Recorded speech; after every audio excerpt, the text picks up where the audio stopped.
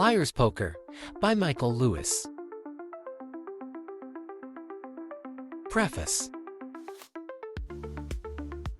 I was a bond salesman on Wall Street and in London. Working beside traders at Salomon Brothers put me, I believe, epicenter of one of those events that helped to define an age. Traders are masters of the quick killing, and a lot of the killings in the past 10 years also have been quick. And Salomon Brothers was indisputably the king of traders. What I have tried to do here without is, as it were, leaving my seat on the Salomon trading floor, is to describe and explain the events and the attitudes that characterized the era. The story occasionally tails away from me, but it is nonetheless my story throughout. The money I did not make and the lies I did not tell, I still understood in a personal way because of my position. That was somewhere near the center of a modern gold rush. Never before have so many unskilled 24-year-olds made so much money in so little time as we did this decade in New York and London. There has never before been such a fantastic exception to the rule of the marketplace that one takes out no more than one puts in. Now, I do not object to money. I generally would rather have more than less. But I am not holding my breath waiting for another windfall. What happened was a rare and amazing glitch in the fairly predictable history of getting and spending. It should be said that I was, by the standards we use to measure ourselves, a success. I made a lot of money. I was told often by people who ran our firm that I would one day join them at the top. I would rather not make this boast early. But the reader needs to know that I have been given no reason to feel bitterly toward or estranged from my former employer. I set out to write this book only because I thought it would be better to tell the story than to go on living the story. Liar's Poker. Wall Street, reads the sinister old gag, is a street with a river at one end and a graveyard at the other. This is striking, but incomplete. It omits the kindergarten in the middle.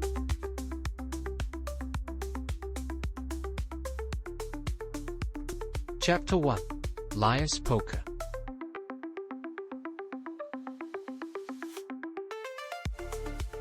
It was sometime early in 1986, the first year of the decline of my firm, Salomon Brothers. Our chairman, John Goodfriend, left his desk at the head of the trading floor and went for a walk. At any given moment on the trading floor, billions of dollars were being risked by bond traders. Goodfriend took the pulse of the place by simply wandering around it and asking questions of the traders. An eerie sixth sense guided him to wherever a crisis was unfolding. Goodfriend seemed able to smell money being lost. He was the last person a nerve-wracked trader wanted to see. Goodfriend liked to sneak up from behind and surprise you. That was fun for him, but not for you. Busy on two phones at once trying to stem disaster, you had no time to turn and look. You didn't need to. You felt him. The area around you began to convulse like an epileptic ward. People were pretending to be frantically busy and at the same time staring intently at a spot directly above your head. You felt a chill in your bones that I imagine belongs to the same class of intelligence as the nervous twitch of a small furry animal at the silent approach of a grizzly bear. An alarm shriek in your head. Goodfriend, Goodfriend, Goodfriend. Often as not, our chairman just hovered quietly for a bit, then left. You might never have seen him. The only trace I found of him on two of these occasions was a turd-like ash on the floor beside my chair, left, I suppose, as a calling card. Goodfriend's cigar droppings were longer and better formed than those of the average Salomon boss. I always assumed that he smoked a more expensive blend than the rest, purchased with a few of the $40 million he had cleared on the sale of Salomon Brothers in 1981. This day, in 1986, however, Goodfriend did something strange. Instead of terrifying us all, he walked a straight line to the trading desk of John Merriweather, a member of the board of Salomon Incorporation, and also one of Salomon's finest bond traders. He whispered a few words. The traders in the vicinity eavesdropped. What Goodfriend said has become a legend at Salomon Brothers and a visceral part of its corporate identity. He said, one hand, $1 million, no tears.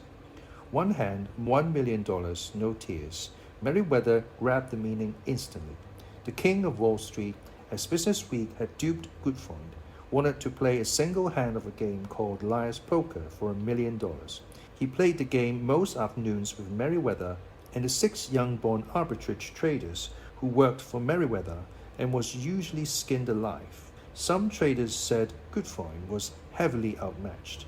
Others who couldn't imagine John Gutfreund as anything but omnipotent, and there were many said that losing suited his purpose, though exactly what that might be was a mystery. The peculiar feature of Gutfreund's challenge this time was the size of the stake. Normally his bets didn't exceed a few $100. $1 million was unheard of. The final 2 words of his challenge, no tears, meant that the loser was expected to suffer a great deal of pain, but wasn't entitled to whine, bitch, or moan about it. He just had to hunker down and keep his poverty to himself. But why? You might ask if you were anyone other than the king of Wall Street. Why do it in the first place? Why, in particular, challenge Meriwether instead of some lesser managing director? It seemed an act of sheer lunacy. Meriwether was the king of the game, the Liar's Poker champion of the Salomon Brothers trading floor. On the other hand, one thing you learn on the trading floor is that winners like Gutfreund always have some reason for what they do. It might not be the best of reasons, but at least they have a concept in mind. I was not privy to Gutfreund's innermost thoughts, but I do know that all the boys on the trading floor gambled and that he wanted badly to be one of the boys. What I think Gutfreund had in mind in this instance was a desire to show his courage, like the boy who leaps from the high dive. Who better than Meriwether for the purpose?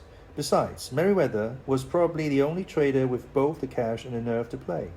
The whole absurd situation needs putting into context. John Meriwether had, in the course of his career, made hundreds of millions of dollars for Salomon Brothers. He had an ability, rare among people and treasured by traders, to hide his state of mind. Most traders divulge whether they are making or losing money by the way they speak or move. They are either overly easy or overly tense. With Meriwether, you could never, ever tell. He wore the same blank, half-tense expression when he won as he did when he lost.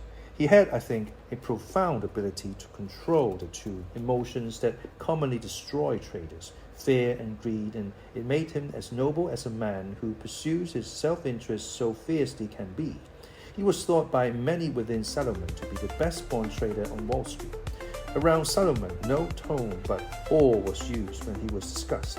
People would say he's the best businessman in the place, or the best risk-taker I've ever seen, or very dangerous liar's poker player.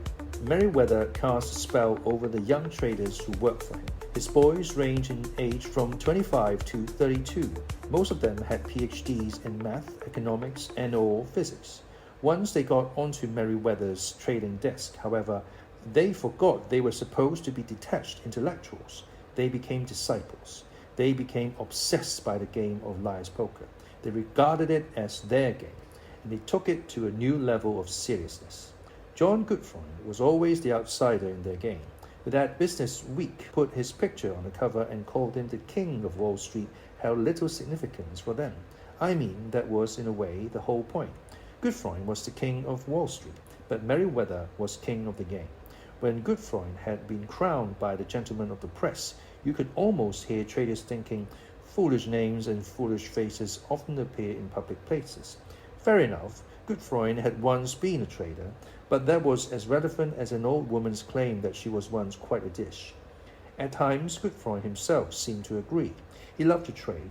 Compared with managing, trading was admirably direct. You made your bets and either you won or you lost. When you won, people, all the way up to the top of the firm, admired you, envied you, and feared you, and with reason. You controlled the loot. When you managed the firm, well, sure, you received your quota of envy, fear, and admiration, but for all the wrong reasons. You did not make the money for Salomon. You did not take risk. You were hostage to your producers. They took risk. They proved their superiority every day by handling risk better than the rest of the risk-taking world. The money came from risk-takers such as Meriwether, and whether it came or not was really beyond Gutfreund's control. That's why many people thought that single rash act of challenging the arbitrage boss to one hand for $1 million was Gutfreund's way of showing he was a player too, And if you wanted to show off, liar's poker was the only way to go. The game had a powerful meaning for traders. People like John Meriwether believed that liar's poker had a lot in common with bond trading. It tested a trader's character. It honed the trader's instincts. A good player made a good trader, and vice versa. We all understood it.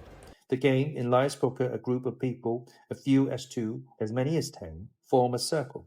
Each player holds a dollar bill close to his chest. The game is similar in spirit to a card game known as I Doubt It. Each player attempts to fool the others about the serial numbers printed on the face of his dollar bill. One trader begins by making a bid. He says, for example, 3 sixes. He means that all told the serial numbers of the dollar bills held by every player, including himself, contain at least 3 sixes. Once the first bid has been made, the game moves clockwise in a circle. Let's say the bid is 3 sixes. The player to the left of the bidder can do one of 2 things. He can bid higher or he can challenge. That is like saying, I doubt it. The bidding escalates until all the other players agree to challenge a single player's bid. Then, and only then, do the players reveal their serial numbers and determine who is bluffing whom. In the midst of all this, the mind of good players spins with probabilities. What is the statistical likelihood of there being 3 sixes within a batch of, say, 40 randomly generated serial numbers? For a great player, however, the math is the easy part of the game. The hard part is reading the faces of the other players. The complexity arises when all players know how to bluff and double bluff. The game has some of the feel of trading, just as jousting has some of the feel of war.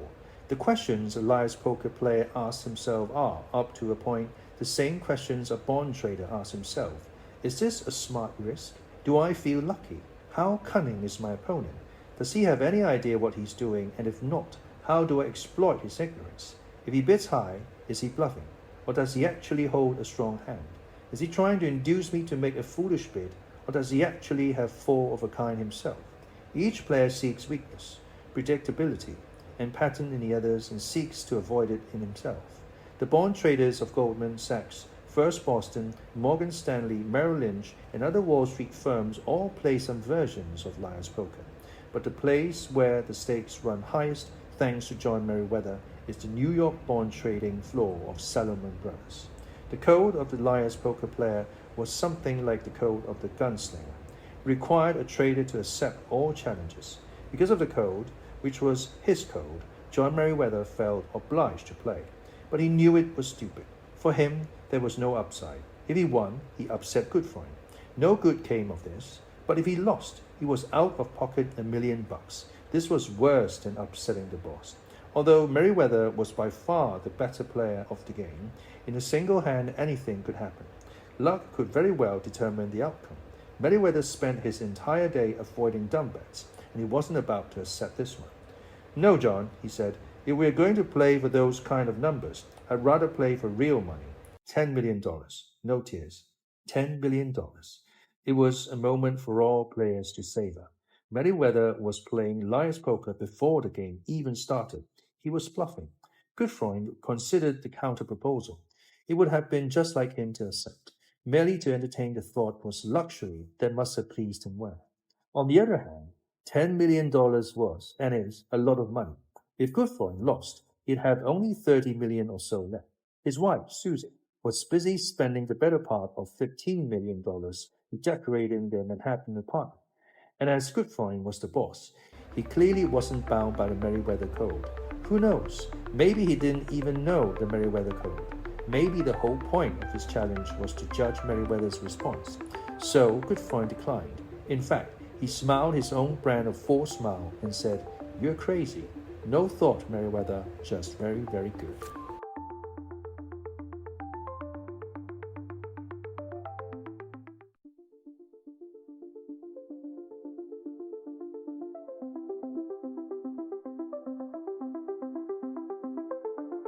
Chapter 2. Never mention money.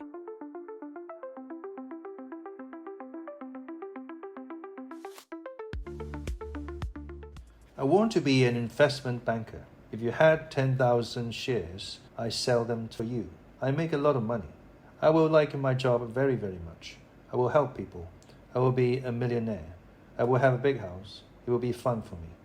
7-year-old Minnesota schoolboy, What I Want to Be When I Grow Up, dated March 1985. I was living in London in the winter of 1984, finishing a master's degree in economics at the London School of Economics, when I received an invitation to dine with the Queen Mother. It came through a distant cousin of mine who, years before, and somewhat improbably, had married a German baron. Though I was not the sort of person regularly invited to dine at St. James's Palace, the Baroness, happily, was. I rented a black tie, boarded the tube, and went. This event was the first link in a chain of improbabilities, culminating in a job offer from Salomon Brothers. What had been advertised as a close encounter with British royalty proved to be a fundraiser with 700 or 800 insurance salesmen. We fanned out across the Great Hall in dark wooden chairs on wine-red carpets beneath sooty portraits of the royal family, as if auditioning to be extras on Masterpiece Theatre. Somewhere in the Great Hall, as luck would have it, were two managing directors from Salomon Brothers. I knew this only because, as luck would further have it, I was seated between their wives. The wife of the more senior Salomon Brothers managing director, an American, took our table firmly in hand once we'd finished craning our necks to snatch a glimpse of British royalty. When she learned that I was preparing to enter the job market and was considering investment banking, she turned the evening into an interview. She prodded, quizzed, needled, and unsettled me for about an hour until finally she stopped, satisfied. Having examined what good had come from my 24 years on earth, she asked why I didn't come and work on the Salomon Brothers trading floor. I tried to keep calm. I was afraid that if I appeared too eager, it might dawn on the woman she had made a terrible mistake. I had recently read John Gutfreund's now legendary comment that to succeed on the Salomon Brothers trading floor, a person had to wake up each morning ready to bite the ass off a bear. That, I said, didn't sound like much fun. I explained to her my notion of what life should be like inside an investment bank. The lady from Salomon fell silent at the end of my little speech. Then, in a breath, she said limp-wristed, overly groomed fellows on small salaries worked in corporate finance. Where was my chutzpah? Did I want to sit in an office all day? What was I? Some numbnut? It was pretty clear she wasn't looking for an answer. She preferred questions. So I asked if she had the authority to offer me a job. With this, she dropped the subject of my manhood and assured me that when she got home, she would have her husband take care of it. At the end of the meal, the 84-year-old Queen Mother tottered out of the room. We, the 800 insurance salesmen, the two managing directors from Salomon Brothers, their wives, and I stood in respectful silence as she crept toward what I at first took to be the back door. Then I realized that it must be the front of the palace and that we fundraiser types had been let in like delivery boys through the back. Anyway, the Queen Mother was headed our way. Behind her walked Jeeves, straight as a broom, clad in white tie and tails and carrying a silver tray. Following Jeeves, in procession, was a team of small tubular dogs called corgis that looked like large rats. The English think corgis are cute. The British royals, I was later told, never go anywhere without them. A complete hush enveloped the great hall of St. James's Palace. As the Queen Mother drew near, the insurance salesmen bowed their heads like churchgoers. The corgis had been trained to curtsy every 15 seconds by crossing their back legs and dropping their rat-like bellies onto the floor. The procession at last arrived at its destination. We stood immediately at the Queen Mother's side. The Salomon Brothers' wife glowed. I'm sure I glowed too, but she glowed more. Her desire to be noticed was tangible. There are 100 of ways to grab the attention of royalty in the presence of 800 silent agents of the Prudential, but probably the surest is to shout. That's what she did. Specifically, she shouted, "Hey, Queen, nice dogs you have there." Several dozen insurance salesmen went pale. Actually, they were already pale, so perhaps I exaggerate. But they cleared their throats a great deal and stared at their tassel loafers. The only person within earshot who didn't appear distinctly uncomfortable was the Queen Mother herself. She passed out of the room without missing a step. At that odd moment in St. James's Palace, representatives of two proud institutions had flown their finest colors side by side. The inflappable Queen Mother, gracefully dealt with an embarrassing situation by ignoring it. The Salomon Brothers managing director's wife, drawing on hidden reserves of nerve and instinct, restored the balance of power in the room by hollering. I had always had a soft spot for the royals, and especially the Queen Mother. But from that moment I found Salomon Brothers, the bleacher bums of St. James's, equally irresistible. I mean it. To some, they were crude, rude, and socially unacceptable, but I wouldn't have had them any other way. These were, as much as any investment bankers could be, my people, and there was no doubt in my mind that this unusually forceful product of the Salomon Brothers culture could persuade her husband to give me a job. I was soon invited by her husband to the London offices of Salomon and introduced to traders and salesmen on the trading floor. I liked them. I liked the commercial buzz of their environment, but I still did not have a formal job offer, and I wasn't subjected to a proper round of job interviewers. It was pretty clear, considering the absence of harsh cross-examination, that the managing director's wife had been true to her word and that Salomon intended to hire me, but no one actually asked me to return. A few days later, I received another call. Would I care to eat breakfast at 6:30 a.m. at London's Berkeley Hotel with Leo Corbett, the head of Salomon recruiting from New York? I said naturally that I would, and I went through the painful and unnatural process of rising at 5:50 a.m. and putting on a blue suit to have a business breakfast. But Corbett didn't offer me a job either, just a plate of wet scrambled eggs. We had a pleasant talk, which was disconcerting, because Salomon Brothers recruiters were meant to be bastards. It seemed clear Corbett wanted me to work at Salomon, but he never came right out and proposed. I went home, took off the suit, and went back to bed. Finally, puzzled, I told a fellow student at the London School of Economics what had happened. As he badly wanted a job with Salomon Brothers, he knew exactly what I had to do. Salomon Brothers, he said, never made job offers. It was too smart to give people the chance to turn it down. Salomon Brothers only gave hints. If I had been given a hint that it wanted to hire me, the best thing for me to do was call Leo Corbett in New York and take the job from him. So I did. I called him, reintroduced myself, and said, I want to let you know that I accept. Glad to have you on board, he said, and laughed. Right, what next? He explained that I would start live at the Brothers in a training program that commenced the end of July. He said that I would be joined by at least 120 other students, most of whom would have been recruited from colleges and business schools. Then he hung up. He hadn't told me what I would be paid, nor had I asked, because I knew, for reasons that shall soon emerge, that investment bankers didn't like to talk about money. Days passed. I knew nothing about trading and, as a result, next to nothing about Salomon Brothers. For Salomon Brothers is, more than any other on Wall Street, a firm run by traders. I knew only what I had read in the papers, and they said that Salomon Brothers was the world's most profitable investment bank. True as that might be, the process of landing a job with the firm had been suspiciously pleasant. After some initial giddiness about the promise of permanent employment, I became skeptical of the desirability of life on the trading floor. It crossed my mind to hold out for a job in corporate finance. Had it not been for the circumstances, I might well have written to Leo to say I didn't want to belong to any club that would have me so quickly for a member. The circumstances were that I had no other job. I decided to live with the stigma of having gotten my first real job through connections. It was better than the stigma of unemployment. Any other path onto the Salomon Brothers trading floor would have been cluttered with unpleasant obstacles, like job interviews. Most of the people with whom I would eventually work were badly savaged in their interviews and had grisly stories to tell. Except for the weird memory of Salomon's assault on the British throne, I had no battle scars and felt mildly ashamed.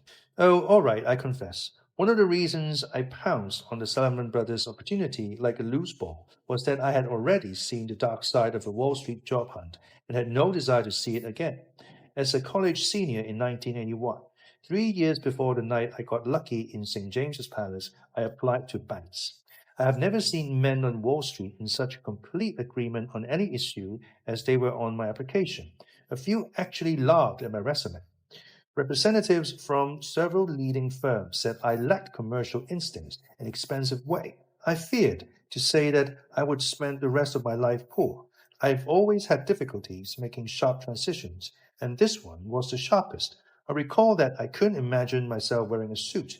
Also, I had never met a banker with blonde hair. All moneymen I've ever seen were either dark or bold. I was neither, so you see, I had problems. About a quarter of the people with whom I began work at Salomon Brothers came straight from college, so passed the test that I failed. I still wonder how. At the time, I didn't give trading so much as a passing thought. In this, I wasn't unusual. If they'd heard of trading floors, college seniors considered them cages for untrained animals, and one of the great shifts in the 1980s was the relaxing of this pose by the most expensively educated people in both America and Britain. My Princeton University class of 1982 was among the last to hold it firmly, so we didn't apply to work on trading floors. Instead, we angled for lower-paying jobs in corporate finance. The starting salary was about $25,000 a year plus bonus. When all was said and done, the pay came to around $6 an hour. The job title was Investment Banking Analyst. Analysts didn't analyze anything. They were slaves to a team of corporate financiers, the men who did the negotiations and paperwork of new issues of stocks and bonds for America's corporations. At Salomon Brothers, they were the lowest of the low. At other banks, they were the lowest of the high. In either case, theirs was a miserable job. Analysts photocopied, proofread, and assembled breathtakingly dull securities documents for 90 and more hours a week. If they did this particularly well, analysts were thought well of by their bosses. This was a dubious honor. Bosses attached beepers to their favorite analysts, making it possible to call them in at all hours. A few of the very best analysts, months into their new jobs, lost their will to live normal lives. They gave themselves entirely over to their employers and worked around the clock. They rarely slept and often looked ill. The better they became at the jobs, the nearer they appeared to death. One extremely successful analyst working for Dean Witter in 1983 was so strung out that he regularly nipped into a bathroom stall during midday lulls and slept on the toilet. He worked straight through most nights and on weekends, yet felt guilty for not doing more. He pretended to be constipated, in case someone noticed how long he had been gone.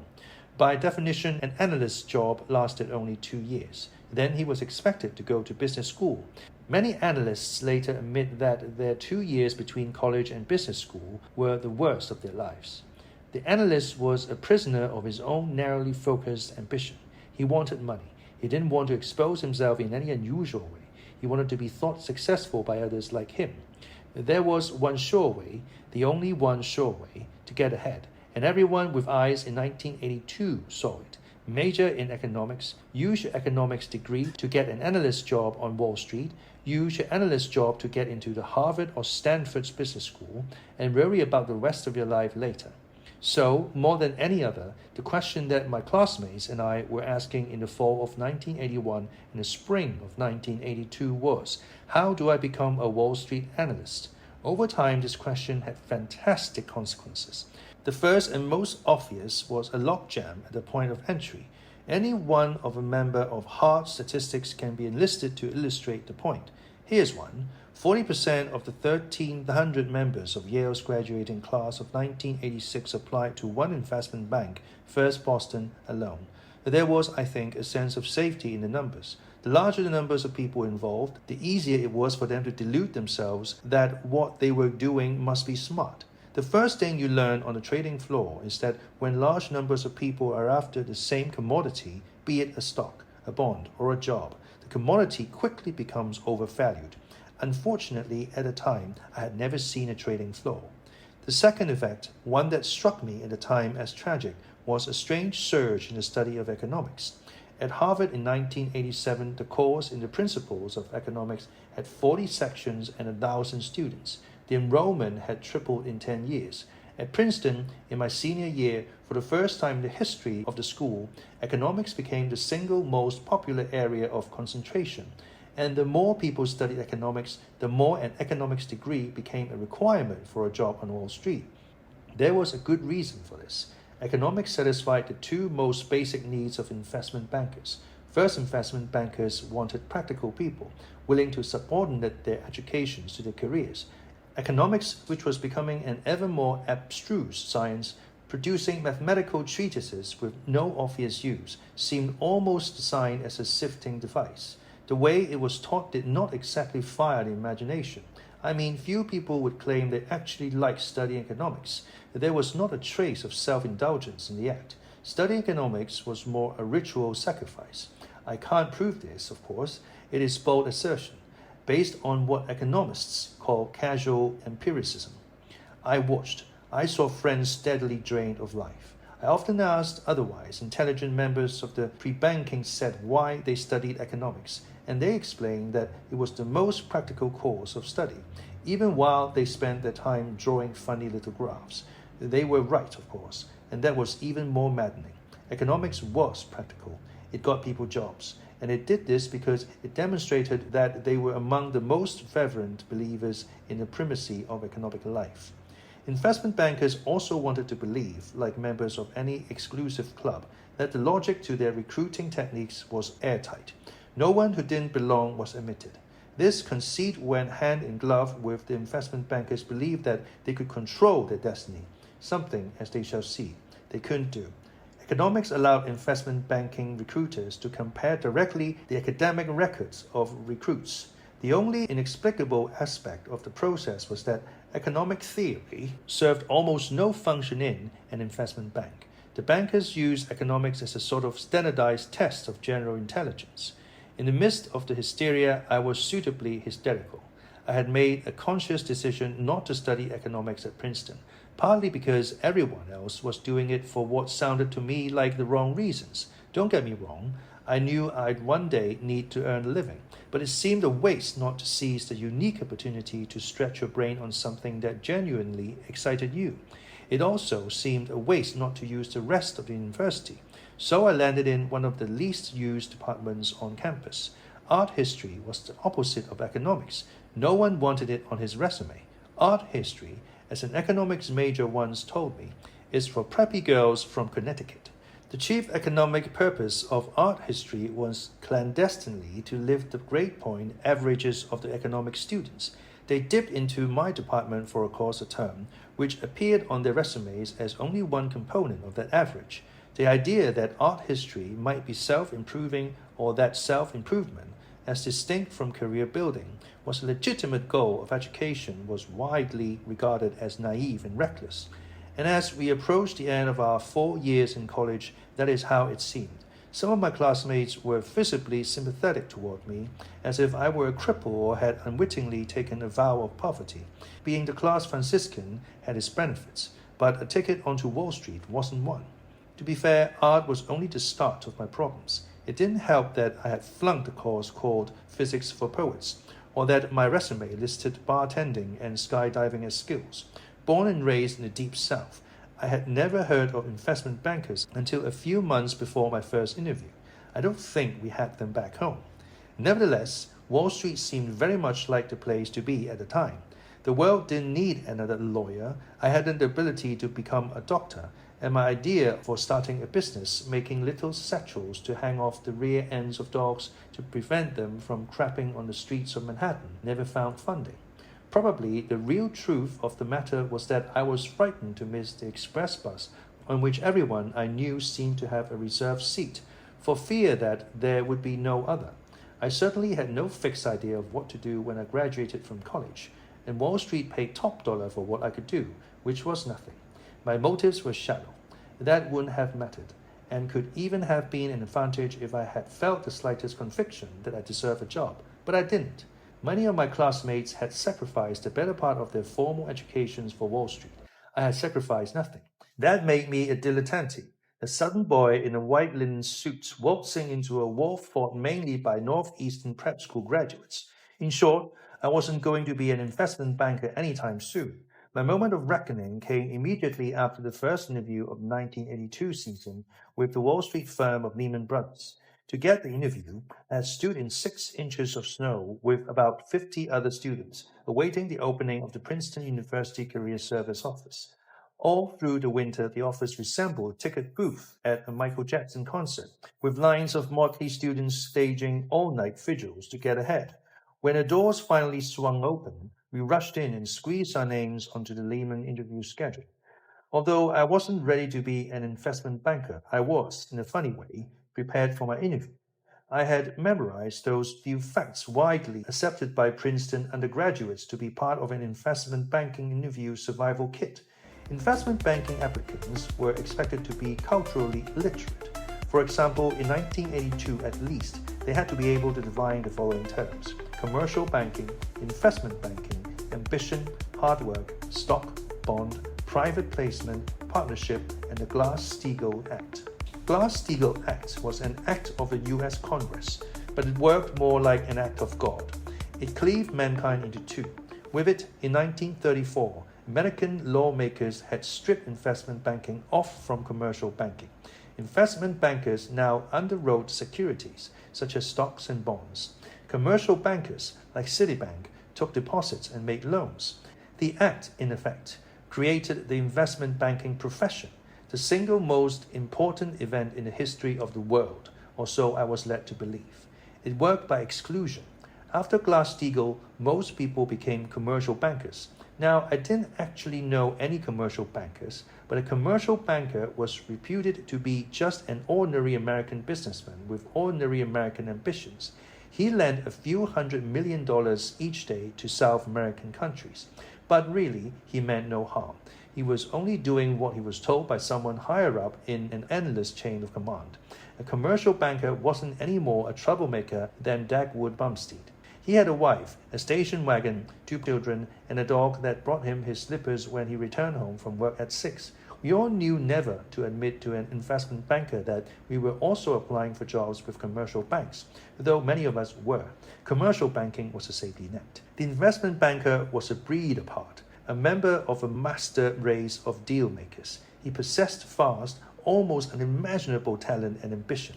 If he had a dog, it snarled. He had 2 little red sports cars, yet wanted 4. To get them, he was, for a man in a suit, surprisingly willing to cause trouble. For example, he enjoyed harassing college seniors like me. Investment bankers had a technique known as the stress interview. If you were invited to Lehman's New York offices, your first interview might begin with the interviewer asking you to open the window. You were on the 43rd floor overlooking Water Street. The window was sealed shut. That was, of course, the point. The interviewer just wanted to see whether your inability to comply with his request led you to yank, pull, and sweat until finally you melted into a puddle of foiled ambition, or as one said applicant was rumored to have done, threw a chair through the window. Another stress-inducing trick was the silent treatment. You walk into the interview chamber. The man in the chair would say nothing. You say hello. He'd stare. You say that you'd come for a job interview. He'd stare some more. You'd make a stupid joke. He'd stare and shake his head. You were on tenterhooks. Then he'd pick up a newspaper and begin to read. He was testing your ability to take control of a meeting. In this case, presumably, it was acceptable to throw a chair through a window. I want to be an investment banker.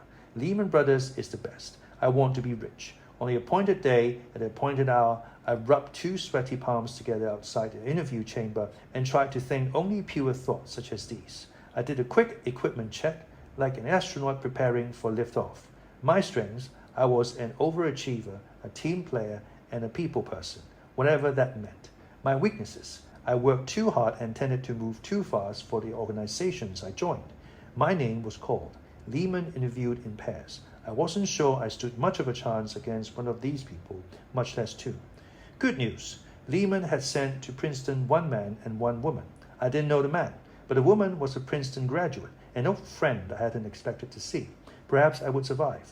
Bad news. As I walked into the cubicle, she didn't smile or otherwise indicate that she knew me. She later told me that such behavior is unprofessional. We shook hands, and she was about as chummy as a boxer before a fight. She then retired to a corner of the room as if waiting for the bell to ring.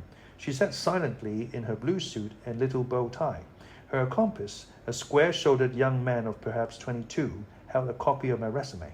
Between the 2 of them, they had 2 years of investment banking experience. The greatest absurdity of the college investment banking interview was the people the investment bank sent to conduct them.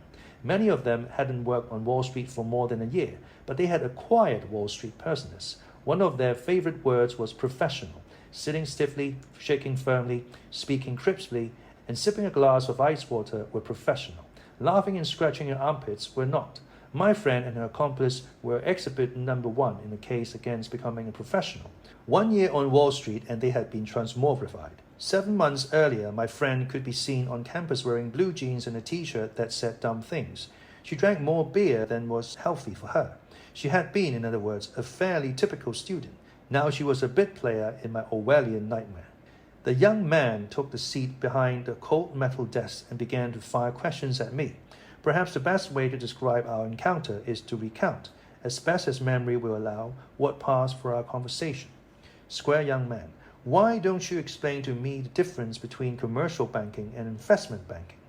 Me, investment bankers underwrite securities, you know, stocks and bonds. Commercial bankers just make loans. Square young man, I see you majored in art history. Why? Aren't you worried about getting a job? Me, well, art history interested me most, and the department here is superb. Since Princeton doesn't offer any vocational training, I don't believe that my choice of concentration will make much difference in finding a job. Square young man, do you know the size of US GNP? Me, I'm not sure. Isn't it about $500 billion? Square young man, more like 3 trillion. You know, we interview hundreds of people for each position. You're up against a lot of economics majors who know their stuff. Why do you want to be an investment banker? Me, well, really, when you get right down to it, I want to make money. Square young man, that's not a good reason. You work long hours in this job, and you have to be motivated by more than just money. It's true, our compensation is in line with our contribution, but frankly, we try to discourage people from our business who are too interested in money. That's all. That's all. The words ring in my ears. Before I could stop it from happening, I was standing outside the cubicle in a cold sweat listening in the next candidate being grilled. Never for a moment did I doubt the acceptability in an investment banker of a professed love of money. I had thought that investment bankers made money for a living, the way Ford made cars. Even if analysts were not paid as well as the older investment bankers, I had thought they were meant to be at least a tiny bit greedy. Why did the square young man from Lehman take offense at the suggestion? A friend who eventually won a job with Lehman Brothers later explained. It's a taboo, he said. When they ask you why you want to be an investment banker, you're supposed to talk about the challenges and the thrill of doing deals and the excitement of working with such high caliber people, but never, ever mention money. Learning a new lie was easy. Believing it was another matter. From then on, whenever an investment banker asked for my motives, I dutifully handed him the correct answers. The challenge, the people, the thrill of the deal. It was several years before I convinced myself that this one was remotely plausible. That money wasn't the binding force was, of course, completely utter bullshit. But inside the Princeton University Career Services office in 1982, they didn't let the truth get in the way of a job. I flattered the bankers. At the same time, I seethed at their hypocrisy. I mean, did anyone, even in those innocent days, doubt the importance of money on Wall Street other than people from Wall Street when talking to people from elsewhere? Seething was soothing. I needed soothing. Since I was graduated from Princeton, I had no job. In the following year, while running through 3 different jobs, I managed to demonstrate that I was as unemployable as the bankers had found me. I didn't ever doubt I got what I deserved. I just didn't like the way I had gotten it. I did not learn much from my stack of Wall Street rejection letters except that investment bankers were not in the market for either honesty or my services. Set questions were posed to which set answers were expected. A successful undergraduate investment banking interview sounded like a monastic chant. An unsuccessful interview sounded like a bad accident. My Lehman interview was representative not just of my own experience but of thousands of interviews conducted by a dozen investment banks on several dozen college campuses from about 1981 onward. Still, the tale has a happy ending.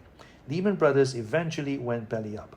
The battle between the traders and the corporate financiers caused the firm to collapse in early 1984. The traders won, but what was left of the august house of Lehman wasn't worth living in.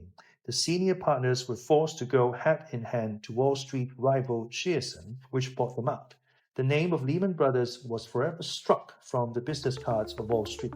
When I read the news in the New York Times, I thought good riddance, which I admit wasn't a deeply Christian response. Whether Lehman's misfortune was directly related to its unwillingness to admit it was out to make money, I do not know.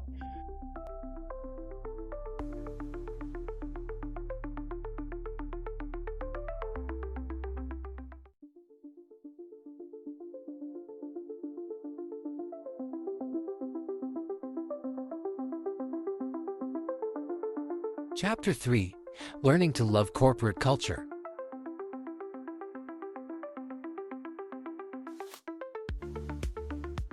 He who makes a beast of himself gets rid of the pain of being a man. Samuel Johnson. I remember almost exactly how I felt and what I saw my first day at Salomon Brothers. There was a cold shiver doing laps around my body, which, softened and coddled by the regime of a professional student, was imagining it was still asleep. With reason, I wasn't due at work until 7 a.m., but I rose early to walk round Wall Street before going to the office. I had never seen the place before. There was a river at one end and a graveyard at the other. In between was vintage Manhattan, a deep, narrow canyon in which yellow cabs smacked into raised sewer lids, potholes, and garbage. Armies of worried men in suits stormed off the Lexington Avenue subway line and marched down the crooked pavements.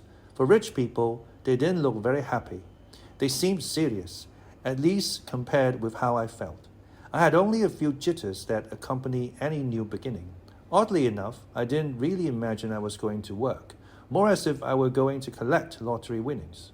Salomon Brothers had written me in London to announce that it would pay me an MBA's wage, though I had no MBA, of $42,000 plus a bonus after the first 6 months of $6,000 more.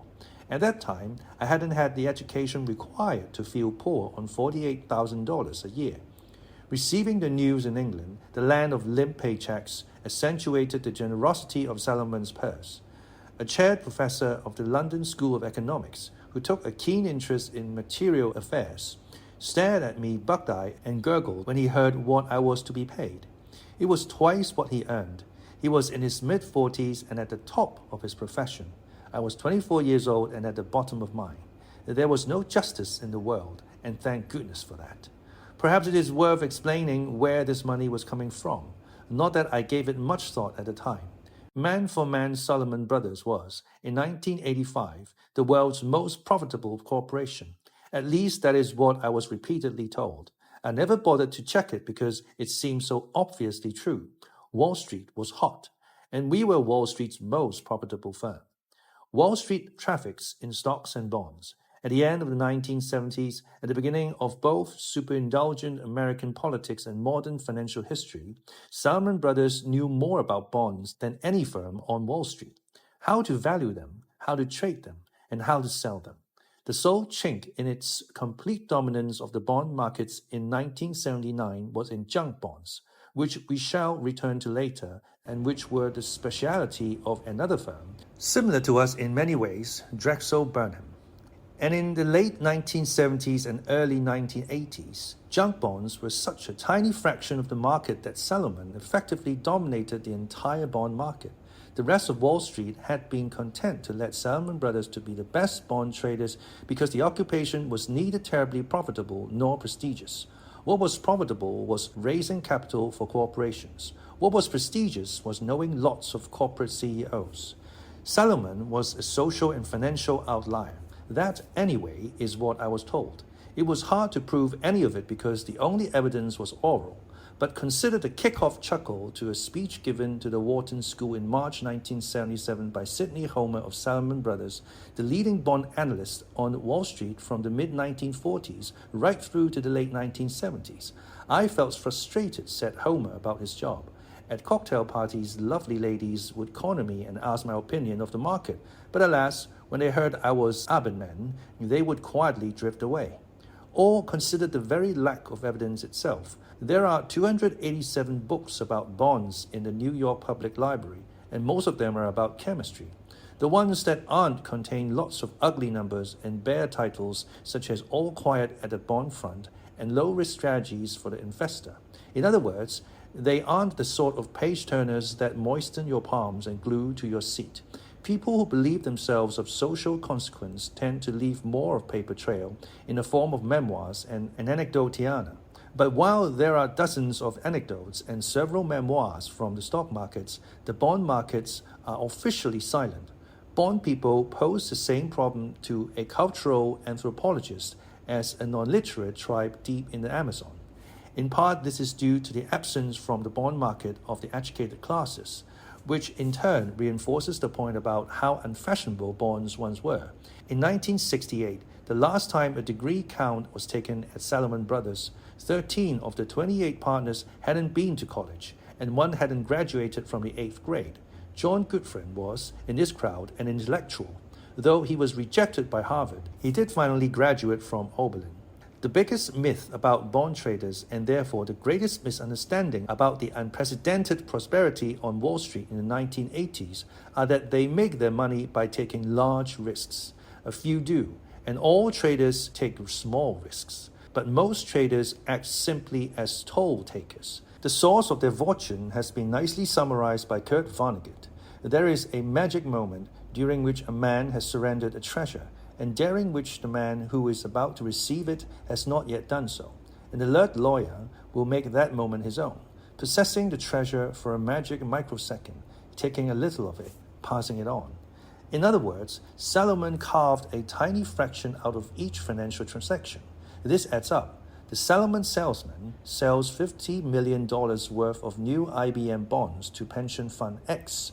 The Salomon trader, who provides the salesman with the bonds, takes for himself an eighth, or $62,500. He may, if he wishes, take more. In the bond market, unlike in the stock market, commissions are not openly stated.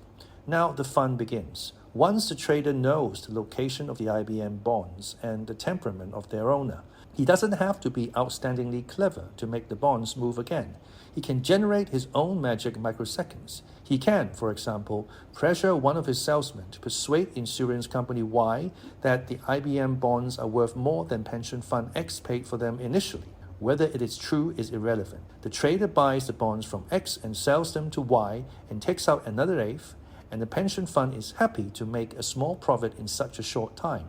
In this process, it helps if neither of the parties on either side of the middleman knows the value of the treasure.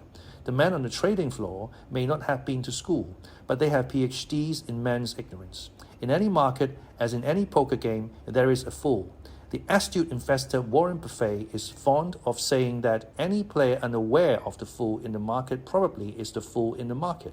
In 1980, when the bond market emerged from a long dormancy, many investors and even Wall Street banks did not have a clue who was the fool in the new game. Salomon bond traders knew about fools because that was their job. Knowing about markets is knowing about other people's weaknesses. And a fool, they would say, was a person who was willing to sell a bond or less or buy a bond for more than it was worth. A bond was worth only as much as the person who valued it properly was willing to pay. And Salomon, to complete the circle, was the firm that valued the bonds properly. But none of this explains why Salomon Brothers was particularly profitable in the 1980s. Making profits on Wall Street is a bit like eating the stuffing from a turkey. Some higher authority must first put the stuffing into the turkey. The turkey was stuffed more generously in the 1980s than ever before, and Salomon Brothers, because of his expertise, had second and third helpings before other firms even knew that supper was on. One of the benevolent hands doing the stuffing belonged to the Federal Reserve. That is ironic, since no one disapproved of the excesses of Wall Street in the 1980s so much as the chairman of the Fed, Paul Volcker. At a rare Saturday press conference on October 6, 1979, Volcker announced that the money supply would cease to fluctuate with the business cycle. Money supply would be fixed and interest rates would float. The event, I think, marks the beginning of the golden age of the bond man. Had Volcker never pushed through his radical charge in policy, the world would be many bond traders and one memoir the poorer. For in practice, the shift in the focus of monetary policy meant that interest rates would swing wildly. The bond prices move inversely, lockstep, to rates of interest. Allowing interest rates to swing wildly meant allowing bond prices to swing wildly. Before Volcker's speech, bonds had been conservative investments into which investors put their savings when they didn't fancy a gamble in the stock market. After Volcker's speech, bonds became objects of speculation, a means of creating wealth rather than merely storing it. Overnight, the bond market was transformed from a backwater into a casino. Turnover boomer at Salomon. Many more people were hired to handle new business on starting salaries of 48 grand. Once Volcker had set interest rates free, the other hand stuffing the turkey went to work. America's borrowers, American governments, consumers, and corporations borrowed money at a faster clip during the 1980s than ever before. This meant the volume of bonds exploded.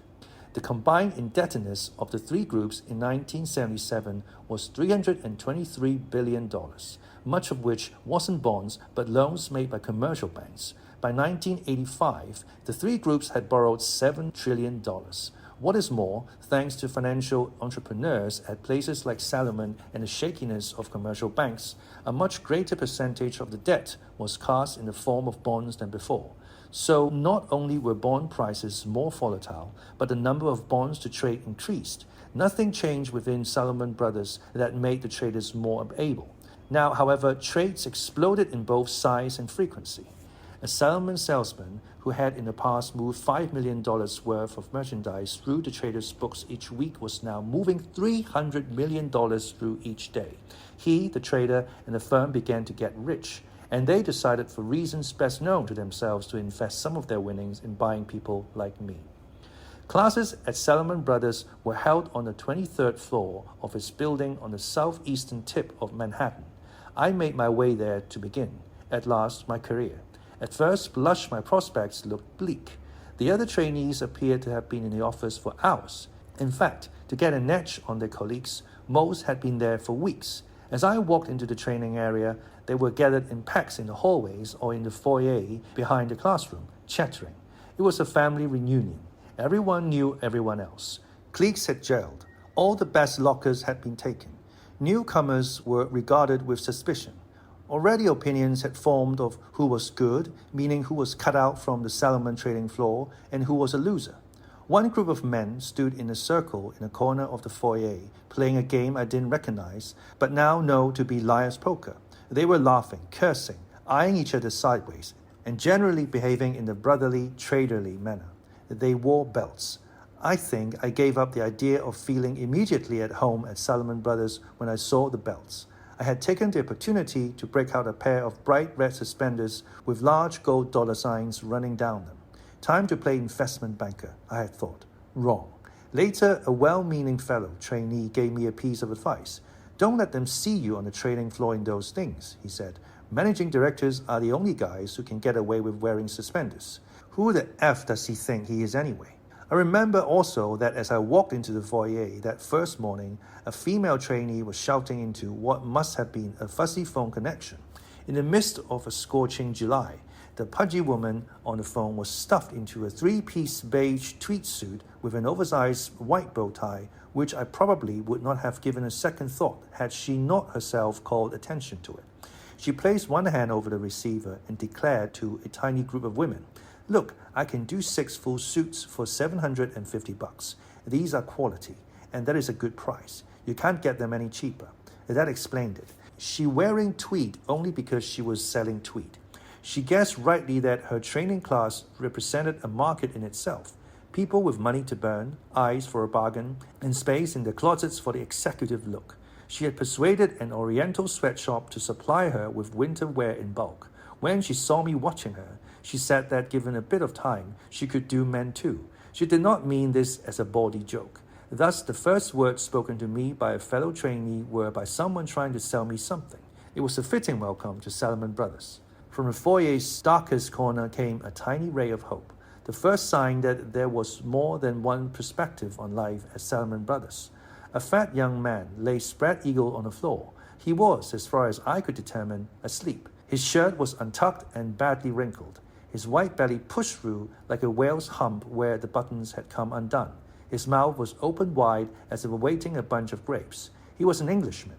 He was predestined for the London office, I later learned, and not terribly worried about his career. Compared with most trainees, he was a man of the world.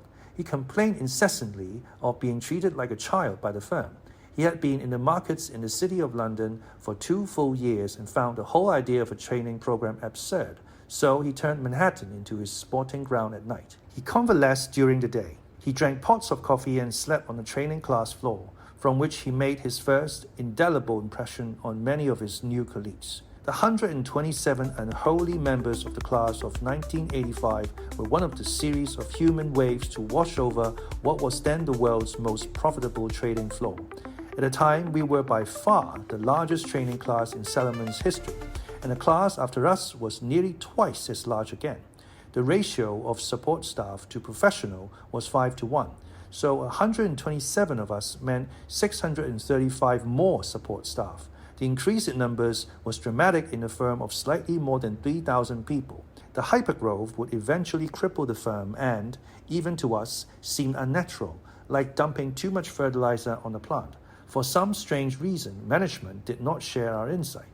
In retrospect, it is clear to me that my arrival at Salomon marked the beginning of the end of that hallowed institution. Wherever I went, I couldn't help noticing the place fell apart. Not that I was ever a big enough wheel in the machine to precipitate its destruction on my own, but that they let me. And other drifters like me, in the door at all was an early warning signal. Alarm bells should have rung. They were losing touch with their identity. They had once been shrewd traders of horseflesh. Now they were taking in all the wrong kinds of people. Even my more commercially minded peers, no, especially my more commercially minded peers, such as the woman selling the suits, did not plan to devote their lives to Salomon Brothers, and neither did I. Nothing bound us to the firm but what had enticed many of us to apply: money and a strange belief that no other jobs in the world were worth doing. Not exactly the stuff of deep and abiding loyalties. Inside of 3 years, 75% of us would be gone. After this large infusion of strangers intent on keeping the distance, the firm went into convulsions, just as when anybody ingests large quantities of an alien substance. We were a paradox. We had been hired to deal in the market, to be more shrewd than the next guy, to be, in short, traders. Ask any astute trader and he'll tell you that his best work cuts against the conventional wisdom. Good traders tend to be the unexpected. We, as a group, were painfully predictable. By coming to Salomon Brothers, we were doing only what every sane, money-hungry person would do. If we were unable to buck convention in our lives, would we be likely to buck convention in the market? After all, the job market is a market. We were as civil to the big man addressing the class as we had been to anyone, which wasn't saying much. He was a speaker for the entire afternoon. That meant he was trapped for 3 hours to the 10-yard trench in the floor at the front of the room with a long table, a podium, and a blackboard. The man paced back and forth in the channel like a coach on the sidelines, sometimes staring at the floor, other times menacing at us. We sat in rows of interconnected school chairs, 22 rows of white male trainees in white shirts, punctuated by the occasional female in a blue blazer, 2 blacks, and a cluster of Japanese. The dull New England clam chowder color of the training room walls and floor set the mood of the room.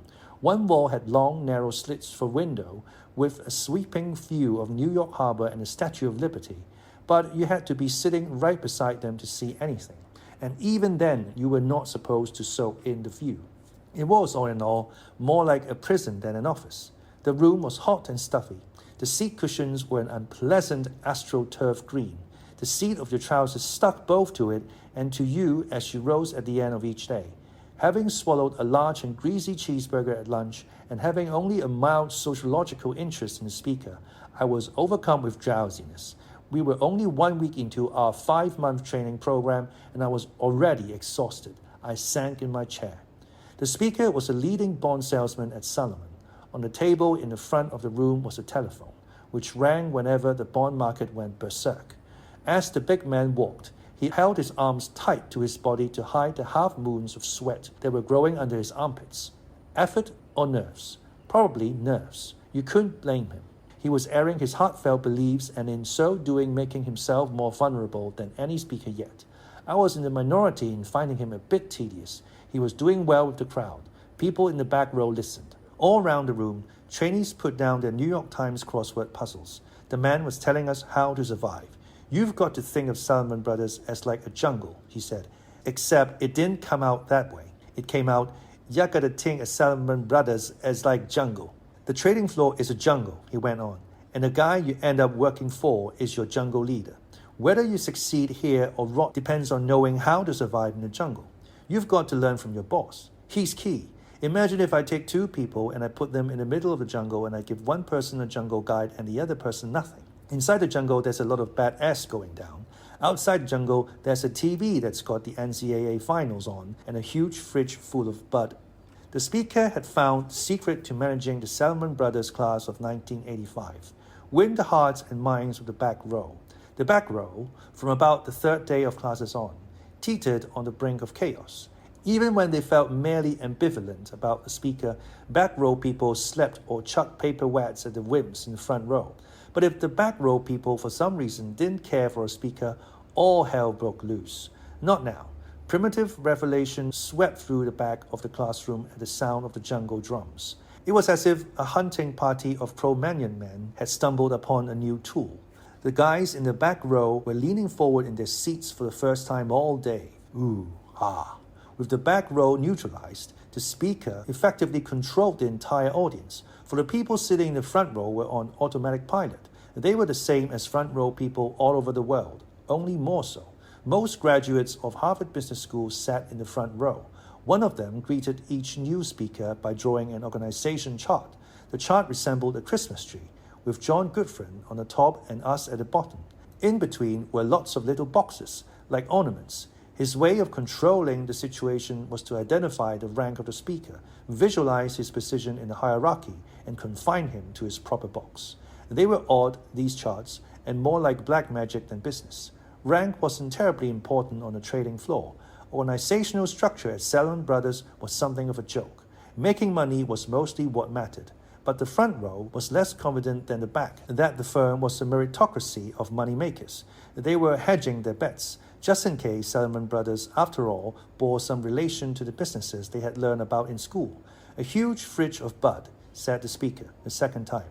And chances are good that the guy with the jungle guide is going to be the first one through the jungle to the TV and the beer. Not to say the other guy won't eventually get there too, but here he stopped pacing and even gave the audience a little sly look. He'll be real thirsty, and there's not going to be any beer left when he arrives. This was a punchline. Beer. The guys in the back row liked it. They fell all over each other's slapping palms and looked as silly as white men in suits do when they pretend to be black soul brothers. They were relieved as much as excited. When not listening to this sort of speech, we face a much smaller man with a row of pick-fine points in a plastic case in his breast pocket, otherwise known as a nerd pack, explaining to us how to convert a semi-annual bond yield to an annual bond yield. The guys in the back row didn't like that. F the effing bond math, man, they said. Tell us about the jungle. That the back row was more like a post-game shower than a repository for the future leadership of Wall Street's most profitable investment bank troubled and puzzled the more thoughtful executives who appeared before the training class. As much time and effort had gone into recruiting the back row as the front, and the class, in theory, should have been uniformly attentive and well-behaved like an army. The curious feature of the breakdown in discipline was that it was random, uncorrelated with anything outside itself and therefore uncontrollable. Although most of the graduates from Harvard Business School sat in the front, a few sat in the back, and right beside them were graduates from Yale, Stanford, and Penn. The back had its share of expensively educated people. It had at least its fair share of brains. So why were these people behaving like this? And why Salomon let it happen? I still don't understand. The firm's management created the training program, filled it to the brim, then walked away. In the ensuing anarchy, the bad drove out the good drove out the small, and the brawn drove out the brains. There was a single trait common to denizens of the back row, though I doubt it ever occurred to anyone. They sensed that they needed to shed whatever refinements of personality and intellect they had brought with them to Salomon Brothers. This wasn't a conscious act, more a reflex. They were the victims of the myth, especially popular at Salomon Brothers, that a trader is a savage, and a great trader a great savage. This wasn't exactly correct. The trader floor held evidence to that effect, but it also held evidence to the contrary. People believed whatever they wanted to. There was another cause of hooliganism. Life as a Salomon trainee was like being beaten up every day by the neighborhood bully. Eventually, you grew mean and surly. The odds of making it into the Salomon training program, in spite of my own fluky good luck, had been 60 to 1 against. You beat those odds and you felt you deserved some relief. There wasn't any. The firm never took you aside and rubbed you on the back to let you know that everything was going to be fine. Just the opposite. The firm built a system around the belief that trainees should wriggle and squirm. The winners of the Salomon interviewing process were pitted against one another in a classroom. In short, the baddest of the bad were competing for jobs. Jobs were doled out at the end of the program on a blackboard beside the trading floor. Contrary to what we expected when we arrived, we were not assured of employment. Look to your left and look to your right, more than one speaker said. In a year, one of those people will be out on the street. Across the top of the job placement blackboard appeared the name of each department on the trading floor: municipal bonds, corporate bonds, government bonds, etc. Along the side of the board was each office in the firm: Atlanta, Dallas, New York, etc. The thought that he might land somewhere awful in the matrix or nowhere at all drove the trainee to despair. He lost all perspective on the relative merits of the job. He did not count himself lucky just to be at Salomon Brothers. Anyone who thought that way would never have got in the first place. The Salomon trainee saw only the extremes of failure and success. Selling municipal bonds in Atlanta was unthinkably wretched. Trading mortgages in New York was mouth-wateringly good. Within weeks after our arrival, the managers of each department had begun to debate our relative merits. But the managers were traders at heart. They couldn't discuss a person, place, or thing without also trading it. So they began to trade trainees like slaves. One day you'd see 3 of them leaning over the fat blue binder that held our photographs and resumes. The next day you'd hear that you had been swapped for 1 front row person and 1 draft choice from the next training program. The pressure mounted. Who was overheard speaking of whom? Which trainee had cut deals for themselves? Where were jobs left? Like any selection process, this one had its winners and losers. But this selection process was wildly subjective, since there was no objective measures of ability. Landing a good job was 1 part luck, 1 part presence, and 1 part knowing how and when to place your lips firmly to the rear end of some important person. There wasn't much you could do about the first 2, so you tended to focus on the third. You needed to sponsor. Befriend one of the 112 managing directors was not enough. You had to befriend a managing director with clout. There was one small problem, of course. Bosses were not always eager to befriend trainees. After all, what was it in it for them? A managing director grew interested only if he believed you were widely desired. Then there was a lot in you for him. A managing director won points when he spirited away a popular trainee from other managing directors.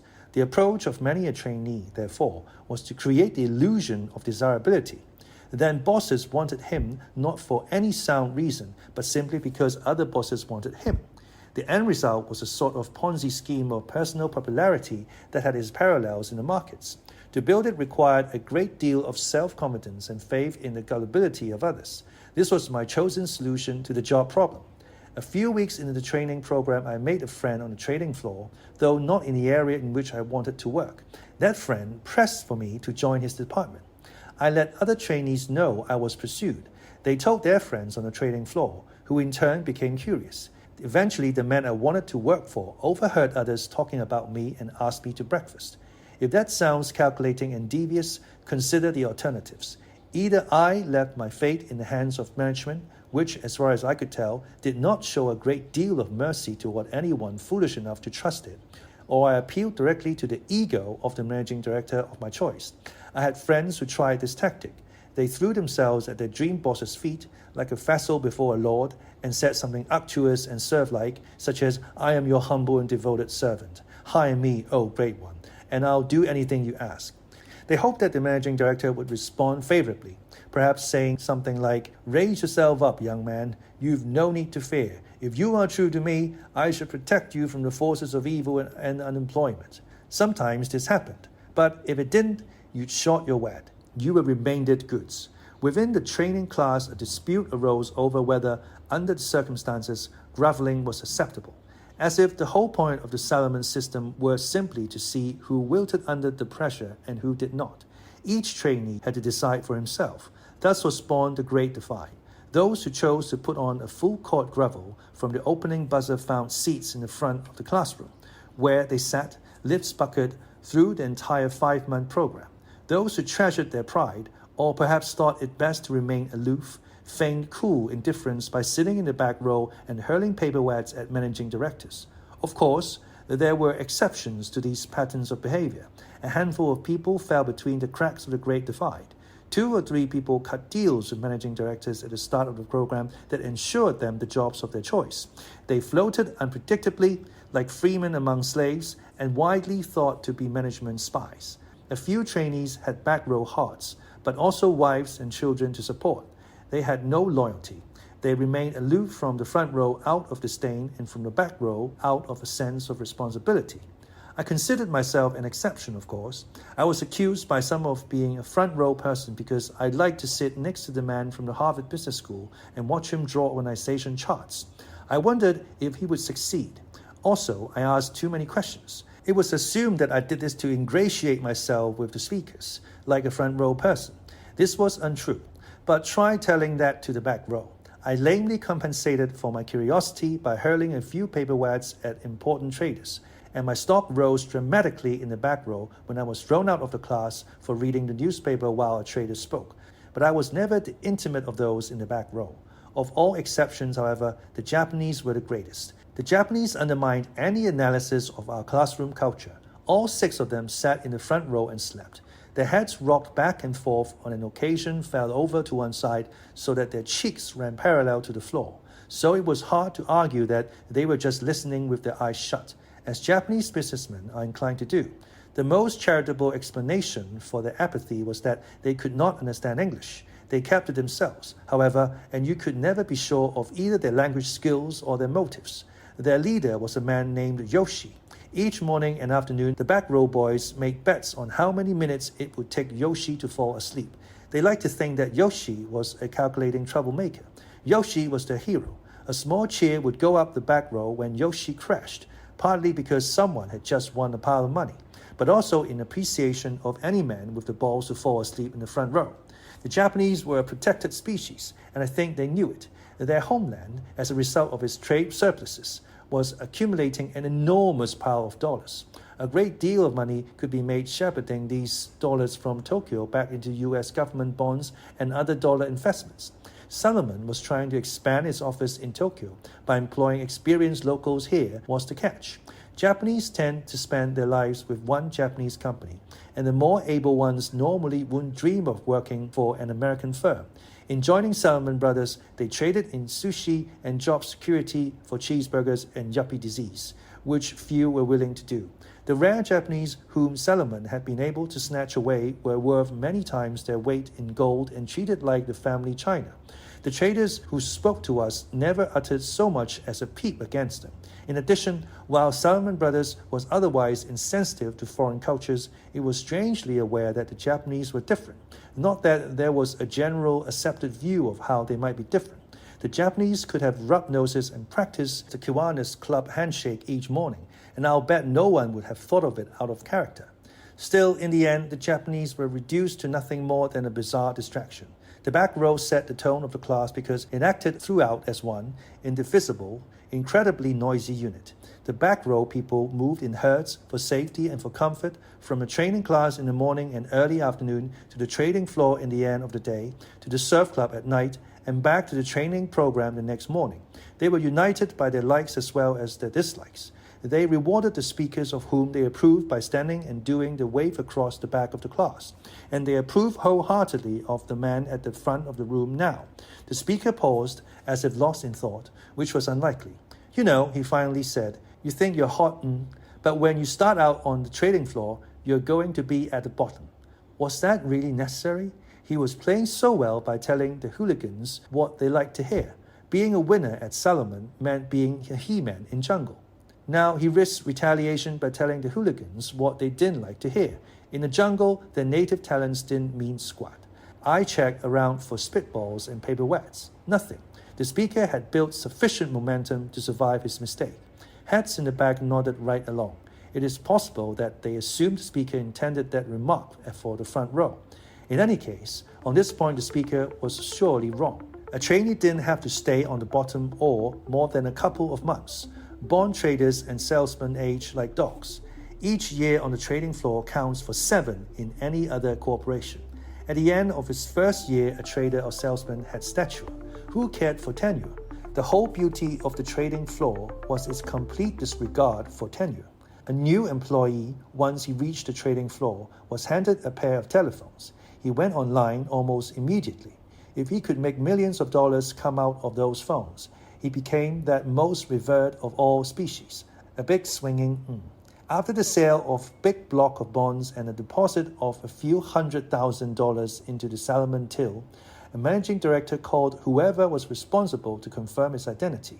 Hey, you big swinging way to be. To this day, the phrase brings to my mind the image of an elephant's trunk swaying from side to side. Swish, swash.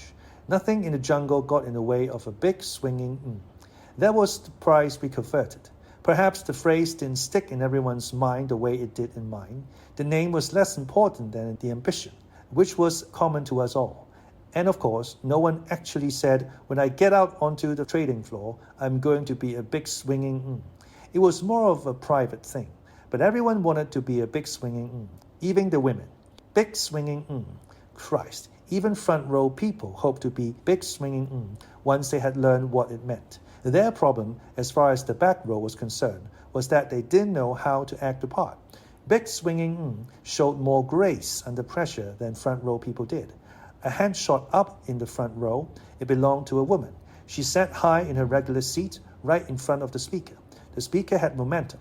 The back row people were coming out of their chairs in honor of him with the wave.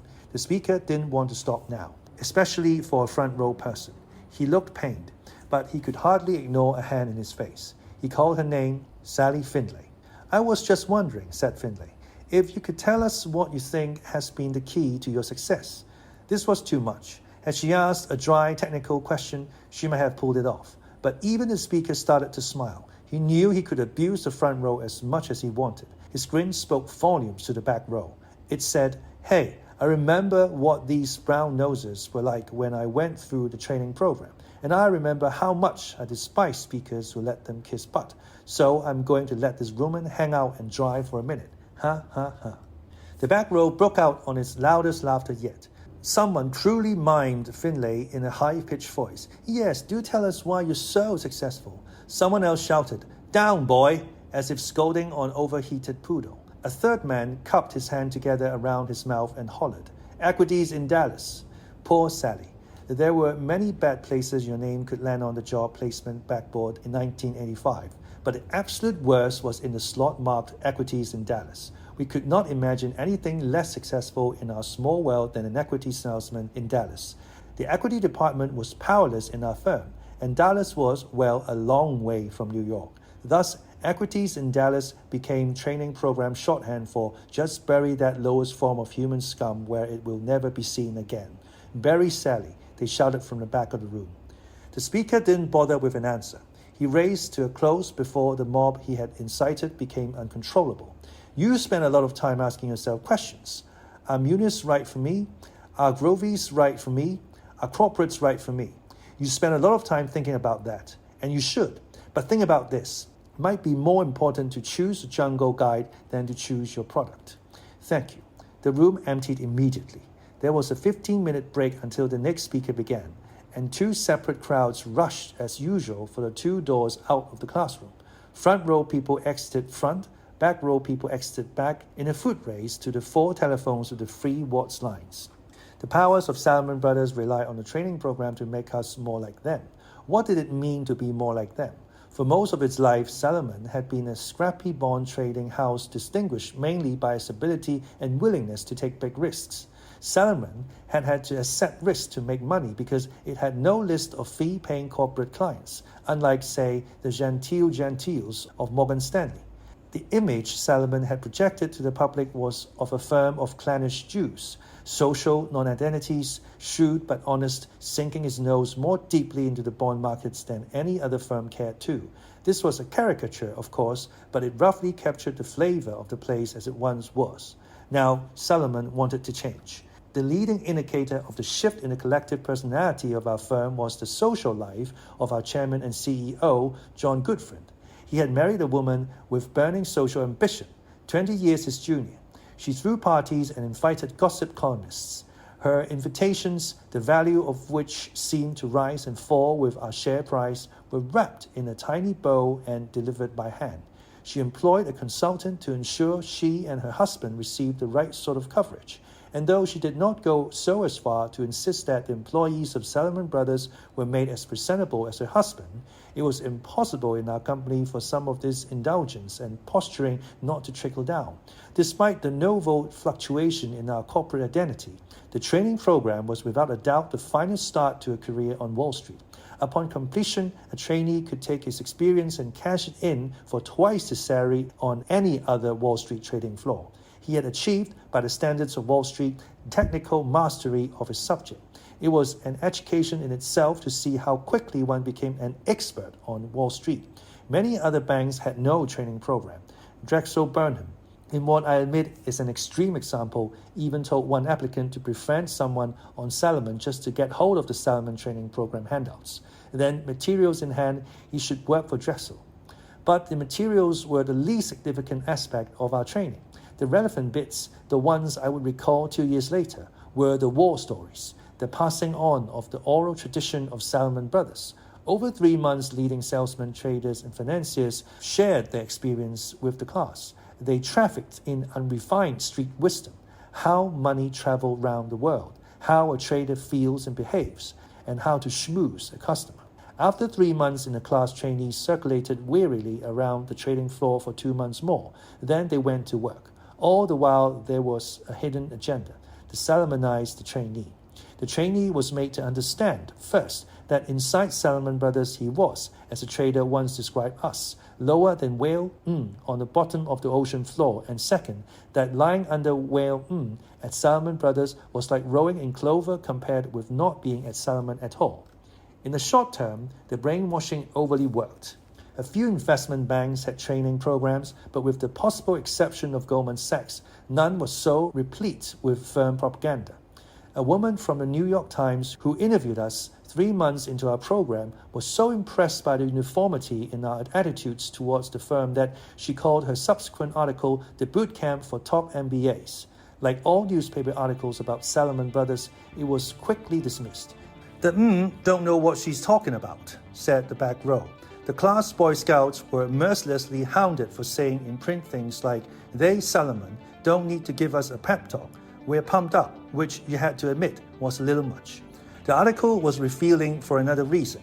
It was the only time someone from the outside was let in and permitted to ask the most obvious question. Why were we so well paid? A back row person who had just taken an MBA from the University of Chicago explained to the readers of the Times. It's supply and demand, he said.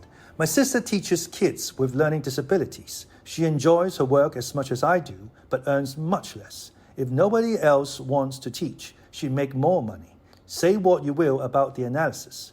The Times readers certainly did. The same article had mentioned more than 6,000 people had applied for 127 places in the program. Paychecks at Salomon Brothers spiraled higher in spite of the willingness of others who would, no doubt, do the same job for less. There was something fishy about the way supply met demand in an investment bank. But there was also something refreshing about any attempt to explain the money we were about to be paid. I thought it admirable that my colleague had given it the old business school try. No one else ever did. The money was just there. Why did investment banking pay so many people with so little experience so much money? Answer: when attached to a firm, they could produce even more money. How could they produce money without experience? Answer: producing in an investment bank was less a matter of skill or more a matter of intangibles, flair, persistence, and luck. Were the qualities found in the producer so rare that they could be purchased only at great expense? Answer: yes and no.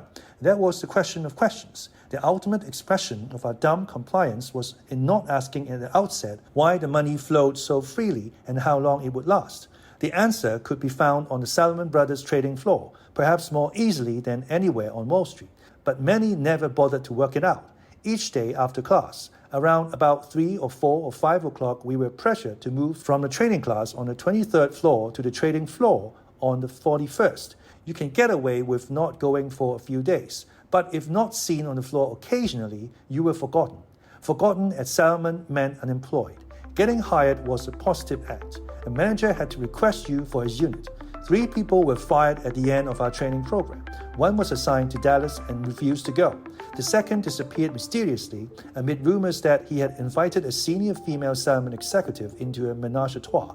And the third, by far the most interesting, couldn't bear to step off the elevator and onto the trading floor. He rode up and down in the rear of the elevator every afternoon. He meant to get off, I think, but was petrified. Word of his handicap spread. It reached the woman in charge of the training program. She went to see for herself. She stood outside the elevator banks on the 31st floor and watched with her own eyes the doors open and shut for an hour on one very spooked trainee. One day, he was gone. On braver days, you cruise the trading floor to find a manager who would take you under his wing, a mentor, better known to us as a rabbi. You also went to the trading floor to learn. Your first impulse was to step into the fray, select a likely teacher, and present yourself for instruction. Unfortunately, it wasn't so easy. First, a trainee, by definition, had nothing of merit to say. And second, the trading floor was a minefield of large men on short fuses just waiting to explode if you so much as breathe in the direction. You didn't just walk up and say hello. Actually, that's not fair. Many traders were instinctively polite, and if you said hello, they'd just ignore you. But if you happened to step on a mine, then the conversation went something like this. Me, hello, trader. What rock did you crawl out from yonder? Hey Joe, hey Bob, check out this guy's suspenders. Me, I just wanted to ask you a couple of questions. Joe, who the does he think he is? Trader, Joe, let's give this guy a little test. When interest rates go up, which way do bonds price go? Me, down. Terrific, you get an A. Now I gotta work. Me, when would you have some time? Trader, what the do you think this is? A charity? I'm busy. Me, can I help in any way? Trader, get me a burger with ketchup. So I watched my step. There were a million little rules to obey. I knew none of them. Salesmen, traders, and managers swarmed over the floor, and at first I could not tell them apart. Sure, I knew the basic differences. Salesmen talk to investors, traders make bets, and managers smoke cigars. But other than that, I was lost. Most of the men were on the 2 phones at once. Most of the men stared at small green screens full of numbers. They shout into one phone, then into the other, then at someone across the row of trading desks, then back into the phones, then point to the screen and scream, 30 seconds was considered a long attention span. As a trainee, a plebe, a young man lying under all that I did what every trainee did. I sidled up to some busy person without saying a word and became the invisible man. That it was perfectly humiliating was, of course, precisely the point. Sometimes I'd wait for an hour before my existence was formally acknowledged. Other times, a few minutes. Even that seemed like forever. Who is watching me in my current debased condition? I'd wonder, if I ever recover from such total neglect, will someone please notice that invisible man has arrived? The contrast between me standing motionless and the trader's frenetic movements made the scene particularly unbearable. It underlined my uselessness. But once I'd sidled up, it was difficult to leave without first being officially recognized. To leave was to admit defeat in this peculiar ritual of making yourself known. Anyway, there wasn't really any place else to go. The trading room was about a third the length of a football field and was lined with connected desks. Traders sitting elbow to elbow formed a human chain. Between the rows of desks, there was not enough space for 2 people past each other without first turning sideways. Once he started wandering aimlessly, a trainee risked disturbing the gods at play. All the senior people, from Chairman Gutfreund down, stalked the trading floor. It was not a normal cooperation, in which trainees were smiled benevolently upon by middle-aged executives because they represented the future of the organization. Salomon trainees were freeloaders, guilty until proven innocent. With this rap on your head, you were not particularly eager to meet the boss. Sadly, you had no choice. The boss was everywhere. He saw you in your red suspenders with gold dollar signs and knew instantly who you were, a cost center. Even if you shared your red suspenders and adopted protective coloration, you were easily identifiable as a trainee. Trainees were impossibly out of step with the rhythm of the place. The movements of the trading floor respond to the movements of the market as if roped together. The American bond market, for example, lurches whenever important economic data are released by the U.S. Department of Commerce. The bond trading floor lurches with it. The market decides what are important data and what are not. One month it is the U.S. trade deficit, the next month the consumer price index. The point is that the traders know what economic number is the flavor of the month and the trainees don't. The entire Salomon Brothers trading floor might be poised for a number at 8:30 a.m., gripped by suspense and a great deal of hope, ready to leap and shout, to buy or sell billions of dollars worth of bonds, to make or lose millions of dollars for the firm, when a trainee arrives suspecting nothing and says, "Excuse me, I'm going to the cafeteria. Does anybody want anything?" Trainees, in short, were idiots. One lucky trainee was spared in rite of passage. His name was Myron Samuels, and he had cut such a deal with the head of municipal bond trading that by the time I arrived at Salomon Brothers, he was carpooling to work with 2 managing directors and a senior trader. He was rumored to have family connections in the higher reaches of the firm. The alternative explanation is that he was a genius. Anyway, he did not fail to exploit his exalted status. He walked round the trading floor with a confidence seen in a few of the people who were actually working. Since Samuels didn't work, he could enjoy himself, like a kid who had been let into daddy's office. He would make his way to the municipal bond desk, take a seat, call for a shoeshine man, phone a friend long distance, light up a cigar, and put the shoe that wasn't being shined up on the desk. He'd holler at passing managing directors like old friends. No one dreamed of doing this, except Samuels. In general, the more senior the figure, the more amusing he found Samuels. I think this was because the more senior people were more aware of Samuel's connections, and nevertheless, a few more furious. But on the municipal trading desk, Samuels could not be touched. I walked by once and overheard 2 vice presidents whispering about him. "I can't stand that guy," said one to the other. "Yeah," said the other, "but what are you going to do about it?"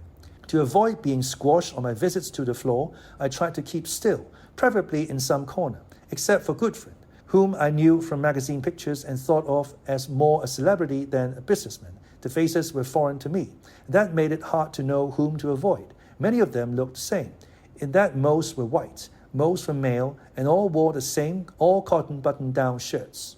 The 41st floor of Salomon, New York was power central, holding not just the current senior management of the firm, but its future management as well. You had to go by their strut to distinguish between who should be approached and who avoided. Did I grow more comfortable on the trading floor over time? I suppose. But even when I had established myself within the firm, I got the creepy crawlies each time I walked out onto 41st. I could see certain developments in myself, however. One day I was out playing the invisible man, feeling the warmth of the whale, and thinking that no one in life was lower than I. Onto the floor rushed a member of the corporate finance department wearing his jacket like a badge of dishonor. Nobody wore a jacket on the floor. It must have been his first trip down from his glass box office, and he looked one way and then the other in the midst of the battle. Someone bumped into him and sharply told him to watch his step. Watch his step? But he was just standing there. You could see him thinking that the gaze of the whole world was on him, and he started to panic, like a stage actor who had forgotten his lines. He'd probably forgotten why he'd come in the first place, and he left. Then I thought a nasty thought, a terrible thought, a truly unforgivable thought, but it showed I was coming along. What a wimp, I thought. He doesn't have a clue.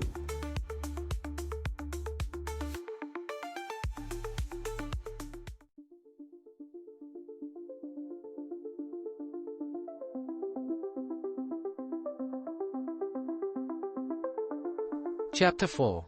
Adult Education.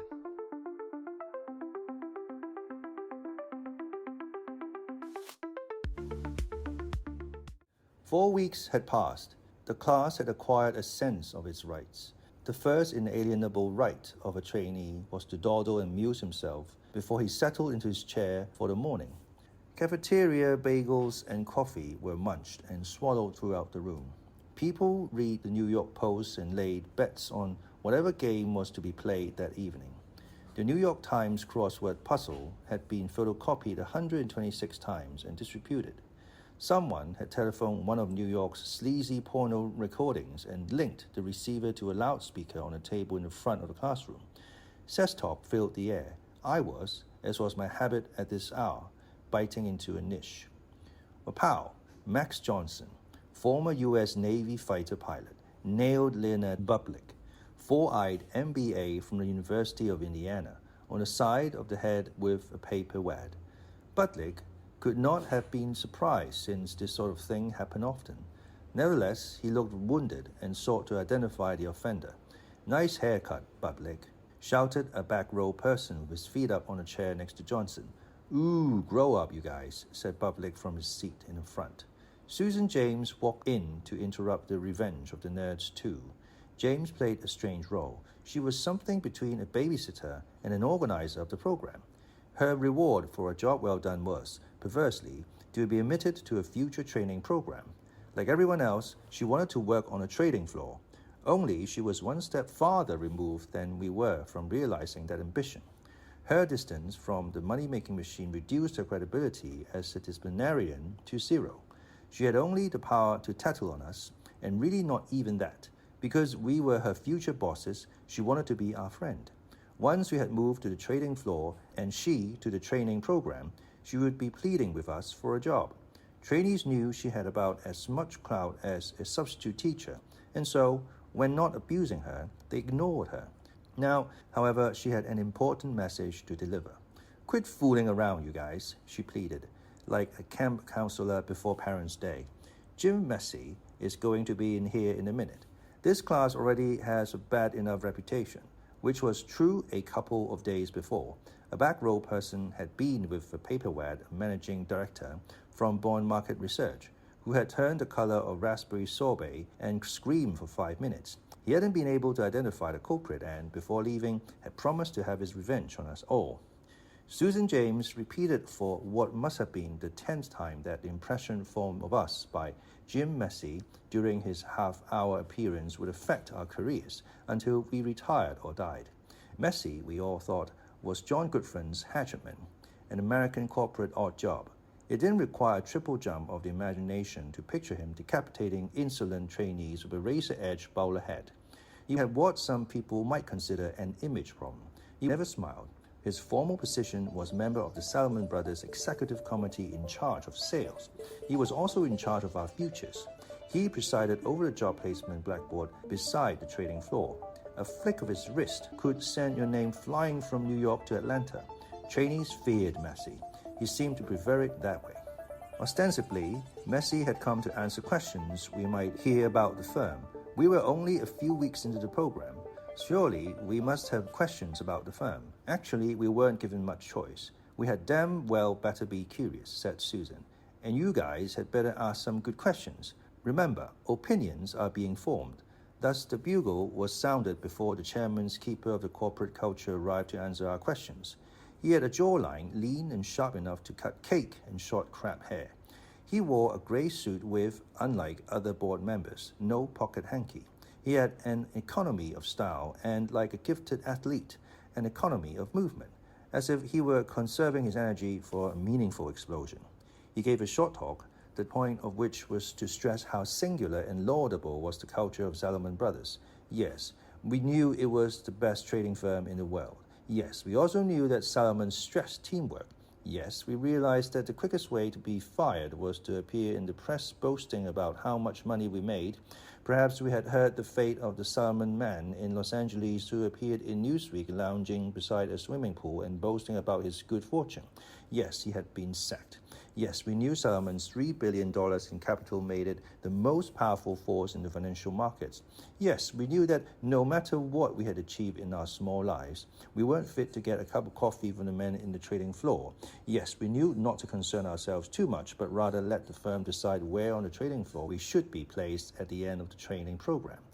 Like the other Salomon executives, Massey was flying high in 1985 on the back of a series of record-earning quarters. These were not merely records for Salomon Brothers, but records for all of Wall Street.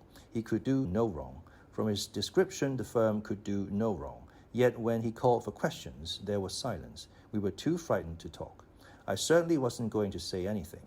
No doubt he knew many things I should like to have known, but I sensed that his call for questions was not genuine. In this, I wasn't alone. No one dared ask, for example, why, at the same time everyone else at Salomon was being told not to talk to the press. Goodfriend had his cherubic face plastered on the cover of every business magazine in the country. Nor was anyone going to ask what we really wanted to know, how much money we could make over the next few years. And the most obvious question no one asked was why Jim Massey, the man in charge of hiring trainees, the man directly responsible for the explosive growth of the firm, was not worried that the firm was expanding recklessly. No, we were stumped for questions to ask. This, I made a note at the time, is what distinguishes work from school. Curious minds were not what Massey was after. Massey was looking for cult followers, but he repulsed the most slobbering front row people. Even they were reluctant to cater to such an obvious desire. Beside me in the front sat Susan James, looking like a frustrated babysitter. Come on, you guys, ask questions. At last, to my right, the hand of an egregious front-row person rose. I saw who it was and shut my eyes, waiting to be embarrassed for him. He did not disappoint. Could you tell us, said the young fortune seeker, whether the firm has considered opening an office in an Eastern European country? You know, like Prague. Like Prague. Had the speaker been anyone beneath the level executive committee member, the room would have erupted in spitballs, paperweights, and howling. As it was, unnatural sounds came from the back row, as if a dozen young men were choking back their ridicule. The thought of Salomon Brothers in Prague had possibly never occurred to anyone in the 75 years history of the firm. Such is the spark of creativity generated by the presence of a member of the executive committee demanding to be asked questions. Yet Messi took the question straight, like a State Department spokesman. He plainly would have preferred to be asked, "To what do you attribute your success at Solomon?" But today, he must have thought, just wasn't his day. After Messi left, it was a month before anyone of his level in the company ventured into the training program. Perhaps he let them know that we weren't very good at this game. But then suddenly, in rapid succession, we enjoyed visits from another executive committee member, Dale Horowitz, and then the chairman himself. Horowitz was an old world investment banker in his middle 50s, a street-smart relationship man, a natural candidate to open and run the Prague office when the time came. His head bobbed on top of his big body, and his face always reminded me of Yogi Bear. All I knew about him when he arrived was that he, like Gudfrin, had made his name in municipal bonds, and that a few of my Jewish friends were devoted to him. He was the original rabbi, kind and wise, with a taste for large cigars. People called him Uncle Dale. He declined to stand at the podium and instead sat down at the table in the front of the room and spread his arms wide. He talked about how much more important it was to have a family than to have a career, which I think impressed most people at the strangest thing they had heard in the course of the training program. Then he said in his deep, warm voice, he would answer any questions we cared to ask. Really, go on and ask anything. Several hands rose. I thought this was going to be the long-awaited everything you wanted to know about Salomon, but were afraid to ask session. From somewhere in the middle of the room came the first good question all day. "Why," asked the trainee, "is Salomon blacklisted by the Arabs?" Uncle Dale's face wrinkled. "What do you want to know about that for?" he snapped. He looked pissed off, like an angry yogi. The Arab blacklist was an unmentionable, although I can't imagine why. You didn't have to be Dick Tracy to discover we were on it. The Arabs had severed relations with Salomon when it had merged with the commodity traders Phillips Brothers. Phillips Brothers, I was told, had ties to Israel. I thought the blacklist would have lost its sting with the collapse of the price of oil. The Arabs were now spending more than they were earning. At $12 a barrel, they were far less important as clients than they had once been. No corporate secrets here. Still, you could almost see the black mark being registered against the name of the man who had asked the question. The children had ceased to amuse Uncle. We had been lulled into a false sense of security. We sensed this all at once. Hands vanished around the room, yanked from the maws of a closing trap. But one poor guy was slow to catch on. Horowitz called on him. "Why," asked the trainee, "do we tolerate a South African company as our largest shareholder? Does anyone in the firm consider the ethics of our owners?" Horowitz shot him this killer look that said, "You, trainees are too impudent for words." By this time, he was rolling a big fat cigar round his mouth, and his eyes had narrowed to pillbox slits. A South African mining company called Minorco owned 12% of Salomon Incorporation. Uncle Dale's answer was that, yes, ethics was a consideration, but that beyond that, he wasn't going to discuss the issue. So much for glasnost. A few mornings later, John Gudfrin arrived. By this time, we had grown weary of heart-to-heart chats with senior management. A few trainees planned to sleep in on the morning of Gudfrin's talk. Susan James worried she wouldn't produce enough of a crowd for the great man. She had secretaries call us in our homes in the wee hours of the morning before the event to threaten us with punishment if we didn't show up. Her effort was wasted on me. I had no intention of missing it, just as if Joan Collins had come to speak. I wouldn't miss her. I hardly expected to hear anything new, but I thought I might learn something indirectly. For here was a man who was said to have stamped his personality onto an institution. His faults as well as virtues were those of Salomon Brothers. Gudfrin is often accused of affecting a British accent, but at this point in his career, he limited himself to calling other men fellows. As in, Jim Massey is a very talented fellow. Even that, as far as I can determine, is not a British affectation, but a Northeastern American one.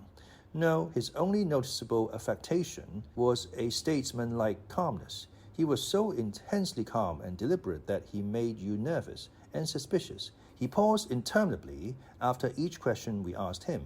He really seemed to want to know what we were thinking. When a trainee asked him about Salomon Brothers' policy towards charity, Goodfriend, with furrowed brow, after standing silent for an uncomfortably long time, said that charity was a very difficult issue. He would appreciate our input. The statement's veneer was a pleasant departure from the gruff, foul-mouthed trader that people expected John Goodfriend to be. And he not only sounded the part, but looked the part. He was round like Churchill, with the thinning white hair of Harry Truman, and the grandeur, if not the height, of de Gaulle. But what had become of the man who claimed to stand ready each morning to bite the off a bear? Where was the man who was known round Wall Street for his brutal power plays? The man whose very name struck terror in the hearts of managing directors? We didn't know, and I'm not sure we wanted to find out. The problem with his lofty sentiments and pregnant pauses was that they were completely eclipsed by his reputation. Because of what we had heard about him, it was impossible to imagine discussing the United Way with him over tea in his office. Who knew where he had picked up the wise statesman's routine? But no one thought it was real, just dangerous, like the mesmeric gaze of a cobra. After telling us nothing much, but showing us what a world-class financial celebrity looked like up close, he left. And that was the end of our exposure to the management of Salomon Brothers. I assume the strange behavior of our managers was simply a response to having had a pile of loot drop into their laps. They were still enjoying the turkey stuffed by Paul Volcker and America's borrowing spree. There they were, modest men, living off other people's scraps, when all of a sudden the big fat stuffed bird was handed to them.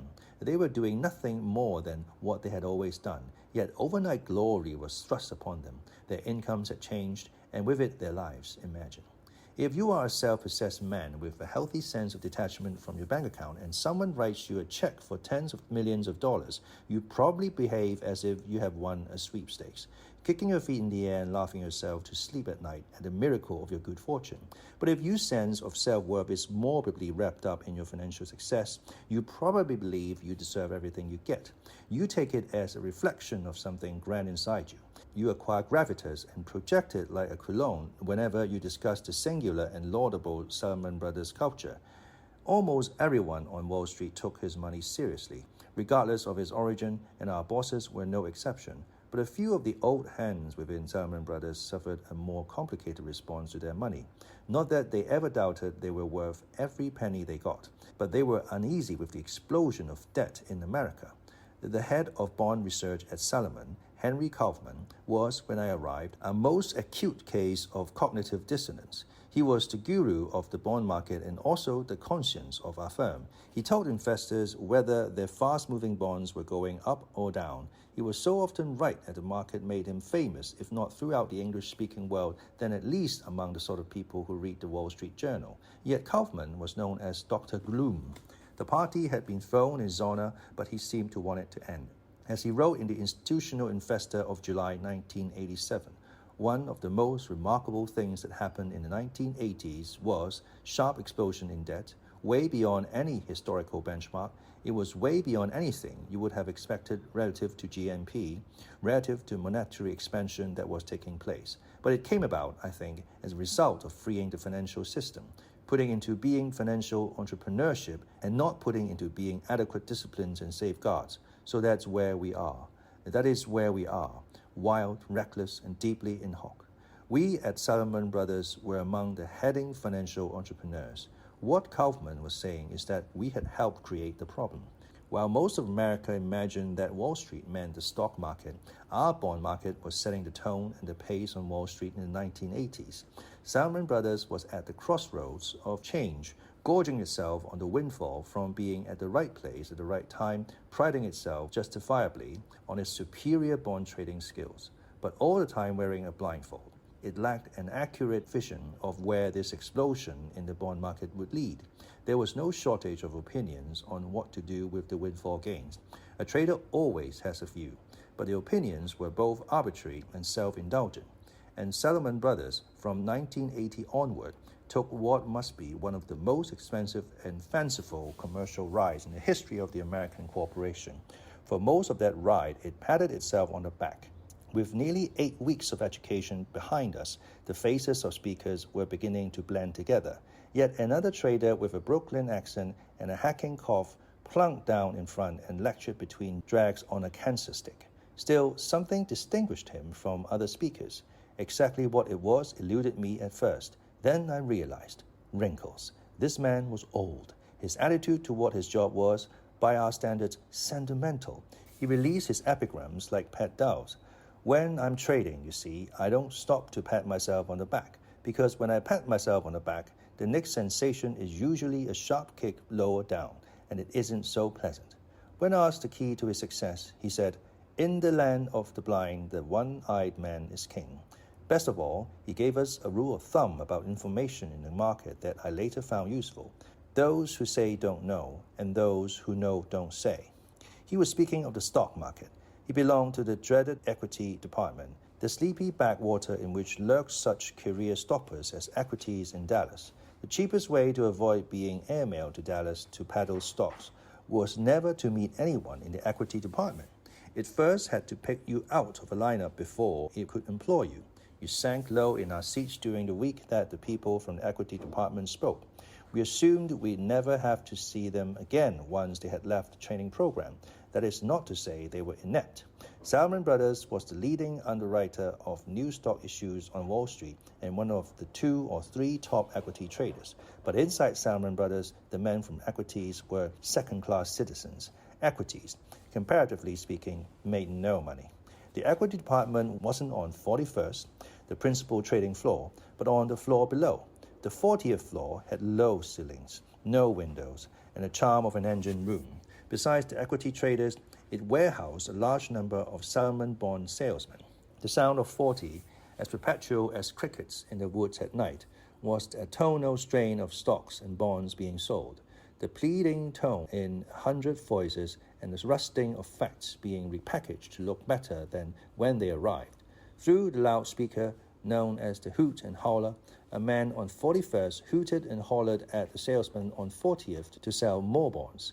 I once walked through when the firm was attempting to sell the bonds of the drugstore chain Refco. The voice boomed out of the box. "Come on, people, we're not selling truth." Life on the 40th floor was grim.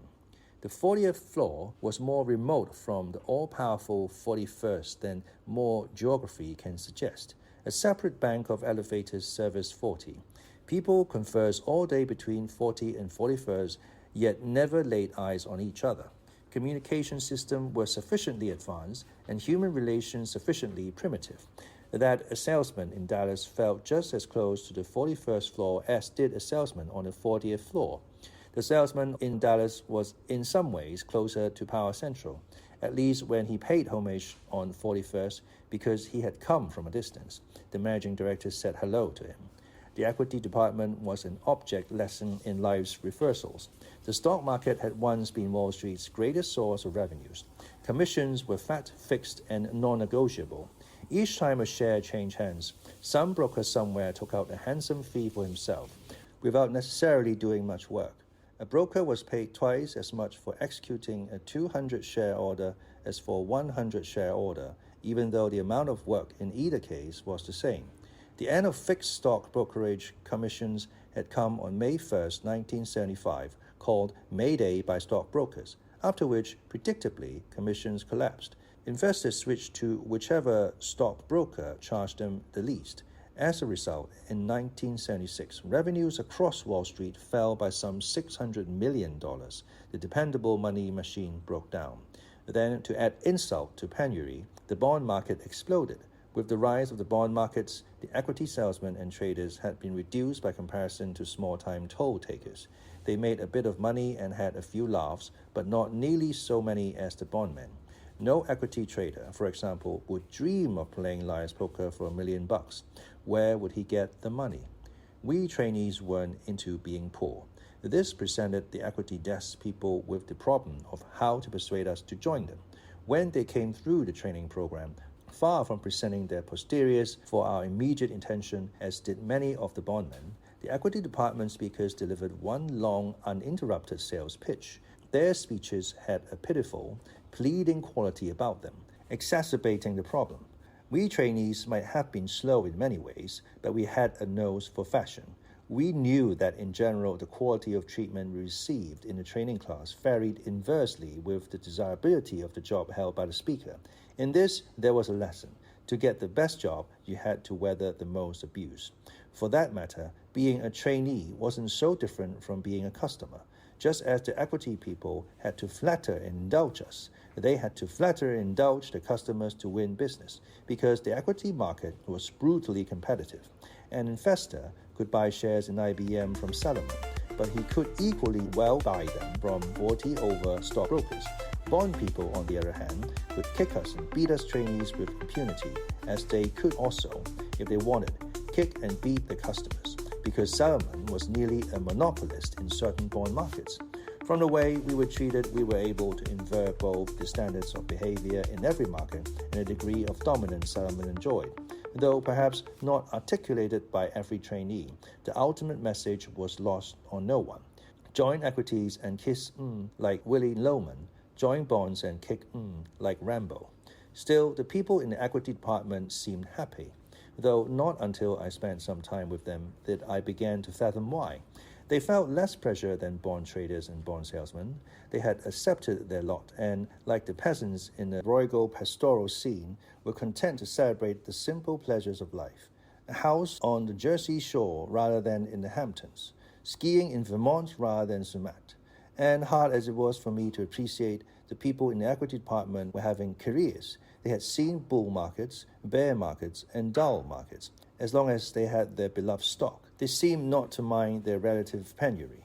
They desperately wanted to convey to us the soulfulness of their jobs. To this end, they distributed a book of poems, essays, and quotations at the outset of their training program module. It opened, unfortunately, with the following passage written by an equity man, entitled Memoirs of a Trader. The market, he had learned, was like the sea, to be respected and feared. You sail on its smooth surface on a placid midsummer day. You were borne along by a favoring breeze, took a pleasant swim in its waters, and basked in the rays of the sun. Or you lolled in the quiet currents and dozed. A cold gust of wind brought you to sharply, clouds gathered. The sun had gone. There were flashes of lightning and peals of thunder. The ocean was whipped into seething waves. Your fragile craft was tossed about by heavy seas that broke over its sides.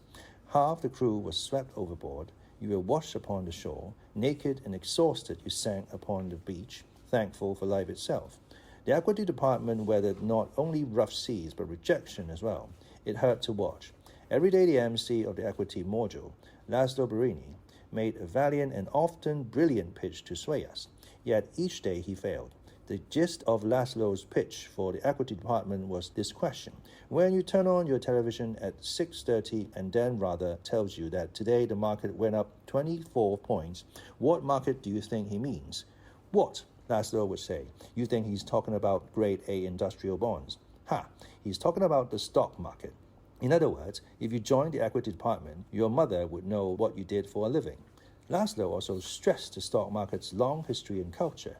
Everyone from Will Rogers to John Kenneth Galbraith had held forth on the stock market.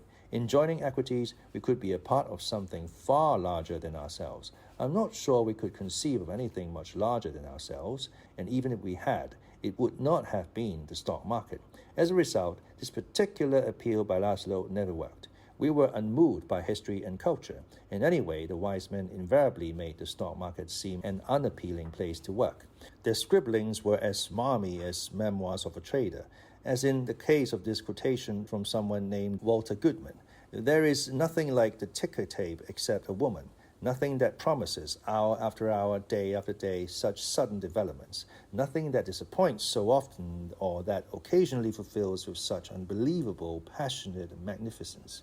To which male trainees, who recalled only their sexual conquests, rolled their eyes into the backs of their heads and blushed.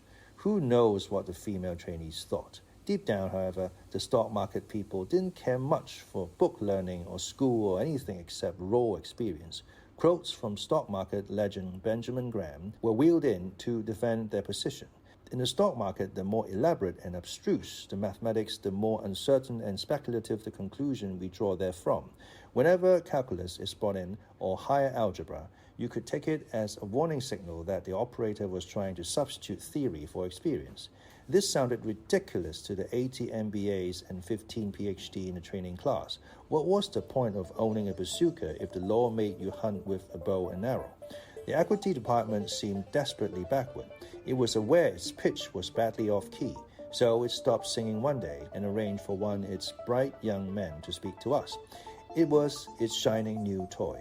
It was his job to dazzle us with his brilliance, blind us with his science. He worked in the newest and hottest area in the department, program trading. He lectured on his specialty. Then he opened the floor to questions. An MBA from Chicago named Frankie Simon moved in for the kill. When you trade equity options, asked my friend Frankie, do you hedge your gamma and theta or just your delta? And if you don't hedge your gamma and theta, why not? The equity options specialist nodded for about 10 seconds. I'm not sure he even understood the words. We trainees were equally oblivious, but we felt that any self-respecting options trader should avoid being stumped by a trainee. The options trader lamely tried to laugh himself out of his hole. You know, he said, I don't know the answer. That's probably why I don't have trouble trading. I'll find out and come back tomorrow. I'm not really up on options theory. That, said Frankie, is why you are in equities.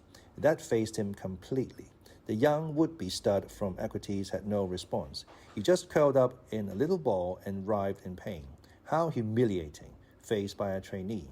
Eventually, it became uncool to be seen in the equity department. Imagine our horror then when the equity department began a trainee outreach program. Birani insisted on dining with each of us, and all of a sudden, we all were candidates for equities in Dallas. People panicked. Many tried to make themselves deeply undesirable. A few were experts in the field. Still, they could run, but they could no longer hide. No one was safe. Rumors spread of a short list being created by the equity department of trainees in whom it was interested. Then we received a crushing piece of news. The equity department was planning a boat trip to become further acquainted with the trainees on its short list. Could it be true? It was. 6 trainees had been targeted by Birani, though which 6 my source did not know. And that became clear when the invitations arrived. 4 of the 6 went to back row people. So there was rough justice in the world. 1 went to Myron Samuels, who could afford to laugh about it because the municipal bond department had already promised to save him. The 6th came to me. I was as helpless as the female victim of an arranged marriage who, upon first seeing the horrible visage of her chosen mate, shrieks in vain. I had only so much say in my future at Salomon Brothers. My influence could be only weak and indirect, using managing directors as my mouthpiece. The way out of this developing snare was to play frigid with the equity department and, at the same time, encouraging a managing director from another department to pursue me. The risk was that I would offend the equity department, which would then try to have me fired. True, it didn't have a great deal of power, but firing me did not require a great deal of power. The boat floated off the southern tip of Manhattan. The men from equities tried to corner us and rhapsodize about this market. The trainees danced and weaved like boxers. 3 minutes in the front of the boat, then to the back of the boat, then to the engine room. Around and round we went, and the boat seemed to get smaller and smaller. An hour into the cruise, and the boat seemed like a dinghy. Soon someone would begin to recite memoirs of a trader as the sea washed against the side of a cycle-line cruiser. Their mating ritual was brutally straightforward.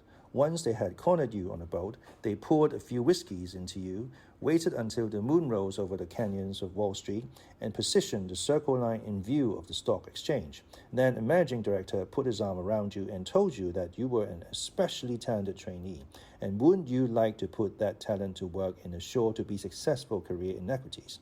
Think of history. Think of the culture. I thought instead of a good rule of survival on Wall Street, never agree to anything proposed on someone else's boat, or you regret it in the morning. I was extraordinarily agile and found a way to avoid trouble. Myron Samuels described the morning following the boat ride as a coyote morning.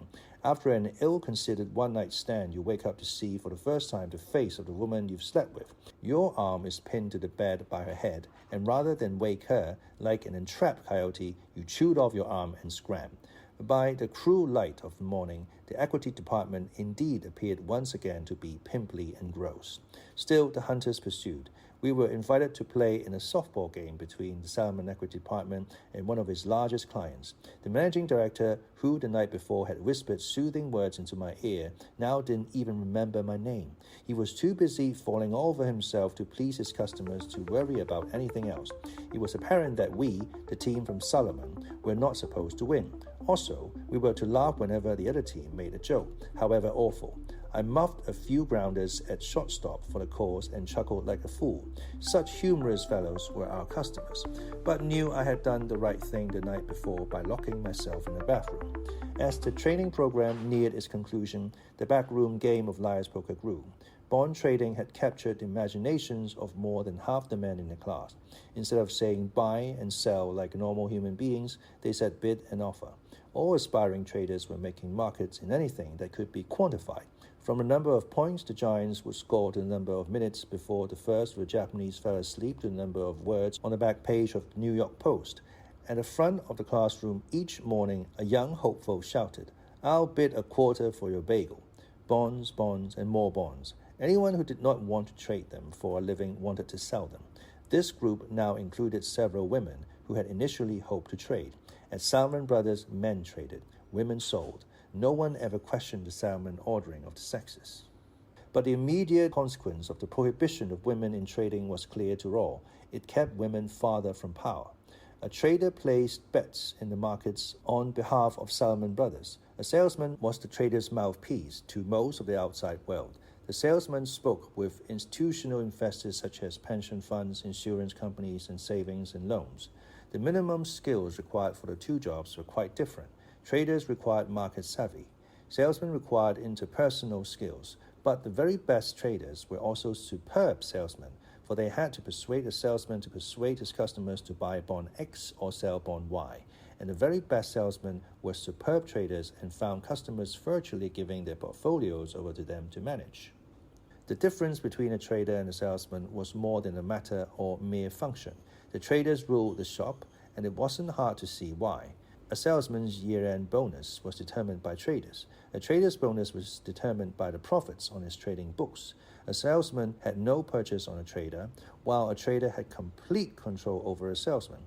Not surprisingly, young salesmen dashed around the place looking cowed and frightened, while young traders smoked cigars. That the tyranny of the trader was institutionalized shouldn't surprise anyone.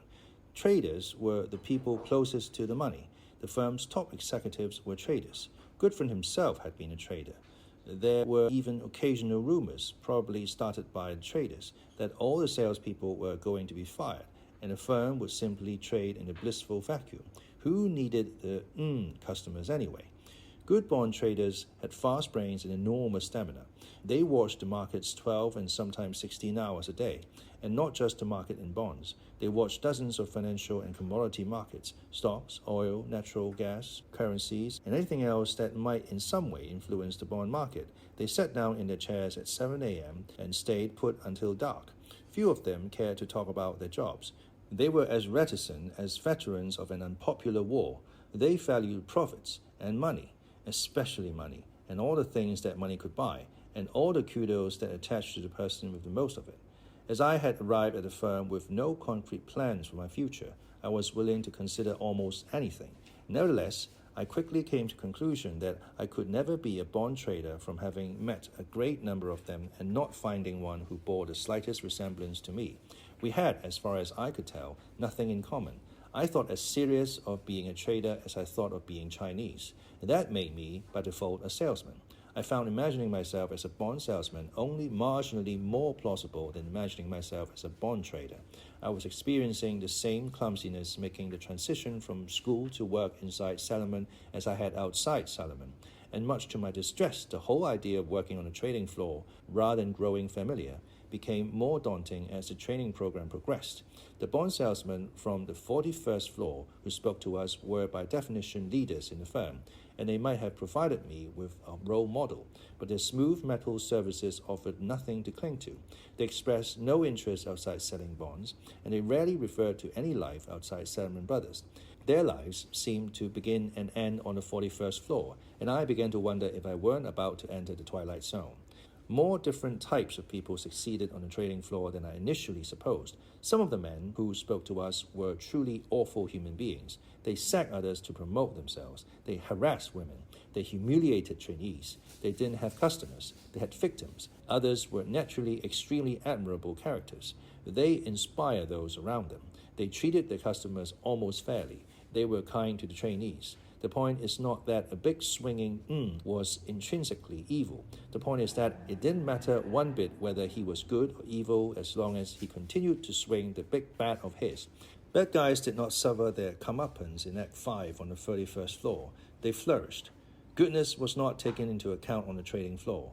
It was neither rewarded nor punished. It just was, or it wasn't.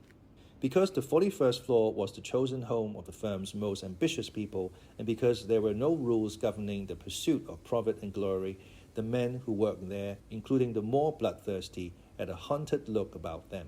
The place was governed by the simple understanding that unbridled pursuit of perceived self-interest was healthy. Eat or be eaten. The men of 41st worked with one eye cast over their shoulders to see whether someone was trying to do them in, for there was no telling what manner of man had levered himself to the rung below you and was now hungry for your job. The range of acceptable conduct within Salomon Brothers were wide indeed. It said something about the ability of the free marketplace to mold people's behavior into a socially acceptable pattern, for this was capitalism at its most raw, and it was self-destructive. As a Salomon Brothers trainee, of course, you didn't worry too much about ethics. You were just trying to stay alive.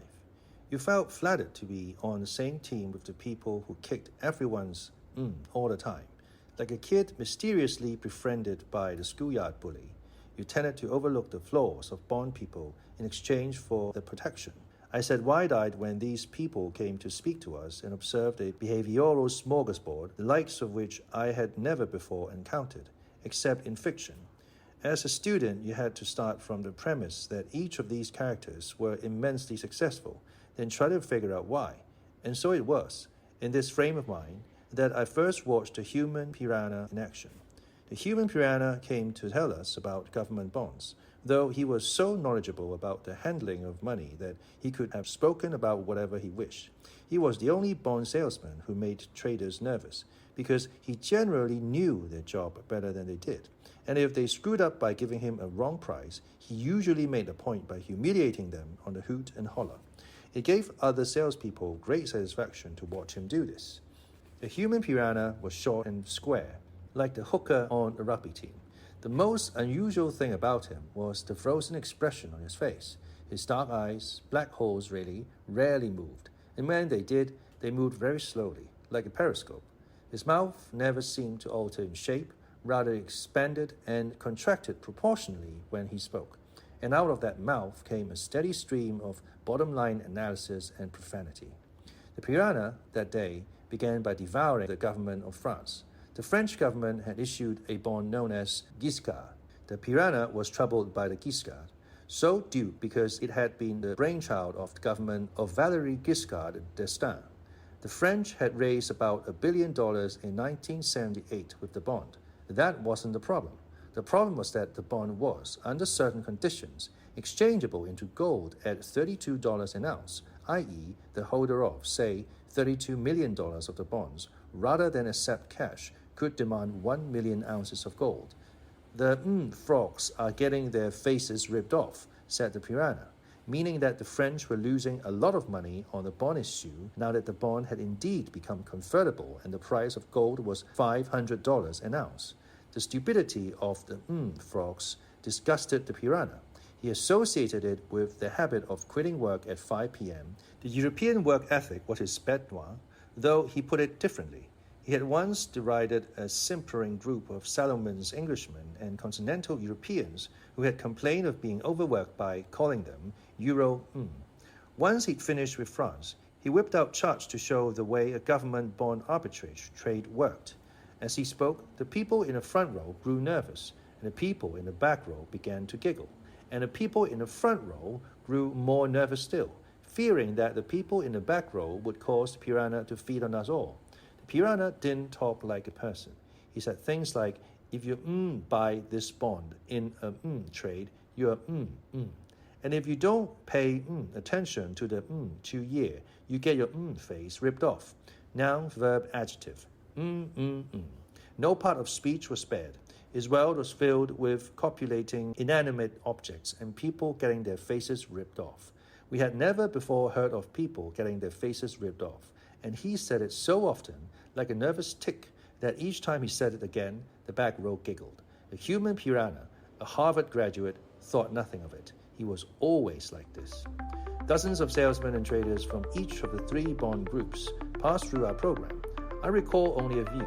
The human piranha came from governments and was typically not so much of the department as of the entire movement on the Salomon trading floor. A man from corporates came at verbal expression from a more novel angle. This man took a different, more thoroughly intimidating approach to us. The human piranha had rattled the front row people, but to the back row people, he was just weird. The man from corporates rattled everyone. He arrived early one morning unannounced, about 9 weeks into the program. His name was, well, let's call him Sankfreud, for the ice water that coursed through his veins. A mild English accent heightened the chill that shot through the air when he spoke. He was sufficiently tall to see out over the entire classroom, which was 12 seats across and extended back perhaps 15 rows. An aisle of steps ran through the room, front to back. For a minute after he arrived, he said nothing. A minute seems longer when it belongs exclusively to a tall, chilly man in a gray suit staring at 127 wired trainees. Sankfreud then walked up the aisle. At times like this, the back row inclined to craven panic. You could hear them whispering, "Why is he coming back here? He can't do that. What is he doing?" But he stopped before he reached the back. He picked up someone sitting on the edge of his seat in the middle of the room and asked, "What is your name?" "Ron Rosenberg," said the trainee. "Well, Ron," said Sankfreud, "what is LIBOR today?" "LIBOR? LIBOR?" A dozen back row people whispered to the person next to them, "What the is LIBOR?" LIBOR is an acronym for London Interbank Offered Rate. It is the interest rate in London at which one bank lends to another, and it is available at 8 a.m. London time or 3 a.m. New York time. That gave the trainee 4 whole hours to find out the LIBOR rate before class began at 7 a.m. Along with every other fact in the bond markets, Sankfreud expected us to have LIBOR on the tips of our tongues. "This morning," said Ron, "LIBOR is 7.25%, which puts it up 25 basis points from yesterday." Amazing. Sankfreud had called on the one person in the class who actually knew the LIBOR rate. At least half the class couldn't have told you that LIBOR meant, much less where it had traded that day. Nevertheless, Sankfreud took the answer in stride. He did not even congratulate Rosenberg.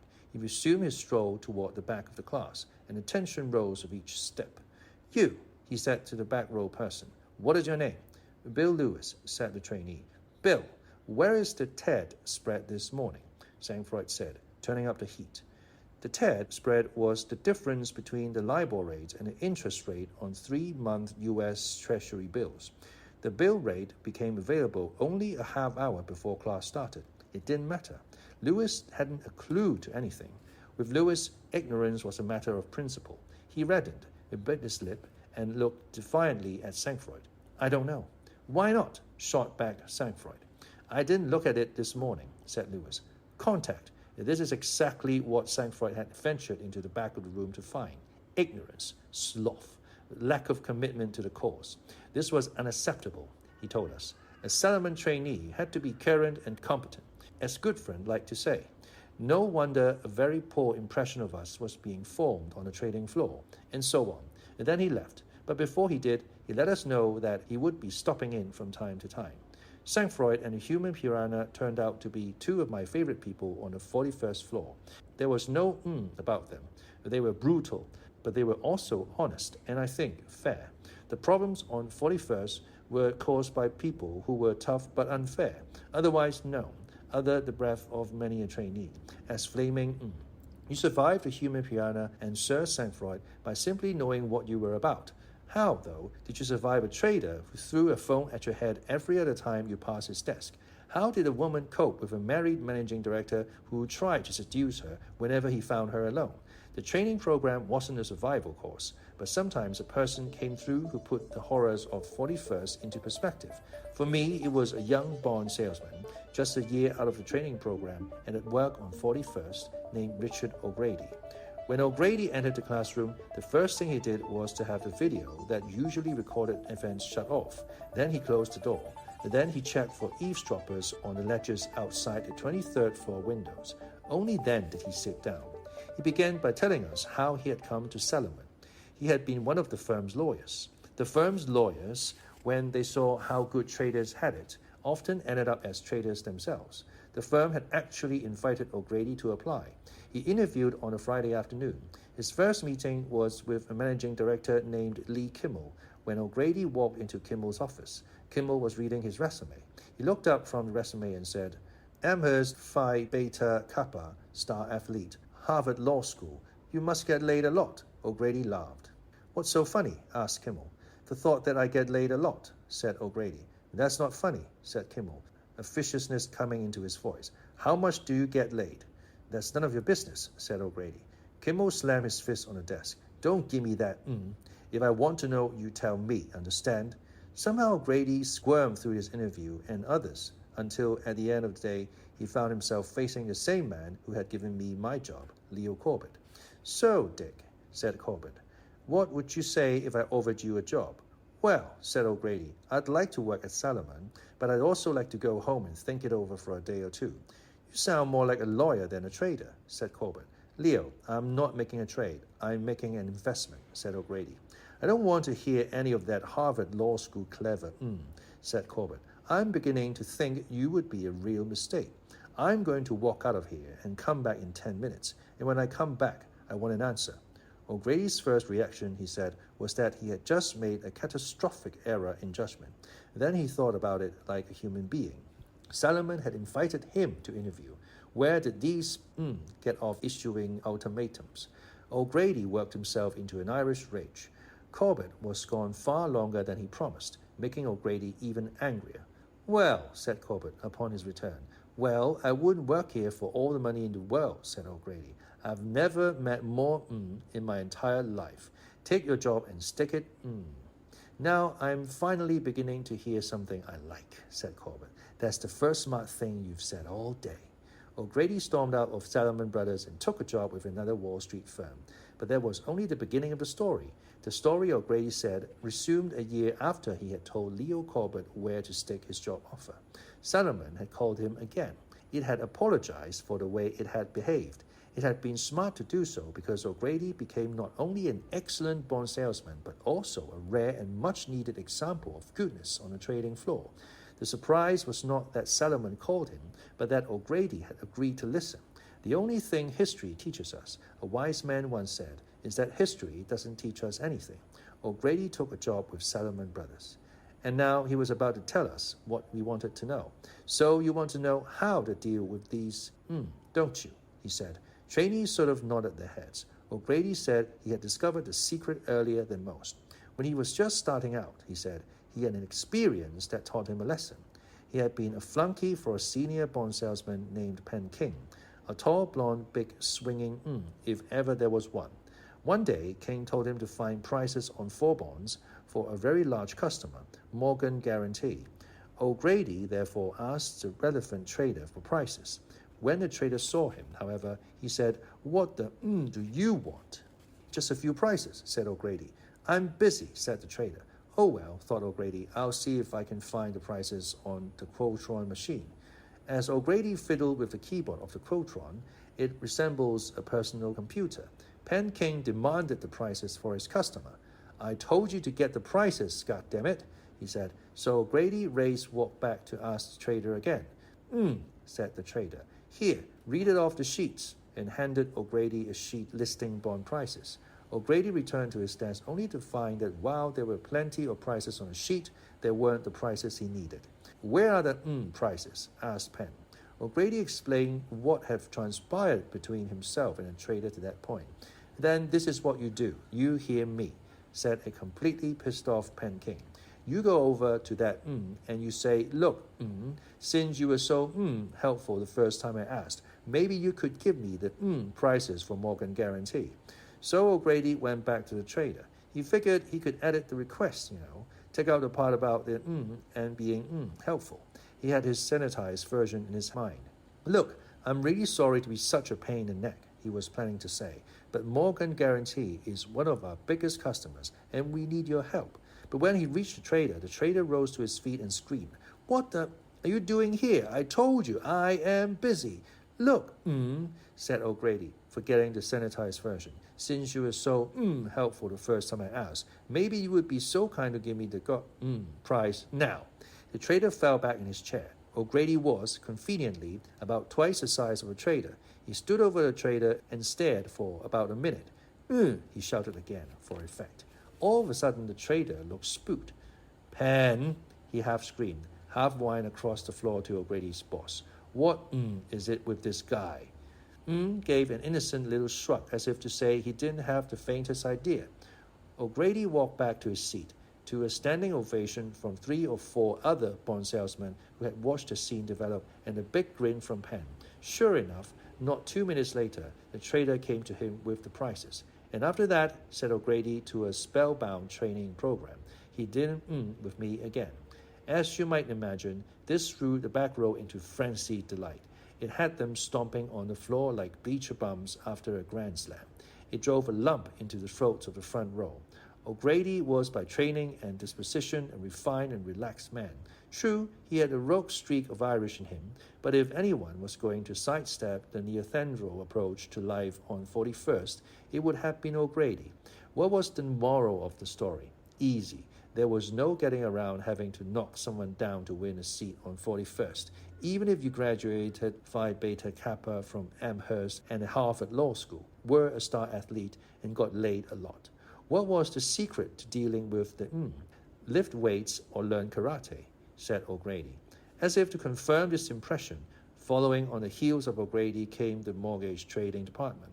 With the possible exception of John Merriweather, the mortgage traders were the firm's biggest swinging The mortgage department was the most profitable area of the firm, and the place trainees most desperately wanted to work. He could afford to be nasty. It concluded the classroom stage of our training.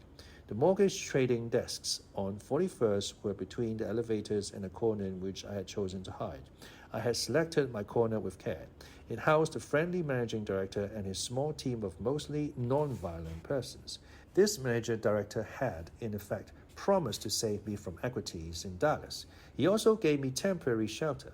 Each day, as I leaped off the elevator onto 41st and sprinted head down for the cover of my MD, I had to decide whether to walk through the mortgage trading desks. And each day I decided I had better not. The mortgage traders emitted such evil vibes that I carved a wide loop around them every afternoon. Even then, I felt uneasy. They were known for hurling phones at the heads of trainees and were said to have installed extra long cords to increase their range. I later found out that they were just as likely to use the phone bombs on seasoned professionals, and that people who had been with Salomon Brothers for years and had weathered every kind of abuse still refused to walk through the mortgage department. Every firm on Wall Street had its baddest dudes, and these were ours.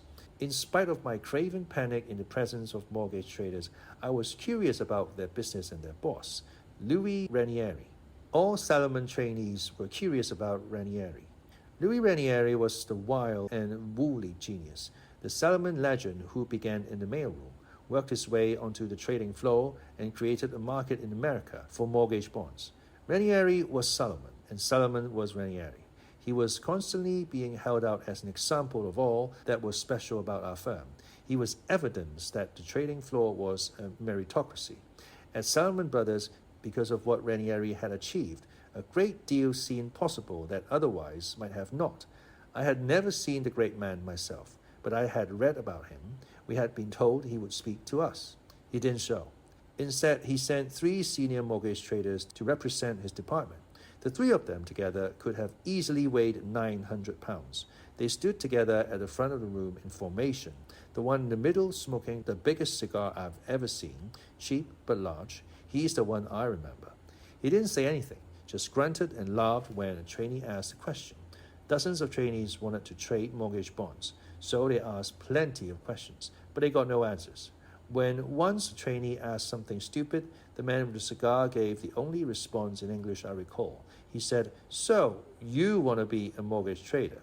Then all three of the traders laughed together and sounded like a fleet of tugboats blowing their horns.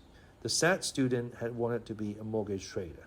So had 35 others. In the end, 5 were chosen. I was not, which was fine by me. I was shipped to London to become a bond salesman. In due course, I shall return to my private education on the London trading floor. But here it is time to follow the story of the mortgage traders. For not only were they the soul of the firm, they were the microcosm of Wall Street in the 1980s. The mortgage market was one of 2 or 3 textbook cases that illustrated the change sweeping the world of finance. I followed our mortgage traders closely from my seat in London, mostly because I was intrigued that such awful-looking people could do so well for themselves. I was fascinated by Ranieri. For several years running, he and his traders made more money than anyone on Wall Street. I didn't like them one bit, but that was probably a point in their favor. Their presence was a sign of the health of the firm, just as mine was a sign of the illness. If the mortgage traders left Solomon, I figured we'd had it. There would be nothing remaining but a bunch of nice guys.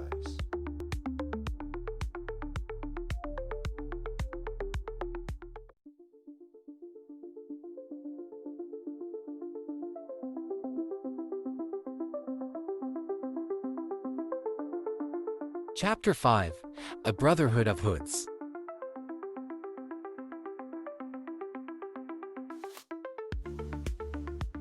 I don't do favors, I accumulate debts. Ancient Sicilian motto.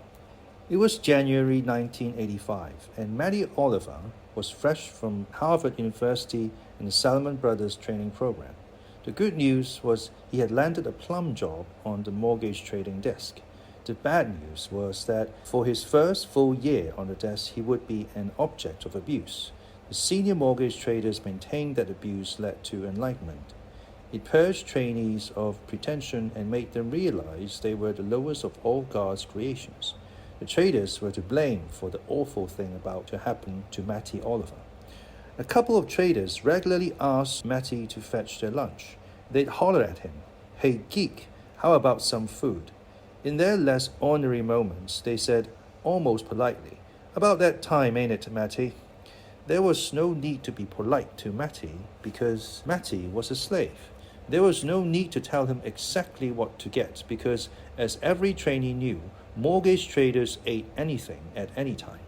Just as some people are mean drunks, mortgage traders were mean gluttons. Nothing angered them more than being without food, unless it was being interrupted while they ate. In other words, they were not the sort of hyperthyroid fat people who meekly sip Diet Cokes all day and prompt one to ask, "So how did he get fat? He never eats?" Nor were they the sort of jolly fat people, like Ed McMahon, who are loved because they don't threaten anybody. Mortgage traders were the sort of fat people who grunt from the belly and throw their weight around like sumo wrestlers. When asked to find food, a trainee on the mortgage desk simply brought back as much of everything as he could carry. On that fateful January day, the beleaguered Matty climbed the 5 flights of stairs from the trading floor to the cafeteria. It was demeaning to be seen by one's fellow trainees as a total mortgage slave. The other trainees enjoyed the status of almost free men. Matty quickly filled as many plastic trays as he could carry with fries, burgers, cokes, candy, and a couple of dozen chocolate chip cookies, products of a kitchen known throughout Wall Street for the regular warnings it received from the health inspectors of New York City. Then he sneaked past the security guard without paying. Call it a small triumph. Call it an assertion of self. Call it a little cry of freedom from a much abused soul. Or simply call it economical. Dining and dashing was not unusual in the Salomon Brothers cafeteria. Stealing food wasn't Matty's big mistake. His big mistake was to brag to one of the fat traders how he had done it. That afternoon, Matty received a phone call from a man who claimed to work for the Special Projects Division of the Securities and Exchange Commission, the SEC. This man explained had been granted jurisdiction over Wall Street's cafeterias, and he was investigating reported theft of 3 trays of food from the Salomon Brothers cafeteria. Would Matty know anything about that? "Ha ha ha," said Matty, very funny. "No," said the officer. We are very serious. The ethical standards of Wall Street have to be monitored at all levels." Matty chuckled again and hung up. Matty arrived the next morning to find Michael Motara, a Salomon Brothers managing director, waiting for him. Motara was the head of mortgage trading. It was Motara who had spoken to our training program. Wits on the Salomon trading floor did imitations of Motara. They ranged from sounding like Marlon Brando in The Godfather to sounding like Marlon Brando in A Streetcar Named Desire. Motara looked upset. He asked Matty into his office. "Matty, I just got a call from the Special Projects Division of the SEC, and I don't know what to do about it. Is it true that you have been stealing food from a cafeteria?" he asked. Matty nodded. "What were you thinking? I really don't know what is going to happen now. Look, go back to your desk, and I'll get back to you. This is a problem," said Motara. The rest of the day, Matty looked as frantic as a lottery winner who had lost his ticket. Although he was a young, much-abused trainee trader, he was nevertheless on the verge of big swinging. The American mortgage market was growing faster than any other capital market in the world, making trading mortgages the best job in the firm. As it was the best job in the Salomon Brothers trading floor in 1985, it was also quite possibly the best job on Wall Street since the Salomon trading floor dominated Wall Street. After 2 years of trading at Salomon, a young mortgage trader basked in a steady flow of offers from Merrill Lynch, Bear Stearns, Goldman Sachs, Drexel Burnham, and Morgan Stanley, all of which were desperate to bottle the Salomon Brothers mortgage magic.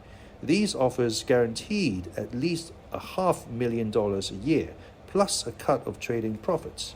Matty was a first-year trader.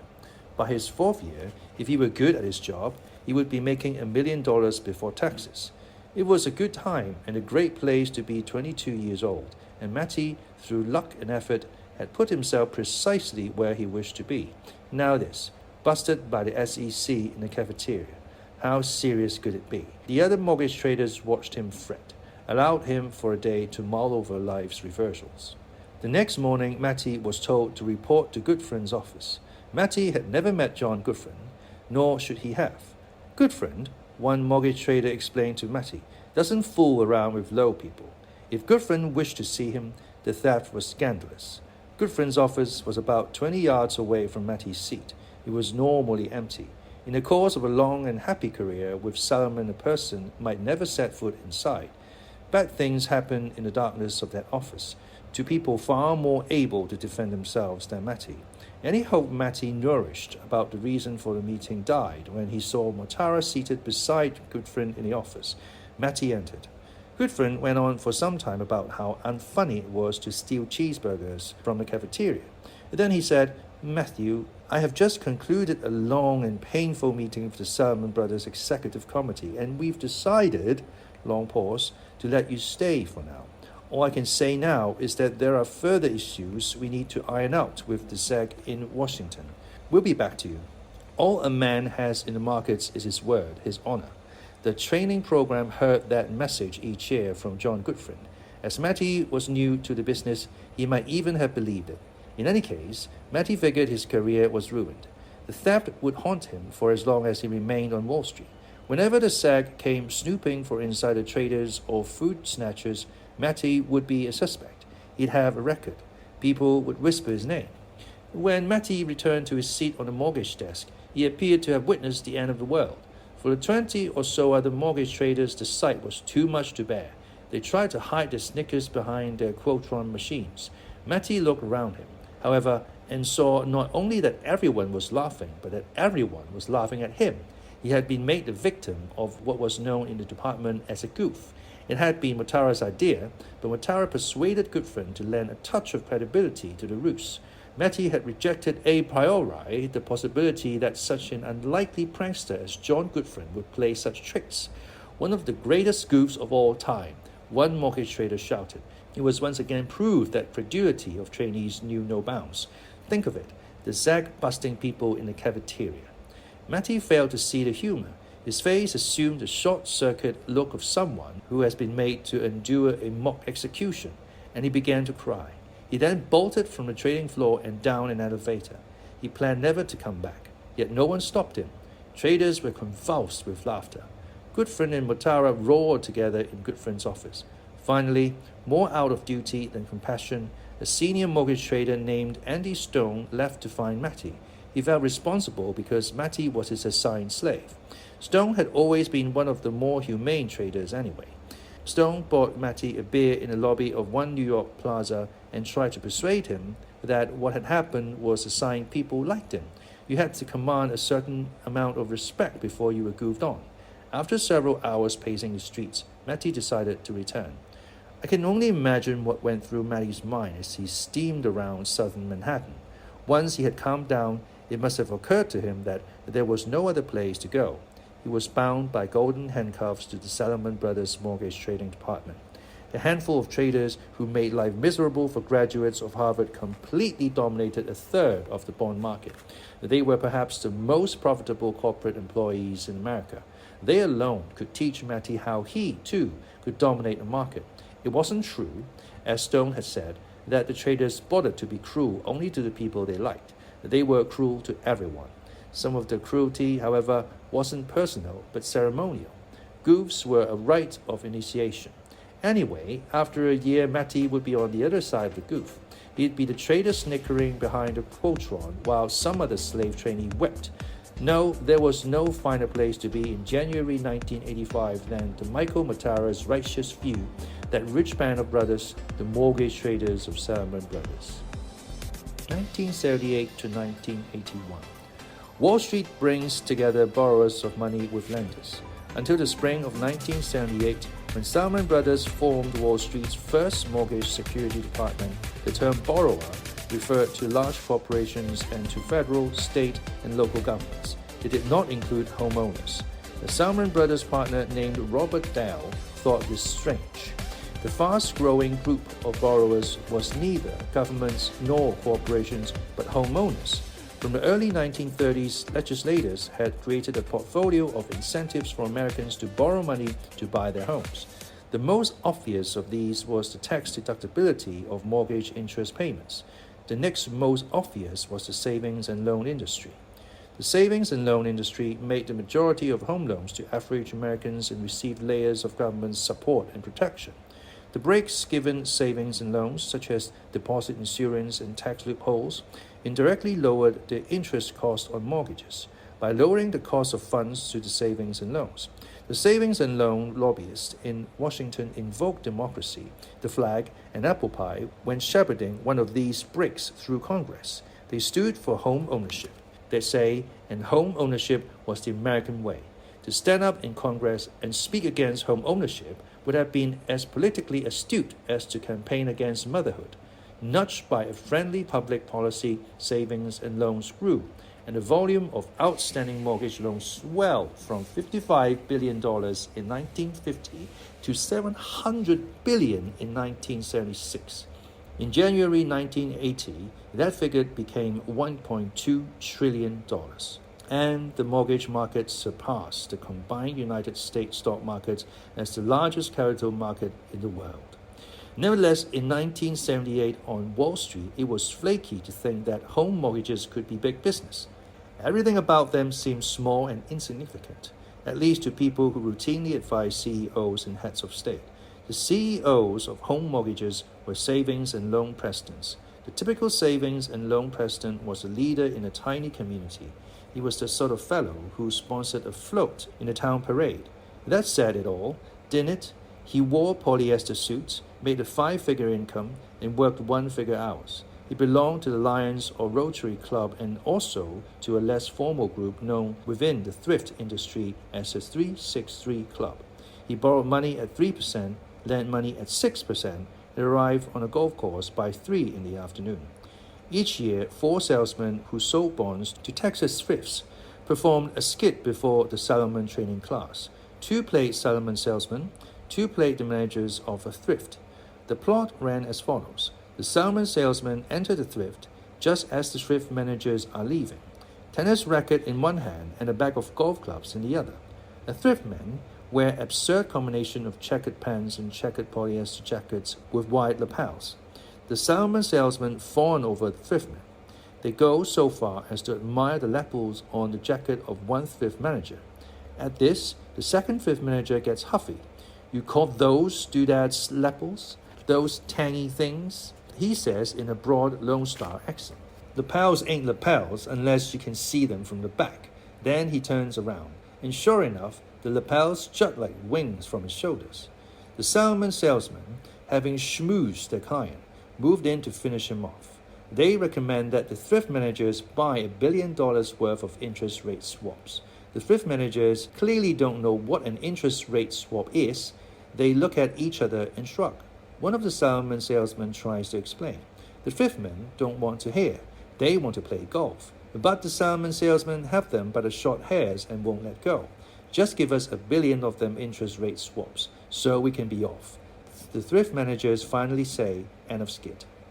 That was the sort of person who dealt in home mortgages, a mere sheep rancher next to the hotshot cowboys on Wall Street. The cowboys traded bonds, corporate and government bonds. And when a cowboy traded bonds, he whipped them and drove them. He stood up and shouted across the trading floor, I got 10 million IBM 8.5s to go, and I want these moved out the door now. Never in a million years could he imagine himself shouting, I got the $62,000 home mortgage of Mervyn K. Finkelberger at 101. It has 20 years left on it. He's saying a 9% interest, and it's a nice 3-bedroom affair just outside Norwalk. Goodbye too.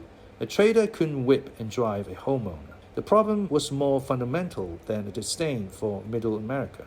Mortgages were not tradable pieces of paper. They were not bonds. They were loans made by saving banks that were never supposed to leave the saving banks. A single home mortgage was a messy investment for Wall Street, which was used to dealing in bigger numbers.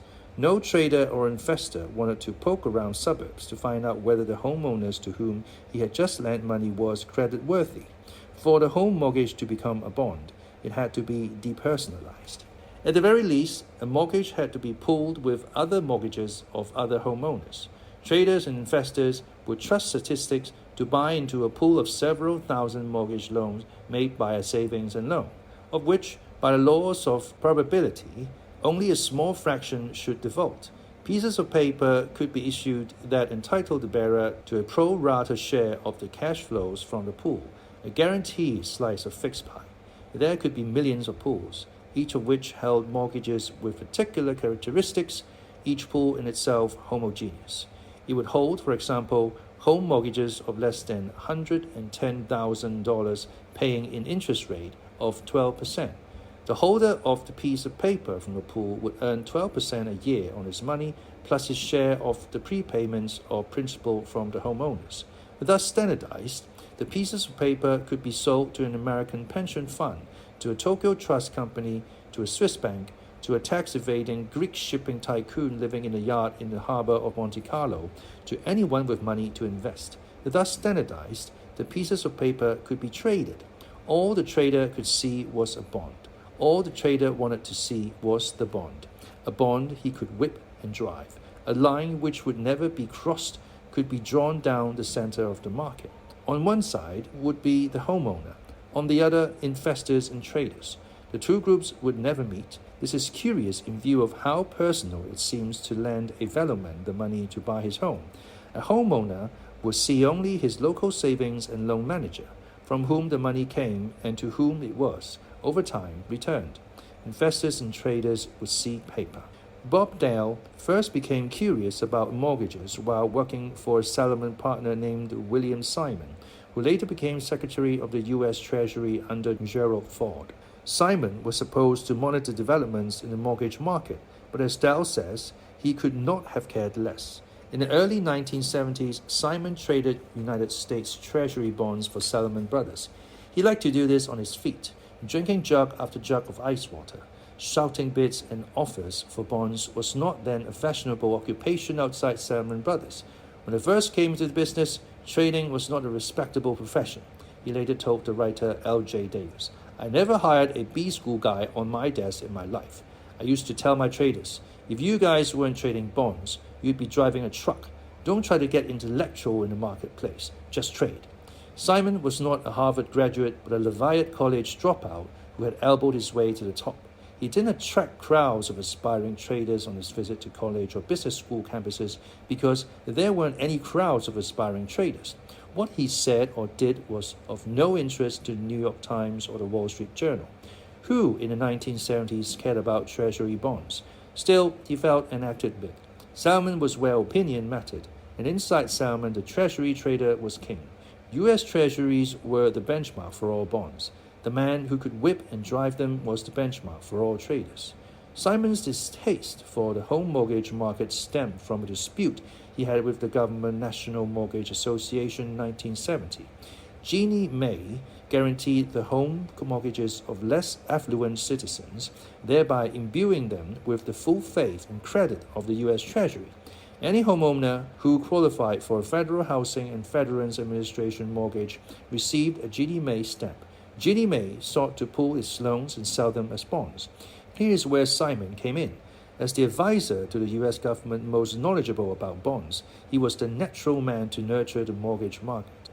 Like most mortgages, Ginnie Mae-backed loans required a gradual repayment of principal over time. Also, like most mortgages, the loan could be prepaid in full at any time. This was the crippling flaw of the proposed Ginnie Mae mortgage bonds as Simon saw them. Whoever bought the bonds was, in one crucial respect, worse off than buyers of corporate and government bonds. He couldn't be certain how long the loan lasted. If an entire neighborhood moved, the bondholder, who had thought he owned a 30-year mortgage bond, found himself sitting on a pile of cash instead. More likely, interest rates fell, and the entire neighborhood refinanced its third-year fixed-rate mortgages at the lower rates. This left the mortgage bondholder holding cash. Cash was no problem if the investor could reinvest it at the same rate of interest as the original loan, or at a higher rate. But if interest rates had fallen, the investor lost out, for his money would not earn the same rate of return as before. Not surprisingly, homeowners prefer to repay their mortgages when interest rates fall, for then they may refinance the house at a lower rate of interest. In other words, money invested in mortgage bonds is normally returned at the worst possible time for the lender. Bill Simon tried to persuade Ginnie Mae to protect the buyer of mortgage bonds. Instead of simply passing whatever cash came from the homeowners through to the bondholders, he argued the pool should be made to simulate a normal bond with a definite maturity. Otherwise, he asked, who would buy the bonds? Who wanted to own a bond of unknown maturity? Who wanted to live with the uncertainty of not knowing when he'd get his money back? When Ginnie Mae ignored the objection, Bill Simon ignored Ginnie Mae. He assigned what is known as Salmon Brothers as a grunt, an analyst in the corporate finance department, to lead the charge on the new mortgage securities market. Grunts don't lead charges. In other words, there would be no charge. Bob Dow spent his day borrowing money to finance Bill Simon's bets in the U.S. government bond market. Dow was effectively trading money. He sought to borrow each day at the cheapest rates and lend it at the highest. But he was borrowing and lending for only that one day. He'd come in the next day and start all over again. Trading money, unlike trading bonds, was never fashionable, even within Salmon Brothers. Money was the least volatile commodity traded by Salmon Brothers and therefore the least risky. Trading money was nonetheless trading. It required at least one iron and the same peculiar logic as bond trading. Witness. One day earlier in his career, Dow was in the market to buy $50 million. He checked around and found the money market was 4 to 4.25%, which meant he could buy at 4.25% or sell at 4%. When he actually tried to buy $50 million at 4.25%, however, the market moved to 4.25 to 4.5%. The seller was scared off by a large buyer. Dow bid 4.5. The market moved again to 4.5 to 4.75%. He raised his bid several more times with the same result, then went to Bill Simon's office to tell him he couldn't buy money. All the sellers were running like chickens. Then you be the seller, said Simon. So Dow became the seller, although he actually needed to buy. He sold $50 million at 5.5%. He sold another $50 million at 5.5%. Then, as Simon had guessed, the market collapsed. Everyone wanted to sell. There were no buyers. Buy them back now, said Simon when the market reached 4%. So Dow not only get his $50 million at 4%, but took a profit on the money he had sold at higher rates. That was how a Salomon bond trader thought. He forgot whatever it was that he wanted to do for a minute and put his finger on the pulse of the market. If the market felt fidgety, if people were scared or desperate, he herded them like sheep into a corner, and then made them pay for their uncertainty. He sat on the market until it spewed gold coins, and then he worried about what he wanted to do. Bob Dow loved to trade, and though he did not have official responsibility for Ginnie Mae, he began to trade them. Someone had to. Dow established himself as Salomon Brothers' authority on mortgage securities in September 1977. Together with Stephen Joseph, the brother of Drexel CEO Fred Joseph, he created the first private issue of mortgage securities. They persuaded the Bank of America to sell the home loans it had made in the form of bonds. They persuaded investors such as insurance companies to buy the new mortgage bonds. When they did, the Bank of America received the cash it had originally lent the homeowners, which it could then relent. The homeowners continued to write his mortgage payment checks to the Bank of America, but the money was passed on to the Salomon Brothers clients who had purchased the Bank of America bonds. Dow felt sure this was the wave of the future. He thought the boom in demand for housing would outstretch the sources of funding. The population was aging. Few Americans occupied each house. The nation was wealthier. The more people wanted to purchase second homes. Savings and loans could not grow fast enough to make the required loans. He also saw an imbalance in the system caused by the steady drift of people from the Rust Belt to the Sun Belt. Thrifts in the Sun Belt had small deposits and a lot of demand for money from home buyers. Thrifts in the Rust Belt held massive deposits for which they had no demand. Dow saw a solution. Rust Belt thrifts could effectively lend to Sun Belt homeowners by buying the mortgage bonds of Sun Belt thrifts. At the request of the Salomon Brothers Executive Committee, Dow produced a 3-page memo summarizing his belief in the market, which convinced John Gutfreund to remove the trading of Ginnie Mae's from the government bond trading department and establish a mortgage department.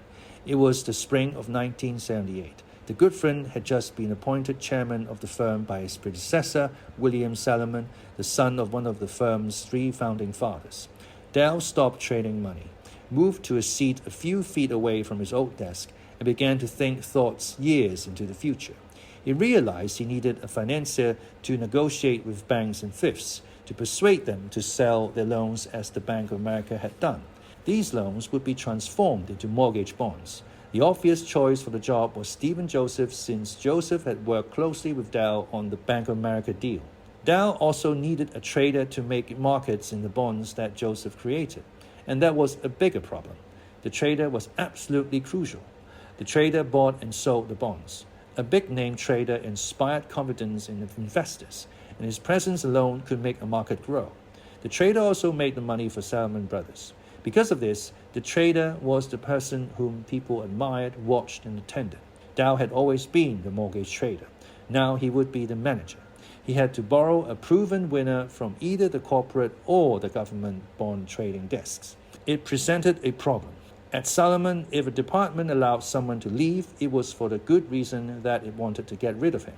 When you took people from other departments, you got only the ones you didn't want. But with the help of John Gutfreund, Dow got his first choice, Louis Ranieri, a 30-year-old utility bond trader. Ranieri's move to the mortgage department was a seminal event on the eve of the golden age of the bond trader. With his appointment in mid-1978, the story of the mortgage market as it is conventionally told within Salomon Brothers commences. Dow knows precisely why he selected Ranieri. I needed a good, strong trader. Louis was not just a trader, though. He had the mentality and the will to create a market. He was tough-minded. He didn't mind hiding $1 million loss from a manager, if that's what it took. He didn't let morality get in the way. Well, morality is not the right word, but you know what I mean.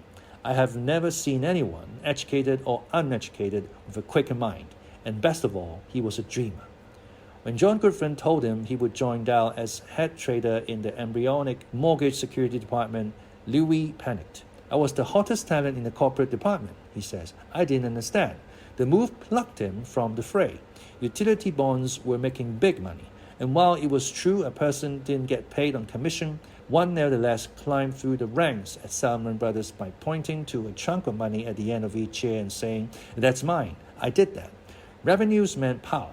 In Louis' view, there would be no chunk of money at the end of the year in the mortgage department. There would be no more climbing through the ranks. In retrospect, his fears looked laughably absurd. 6 years later, in 1984, on the back of an envelope, Ranieri would argue plausibly that his mortgage trading department made more money that year than the rest of Wall Street combined in all their businesses. He would swell with pride as he discussed his department's achievements. He would be named vice chairman of Salomon Brothers, second only to Goodfriend. Goodfriend would regularly mention Ranieri as a possible successor, yet Ranieri envisioned none of it in 1978. At the time of his appointment, he felt cheated. I felt like they were saying, "Congratulations, we want to exile you to Siberia." I didn't try to foil the move because that wasn't my style. I just kept asking John, "Why do you want me to do this?" Even after the move, friends came up to ask what I had done to piss off John. Had I lost money or broken the law or what? Like Bill Simon, Ranieri thought mortgages an ugly stepchild of the bond market, who would buy the bonds, who wanted to lend money to a homeowner who would repay at any time. Besides, there wasn't much to trade. There were nothing but a few Ginnie Maes, and nobody cared about those. I tried to figure out what else there was to do. Ranieri's boyhood ambition had been to become a chef in an Italian kitchen. That ended when a head-on automobile accident on Brooklyn's Snake Hill rekindled an asthmatic condition that didn't tolerate kitchen fumes. He was a sophomore English major at St. John's College when he took a part-time job on a night shift in the Salomon Brothers mailroom in 1968. The Salomon paid check was $70 a week. Several months into his new job, he ran into money problems. He had no financial support from his parents. His wife lay ill in the hospital, and the bills simply accumulated. Ranieri needed $10,000. He was 19 years old, and all he had to his name was his weekly paycheck. He was finally forced to request a loan from the one Salomon Brothers partner he knew vaguely. "You got to remember," he says now, "I was convinced, really convinced, he was going to fire me." Instead, the partner owed Ranieri that the hospital bill would be taken care of. Ranieri thought that meant it would be deducted from his weekly paycheck, which he couldn't afford, and he began to protest. "It will be taken care of," the partner repeated. Salomon Brothers paid the $10,000 bill racked up by the wife of his mailroom clerk with 3 months' tenure. There was no committee meeting to discuss whether this was appropriate. The partner to whom Ranieri had addressed his request hadn't even paused before giving his answer. It was understood that the bill would be paid, for no reason other than it was the right thing to do. One cannot be certain of the exact words spoken by a Salomon Brothers partner long since gone, but it is clear what Ranieri heard. Louis Ranieri would always be taken care of. The act moved Ranieri deeply. When he speaks of loyalty, of the covenant between Salomon Brothers and the people who work for Salomon Brothers, it is that single act of generosity he remembers. From that point on, says one of his mortgage traders, Louis loved the firm. He couldn't understand it was only a business. The firm took care of its people, says Ranieri. There used to be all these expressions like, "It's more important to be a good man than a good manager," and people really meant them. We were a band of brothers. There was, as the people say, a covenant. It sounds sweeter than it was. A man does not get to where Ranieri was simply by being a cuddly bundle of trust and loyalty. "I believe in God, but I'll never be nominated for saint," Ranieri once told a reporter from Esquire magazine. It was not that he lacked values, but he had a keen sense that at times the ends justified the means, and an equally keen sense of his own interests. There were signs of tension between him and the corporate bond department. In September 1977, his nemesis, Bill Foote, was made a partner while he was not. Louis went when he was passed over, says Steve Joseph. A former Salomon corporate bond salesman from the 1970s remembers Ranieri as a corporate bond trader and moaning about pay. Louis was sure he wasn't being paid what he was worth to the firm. He said, and I remember his exact words, "If it weren't for the fact that I can do anything I want around here, I'd quit." He was loose, loudmouthed, and brash. Back office staff who worked for Ranieri remember him telling them what to do by screaming at them at the top of their lungs while standing on the top of a desk waving his arms like a referee. Still, he had the charm of wanting to be loved. I have no enemies, he says, even my competitors like me, which is amazing considering I never let them get any of the business. When Ranieri came to Salomon Brothers, the mailroom was staffed largely by recent immigrants to America who did not speak English. Among their inefficiencies was the bad habit of placing too much postage on the outgoing mail. His first contribution was to cut costs. That is ironic since he never really cared about costs. He had no time for details. I got the brilliant idea one day to put a map of the US on the wall and outline the postage zones in magic marker. For that, they made me supervisor. He dropped out of St. John's when they made him supervisor of the day shift. Where I came from, it didn't take much to make the kind of decision, he says. From supervisor of the mailroom, he moved out to the clerical back office, which brought him directly in contact with trading and traders. By 1974, he was sitting where he wanted, in a utility bond trader's seat on the corporate bond desk. By 1985, when Matty Oliver hopscotched from Harvard to the training program to the mortgage trading desk, a barrier had arisen between the back office and the front. The process by which one became a trader had become rigidly systematized. You needed a resume. You should have graduated from college. It helped to have gone to business school. It was important to look like an investment banker. In the mid-1970s, this was plainly not the case because Ranieri hadn't finished college, didn't have a resume, and looked about as much like an investment banker as the average Italian chef. He was, in the words of one of his former partners, a fat But it simply did not matter. If somebody quit on the trading floor, they'd look at the nearest body and say, do the job, recalls Tom Kendall, who himself moved out of the back office to trade for Lou Ranieri's mortgage department. A trader would say, hey kid, you're a smart kid, sit here. And if you were an extremely smart kid like Ranieri, you took over. Up to the point of his transfer to the mortgage department, Ranieri had dominated every department he had joined. The firm encouraged both aggression and ability.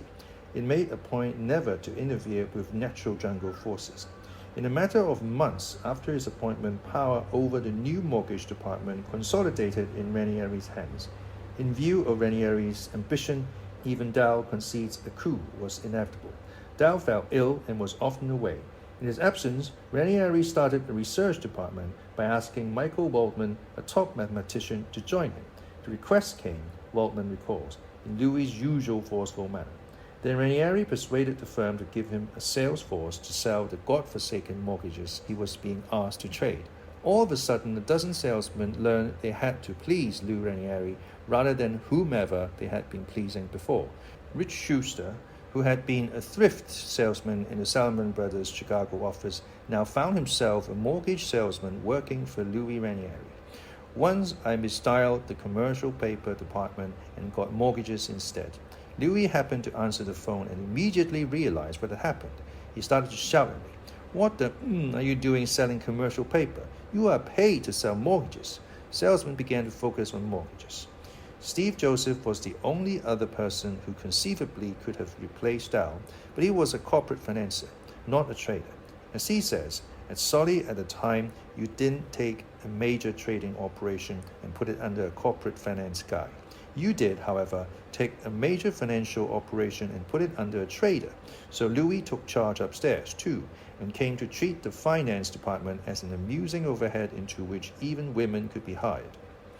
Bob Dow disappeared.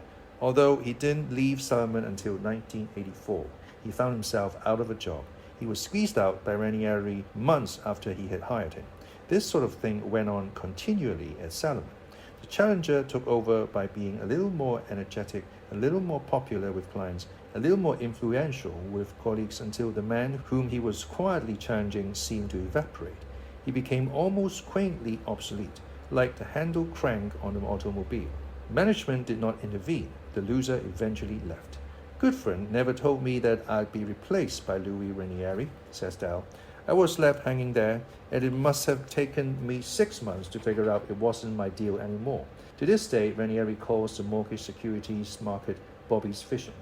In 1984, Dow left to work first for Morgan Stanley and then for Steve Joseph, who had left Salomon for Drexel Burnham. If I didn't believe in the capitalist system, I could never accept what happened. But I do believe in it. The fittest move ahead, Dow told James Sternbull, a reporter from the New York Times, who was trying to discover what had become of the old partners of Salomon Brothers. In February 1979, Goodfriend placed Ranieri officially in charge of the entire mortgage operation. For the next 2.5 years, to everyone except the people inside, the department was more comical than practical. Ranieri created a trading desk in his own image, Italian, self-educated, loud, and fat. The first traders had their origin, like Louis, in the back office. Among them, there was a single college degree, a BA from Manhattan College. The founding fathers of the mortgage trading desk, in addition to Ranieri, were John Daytona, Peter Merrill, and Manny Alabasta. Close on their heels were Bill Esposito and Ron DuPasquale. They went by their first names, Louis, Johnny, Peter, Manny, Billy, and Ron. They sounded more like an infield than a team of investment bankers. All that stuff about me in the mailroom is true, says Ranieri. And when I ran mortgages, I religiously took people from the back office. At first, I did it for moral reasons, but it worked. They appreciated it. They didn't feel like the world owed them a living. They were more loyal. But Ranieri also wanted vital young brains from the Salomon training program. So it happened that the desk took its first trainee, who was also its first MBA, first skinny person, and first Jew, Jeffrey Kronthal. Kronthal recalls that he was the only trainee out of the Salomon Brothers training class of 1979 to start his professional life as a clerk. The people placed on other desks were permitted to call themselves salesmen or traders. Kronthal wasn't even head clerk. He was junior clerk under Peter Merrill. As junior clerk, his primary responsibility was to keep track of the bond position run by John Daytona. Kronthal had just graduated from the 5-year Wharton combined undergraduate and MBA program, the closest thing in America to a trade school for finances, and he had more elevated interests than Johnny's positions. This displeased Johnny.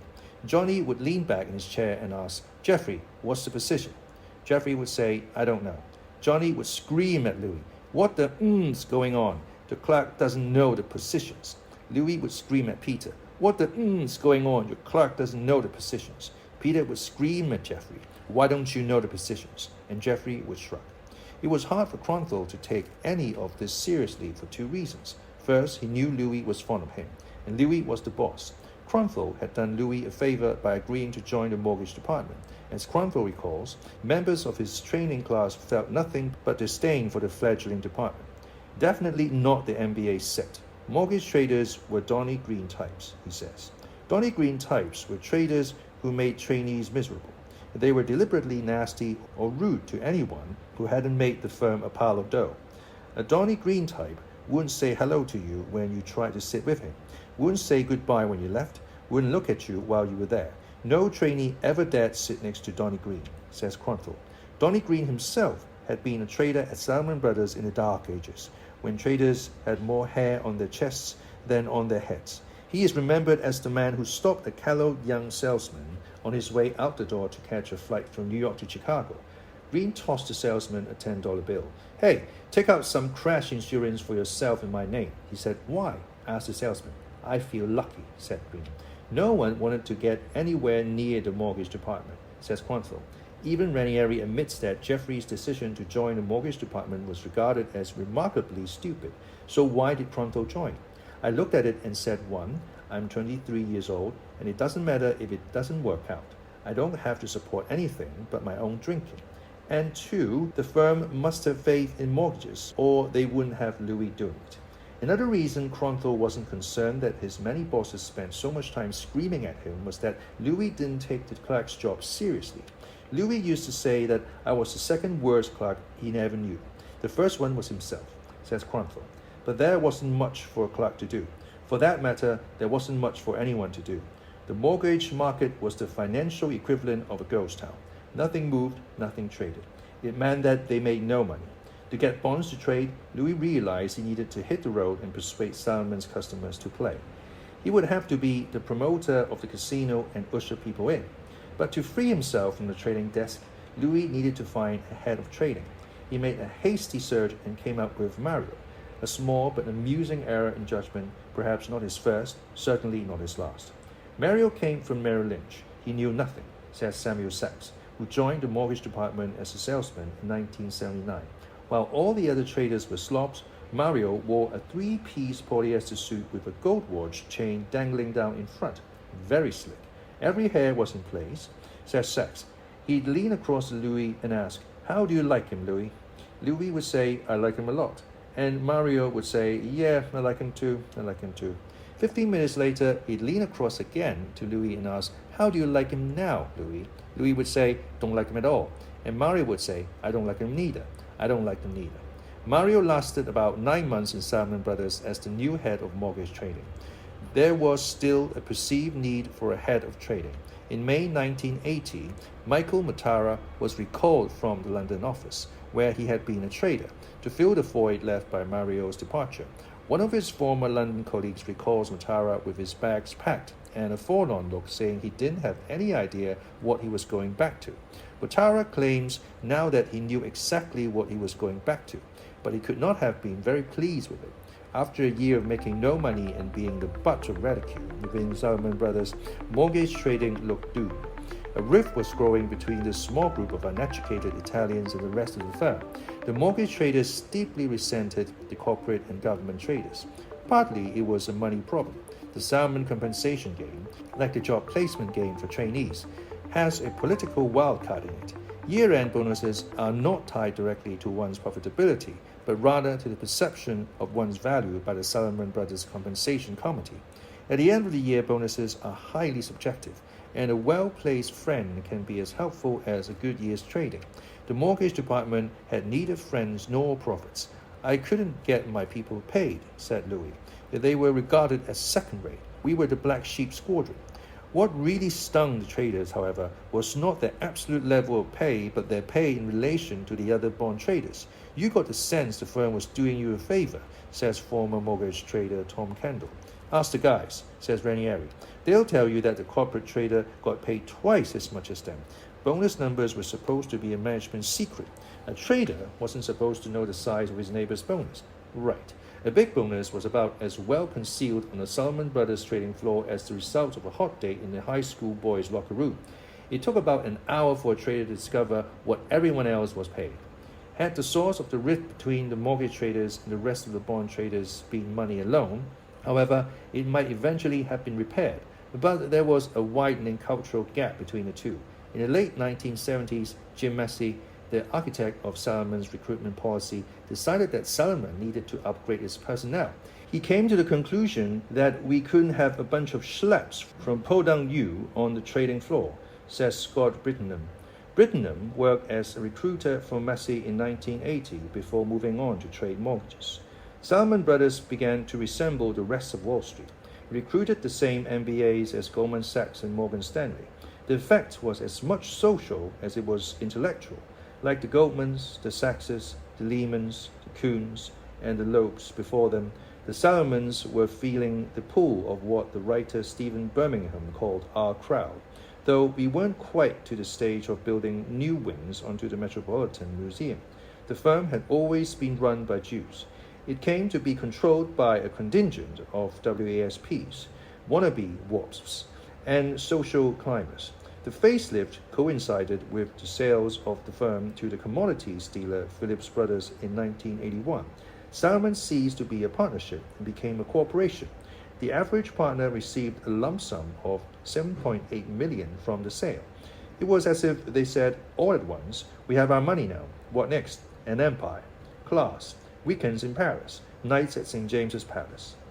The mortgage department had a far richer and earthier culture to protect than did either governments or corporates. While the rest of the firm gradually acquired a new personnel, mortgages remained more transiently the same. Ranieri welded a coherent departmental personality out of two separate but equally gamey ethnic groups. Nearly all the traders came from one of two backgrounds. They were the Italians who started the department, and there were the Jews with MBAs who joined fresh from the training program. I'm not sure any of them had what you'd call genuine ethnic identity, but they were an oppressed minority, and they shed rather than acquired heirs. They were back row people to a man. By outside standards, the mortgage trading department was highly discriminatory. Few blacks and Orientals, no women. Next to the rest of the firm, however, the mortgage department looked like the United Nations. The The photographs from Solomon Brothers' annual reports tell a tale in themselves. Those from the late 1970s look like advertisement for world peace. Picture after picture contains obligatory mixture of black, yellow, and white people, men and women, working in peaceful harmony in shiny conference tables. By the mid-80s, however, all things black, yellow, and female have disappeared from the photographs. There isn't a trace of anything but white men in the annual reports. The mortgage department became a white brotherhood apart. The tacit agreement was that Louis would do everything he could to get his traders paid, and his traders would be loyal to Louis. Their confidence was weaker than Ranieri's. The traders had come from business school rather than the mailroom. Many of them were financially independent. It was hard for Ranieri to do favors. Ranieri liked to be surrounded by people he could do things for. He liked people, but he especially liked the concept of his people. He would have ridden on a steady stream of traders with medical bills they couldn't meet. When Bill Esposito fell short $19,000 on the house he wanted to buy, Ranieri had Solomon make up the difference. He was apologetic he couldn't make it to me out of his own pocket, says Esposito. Still, people responded. In 1979, Tom Kendall joined the desk from Wharton with a brief intervening stop in the back office. In 1980, Mason Holt, a fraternity brother of Cronthall's from Wharton, and Steve Roth from Stanford signed up. In 1981, Andy Stone and Wolf Naduman from Harvard came on board. They viewed themselves in relation to the rest of the firm in much the same way as Louis. As Naduman says, while Tom Strauss and his crowd wore Hermes ties and ran triathlons, Louis' people were an Italian family. While the government department ate tofu and wore pleated pants, the attitude in the mortgage department was, "What do you mean you only had 2 servings? Didn't you like it? Did you ever see a fat government trader? Of course not. They were lean and mean. They discriminated against fat people. Look, I know what I'm talking about. I'm fat." It was clear that the rest of the firm tolerated us without approval, says Tom Kendall. They'd ask, what do those yo brains over there in the corner do for a living?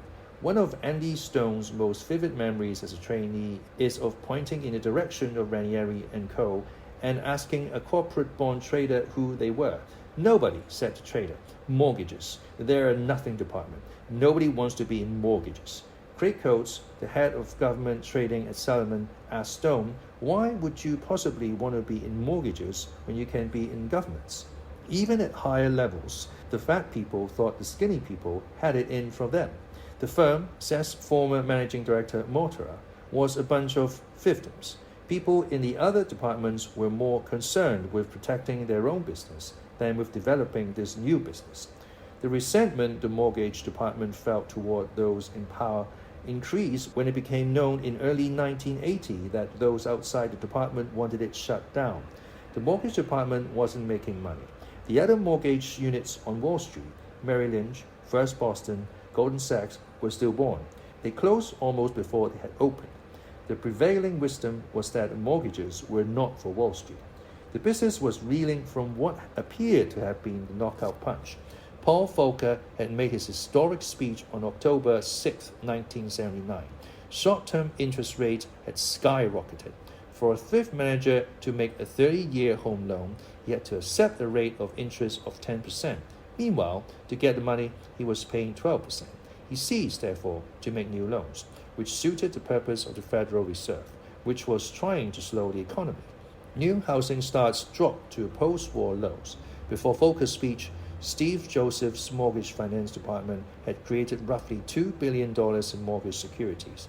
It was a laughably small amount, less than 0.2% of outstanding American home mortgages. But it was a start. After Volcker's speech, the deals dropped. For Ranieri and Co. to create bonds, the thrifts had to want to make loans. They didn't. The industry that held most of America's home mortgages on its books was collapsing. In 1980, there were 4,002 savings and loans in America. Over the next 3 years, 962 of those would collapse. As Tom Kendall put it, everybody hunkered down and licked their wounds. Everybody but Ranieri. Ranieri expanded. Why? Who knows? Perhaps he had a crystal ball. Perhaps he figured that the larger his department grew, the harder it would be to dismantle. For whatever reason, Ranieri hired the fired mortgage salesmen from other firms, built his research department, doubled the number of traders, and left the dormant mortgage finance department in place. He hired a phalanx of lawyers and lobbyists in Washington to work on legislation to increase the number of potential buyers of mortgage securities. I'll tell you a fact, says Ranieri. The Bank of America deal was a legal investment in only 3 states. I had a team of lawyers trying to change the law on a state-by-state basis. It would have taken 2,000 years. That's why I went to Washington, to go over the heads of the states. If Louis didn't like a law, he'd just have it changed, explains one of his traders. Even if Ranieri had secured a change in the law, however, investors would have stayed clear of mortgage bonds. Tom Kendall remembered visiting Ranieri's top salesman, Rick Borden, in Salomon Brothers' San Francisco office in 1979. Borden was reading a self-help book. I remember him saying over and over, these Gini may suck. They get longer when rates go up and shorter when rates go down, and nobody wants them, says Kendall. To make matters worse, the Salomon Brothers Credit Committee was growing reluctant to deal with the collapsing savings and loans industry. Stupid customers were a wonderful asset, but at some level of ignorance, they became a liability. They went broke. And somehow, thrifts weren't like normal stupid customers. One thrift in California, Beneficial Standard, reneged on a purchase of bonds from Salomon that had been confirmed, as are all bond traders by phone. The thrift claimed in the subsequent lawsuit that the mortgage bond business should be governed by real estate law rather than securities law, and that the real estate law and oral contract wasn't binding. This very nearly was the final straw. The executive committee members of Salomon Brothers decided the mortgage market was bad news. They didn't understand it. They didn't want to understand it. They just wanted out of it. They planned to start by severing ties with the thrift industry. The entire thrift industry looked shaky. Lines of credit were to be cut. Cutting off thrifts was the same as cutting down the mortgage department, since thrifts were the only buyers of mortgage bonds. I basically threw my body between the credit committee and the thrift industry, says Dewey. In all his decisions, Ranieri had the support of only one man on the Salomon Brothers Executive Committee, but he was the important vote, John Goodfriend. John protected me, says Ranieri. The upshot of the hostilities between the mortgage department and the two real powers of Salomon, corporate and government bond trading, was that everything in the mortgage department was separate. Mortgage sales, mortgage finance, mortgage research, mortgage operations, and mortgage trading. The reason everything was separate is that no one would help us, says Ranieri. It was slightly more complicated than that, however. To a degree, they were separate by choice. Ranieri didn't exactly go out of his way to build bridges to the rest of the firm, and Bob Dow had insisted in his original 3-page memo to the Salomon Executive Committee that the mortgage department stand alone. He remembered the way the old boss, Bill Simon, had treated the first mortgage securities. If the mortgage department were forced to work with the government department, he said, the mortgage market would never get off the ground. It would be subjugated. If the few financiers at Salomon Brothers, whose job it was to call on the CEOs of large corporations, were given mortgage finance, they would never have done the deals. Corporate finance people feel mortgage deals are beneath them, Dow explained. But in Ranieri's mind, the mortgage department stood alone for the very simple reason that it had no friends. He built high walls to protect his people from hostile forces. The enemy was no longer his Wall Street competitors, for they had mostly disappeared. The enemy was Salomon Brothers. The irony, says Ranieri, is that the firm would always point to the mortgage department and say, look, see how innovative we are. But the truth is that the firm said no to everything we did. This department got built in spite of the firm, not because of the firm.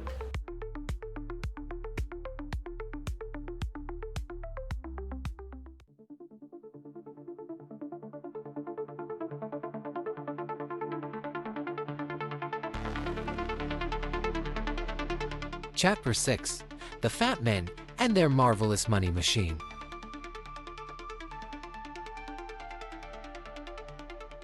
(1981 to 1986). Lights began to flash on the mortgage trading desk in October 1981, and at first no one knew why. On the other end of the telephones were nervous savings and loan presidents from across America wanting to speak to a Salomon mortgage trader. They were desperate to sell their loans. Every home mortgage in America, $1 trillion worth of debt, seemed to be for sale. There were 1,000 sellers and no buyers. Correction, one buyer, Louis Ranieri and his traders. The force of the imbalance between supply and demand was stunning. It was as if a fire hydrant burst directly upon a group of thirsty street urchins. $1 trillion came barreling through the telephone lines, and all the traders had to do was open their mouths and swallow as much as they could. What was going on? From the moment the Federal Reserve lifted interest rates in October 1979, thrifts hemorrhaged money. The entire structure of home lending was on the verge of collapse. There was a time when it seemed that if nothing were done, all thrifts would go bankrupt. So on September 30th, 1981, Congress passed a nifty tax break for its beloved thrift industry. It provided massive relief for thrifts. To take advantage of it, however, the thrifts had to sell their mortgage loans. They did, and it led to hundreds of billions of dollars in turnover on Wall Street. Wall Street hadn't suggested the tax breaks, and indeed, Ranieri's traders hadn't known about the legislation until after it happened. Still, it amounted to a massive subsidy to Wall Street from Congress. Long live motherhood and home ownership. The United States Congress had just rescued Ranieri and Co.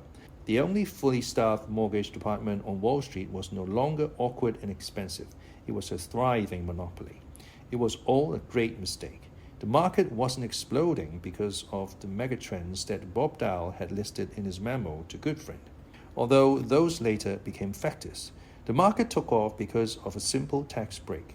It was as if Steve Jobs had bought office space, built an assembly line, hired 200,000 salesmen, and written brochures before he had anything to sell. Then someone else creates this personal computer, and seeing this, Jobs leaps into action, calling his previously useless infrastructure Apple Computer. Bond traders tend to treat each day of trading as if it were their last. This short-term outlook enables them to exploit the weakness of their customers without worrying about the long-term effects on customer relations. They get away with whatever they can. A desperate seller is in a weak position. He's less concerned about how much he's paid than when he is paid. Thrift presidents were desperate. They arrived at the Salomon Brothers mortgage trading desk hat in hand. If they were going to be so obvious about their weakness, they might as well have written a check to Salomon Brothers. The situation was aggravated by the ignorance of the thrifts. The 363 Club members had not been stress tested for the bond market. They didn't know how to play liar's poker. They didn't know the mentality of the people they were up against. They didn't know the value of what they were selling. In some cases, they didn't even know the terms of their own loans. The only thing the thrift managers knew was how much they wanted to sell. The truly incredible thing about them, noted by all the Salomon traders, was that no matter how roughly they were treated, they kept coming back for more. They were like ducks I once saw on a corporate hunt that were trained to fly repeatedly over the same field of hunters until shot dead. You didn't have to be Charles Darwin to see that this breed was doomed. Trader Tom DiNapoli fondly remembers a call from one thrift president. He wanted to sell $100 million worth of his 30-year loans and buy $100 million of some other loans with the cash from the sale. I told him I'd bid his loans at 75 and offer him the others at 85. The thrift president scratched his head at the numbers. He was selling loans nearly identical to those he was buying, but the difference in yield would leave him out of pocket an unheard of $10 million.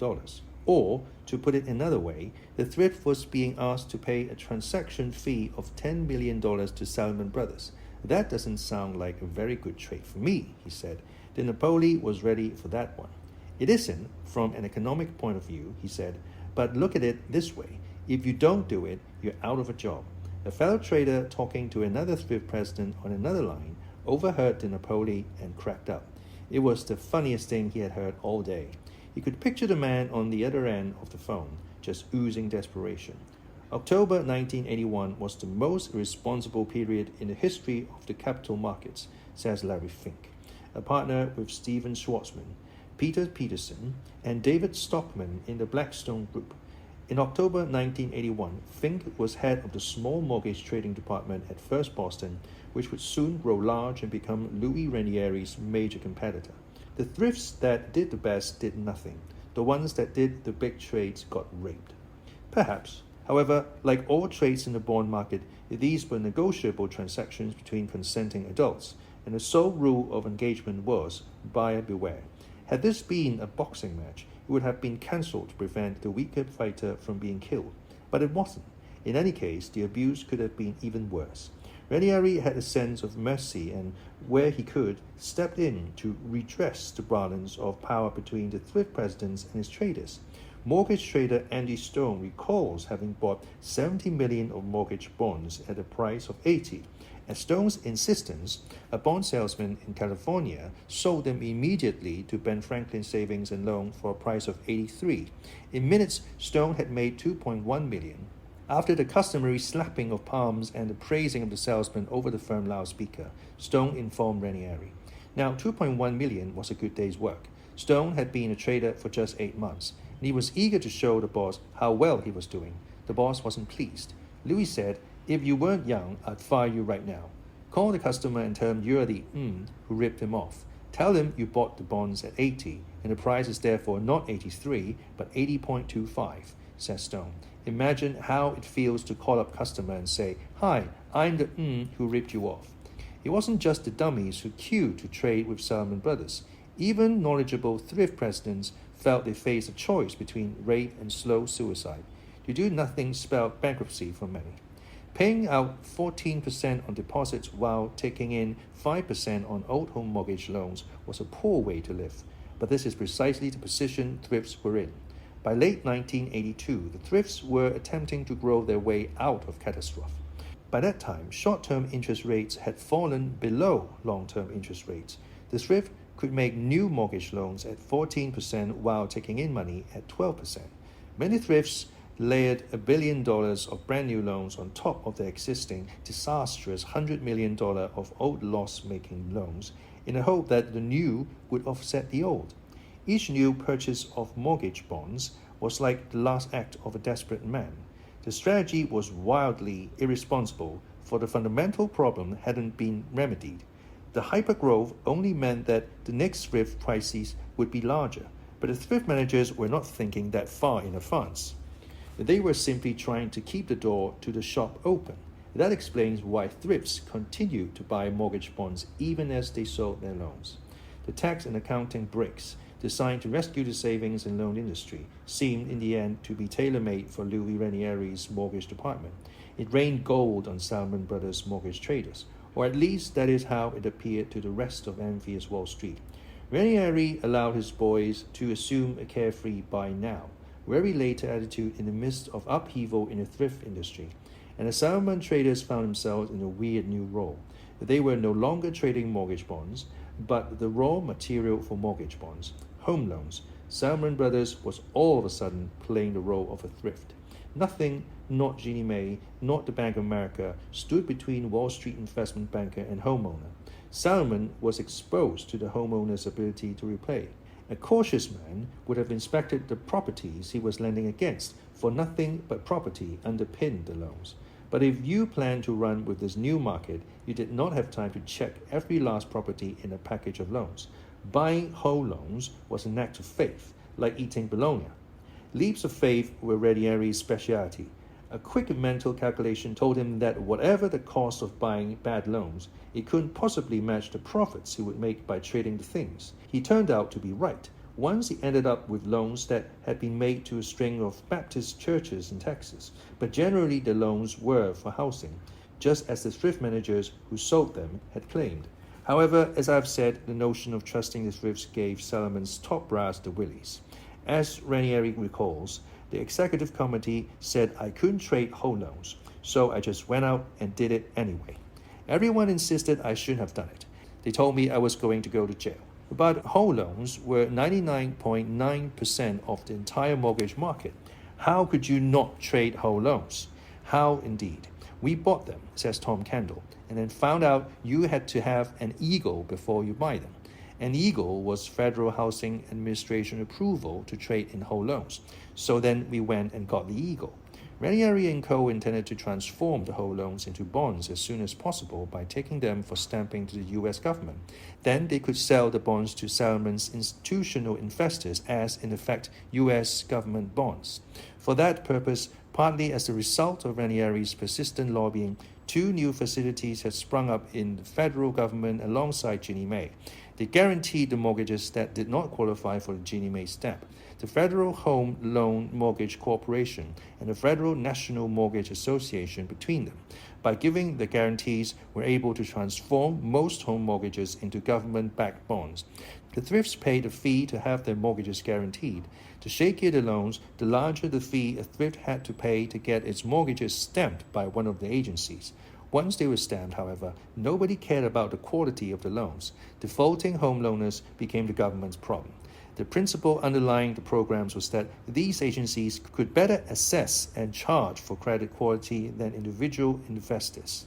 The wonderfully spontaneous mortgage department was the place to be if your philosophy of life was ready, fire, aim.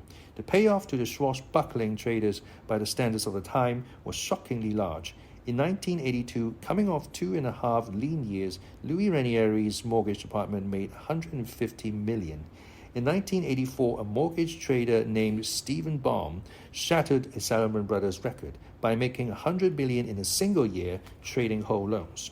Although there are no official numbers, it was widely accepted at Salomon that Ranieri's traders made $200 million in 1983, $175 million in 1984, and $275 million in 1985. Louis Ranieri was the right man at the right place at the right time. Louis was willing to take positions in things he didn't fully understand. He had a trader's instinct that he trusted. That was important, says one of his senior traders. The attitude at Salomon was always, if you believe in it, go with it, but if it doesn't work, you're And Louis responded to this. At other places, management says, well, gee, fellas, do we really want to bet the ranch on this deal? Louis was not only willing to bet the ranch, he was willing to hire people and let them bet the ranch too. His attitude was, sure, what the it's only a ranch. In other shops, he'd have to write a 200-page memo for a committee that wanted to be sure that what he was doing was safe. He would have had to prove he knew what he was doing. He could never have done that. He knew what he was doing, but he could never have proved it. Had Louis been assigned to look at the mortgage market at other firms, he wouldn't have gone anywhere. The Salomon trading floor was unique. It had minimal supervision, minimal controls, and no position limits. A trader could buy or sell as many bonds as he thought appropriate without asking. The trading floor was, in other words, a CEO's nightmare. If Salomon's trading floor was a business school case study, says mortgage trader Wolf Naduman, the guy pretending to be the CEO would say, that is shocking, but you know what? He'd be wrong. Sometimes you lose some dough, but sometimes you make a fortune. Salomon was right. Salomon's loose management style had its downside. Salomon Brothers was the only major firm on Wall Street in the early 1980s with no system for allocating costs. As unbelievable as it seems, no measure was taken of the bottom line. People were judged by the sum total of the revenues on their trading books, irrespective of what those cost to generate. When the firm was a partnership and managers had their own money in the till, loose control sufficed. Now, however, the money didn't belong to them but the shareholders, and what worked for a partnership proved disastrous in a publicly owned corporation. Instead of focusing on profits, trading managers focused on revenues. They were rewarded for indiscriminate growth. Gross revenues meant raw power. Ranieri had finally been made partner in 1978. His influence waned with his revenues until the end of 1981, but when the mortgage market exploded, he began a rapid rise to the top of Salomon Brothers. In 1983, with his department generating 40% of the firm's revenues, while no other department generated more than 10%, he was placed on the Salomon Brothers Executive Committee. He expanded by hiring more traders and moving into real estate mortgages. In December 1985, John Goodfriend told a reporter, Liu is very definitely on the short list of potential future chairmen. Ranieri expanded by purchasing a mortgage banker who made loans directly to home buyers and supplied Ranieri with the raw material for mortgage bonds. In 1986, Ranieri was named to the office of the chairman directly beneath Goodfriend. In that year, Ranieri expanded overseas, creating the Mortgage Corporation in London to reshape the British mortgage market in the image of America's. Joining him in the office of the chairman was one representative each of the government and corporate bond trading desks, Tom Strauss and Bill Voot. Both were also on a short list of potential future chairmen. Both were expanding their department as well, though not as fast as Ranieri. By mid-1987, though it has proved impossible to confirm the assertion, a Salomon managing director claimed that 40% of the 7,000-odd Salomon employees reported in one way or another to Ranieri. With trading revenues came glory and advancement at every level of the company. The numbers on a neighbor's trading book became known within Salomon Brothers in the same manner as the size of a neighbor's bonus. Though trainees were the last to hear anything, word eventually reached them of the opportunity created by the massive change in the capital markets over which Salomon presided. All you had to do was sit in the classroom, find out how many mortgages there were in the country, figure out what could happen if they securitized, say 10% of them, and you realize this was going to be big, says former Salomon trader Mac Fried, a member of the Salomon class of 1982. By 1984, Salomon Brothers could plausibly assert to a U.S. congressional subcommittee that the nation would require $4 trillion in new housing finance before 1994. Ranieri, the conquering hero, the Salomon legend, the incarnation of the concept of success, appeared before the training class to describe how he had just flown in from California and how he had looked down from his airplane and seen all those little houses and how all those little houses were mortgaged and how all those mortgages would eventually make their way onto the trading floor of Salomon Brothers. By 1984, the mortgage desk would be the place to work in the eyes of young MBAs emerging from the Salomon Brothers training program. People wanted to trade mortgages, to be Salomon Brothers mortgage traders, to be a part of a money machine that by this time was earning more than half of the firm's revenues. Salomon Brothers mortgage traders rode roughshod over both the largest capital market in the world and their own firm, which was far and away the most profitable on Wall Street. They felt lucky. It was an accepted fact, says the mortgage trader, that mortgage traders had iron in them. It was an accepted fact that as a mortgage trader, you didn't make a lot of money in your market, you made all the money in your market. It was an accepted fact that you didn't do some of the trades in your market, you didn't do most of the trades in your market, you did all of the trades in your market. To do all the trades in your market, you had to have buyers as well as sellers. And these, in October 1981, were thin on the ground. Ranieri, along with the guru of junk bonds, Mike Milken and Drexel Burnham, became one of the great bond missionaries of the 1980s, crisscrossing the country, trying to persuade institutional investors to buy mortgage securities. Ranieri bumped into Milken. They visited the same accounts on the same day. My product took off first, says Ranieri. Investors started to buy the gospel according to Ranieri. The gospel according to Ranieri was, in simple terms, that mortgages were so cheap your teeth hurt. Ranieri's initial pitch focused on how much higher the yield on mortgage bonds was than the yield on corporate and government bonds of similar credit quality. Most mortgage bonds were accorded the highest rating, AAA, by two major rating agencies, Moody's and Standard & Poor's. Most mortgage bonds were backed by the United States government, either explicitly, as in the case of Ginnie Mae bonds, or implicitly, as in the case of Freddie Mac and Fannie Mae. No one thought the U.S. government would default. The investors nevertheless wanted no truck with Ranieri or Ranieri's growing army of salesmen. In spite of the upheaval in the mortgage market, the initial objection expressed by Bill Simon and Ginnie Mae remained valid. You couldn't predict the life of a mortgage bond. It wasn't that prepayments were bad in themselves. It was that you couldn't predict when they would arrive. And if you didn't know when the cash would come back to you, you couldn't calculate the yield. All you could surmise was that the bond would tend to maintain its stated maturity as rates rose and homeowners ceased to prepay, and would shorten as rates fell and homeowners refinanced. This was bad. Though the conditions of supply had changed overnight in October 1981, the conditions of demand for mortgage securities had not. Mortgages, indeed, were cheap. They were plentiful, yet no one wanted to buy them. Worse, in several states, mortgage securities were still illegal investments, a condition Ranieri didn't fully accept. In a meeting, he screamed at a lawyer whom he had never met. I don't want to hear what lawyers say. I want to do what I want to do. He sought a federal preemption of state laws, and he began to look for a way to make mortgages resemble other bonds, a way to give mortgage securities a definite maturity. Ultimately, he wanted to change the way Americans borrowed money to buy their homes. I ought at least be allowed the right, he said, to go to the consumer and say, here are two identical mortgages, one at 13% and one at 12.5%. You can have either one you want. You can refinance the one at 13% anytime you want for whatever reason you want. The one at 12.5%, if you move or die or trade up, has no penalty. But if you just want to refinance it for savings and debt service, you pay me. Congress gave him permission to sell his mortgage securities in every state, but to his more radical proposition, it said no. The homeowner kept his right to prepay his mortgage at any time, and Ranieri was forced to find another way to persuade institutional investors to buy his godforsaken mortgage securities. So he did. Louis Ranieri could sell ice to an Eskimo, says Scott Britman, who accompanied him on many of the sales calls. He was so good with customers you couldn't keep him on the trading desk, says Bob Dahl, who was coming to the end of his day at Salomon. Says Ranieri, I stopped trying to argue with customers about prepayments and finally started talking price.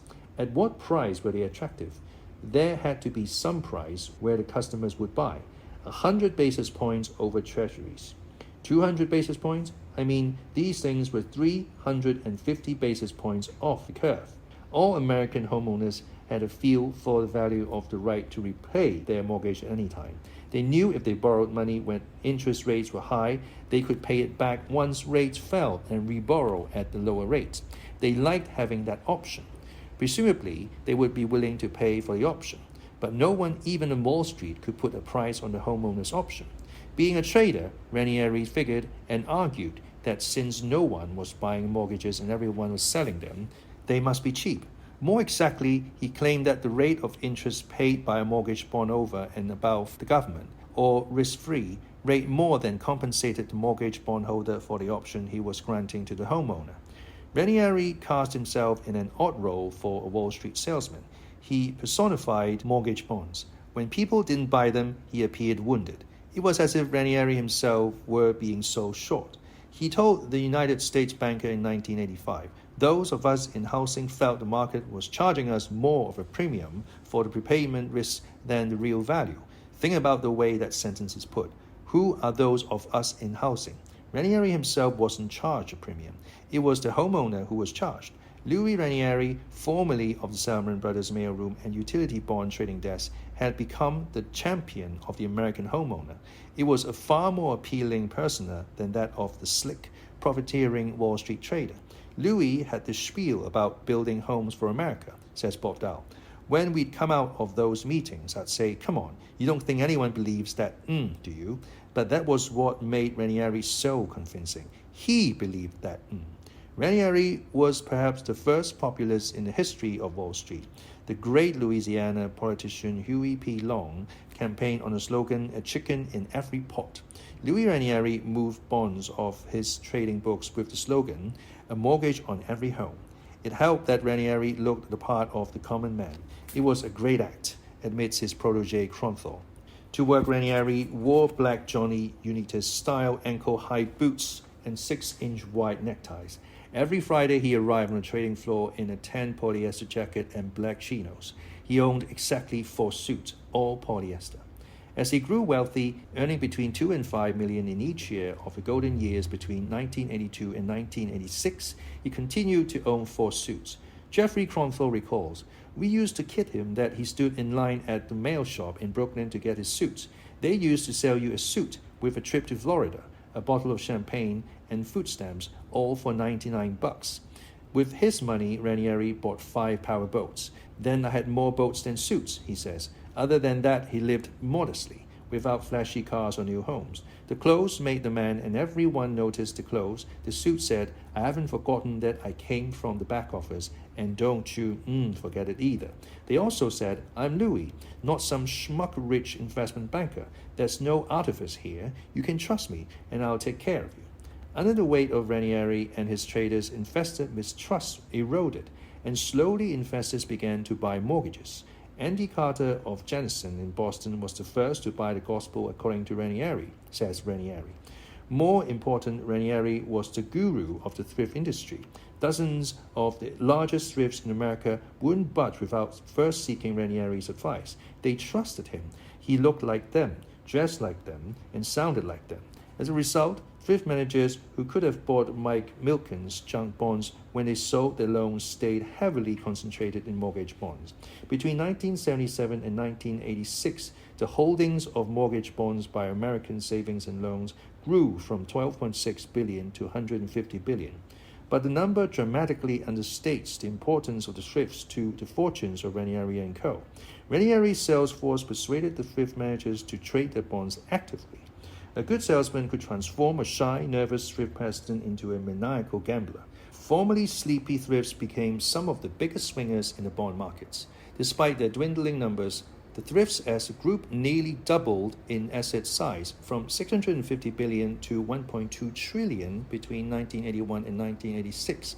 Salmon trader Mac Fried recalls a visit he paid on a large California thrift manager who had been overexposed to Wall Street influence. Fried actually tried to convince the thrift manager to calm down, to take fewer outright gambles on the market, to reduce the size of his positions, and instead hedge his bets in the bond market. You know what he told me, says Fried. He said hedging was for sissies. Various Salmon mortgage traders estimate that between 50 and 19% of their profits derive from simply taking the other side of thrift trades. Why, you might wonder, did thrift presidents tolerate Salmon's huge profit margins? Well, for a start, they didn't know any better. Salmon's margins were invincible. And since there was no competition on Wall Street, there was no one to inform them that they were making Salmon Brothers rich. What was happening, and is still happening, is that the guy who sponsored the float in the town parade, the 363 club member and golfing man, had become America's biggest bond trader. He was also America's worst bond trader. He was the market's fool. Despite their frenetic growth, savings and loans, as Bob Dow had predicted, could not absorb the volume of home mortgages created in the early 1980s. Being a mortgage trader at Salmon often meant being a mortgage buyer than a mortgage seller. Steve Baum was running a $2 billion thrift, says one of his former colleagues. Like a thrift, Baum found himself sitting on loans for long periods. This completed the curious reversal in roles that occurred in the early 1980s, when thrifts became traders and traders' thrifts. Michael Matara nicknamed Baum "I buy Baum" since he seemed never to sell anything. That, it turned out, was a stroke of luck. The bond market was on the verge of a record rally, as Henry Kaufman recalled in Institutional Investor. We reached about 21.5% on the prime rate, and we reached 17.5% on the bill rate in the early 1980s. The peak of long-term interest rates was reached in October 1981, when long governments hit about 15.25%. I only sensed that in the third quarter of 1982 that the economy was not about to get back on its feet very quickly, and so finally, in August 82, I became bullish. And of course, that day when I turned bullish, the stock market had the biggest gain in history. On that day, the bonds rallied dramatically. We were going into an executive committee meeting for the firm at the Waldorf. I had written the night before a two-pager indicating that I thought yields would go down quite sharply and my rationale for it. And I had given it to my driver to deliver to my secretary, so she could type it up and put it into our machine, on our screens, to be shown to our traders and salespeople at the same time. Around 8:45 or 9 in the morning before the market opened. I then went to the Waldorf where we had 8 people from the executive committee. I got a call from my secretary asking me to explain something that I had written because she was typing it up. I had written in longhand, and I think it was John Goodfriend who said, "What are you on the phone for?" And I said, "I just dictated a memo." Somebody said, "What about?" And I said, "Well, I've just changed my view on the market." And they said, "You've changed your view on the market?" Well, by that time, it was going on the screen, and then the markets went wild. Ranieri and Co. had been forced by the glut into owning billions of dollars of mortgage bonds because of conditions of supply and demand in the market. They had no choice but to bet on the bond market going up. They watched with glee, therefore, the biggest bond market rally in the history of Wall Street. They had Kaufman to thank at first. When Henry said it was going up, it went up. But then the Federal Reserve allowed interest rates to fall. Policy in Washington, as anticipated by Kaufman, had taken a second fortune turn for Ranieri and his band of traders. We are talking off to the races. Bond futures up 16 points in a week, unreal, recalls Wolf Naduman. The mortgage department was the envy of the firm. The hundreds of millions of dollars of trading profits realized by a handful of mortgage traders derived in large part from a combination of the market going up and the blessed ignorance of America's savings and loans. Yet there were other, more intriguing ways Ranieri made money. Ranieri's traders found that their counterparts at other firms could be easily duped. Solomon's was the only mortgage trading desk without direct phone lines to other Wall Street investment banks, preferring instead to work through intermediaries called interbroker dealers. We dominated the street, says Andy Stone. You'd buy bonds at 12, even when they were trading at 10, to control the flow. The research department would then produce a piece saying the bonds you had just bought at 12 were really worth 20. Or we'd buy 6 million more of the things at 12. The rest of the street would see them trading up the screens and figure, hey, retail buying, better buy too, and take us out of our position. Translation: Solomon could dictate the rules of the mortgage bond trading game as it went along. As time passed, Ranieri grew less involved with the day-to-day decisions made on the trading desk. Louis was a brilliant big-picture guy, says Annie Stone. He'd say that mortgage bonds were going to do better than treasury bonds over the next 2 weeks, and he was right 95% of the time. And if he wasn't, he could always call up 19 thrifts and persuade them to buy our position in mortgages. Ranieri was not, however, a brilliant detail guy, and the traders were beginning to delve into the minutiae of the mortgage market. The nature of the trader changed, says longtime mortgage bond salesman Samuel Sachs. They wheeled in the rocket scientists, who started to carve up mortgage securities into itty-bitty pieces. The market became more than the 5 things that Louis could hold in his brain at any one time. The young traders had MBA and PhDs. The first of the breed was Kronthal, after whom came Hocht, Roth, Stone, Brittenham, Naduman, Baum, Kendall, and Howie Rubin. One trick the new young traders exploited was the tendency of borrowers to prepay their loans when they should not. In a nice example of Wall Street benefiting from confusion in Washington, Steve Roth and Scott Brittenham made tens of millions of dollars trading federal project loans, the loans made to the builders of house projects guaranteed by the federal government. By 1981, the federal government was running a deficit. It embarked on a program of asset sales. One group of assets it sold were loans that it had made to the developers of low-cost housing in the 1960s and 70s. The loans had been made at below market rates in the first place, as a form of subsidy. On the open market, because of their low coupons, they were worth far less than par. A typical loan was worth about 60 cents on the dollar. So, for example, a 30-year $100 million loan paying the lender 4% a year in interest might be worth $60 million. On the occasion of the government's sale of a loan, a tiny announcement appeared in the Wall Street Journal. It seemed only 2 people read it, Roth and Brittenham. Brittenham now says, "We dominated the market for years. When I came on board in 1981, we were really the only people buying them. The market was more of a game than most. The trick was to determine beforehand which of the government project loans was likely to prepay, for when it did, there was an enormous windfall to the owner of the loan, the lender. This arose because project loans traded below 100 cents on the dollar. When Roth and Brittenham bought loans at 60 cents on the dollar that prepaid immediately, they realized a fast 40 cents on the dollar profit. To win the money, you had to know how to identify situations in which the lender would get his money back prematurely. These, it turned out, were of 2 sorts. The first were the financially distressed. Where there was distress, there was always opportunity. It was great if you could find a government housing project that was about to default on its mortgage, says Brittenham. It was great because the government guaranteed the loan and, in the event of a default, paid off the loan in full. The windfall could be in the millions of dollars. The other kind of project likely to prepay its mortgage was the cushy upmarket property. Brittenham recalls, you'd look for a nice property, not a slum, something like a nice pool, tennis court, microwave ovens. Then you found it, you'd say to yourself, that's a likely conversion. To convert, the occupants bought out the owner-developer, who would, in turn, repay the loan to the government. Once the government had received its money, it repaid Roth and Britnam 100 cents on the dollar for a piece of paper they had just bought at 60. The thought of two young MBAs from Wall Street roaming the nation's housing projects in search of swimming pools and bankrupt tenants seems ridiculous until you have done it and made $10 million. The wonder is that the people in Washington who sold the loans did not do the same, but they didn't understand the value of the loans. Instead, they trusted the market to pay them the right price. The market, however, was inefficient. Even larger windfalls came from exploiting the inefficient behavior of the American homeowner. In deciding when to pay off his debts, the homeowner wasn't much craftier than the federal government.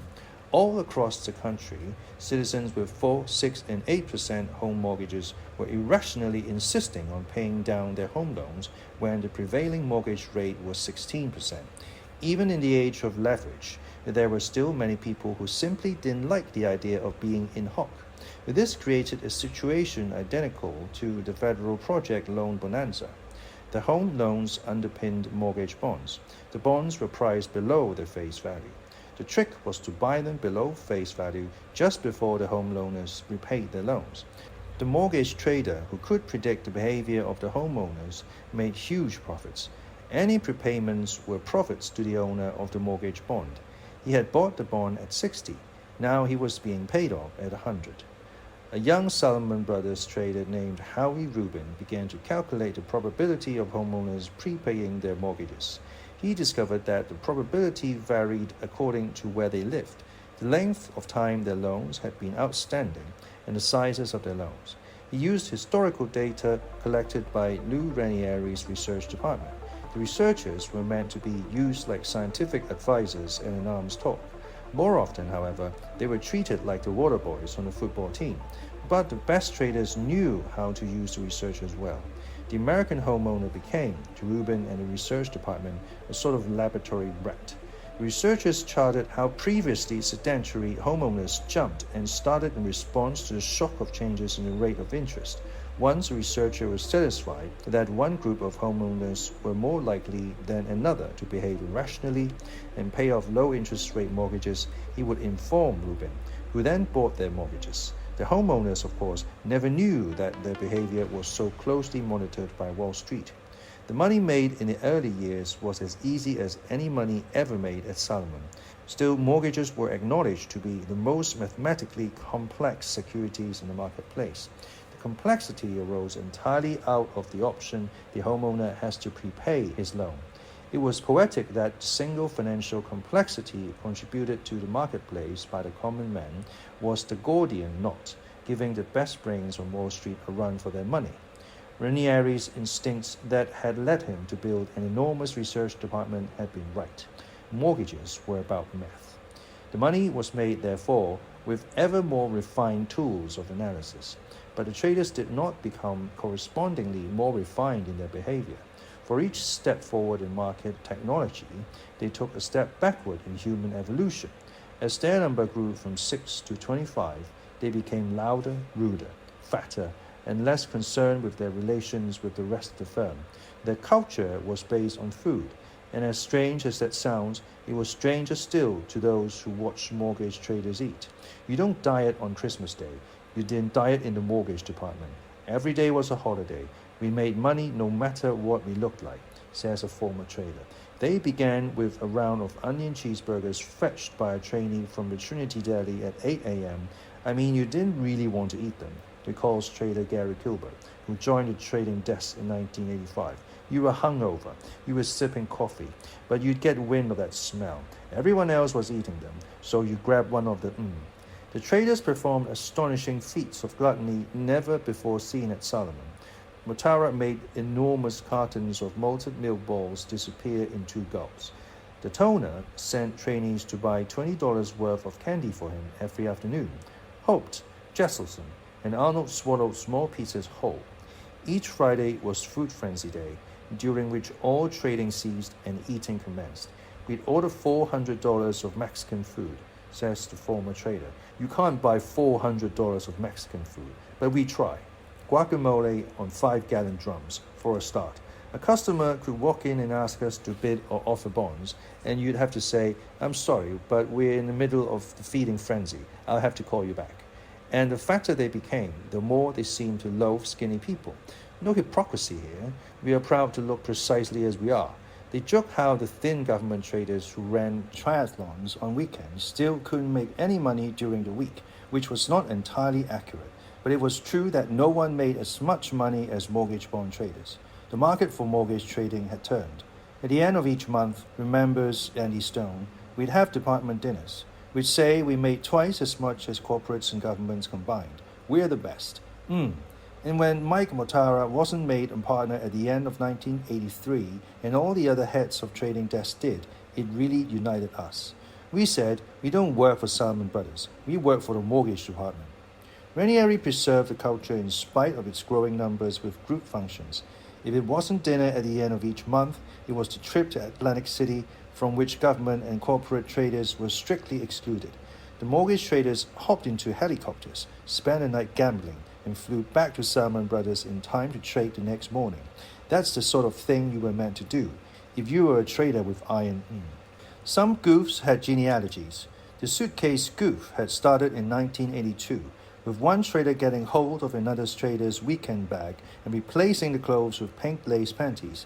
There were at least 4 goofs and re-goofs of this sort between 1982 and 1985. The goof finally stopped spawning more goofs when John Tatona arrived late one Friday morning with suitcase in hand. He planned a weekend trip to Puerto Rico.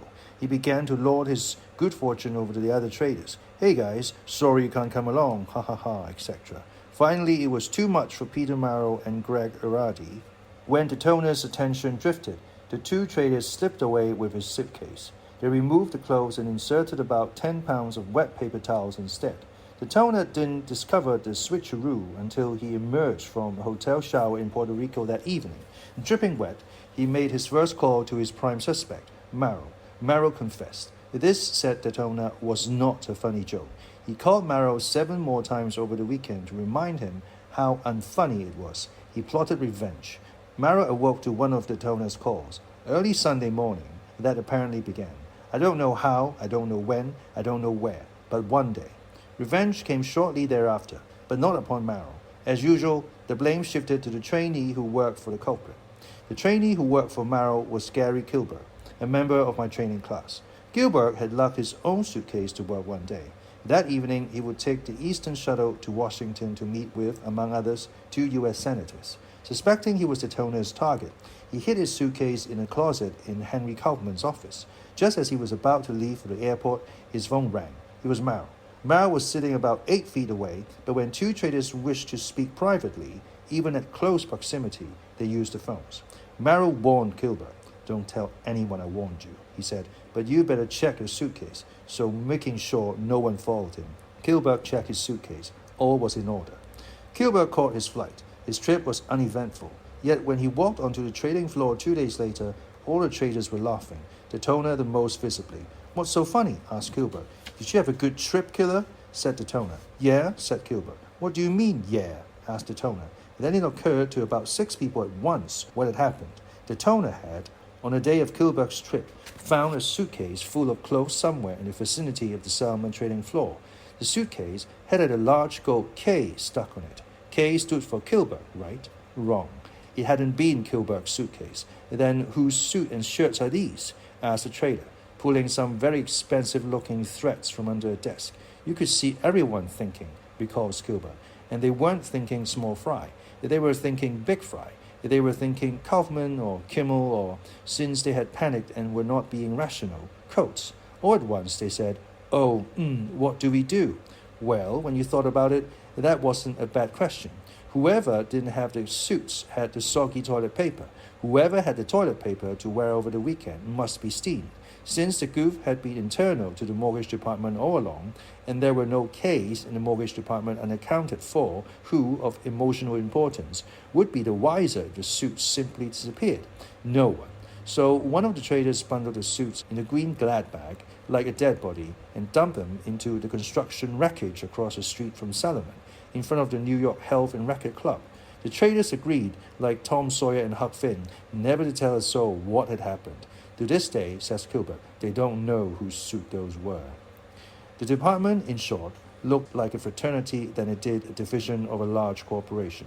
The boss was at least partly responsible for the adolescent nature of his department. He wasn't just one of the boys, he was the ringleader. Mere winning was not as important to Ranieri as winning with style.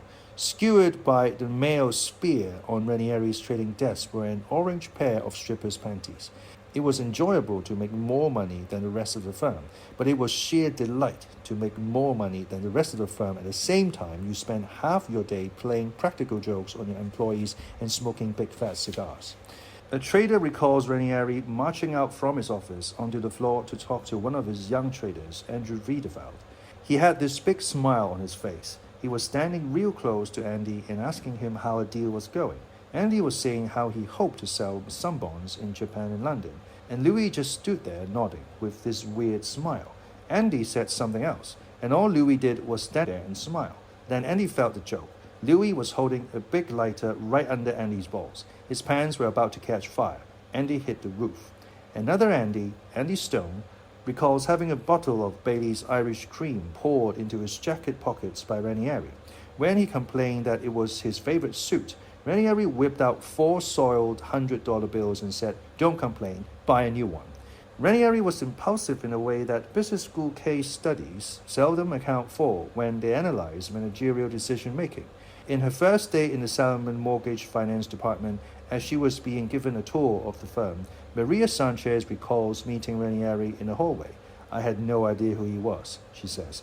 "He came waddling down the hall like a penguin, waving one of his long swords. He kept a collection in his office. He walked up to my tour guide and pointed to me with the sword and asked loudly, 'Who's this?' We were introduced, and he asked, 'You Italian?' I said no, I was Cuban. I was wearing a blouse with a long string bow tie. Louis took out a pair of scissors and with this big smile on his face, cut off my tie. He said he didn't like ties on women. He pulled a $100 bill from his wallet and told me to buy a new shirt. I thought, Jesus, what have I gotten myself into?" Eventually, Ranieri was pressed to reform by John Goodfriend.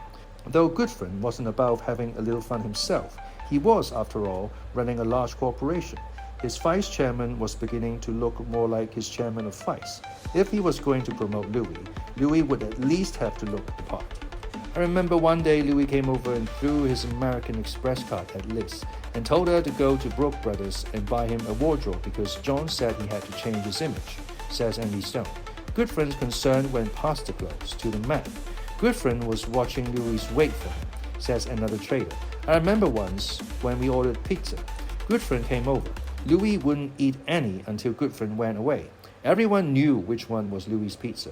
He had this look on his face. Touch that pizza and you're dead. Ranieri's memory of his metamorphosis is slightly different. He recalls one day being euchred by his wife, Peg, and Liz Abrams into a trip to Barney's.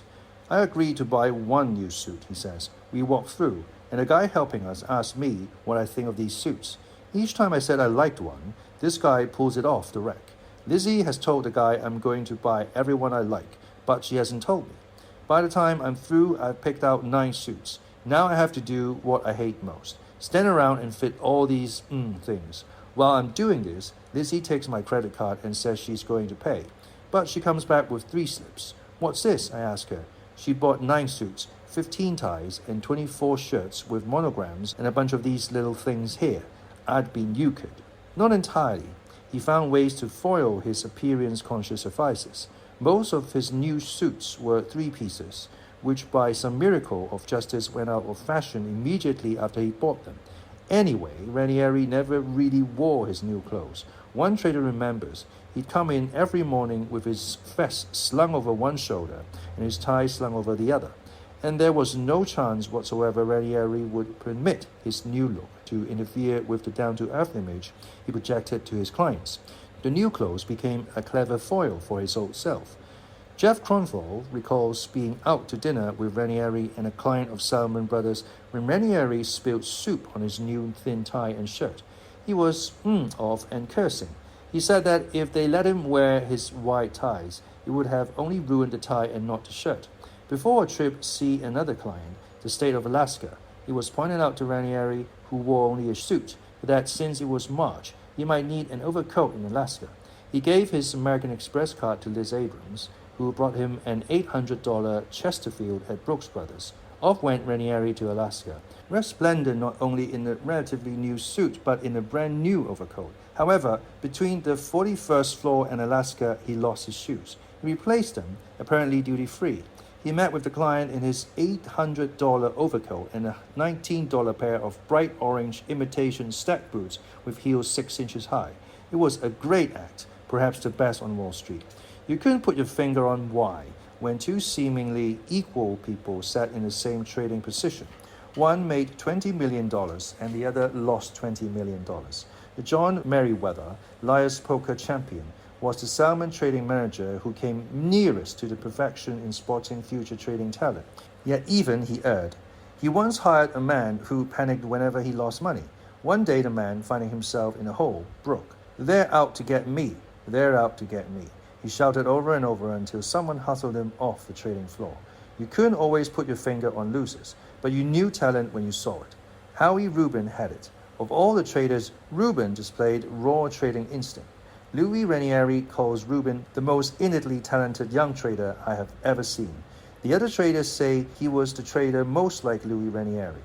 One trader remembers that Louis would say he thought the market was going up and buy 100 million bonds. The market would start to go down, so Louis would buy 2 billion more bonds, and of course the market would then go up. After he had driven the market up, Louis would turn to me and say, "See, I told you it was going to go up." Howie had a little of that in him too. Rubin joined Salmon Brothers in the fall of 1982 from the Harvard Business School. What interested everyone most about Rubin, from Ranieri on down, were the years he had spent counting cards at a blackjack table in Las Vegas. A Harvard graduate who counted cards was a rarity, a synthesis of the old Salomon and the new. In 1977, Rubin was a chemical engineer fresh out of Lafayette College, working for an Exxon refinery in Linden, New Jersey. He made $17,500 a year, which at the time he thought was good money. "After 6 months, I was bored," he says. "After a year and a half, I was really bored." What do you do if you are a bored chemical engineer in Linden, New Jersey? You watch TV and drink beer. Flipping channels one night, Rubin and a college friend ran across a 60 minutes piece about a man who made his living counting cards in blackjack. If he can do it, how tough can it be?" said Rubin. He read 3 books on the subject and moved to Las Vegas. In 2 years in Las Vegas, he parlayed $3,000 into $80,000. The tough part wasn't breaking the system. The tough part was not getting tossed out of the casinos, he says. By the time he left, every casino in town carried his photograph. He would wear disguises to sneak past the security guards. When eventually he became bored with counting cards, he enrolled in Harvard. He learned that there was such a job as trading bonds from his more worldly classmates. He knew immediately, he says, that it was his calling. Rubin found a prepayment game he played with discount mortgage securities similar to counting cards. Blackjack is the only non-independent outcome game in the casino. What happens in the past affects what will happen in the future. There are actually times when you have a statistical advantage, and that is when you make the big bets, he says. At Salmon, he had the advantage of superior information about the past behavior of homeowners, and only when he had this edge did he make the bets. What's more, he says, the trading floor at Salmon Brothers felt like a Las Vegas casino. You made your bets, handled risk, in the midst of 1,000 distractions. To feign indifference before the blackjack dealer in the casino while he memorized every card that was dealt, Rubin engaged a neighbor in conversation and drank gin and tonics. At Salmon Brothers, he traded bonds while being hollered at by 6 salesmen, eating a morning cheeseburger and watching Ranieri hold a big lighter under the of a fellow trader. In his first year out of the training program, 1983, Rubin made $25 million. The several $100 million question that has never been asked by the management of Salmon Brothers was first raised by Howie Rubin, who really made that money. Howie Rubin or Salmon Brothers? In Rubin's view, it was Howie Rubin. In John Gutfreund's view, it was Salmon Brothers. Gutfreund felt the firm created the opportunity for Rubin and therefore deserved the bulk of the rewards. Gutfreund's view, of course, prevailed. The first 2 years out of the training program, Howie Rubin, like all trainees, were placed in a compensation bracket. In his first year, he was paid $90,000, the most permitted a first-year trader. In 1984, his second year, Rubin made $30 million trading. He was then paid $175,000, the most permitted a second-year trader. He recalls, the rule of thumb at Harvard had been that if you are really good, you make $100,000 3 years out. The rule of thumb no longer mattered. In the beginning of 1985, he quit Salomon Brothers and moved to Merrill Lynch for a 3-year guarantee, a minimum of $1 million a year, plus a percentage of his trading profits. Who could blame him? Certainly not his fellow traders. They understood. You didn't ask a trader to squeeze every last penny out of a market for Salomon Brothers. Train him to exploit the weakness in others, and expect him to roll over and purr at bonus time. At the end of each year, the people on the Salomon Brothers trading floor dropped whatever they were doing for a period of several weeks and traded their careers. What are they paying me? What are they saying to me about my prospects? How much money can I get from another firm? There was even a game, much like Liar's Poker, played by traders against the firm.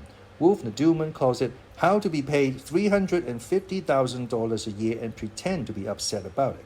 The point of the exercise was to inform the firm that maybe, just maybe, $350,000 would suffice this year. But next year, if it didn't pay you properly, you'd be doing a runner. You might be bluffing, then again you might not.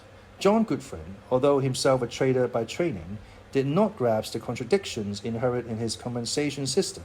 The unprecedented profits in the mortgage market strained the Salomon Brothers' spoils system as it had never been strained before. Goodfriend's attitude took their final shape in the days when the firm was a partnership. Loyalty could then be pretty much taken for granted. In a partnership, a trader was required to keep a substantial portion of his wealth in the firm. If he left the firm, he lost a fortune. That system ended when Goodfriend sold the firm to Phillips Brothers, the commodities trader, in 1981. Now, a peach-fussed youth would emerge from the firm's training program, be sent to chase a new opportunity in the mortgage market, reap tens of millions of dollars in profits, and then demanded a cut of what he had produced.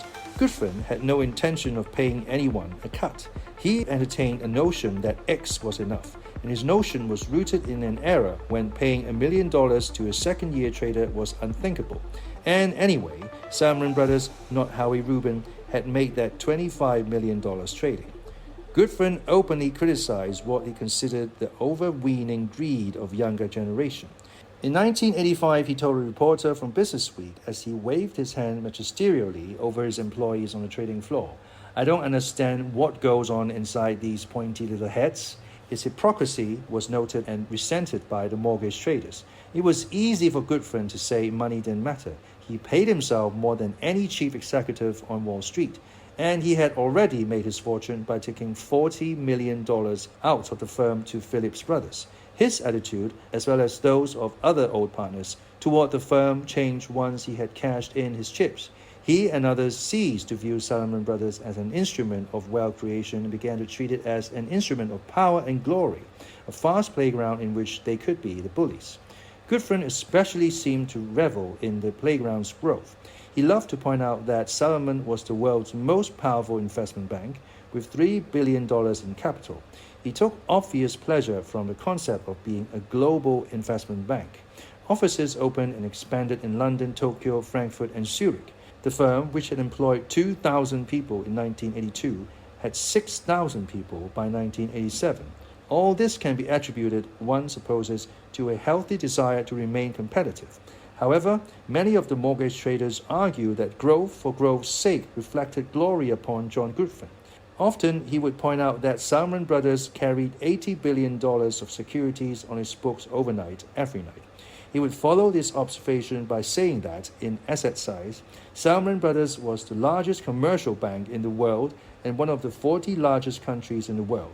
As one mortgage trader said in response, "Come on, John, you're not talking the Netherlands. You're talking about a bunch of Jews who are leveraged."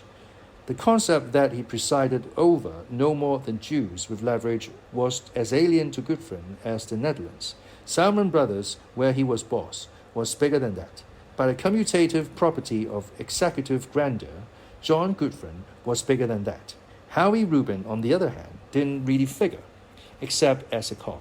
He could be replaced by another trainee. The traders thought of Goodfriend's system as a bad trade.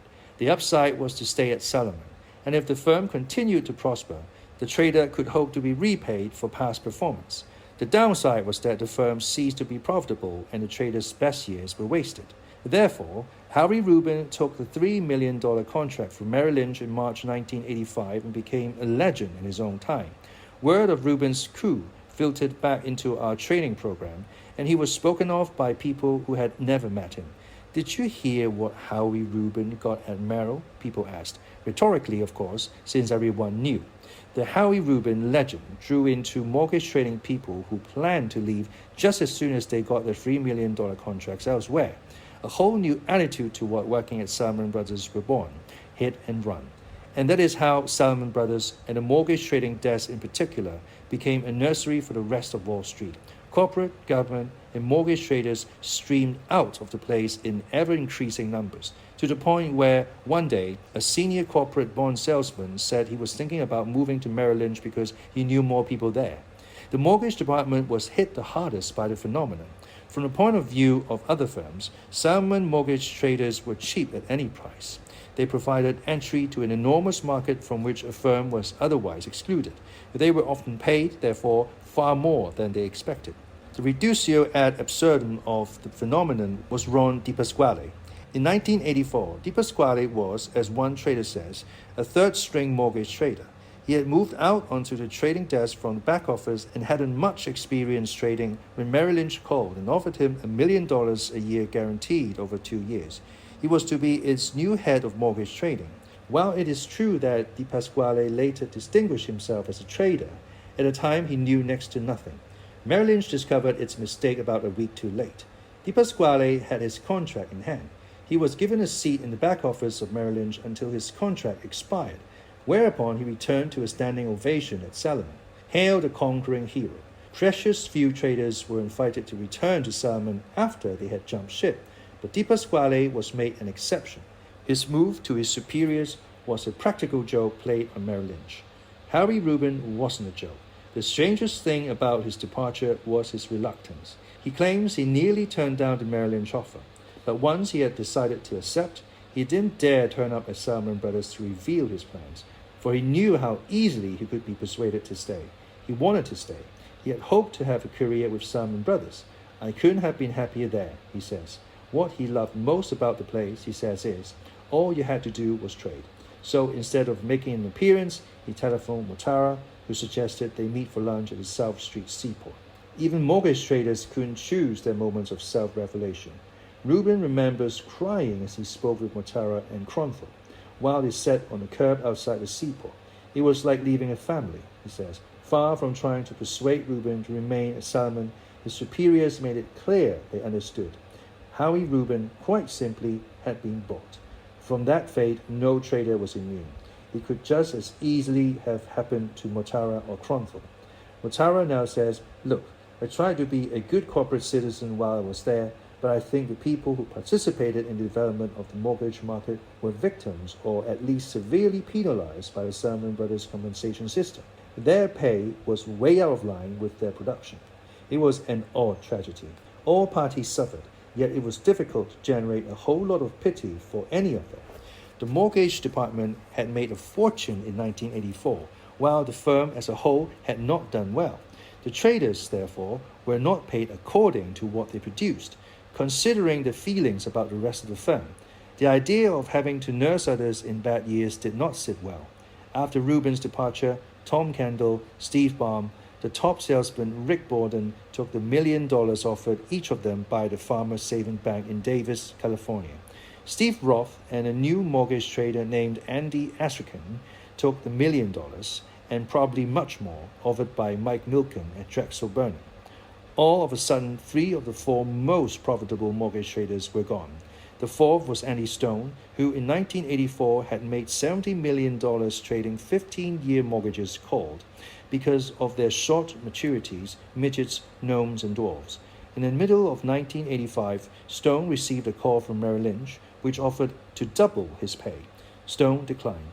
I thought I would be at Salomon until I was 50 years old, he says. Like Rubin, he didn't want to leave the mortgage department family. Then Merrill asked me what it would take. They said everybody has his price, he says, assuming that Merrill would balk. Stone said his price was 4 times his 1984 paycheck. Instead, they said okay, and so it was done. Stone had accepted a guarantee sweeter than Rubens to join his buddy Howie as co-head of mortgage trading at Merrill Lynch. At that point, Salomon Brothers panicked. Ranieri and Mortara asked Stone to reconsider his move over the weekend, since they were like family. He did. What happened next resembles the fate of any profitable employee who dallies before leaving Salomon Brothers for a competitor. The employee is hauled before a series of bigwigs. The bigwigs attempt to persuade him, using a variety of arguments, that he is making the mistake of his life. The first line of argument is usually that without Salomon, one would end one's days in misery. As one trader put it, you were made to think anyone who worked at another firm must be an idiot or an so if you went to work for another firm, you must be an idiot or an The members of the executive committee must have realized that because the traders who had left were smart, and they were Stone's pals, so he would resist the notion that they were either idiots or As the mortgage trader says, a friend leaves from Merrill Lynch and you say, wait a minute, he's not an idiot or an But then another friend leaves, then it dawns on you. On Monday morning, Stone saw the same 3 men, in the same order as had appeared before our training class: Jim Massey, Dale Horowitz, and John Goodfriend. Massey came first. Massey, as he had made clear to our training program, operated on a level of fear and intimidation. Massey laid a guilt trip on me, said Stone. He said, you owe us. We made you. You can't leave. Stone already distrusted anyone outside the mortgage department. He quickly put Massey behind him. He pointed to the $70 million he had made for the firm and said, I think we are at least even. Massey passed Stone to Horowitz. Dale Horowitz was the member of the executive committee who played the role of human being. Uncle Dale. He started out, said Stone, by saying, I've watched you closely since you've joined us. I've been following your career. You may not have realized it, but I've taken a special interest in your development. It was the usual line, but it took an unusual and pitiful turn when Horowitz said, I had a hand in the move you made from junk bonds to corporates and corporates to mortgages. Wait a second. Stone had never been in junk bonds or corporates. Stone realized that Horowitz was describing Andy Astrakhan, not him. Stone had been in mortgage trading from the start. He must have asked his secretary for the file on Andy, and she got the wrong one. I was so embarrassed for him, I almost didn't tell him. Almost. Horowitz passed Stone to Goodfriend. Goodfriend and I were not exactly good buddies, said Stone. I walked into his office, and he says first thing, I guess you're here to discuss puny problems. You probably want to talk about you and how much you are paid, instead of big questions like the direction of the firm. Exactly what this approach was designed to achieve is not clear. Stone stiffened. He asked Goodfriend if he would sell the mortgage department for $10 million, to which Goodfriend responded, of course not. Stone said, you might as well, because we're all going to quit. Every one of us will leave for a total increase of $10 million. Goodfriend said, you're as difficult as your reputation. But before Stone could leave the office, Goodfriend asked him how much money he would require to stay. Stone said, I'll stay here for less money, but I won't let you rape me. Goodfriend agreed to pay Stone 80% of what Merrill had offered. It was the first and last time that management capitulated in the face of a departing mortgage trader. When news spread at the end of 1985 that Andy Stone had been paid $900,000, unheard of for a 4th-year Salomon trader, the corporate and government departments expressed extreme displeasure. The other mortgage trader had to be paid hundreds of thousands of dollars more than they otherwise would to bring them into line with Stone. But corporates and governments had been excluded from the bonanza. Salomon etiquette had been violated. Such things were just not done. From that point on, says Stone, I was never treated well at the firm. Whenever I lost money on a trade, they'd say, we should have let him go. The firm decided quickly enough that it was a mistake to have met Stone's demands. A single large paycheck had thrown into doubt not only the compensation system, but also the long-standing pecking order within Salomon Brothers. Money was the absolute measure of one's value to the firm. Paying a mortgage trader much more than a treasury trader made the treasury trader feel unwanted. It wasn't going to happen again. To stanch the flow of his young mortgage trading talent out the door, Mike Matara was forced to resort to diplomacy, which never worked as well as cash, especially with traders. He arranged 2 dinners at the end of 1985 between his traders and John Goodfriend. The first was held at Goodfriend's favorite Manhattan restaurant, the Perigord, where, according to one gourmand, the man in the kitchen has a way with birds. Among those present were Matara, Cronthal, Stone, and trader Nathan Kornfeld.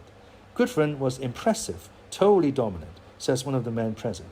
I left thinking how pleased I was that he ran the firm. Otherwise, the meal was a disaster. It is doubtful anyone tasted the food. Goodfriend took control, in a way only Goodfriend can. He embarrassed Matara, who was by that time a managing director, by referring to how much money Matara had made on his Salomon stock when the firm went public. No doubt Goodfriend had dug those data out of a file especially for the dinner. Mike turned bright red, says one of the traders present. Then Goodfriend raised the issue of compensation. Stone, as usual, spoke his mind.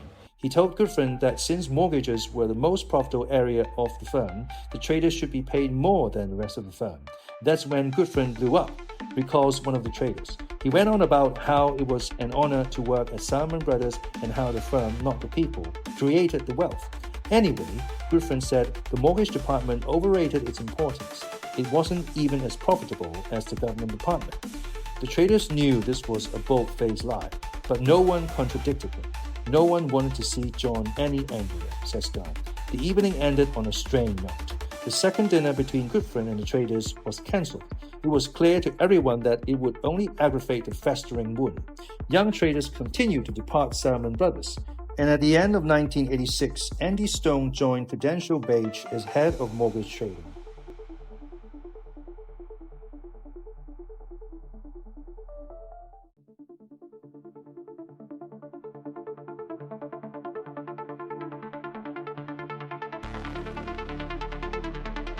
Chapter 7. The Salomon Diet.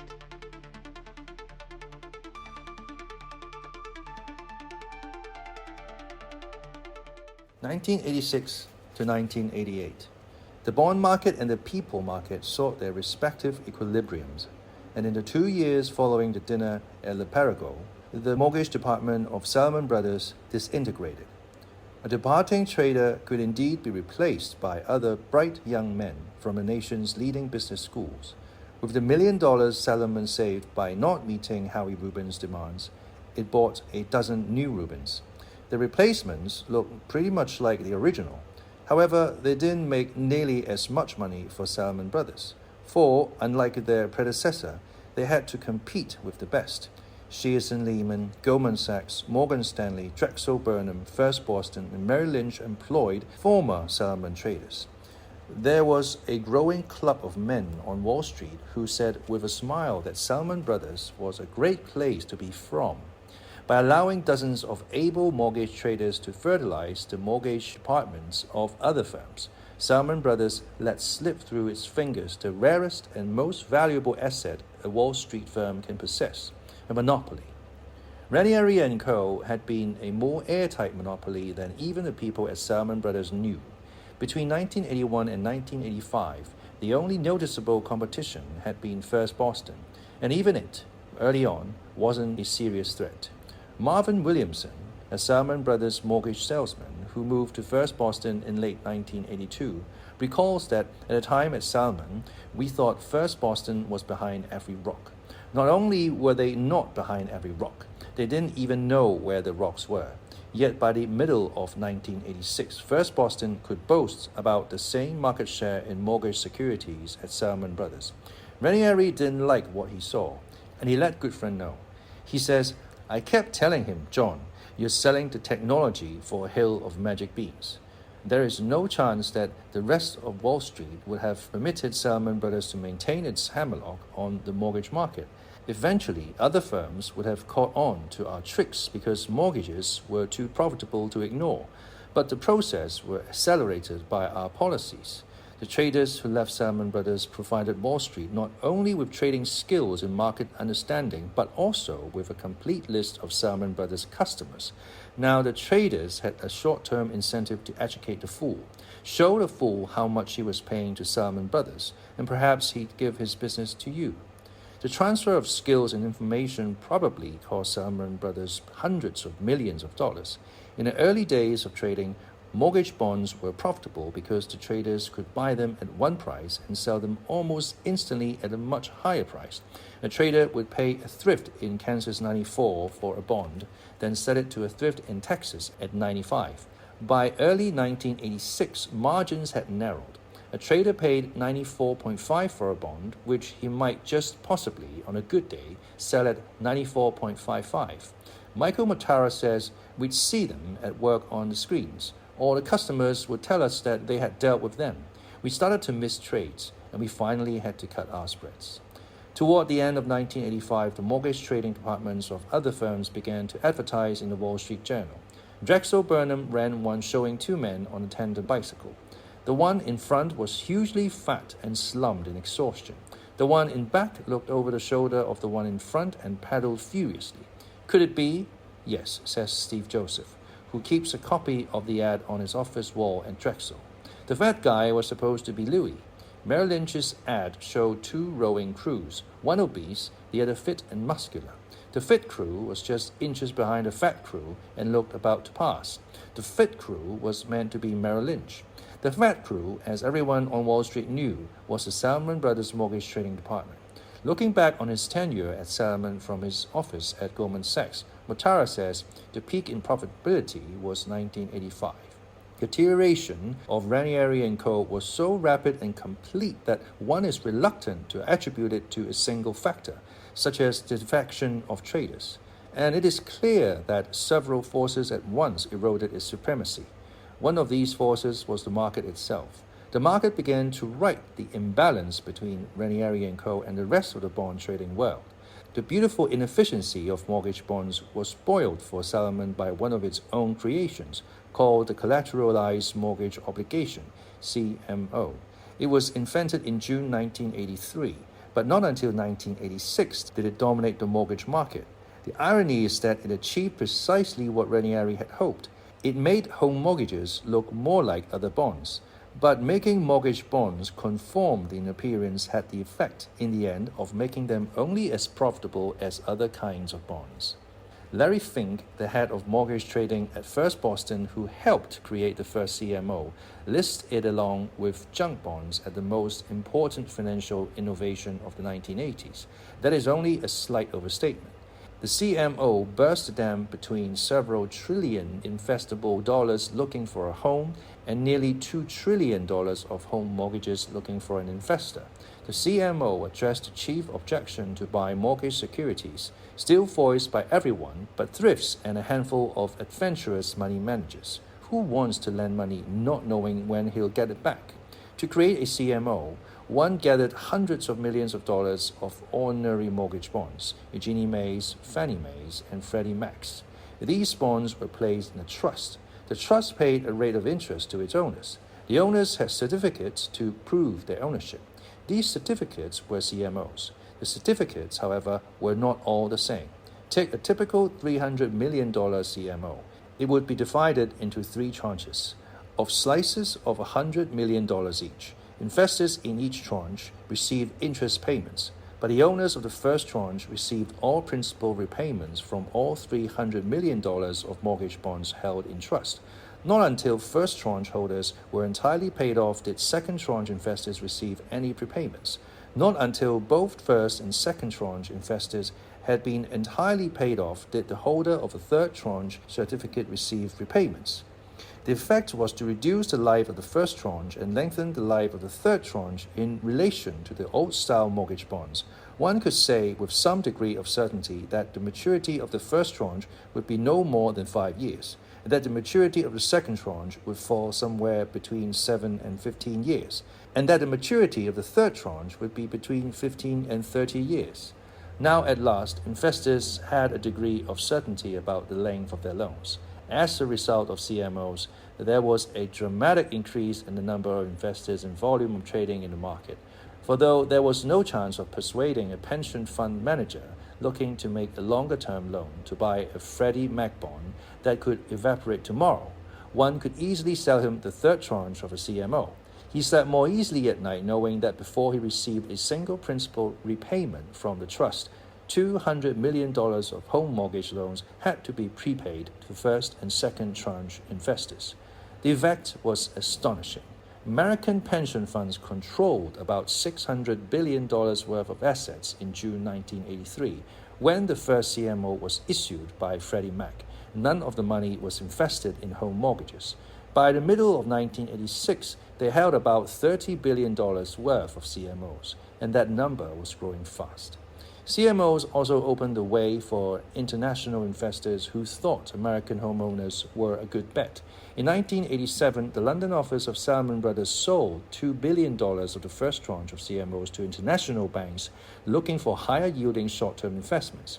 The money that flowed into CMOs came from investors new to mortgage bonds, who would normally have purchased corporate or treasury bonds instead. $60 billion of CMOs were sold by Wall Street investment banks between June 1983 and January 1988. That means that $60 billion of new money were channeled into American home finance between June 1983 and January 1988. As with any innovation, the CMO generated massive profits for its creators, Salomon Brothers and First Boston. But at the same time, CMOs redressed the imbalance of supply and demand in mortgages that had created so much opportunity for the bond traders. A trader could no longer bank on mortgages being cheap because of dearth of buyers. By 1986, thanks to CMOs, there were plenty of buyers. The new buyers drove down the returns paid to the investor by mortgage bonds. Mortgages, for the first time, became expensive. The market settled on a fair value for CMOs by comparing them with corporate and treasury bonds. Though this wasn't precisely rational, as there was still no theoretical basis for pricing the homeowner's option to repay his mortgage, the market was growing large enough to impose its own sense of fairness. No longer were the prices of ordinary mortgage bonds allowed to roam inefficiently, for they were now linked to the CMO market, in much the same way that flour is linked to the market for bread. Fair value for CMOs implied a fair value for conventional mortgage bonds. Investors now had a new, firm idea of what the price of a mortgage bond should be.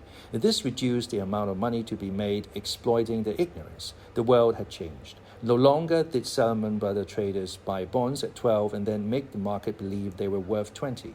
The market dictated the price, and Salomon Brothers traders learned to cope. After the first CMO, the young Turks of mortgage research and trading found a seemingly limitless number of ways to slice and dice home mortgages. They created CMOs with 5 tranches and CMOs with 10 tranches. They split a pool of home mortgages into a pool of interest payments and a pool of principal payments, then sold the rights to the cash flows from each pool as separate investments. The homeowner didn't know it, but his interest payments might be destined for a French speculator and his principal repayments to an insurance company in Milwaukee. In perhaps the strangest alchemy, Wall Street shuffled the IOs and POs around and glued them back together to create home mortgages that could never exist in the real world. Thus, the 11% interest payment from condominium dwellers in California could be glued to the principal repayments from homeowners in a Louisiana ghetto. And voila, a new kind of bond, a new age Creole was born. The market trading desk evolved from corner shop to supermarket.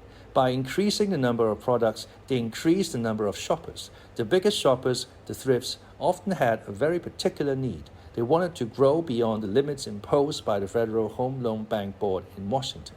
It was a constant struggle to stay one step ahead of thrift regulators in Washington. Many new products invented by Salomon Brothers were outside the rules of the regulatory game.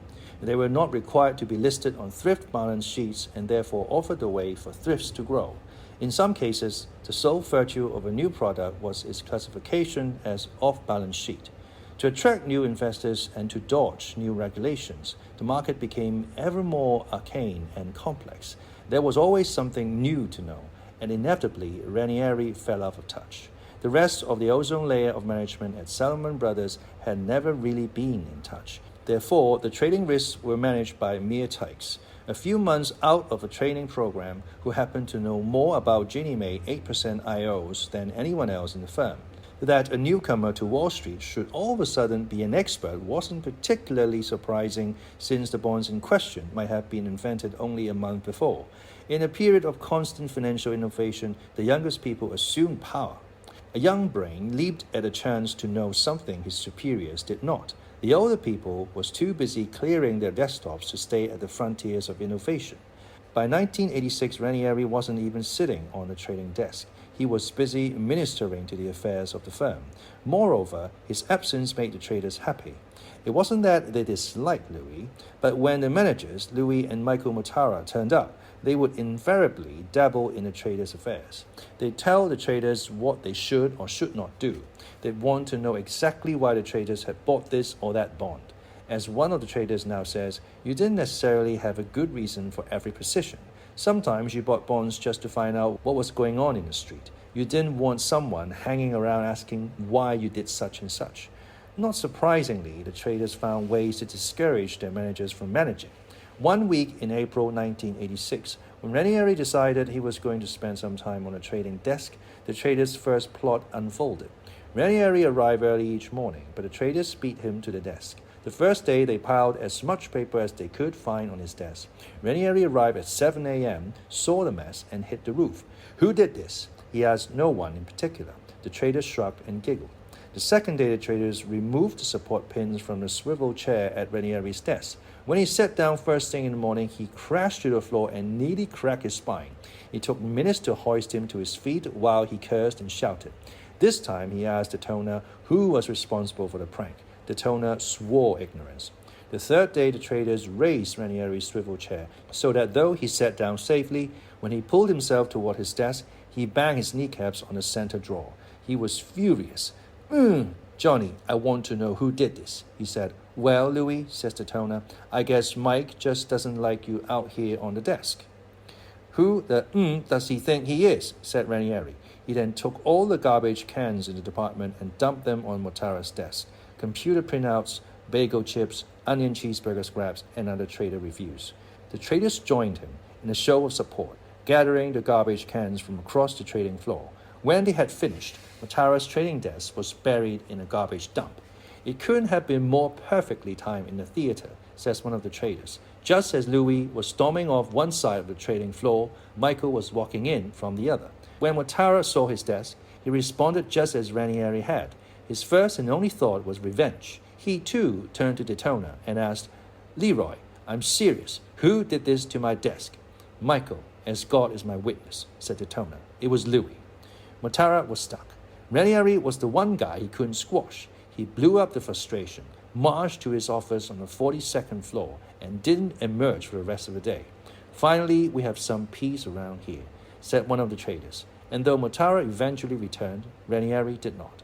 As far as the traders were concerned, that was fine. In that month, April 1986, the mortgage trading desk lost more money than ever before, estimated by several traders to have been between $35 and $65 million. The mortgage traders offset the losses with profits they had squirreled away for a rainy day. They had done this by artificially understating the value of bonds on their books. The senior management of Salomon Brothers never knew. The bad times befalling the mortgage department were characteristic of business throughout the firm. The year 1986 was a poor one for Salomon Brothers, and 1987 was worse, as revenue ceased to grow and costs spun out of control.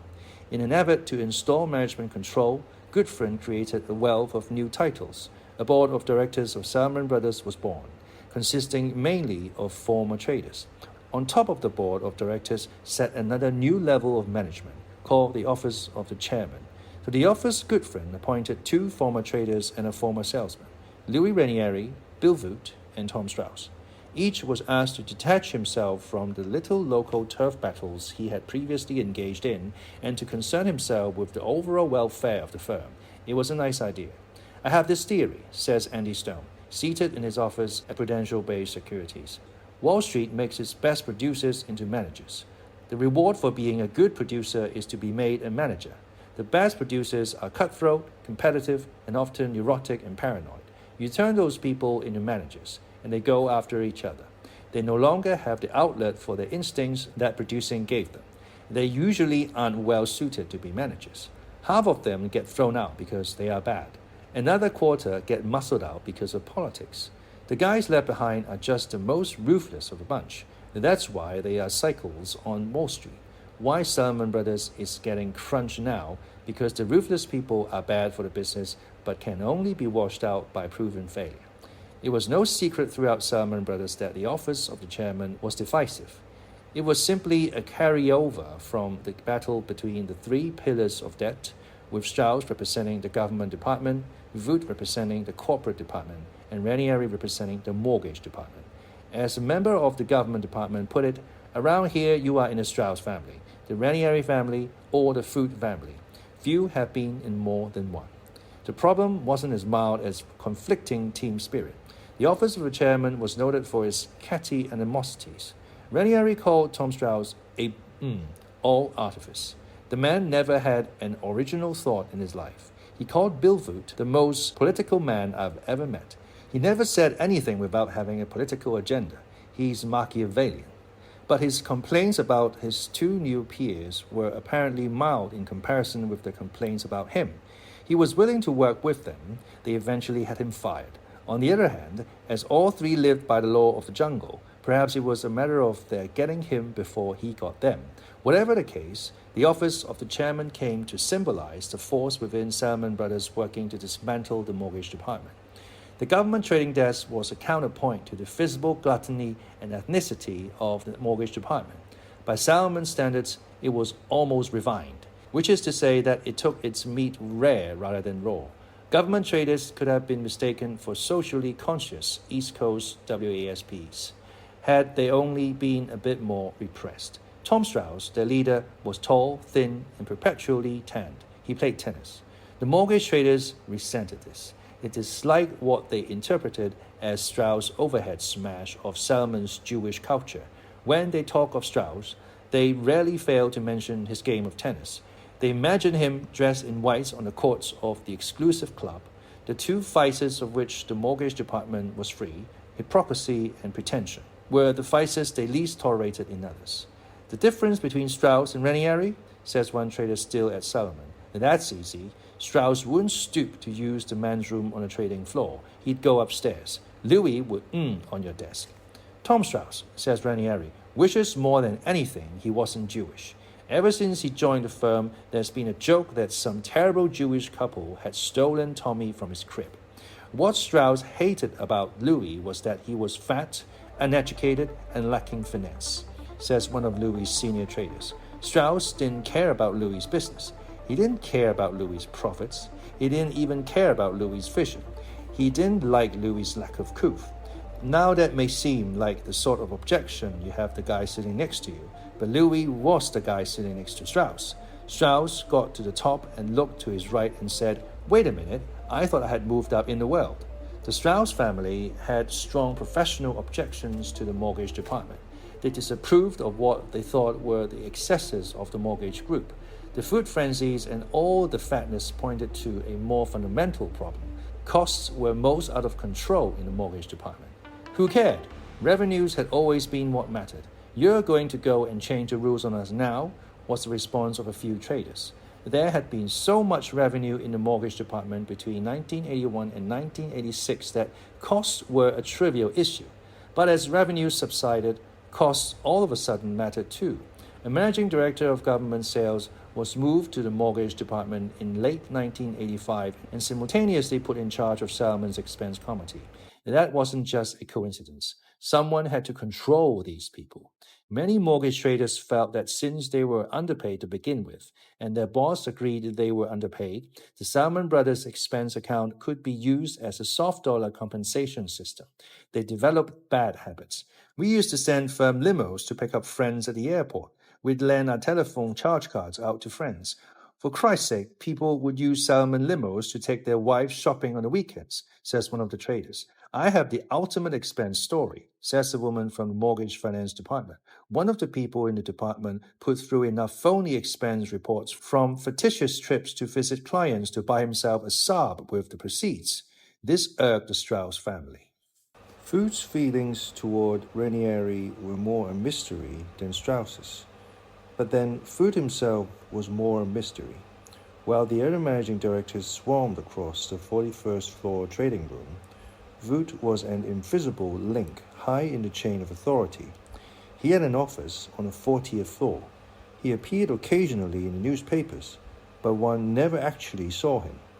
The one time I laid eyes on him, he was standing beside his limousine in a photograph over a 1987 article in Business Week. The short article underneath said how Bill Foote would sure like to be chairman of Salomon Brothers. In spite of his reclusiveness, the initial move to dismantle the mortgage department came from his corporate bond family. At the insistence of Foote and Strauss, a corporate bond managing director named Mark Smith entered the mortgage department at the end of 1985. You could call him a spy, says one mortgage trader. You might call him a Trojan horse, says another. You can't call him a Trojan horse, says a third, because we all knew what was inside. But Michael won't listen. In fairness, Mortara didn't have much choice but to let the horse through the gates.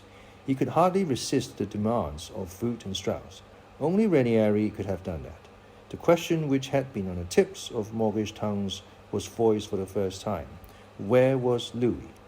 Mark Smith was the first big swinging to be second to the mortgage department from some other part of the firm.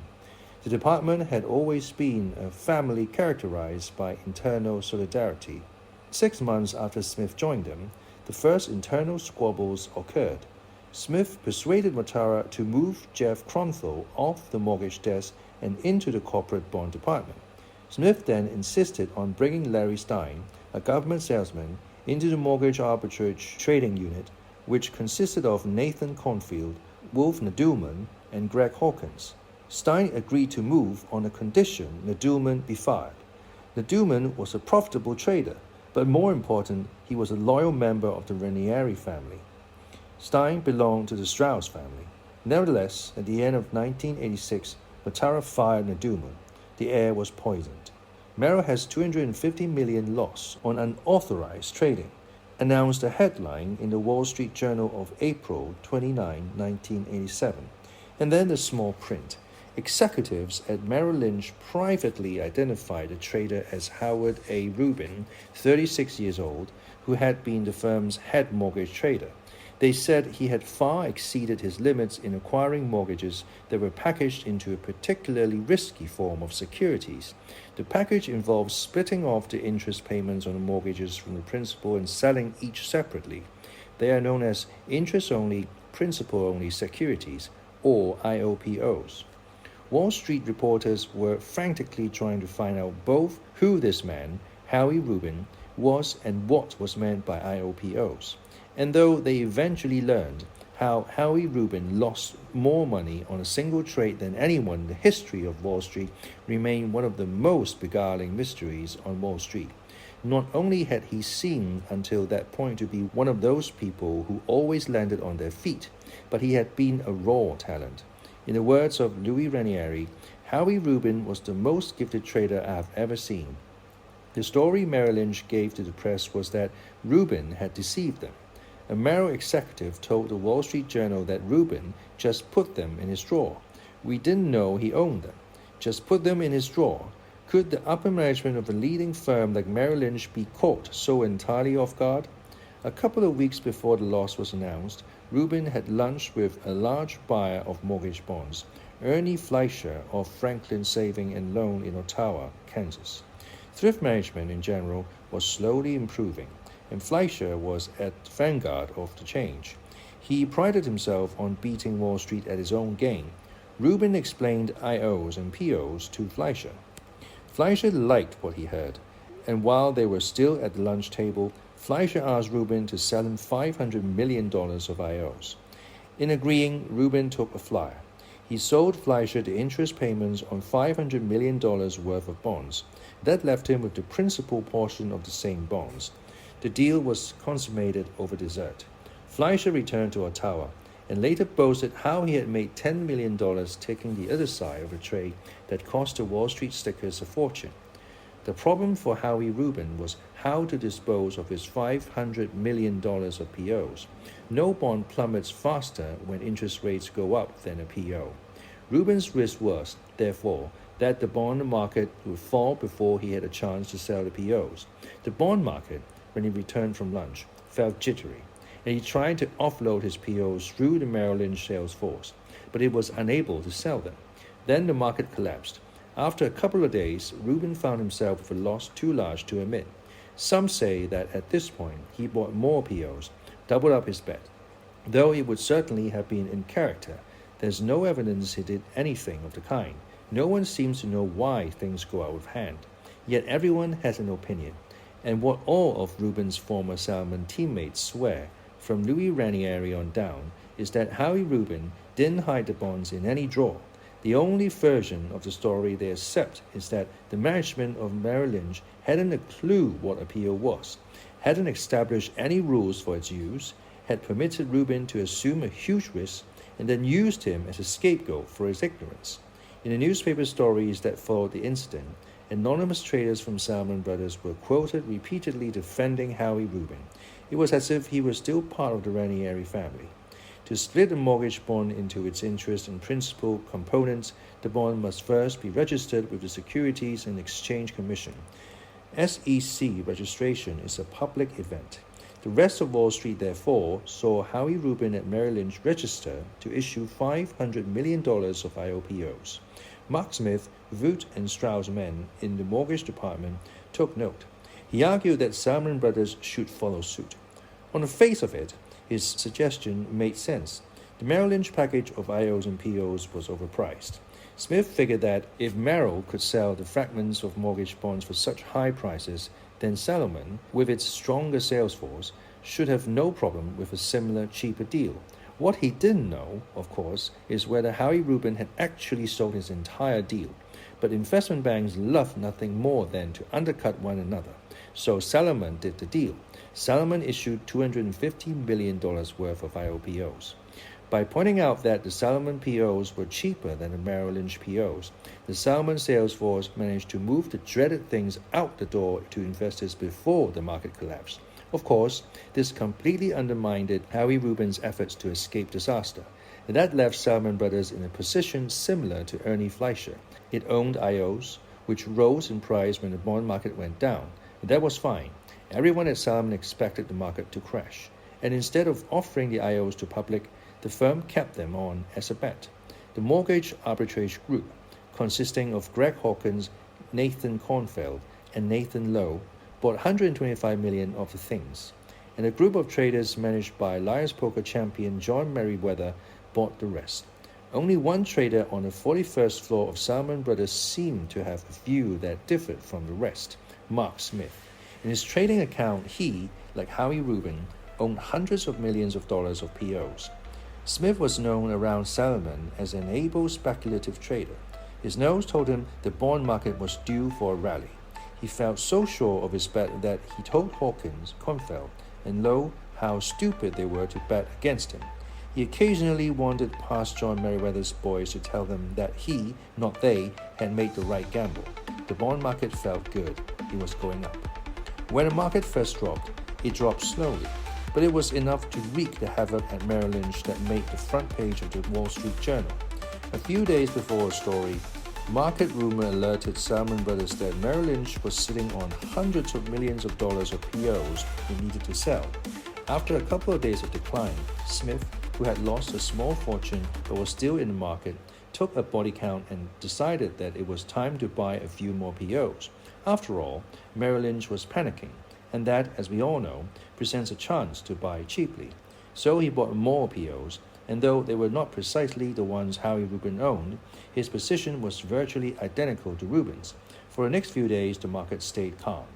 When the market resumed its decline, it fell famously, like the apple from the tree.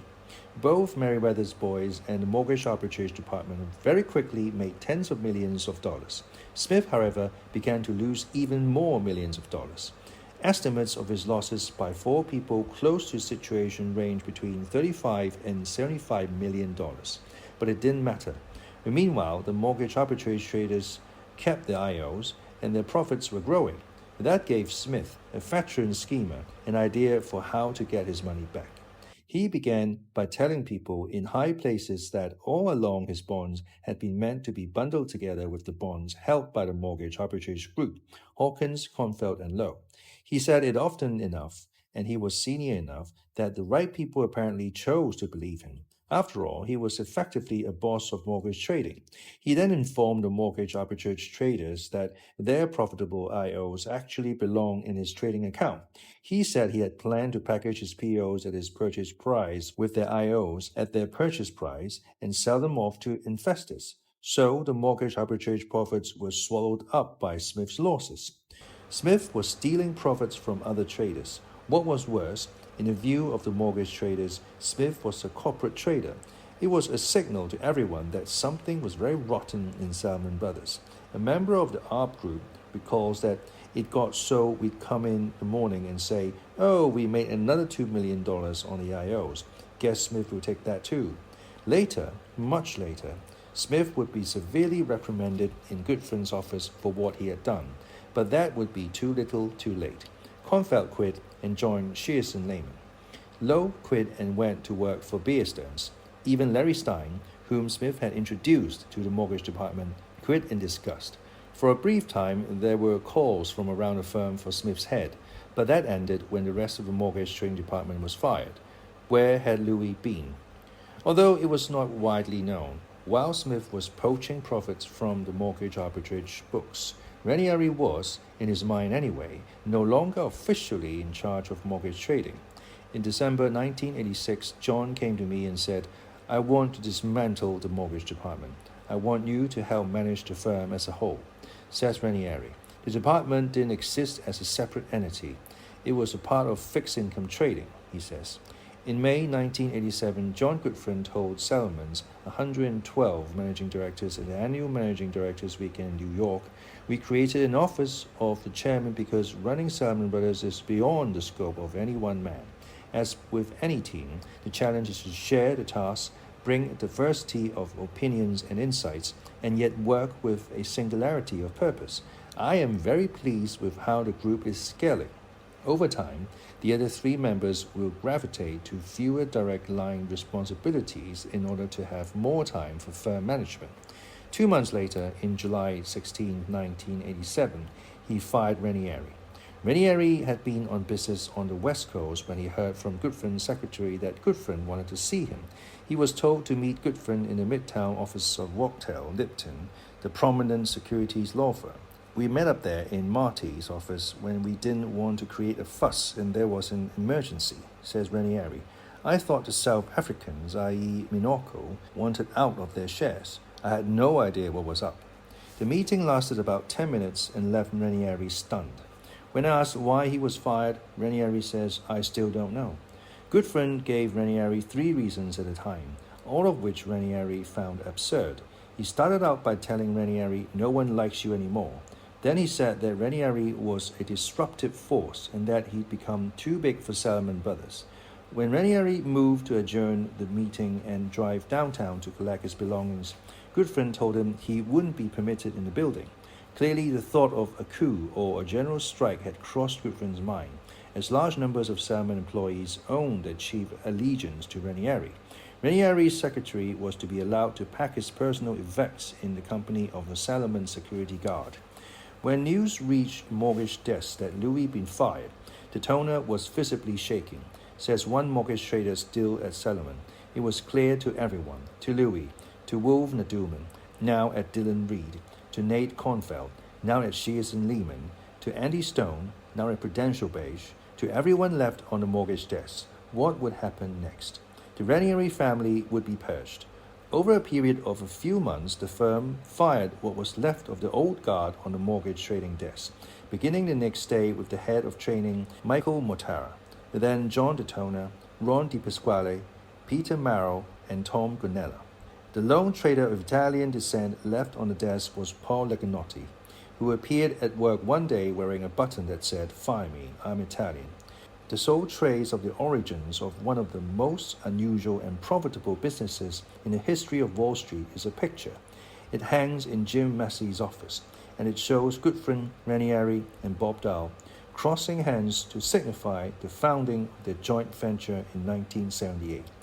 Jeff Kronfeld and Mason Holt were allowed to stay as co-heads of mortgage trading, presumably because no one else at Salomon Brothers knew enough to do the job.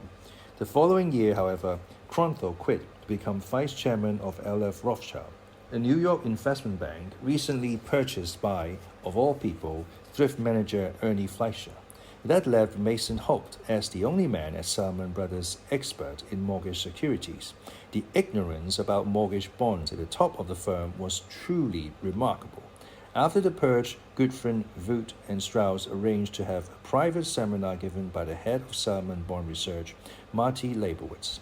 The subject, an introduction to mortgage securities. Voot was eventually named head of mortgage trading. Ranieri had accomplished what he set out to do, put the mortgage department on equal footing with corporate and government bonds. The U.S. mortgage market is now the largest credit market in the world and may one day be the single largest bond market in the world. Ranieri's creation signaled a shift in the focus of Wall Street. Wall Street, historically, had dealt with only one side of the balance sheet, liabilities. Mortgages are assets. If home mortgages could be packaged and sold, so could credit card receivables, car loans, and any other kind of loan you can imagine. Salomon Brothers' expertise fertilized the rest of Wall Street. Michael Motera became the head of mortgage trading at Goldman Sachs, the leader in mortgage bond trading in the first half of 1988. Peter Marrow heads mortgage trading at Morgan Guaranty. Andy Stone heads mortgage trading at Prudential Beige. Steve Baum heads mortgage trading at Kidder Peabody. Tom Kendall heads mortgage trading at Greenwich Capital Markets. Steve Joseph heads mortgage trading at Drexel Burnham Lambert. Jeff Kronthal heads mortgage trading at LF Rothschild. Wolfner Duman, Nathan Konfeld, Nathan Lowe, Bill Esposito, Eric Bibler, and Ravi Joseph are senior mortgage traders for, respectively, Security Pacific, Shearson Lehman, Bear Stearns, Greenwich Capital Markets, Merrill Lynch, and Morgan Stanley. That is a handful of the most visible Salomon mortgage traders on Wall Street. Beneath them in their corporations are thousands of people who now make their living in mortgage bonds. Of course, the most curious of all former Salomon Brothers mortgage traders is Howie Rubin. Soon after being fired by Merrill Lynch, Rubin was hired by Bear Stearns. Rumor had it that Bear Stearns called him the morning the news of his $250 million loss hit the Wall Street Journal. Outside Merrill Lynch, Rubin's loss was taken in stride, even with humor. A pair of Bear Stearns mortgage traders nailed shut his new desk drawers so that he couldn't just put them in his drawer again. A Salomon mortgage trader telephoned to suggest that Rubin volunteer for an American Express card commercial. Hi, you don't know me, but I lost more money trading than anyone in the history of Wall Street, so I know the meaning of credit, and when I get in trouble, I pull out this little card. Louis Ranieri opened his own firm half a mile north of Salomon Brothers. Soon after his dismissal, a confused Ranieri had lunch with the man who had dragged him kicking and screaming into mortgages, Bob Dow. Dow says, I have two theories why John fired Louis so soon after he had promoted him.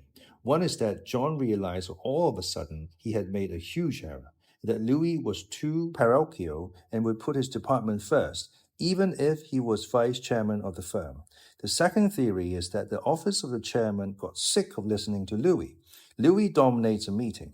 He's not the kind of a guy who likes to hear himself talk, but he has all these passionate beliefs. It's too bad that Strauss, Voot, and Goodfriend couldn't take it, because they could have benefited from listening to Louis. Ranieri himself refused to believe he was done in by the man who had protected him when things were tough, the man he called my rabbi. He believes that Tom Strauss managed to obtain control and that Voot was willing to bide his time, while giving Strauss enough rope to hang himself.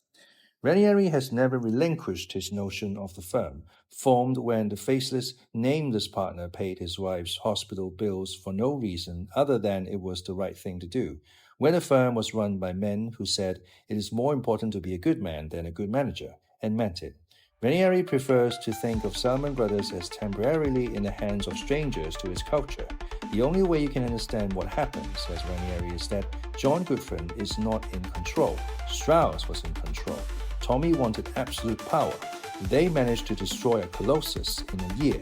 John would have never done that to himself if he were making the decisions. I can't imagine what they said to John to get him to do what he did.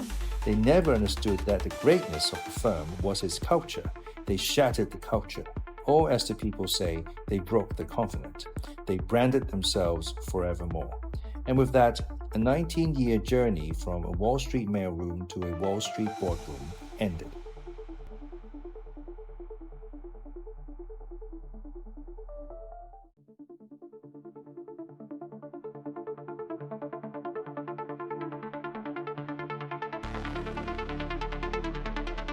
Chapter 8. From Geek to Men.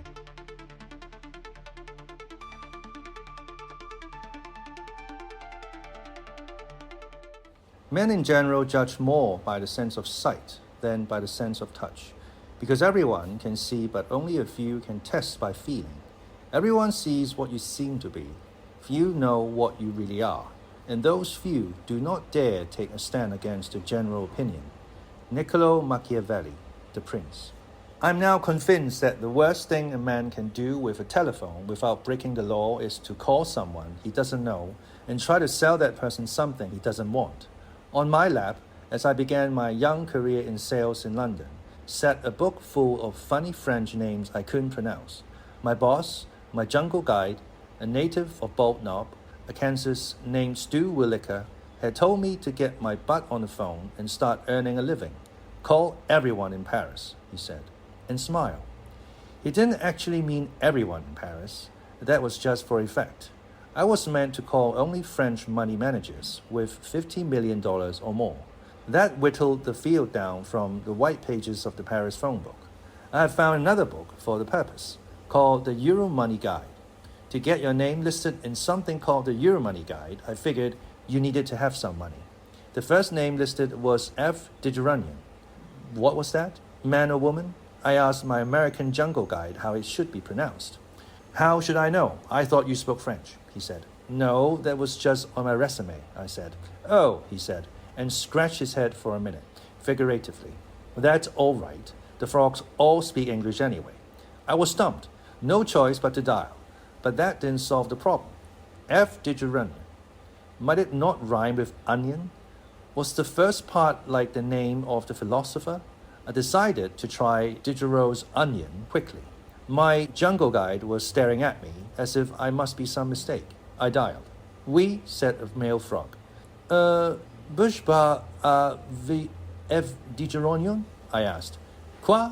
Qui? Said the frog. F. Digeronian. Digeronian, said I.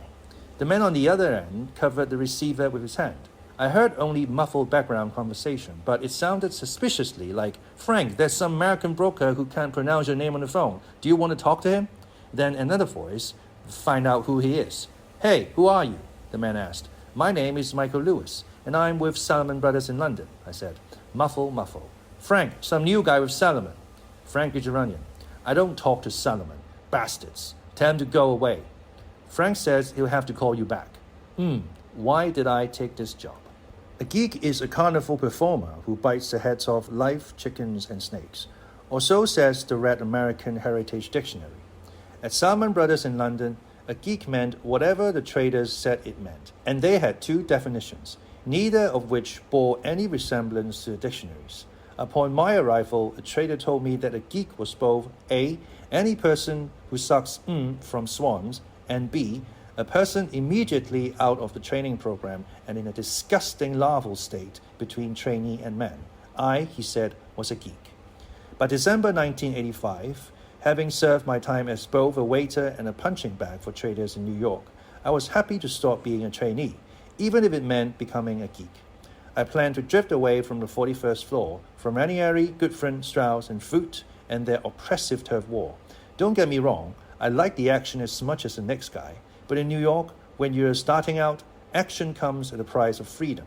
I couldn't stand the thought of being set upon by fat mortgage traders until I learned to do my job. That could take a lifetime.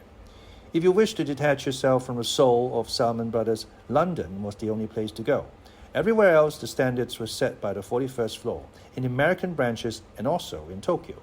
But the older Europeans who staffed the London office of Salomon were freedom fighters. The top 6 management positions in the office were held by Americans who had worked on 41st.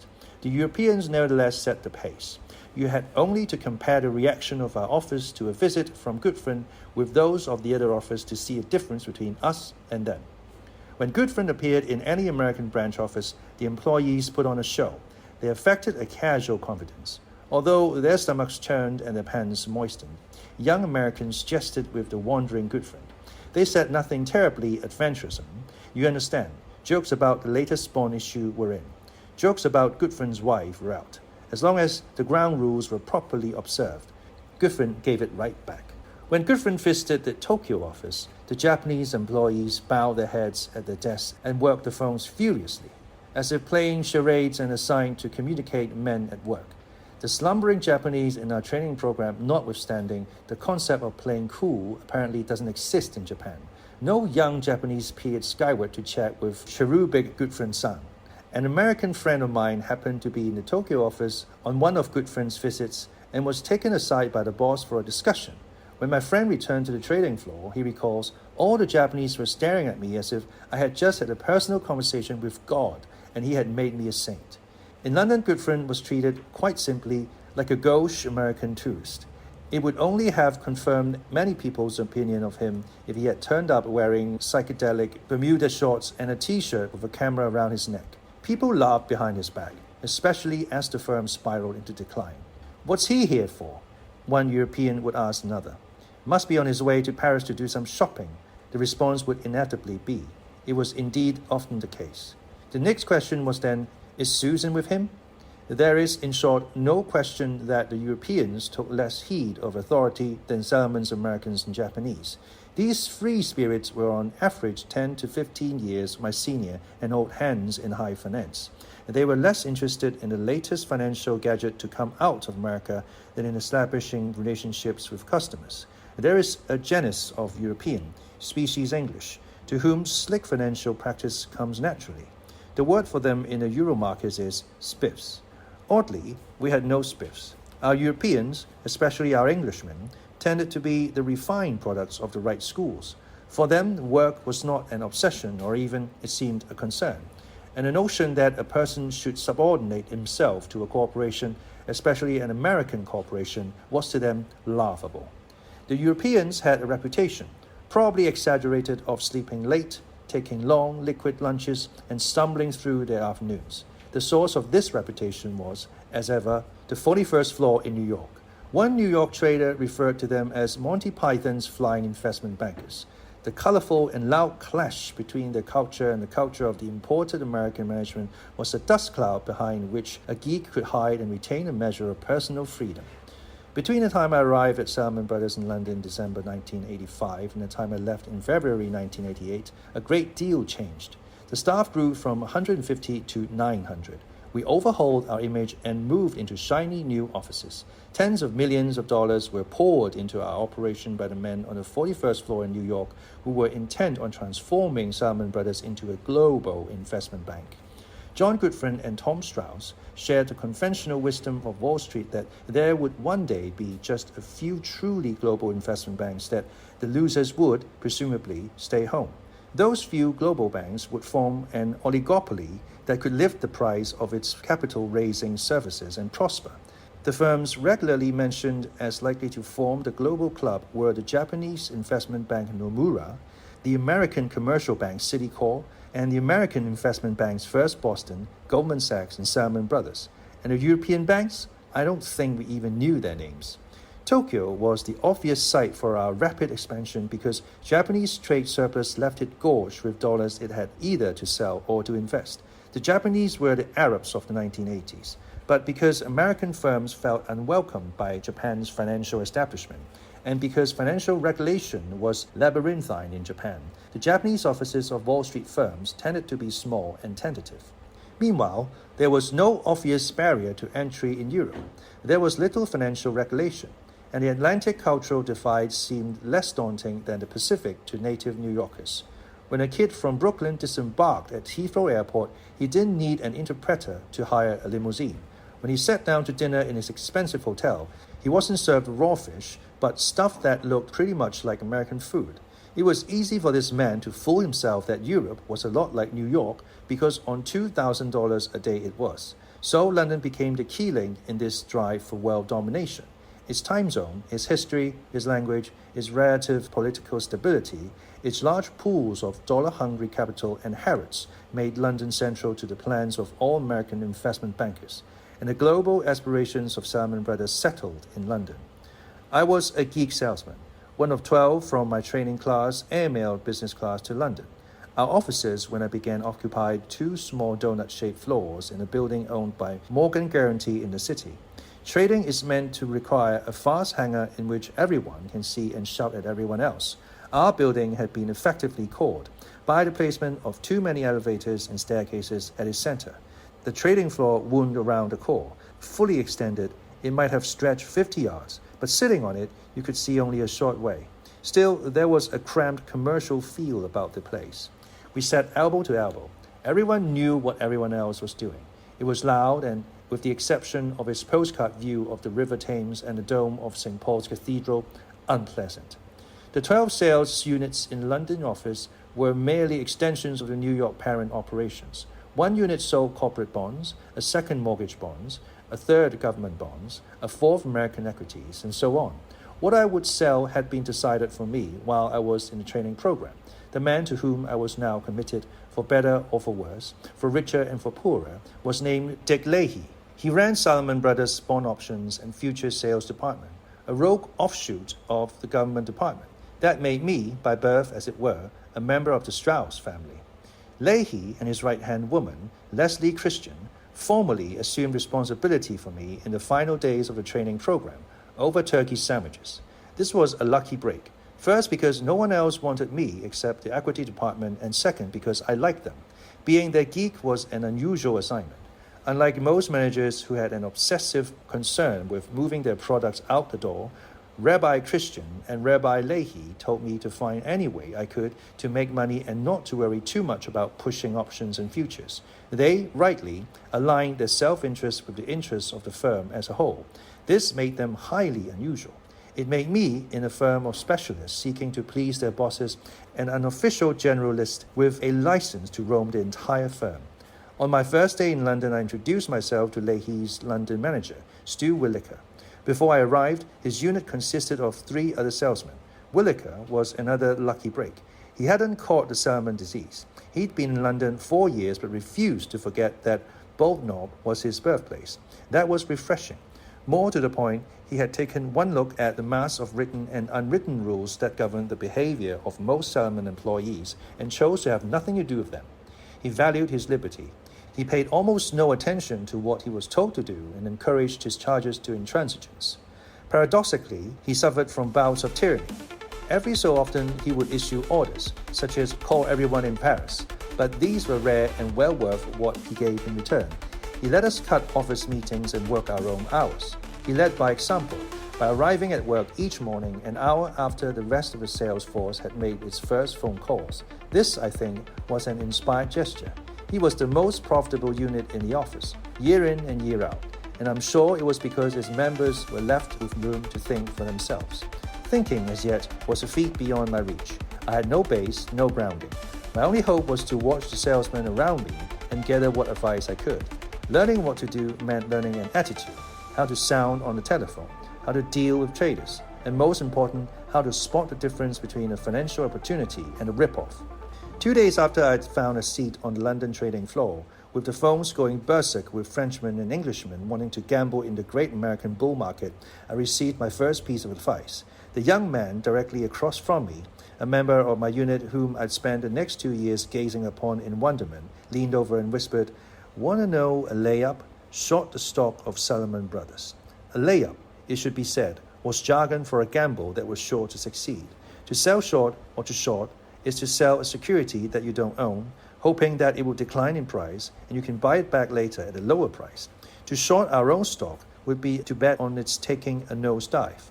I should have gasped and recoiled in horror. First, shorting the stock of your own company is illegal. And second, it didn't sound like such a great idea, though perhaps it wasn't a bad hedge, to bet against Salomon Brothers. The firm was having the second most profitable year in its, and Wall Street's, history. My friend, who goes here by his chosen pseudonym of Dick Riprock, didn't mean I should actually do the deed. He was simply making a point, stating a fact, in his inimitably succinct style. He had sized me up, he later explained, and had decided to take me under his wing. This meant he would occasionally cast in my direction the pearls of wisdom he had accumulated in 9 months on a job. He was American and only 23, 2 years younger than I. Still, in the way of the world, he was light years ahead of me. Dash Riprock was a proven money maker. I soon grew used to him. Dash often made remarks I didn't understand, such as buy 2-year notes and short old tens, or short Salomon stock, or save a client, shoot a geek, and expect me to figure out why on my own. Often I hadn't a clue what he meant, but Dash, for all his pithiness, had a kind heart. And eventually, after he'd sold 4 different money managers in 3 different countries on whatever new scheme he was promoting, he'd elaborate. In this way, I learned about trading, selling, and life. Dash's point on this occasion was that Salomon Brothers was a poor investment in spite of all the vital signs of the companies being healthy. This, I was to learn, is the best time to short, the moment before business turns sour. But how did he know that the time had come for Salomon? As a geek, you see, I was like a newly elected president. I wasn't expected to know anything except that I didn't know and that it wasn't my fault. So I asked, why? Of course, I didn't expect him to come right out and explain. That would have been too easy. Dash spoke in cryptic sentence fragments. He just waved his hand in the direction of the rest of the trading floor and said, it's a corporation. Strictly speaking, this was a truism. Salomon Brothers was a corporation, Philbro Salomon Incorporated, but I knew what he meant. We like to think we were free from most of what that terrible word implies. Superfluous meetings, empty memos, and stultifying hierarchy. Dash had looked up from his phone one day and seen a growing bureaucracy, and it disturbed him. To support his case, Dash raised his index finger like a Roman orator and said, consider the book and the ball. With that said, he wheeled around in his swivel chair and picked up a blinking light. Soon he was well into a sales rep. Fed's doing reverse. I don't know. Market often soften a touch overnight. We are seeing supply. You might put on 2s to 10s, all of which meant nothing whatever to me. I scribbled a note to ask about it later. The book and the ball. Salomon was then celebrating his 75th anniversary. To commemorate the great day, all employees received 2 gifts. A large silver-plated bowl with the name of the company inscribed on its side and a book. The bowl was good for putting Doritos in. The book, called Salomon Brothers Advance to Leadership, was a selective history of the company that had as its sole purpose the glorification of the people on top. It accomplished the task in a nice enough way. Good friend Ranieri, Horowitz, Foote, Strauss, and Massey were quoted as if following a script. They were modest about themselves and thoughtful about the world. The author then filled in the blanks about how wise, handsome, brave, and team-spirited they were. The book was a fine little specimen of clumsy fascist propaganda. Those in future training programs were made to memorize its contents. Even to a trainee, the book was a ridiculous cover-up job. The firm had advanced to leadership, but not as one big happy family. At that point, there were more skeletons in the firm than there was closet space to hold them. The son of the founder, William Salomon, otherwise reserved and dignified, marched about the place calling Goodfriend a disgrace to any reporter who'd listen. The flowers were still fresh on the grave of former chairman David Tendler, whom Goodfriend had muscled aside in ascending to the chairmanship of Philbo Salomon Inc. The struggle between Ranieri, Strauss, and Foote was nearly its bloody climax. Bond traders were streaming out of the door for better offers elsewhere. Of course, little of the firm's dark past and present appeared in the official sanitized history. In explaining the birth of the mortgage department, for example, the author unearthed old newspaper quotes from the likes of Bob Dow, saying, "What Salomon has that no other major firm has is a tremendous flexibility to let your skills end up where they are most productive." The most interesting thing about this statement is what was going on behind the speaker's back when he made it. The quote was recorded 6 months before Dow was shoved aside by Ranieri to be left twisting in the wind by Goodfriend. Goodfriend is the book's hero. He is cast as a kind of Isaiah figure, an unworldly suffering servant of Salomon. He describes making his transition from trader to manager, for example, with this passage. "While I enjoy the management role," he said, "it's because I feel a challenge, not because I think it's the most gratifying job in the world. The world of finance can, on occasion, involve us the highest calling. From time to time, we have had the opportunity to influence society in a favorable way." He sounded like an elder statesman, cues the accompanying text. But the disinformation was not what bothered Dash about the book and the ball. Once you knew the truth about the firm, you realized it was far better to disinform than to inform. And if your leaders were going to lie about their methods, they were almost by necessity going to tell a whopper. What bothered Dash was that Salomon Brothers had actually spent money to make these things. A book and a ball? Who gave a he said, about a book and a ball. He'd rather have the money. What's more, he added, the people who worked at Salomon in the old days would never have done such a thing. They too would rather have had the money. The book and the ball violated what Dash considered to be the Salomon ethic, and that's why he told me to short the stock. I made a careful note of this exchange in a slim volume in which I stashed anything that sounded like wisdom. Earlier on, my notes indicate I was made aware of the possibility that my seemingly robust employer was in fact in a state of decay.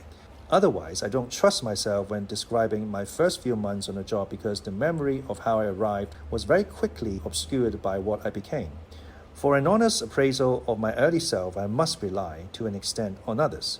Plenty of people at Salomon Brothers made a hobby of brutally frank character analysis. For example, Dash later often amused himself between phone calls by reflecting on my early career, usually with a pen in the corner of his mouth. He was fond of saying that as a geek, I bore the stamp of whomever I had last spoken with. I was, he felt, uncommonly soft-brained upon my arrival. If I had last spoken to the mortgage bond trader, I would be on the phones to people to say what a good deal mortgage bonds were. If I had last spoken to a corporate bond trader, I would think that the latest issue of IBM bonds was a gold mine. Unfortunately, Dash did not make real-time observation about my character. He let me know of my flaws only after they had wrought a great deal of damage. In fairness to him, he had no choice. Like all of us, he lived by the law of the jungle. And the law of the jungle said geek salesmen are red meat for traders, no exceptions. If a corporate trader had managed to dupe me into thinking that IBM bonds were hot, that was my problem. Had Dash disabused me of the notion, the corporate trader would have tried to take whatever it cost him out of Dash's next bonus. Dash liked me, but not that much. Still, I relied heavily on Dash and on the other members of our unit, a woman and 2 men. We sat at a single desk, divided artificially to accommodate 5. We had 100 telephone lines. Each line was a channel through which money, tasteless jokes, and rumors flowed. If you ever care to see how all the world's most awful jokes spread, spend a day on the bond trading desk. When the Challenger's space shuttle disintegrated, 6 people called me 6 points on the globe to explain that NASA stands for Need Another 7 Astronauts. Rumors were far more relevant than bad jokes because rumors move markets. It was widely believed that a small bald man in a grubby room in Moscow started all rumors to wreak havoc on our Western market-based economy. The rumors bore an uncanny resemblance to whatever people feared most. Often the most unlikely of rumors caused panic in the markets. In 2 years, for example, Paul Volcker resigned from his post as chairman of the Federal Reserve 7 times and died twice. We had on our desks 3 telephone receivers each. 2 were standard phones. The third enabled you to shout directly at any person in any office in the Salomon Empire. Several dozen phone lights flashed continually on our telephone boards. European investors wanted to place their bets on the American bond market from 8 in the morning until 8 at night. There was good reason for their eagerness. The American bond market was shooting through the roof. Imagine how cowards would overwhelm a casino in which everyone who plays wins big. And you have some idea of what our unit was like in those days. The attraction of options and futures, our specialty item, was that they offered both liquidity and fantastic leverage. They were a mechanism for gambling in the bond markets, like super chips in a casino that represent $1,000 but cost only $3. In fact, there are no super chips in casinos. Options and futures have no equivalent in the world of professional gambling because real casinos would consider the leverage they afford imprudent. For a tiny down payment, a buyer of futures contract takes the same risk as in owning a large number of bonds. In a heartbeat, he can double or lose his money. When it came to speculation, European investors didn't require a great deal of encouragement or instruction. They'd been doing crazy things with money for centuries. The French and the English, in particular, shared a weakness for get-rich-quick schemes. And like a crapshooter who has a pretty lady to blow on his dice, The speculators in both countries had an amazing array of irrational systems to help them win money. They had to guess which direction the American bond market would take, up or down. The system usually involved staring for hours at charts showing the history of bond prices. As in Rorschach inkblots, an unlikely formation, such as a human head and shoulders, made itself privately known to the viewer. The chartist, for that is what such a person called himself, would then use his ruler and pencil to draw the future of bond prices based on the assumption that the historical pattern could be projected forward. Miraculously, in a bull market, the resulting forecast was usually that the market was going up. Actually, there was one good reason for using the charts. Everyone else did. If you believed the large sums of money were about to be invested on the basis of a chart, then as dumb as it made you feel, it made sense to look at that chart. Perhaps it would enable you to place your bet first and get in front of the coming wave. Many of our French and English speculators, however, honestly believe the charts contain the secrets of the market. They are aboriginal chartists. They would have used the charts even if no one else did. They communed with the charts as if they were Ouija boards. The charts were speaking to them. Now, I admit, even for a geek, it was a little embarrassing to let investors believe their white magic. But as long as the chartists placed their bets with me, my jungle guide explained, the reasoning for our customers were not for me to question. Just the opposite. Only days after landing in my new job, I found myself praising such statements from investors as, I was looking at the 10-day moving average last night, and it is a perfect reverse ducktail and pheasant. Let's bet the wrench. At this juncture, my role was only to shout encouragement. Yeah, do it. In need of a euphemism for what we did with other people's money, we called it arbitrage, which was just plain obfuscation. Arbitrage means trading risklessly for profit. Our investors always took risk. High wire act would have been more accurate than arbitrage.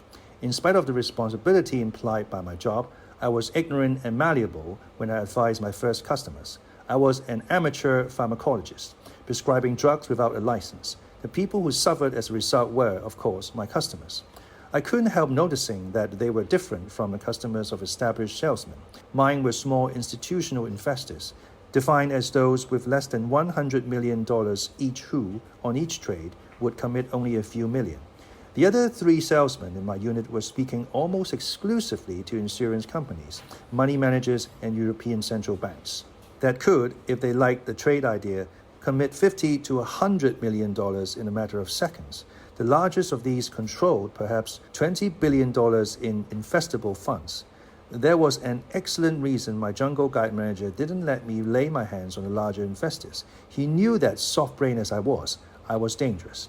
His plan was for me to learn on the small clients so that if disaster struck, the effect on overall business of Salomon Brothers would be negligible. It was assumed that I might well put a customer or two out of business.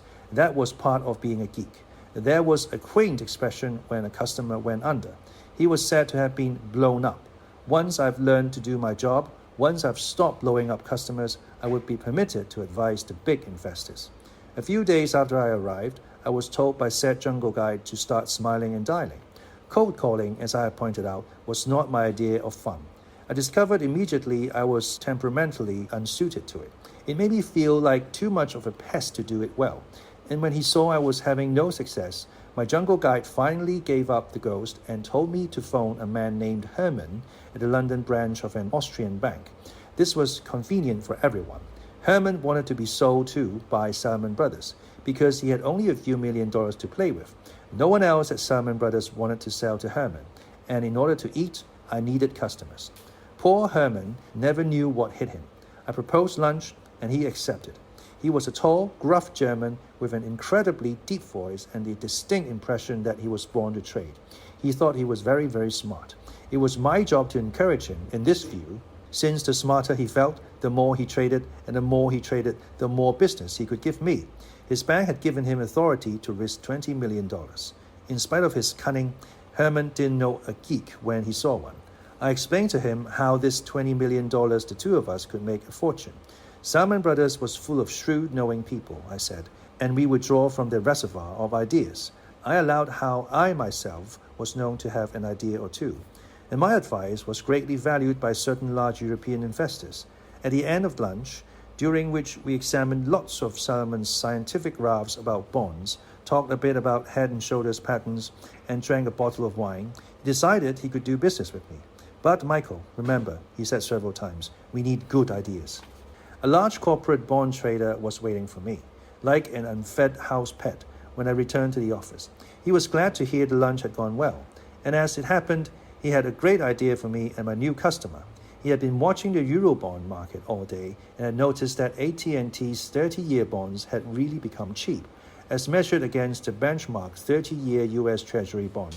The 650 billion Eurobond market, it should be said, was one of the main reasons for Salomon Brothers' presence overseas. A Eurobond is a bond issued in Europe and bought mainly by Europeans. Many large American companies issued Eurobonds, usually because they could borrow money more cheaply from European than from Americas, but occasionally to advertise their names abroad. Salomon, with its network of contacts in corporate America, was a leader in the market. Anyway, the trader said the street, meaning other Wall Street and London traders, was undervaluing AT&Ts. He knew where he could put his hands on a few AT&Ts. What I should tell my new client to do, he said, was to buy the AT&Ts and at the same time sell short 30-year U.S. Treasury bonds. The trick, he explained, was to avoid being long or short the bond market. Instead, we would be making the exoteric bet that AT&T bonds would outperform U.S. Treasury bonds. It sounded complicated. I wanted to be careful. I asked if the strategy was risky. Don't worry, he said. Your guy will make money. I have never done these things before, but it sounds like a good idea, said the still tipsy Herman when I told him. Do 3 million. My first order. I felt thrilled and immediately called a U.S. Treasury trader in New York and sold him $3 million worth of Treasury bonds. Then I shouted over to the London corporate bond trader, you can do 3 million of the ATTs, trying, of course, to sound as if it really weren't that big a deal, just another trade, like going for a walk in the park. There was in every office of Salomon a system-wide loudspeaker, called the Hoot and Holler or just the Hoot. Apart from money, success in Salomon meant having your name shouted over the Hoot. The AT&T's trader's voice came loudly over the Hoot. Mike Lewis had just sold 3 million of our AT&Ts for us. A great trade for a desk. Thank you very much, Mike. I was flushed with pride, you understand. But something didn't quite fit. What did he mean, our AT&Ts? I hadn't realized the AT&T bonds had been on Salomon's trading books. I thought my trader friend had snapped them up from stupid dealers at other firms. If the bonds were ours to begin with, Dash was staring at me, disbelieving. You sold those bonds? Why? He asked. Because the trader said it was a great trade, I said. No. Dash put his head in his hands, as if in pain. I could see he was smiling. No, laughing. What else is a trader going to say? He said. He's been sitting on that position for months. It's underwater. He's been dying to get rid of it. Don't tell him I told you this, but you're going to get How can I get I said. The trader made me a promise. You are going to get Dash said again. That's all right because you're just a geek. Geeks were born to be He meant this a nice way, to absolve me, as it were. He then replaced his pen in the corner of his mouth, gave it a thoughtful twist or two, and began to work the phones like a jockey. What is the price of the ATT bonds? A familiar voice was shouting at me the next morning. No longer was he cool and self-assured. Herman had apparently been enlightened by some other trader in London. Everyone in London but Herman and I, it seemed, knew that Salomon Brothers owned AT&Ts and had been desperate to unload them. Herman was beginning to sense that he was going to get I held out hope. Not much, but I did think that if I went and stood over a trader, told him how upset my new customer was, told him that this did not bode well for our new relationship, showed him how awful I felt that he might buy the AT&T bonds back from my customer at the same price he had sold them to him the previous day. They aren't doing real well, said the trader when I asked him the price, but they'll come around. What's the price? I asked again. I'll have to get back to you on that, he said. No way, I said. I've got a boiling German on hold. I've got to know. The trader pretended to shuffle through some complicated-looking sheets to punch a few numbers into his Quotron machine. This, I learned, was standard practice when a customer was about to be sacrificed for the greater good of Salomon. The trader tried to transfer the blame to some impersonal scientific force. It's the numbers, don't you see? I can't do anything for you. It was painfully apparent the AT&T trader was stalling. Something was very wrong. I could bid you 95 for them, he finally said. You can't do that, I said. You sold the thing to me at 97 yesterday, and the market hasn't moved. The treasuries are the same price. I can't go tell my customer his AT&Ts have gone into a 2.3 fall overnight.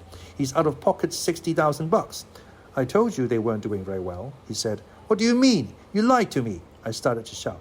Look, he said, losing his patience. Who do you work for? This guy or Solomon Brothers? Who do you work for? That question haunted salesmen.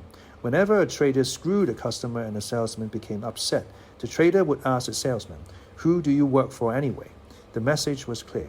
You work for Solomon Brothers. You work for me. I pay your bonus at the end of the year, so just shut up, you geek. All of which was true, as far as it went. But if you stood back and looked at our business, this was a ridiculous attitude. A policy of screwing investors could lead to ruin. If they ever caught on, we'd have no investors. Without investors, we'd have no business raising money. The only justification, if you can call it that, I ever heard for our policy came unwittingly from our president, Tom Strauss, himself a former salesman of government bonds. At lunch with one of my customers, apropos of nothing and everything, he offered this opinion. Customers have very short memories. If that was the guiding principle of Solomon Brothers in the Department of Customer Relations, then all was suddenly clear. Screw them. They'll eventually forget about it. Right. However, you had to admire Strauss's frankness. It was one thing to screw a customer. It was another to tell him in advance you were going to do. The difference in style between the AT&T trader and Strauss was the same as between a sucker punch and a duel. Still, neither was great for business. One thing my customer never forgot was that Salmon Brothers thought he had a short memory. I had made the mistake of trusting a Salmon Brother trader. He had drawn on the pool ignorance of me and my first customer to unload one of his mistakes. He had saved himself and our firm $60,000. I was at once furious and disillusioned, but that didn't solve the problem. Bell-yacking to the trader wasn't going to get me anywhere. That much was clear. He just docked my bonus at the end of the year. Bell-yacking would also make me look like a fool, as if I actually had thought the customer was going to make money on the AT&Ts. How could anyone be so stupid as to trust a trader?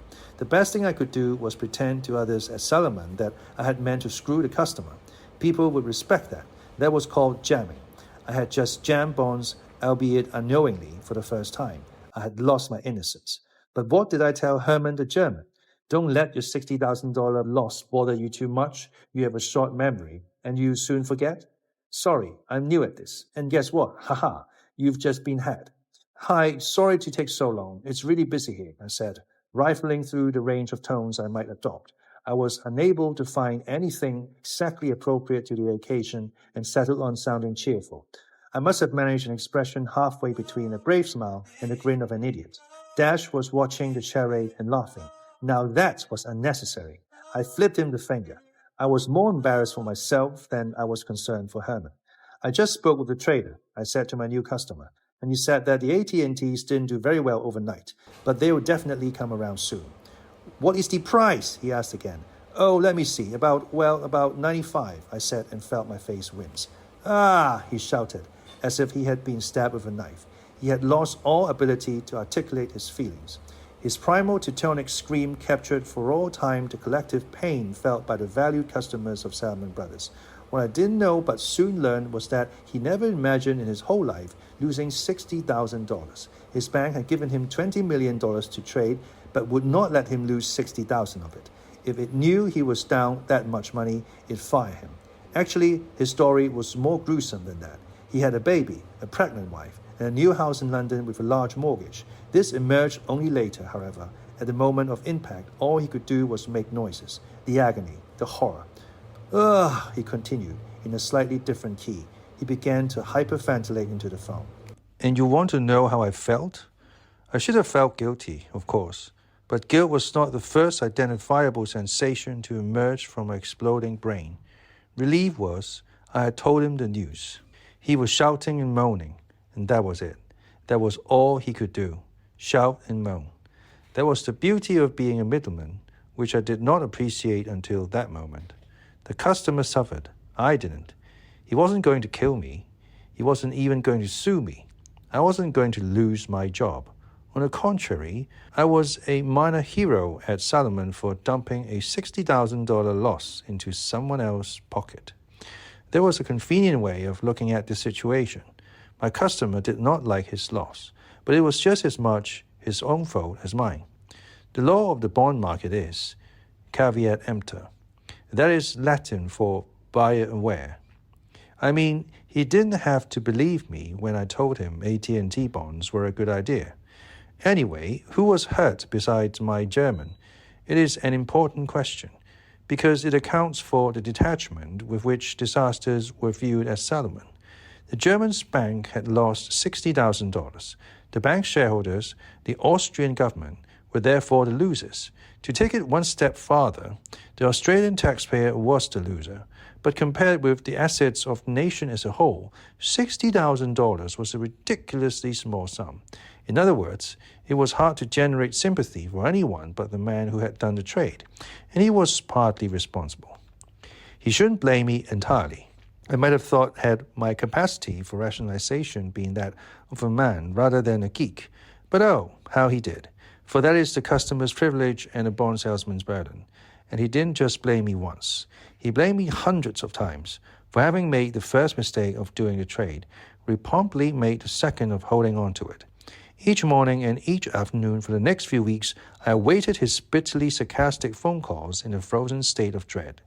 A thick German voice on the other end of the line would say, "This bond is a really good idea, Michael. Have you any more great ideas up your sleeve?" As a matter of fact, Herman gave up hoping he would survive intact. He gave up hope that Salomon would restore his losses. His sole reason for calling was to shower abuse upon me. Till death did they part, my customer and his bonds. AT&T's bonds got cheaper and cheaper. Finally, about a month after the ordeal had begun, my customer's boss inquired into his activities. A loss of about $140,000 dutifully raised its hoary head, and my German was fired. Kaboom! He got another job, and as far as I know, his children are well provided for. It was not an auspicious part to my career. Within a month, I'd blown up my first and only customer. There were, thankfully, plenty more where he came from. All met the two requirements to speak with a geek. First, that they be small investors, and second, that they be so awed by Salomon Brothers as to assume anything they were told was good advice. I passed a period of a few months on the phone with dozens of the least desirable clients in Europe. Among them, there was a cotton trader in Beirut, an Irish insurance company with a taste for speculating in currency options, and an American pizza mogul living in Monte Carlo. I blew up the insurance company, this time in an act of stupidity and assisted by traders. I was told not to do business with the man from Beirut by the Salomon Brothers Credit Committee, for fear that he might blow us up before I blew him up. And I lost the Monte Carlo pizza mogul when he decided to give up bonds and return to pizza. But not before he delivered for posterity the memorable line, "The casinos down here are dull compared to the we do." And that was true. Perhaps my favorite encounter during these first couple of months, however, was with the head of an English brokerage firm. This man of minor distinction in the city of London somehow got my name and called me at Salomon. He said he wanted to hear all about options and futures, and for that purpose, I should visit him in his office. The company he managed was one of hundreds of small European financial institutions that were competing with Salomon, but at the same time had money to play with. They often masqueraded as potential customers in order to get information. They thought Salomon Brothers knew something other firms did not. I could have declined to meet him on the ground he might well use what information he gleaned from me to expand his business at the expense of mine. But he did have some funds to invest, and I was curious about Old English moneymen. And anyway, at that point, what I knew about options and futures was more likely to bankrupt than to help him. He was a portly, middle-aged figure in an ill-fitted suit, scuffed black shoes, and the sort of sagging, thin black socks I came to recognize as a symbol of Britain's long economic decline. There were other features incongruous with his station in life. Cowlicks standing high on the back of his head took on lives of their own. His clothes were rumpled as if he had slept in them. He was the boss of an operation of several hundred people, and he looked like a bum or as if he had just wakened from a long nap. We sat in his poorly lit office surrounded by more unfinished work than I've ever seen in one place and talked for an hour. More accurately, he talked for an hour about world events. I listened. Finally, he tired and called a car to take us to lunch. But before leaving his office, he paged through his times with a sharp pencil in his hand and said, "I must make a bet." He dialed what I gathered to be his bookie and placed 2 bets of £5 each on horses racing that day. As he put down the phone, he said, "I view the bond market as an extension of horse racing, you know." I didn't, of course. I got the feeling I was supposed to be impressed. I didn't have the heart to tell him that the boys on my trading floor would have laughed him out of the casino at the suggestion of a bet as small as £5. And I couldn't help remembering a snide remark made by a seasoned trader to one of my fellow trainees while we were in the classroom. The trainee had tried to impress the trader and failed. The trader had said, "You are proof that some people are born to be customers." Born to be customers. The back row had thought it was the funniest thing they had heard all day. Anyway, we then took one of those 2-hour lunches for which the London office was fairly renowned in New York. Again, he talked. Again, I listened. About how the bond market rally was overdone, about how absurdly diligent he felt American backers were, and about how his small firm was going to cope with giants like Salmon invading the city of London. He disapproved of work days longer than 8 hours because, he said, you then arrive at the office in the morning with the same thoughts you left with late the night before. On the heels of a few drinks, this sounded wise enough to note on a napkin. We ordered a second bottle of white wine to go with the fish. At the end of lunch, as our speech slurred and the blood rushed from our brains to our stomachs, he remembered why he'd asked me out. He said, "We haven't had a chance to discuss options and futures. We'll have to do this again sometime." Before that could happen, however, his firm, like so many small English financial firms, was bought by an American bank for an inevitably large sum of money. He bailed out at just the right time and floated the short distance to Earth in a golden parachute. I never heard from him again. It was all new, all fresh. Early on, I made my first business trip to Paris. Once I'd escaped the trading floor, I was no longer a geek, or at least no one needed to know that I was a geek. I was an investment banker with an investment banker's expense account. For $400 a night, I stayed in the finest hotel in Paris, the Bristol. This was not an unusual extravagance on my part. All traveling salmon tradesmen stayed at the Bristol. I would have had to plead for cheaper lodging with salmon secretaries to prevent the expense. And when I first passed through the Bristol's gold doors, onto its long marble floor, and glimpsed the patter-patter scenes and goblin tapestries, when I saw the pharmacy of toiletries in my bathroom and the gilded luxury of my suite, I was glad that I had just taken what was my due. If Willy Loman had only had it so good, his kids might have turned out better. None of my activities in the first couple of months made so much as a dent on the bottom line of Salmon Brothers, but all were highly entertaining. What was more important than immediate results, I figured, was my education. I was nickeled during those first few months by the feeling of being a charlatan. I kept blowing people up. I didn't know anything. I had never managed money. I had never made any real money. I didn't even know anyone who had made any real money, only a few heirs. Yet I was holding myself out as a great expert on matters of finance. I was telling people what to do with millions of dollars when the largest financial complication I had ever encountered was a $325 overdraft in my account at the Chase Manhattan Bank. The only thing that saved me in meeting after meeting in the early days of Salmon was that the people I dealt with knew even less. London is, or was, a great refuge for hacks. It was only a matter of time before I embarrassed myself horribly. I scrambled to learn more and managed to keep a half step ahead of humiliation. I was impressionable, as Dash Ribrock delighted in pointing out, and that was a great weakness in the hands of shifty salmon traders. But in my educating myself, it proved to be a great strength. I had the ability to imitate. It enabled me to get inside the brain of another person, to learn how to make smart noises about money. I studied the 2 best salmon salesmen I knew, Dash Ribrock himself and a man on the 31st floor of Salmon, New York, whom I shall call, at his request, Alexander. My training amounted to absorbing and synthesizing their attitudes and skills. Lucky for me, they turned out to be 2 of the best bondmen in the business. Dash and Alexander were as opposite as individuals as their respective choice of pseudonyms suggests, and their respective skills differed also. Dash did what most salesmen did, only better. He kept his nose pressed up against the green screens on which the market in U.S. government bonds were trading and looked for small discrepancies in price. To anyone but a born bond salesman, his daily routine was painfully dull.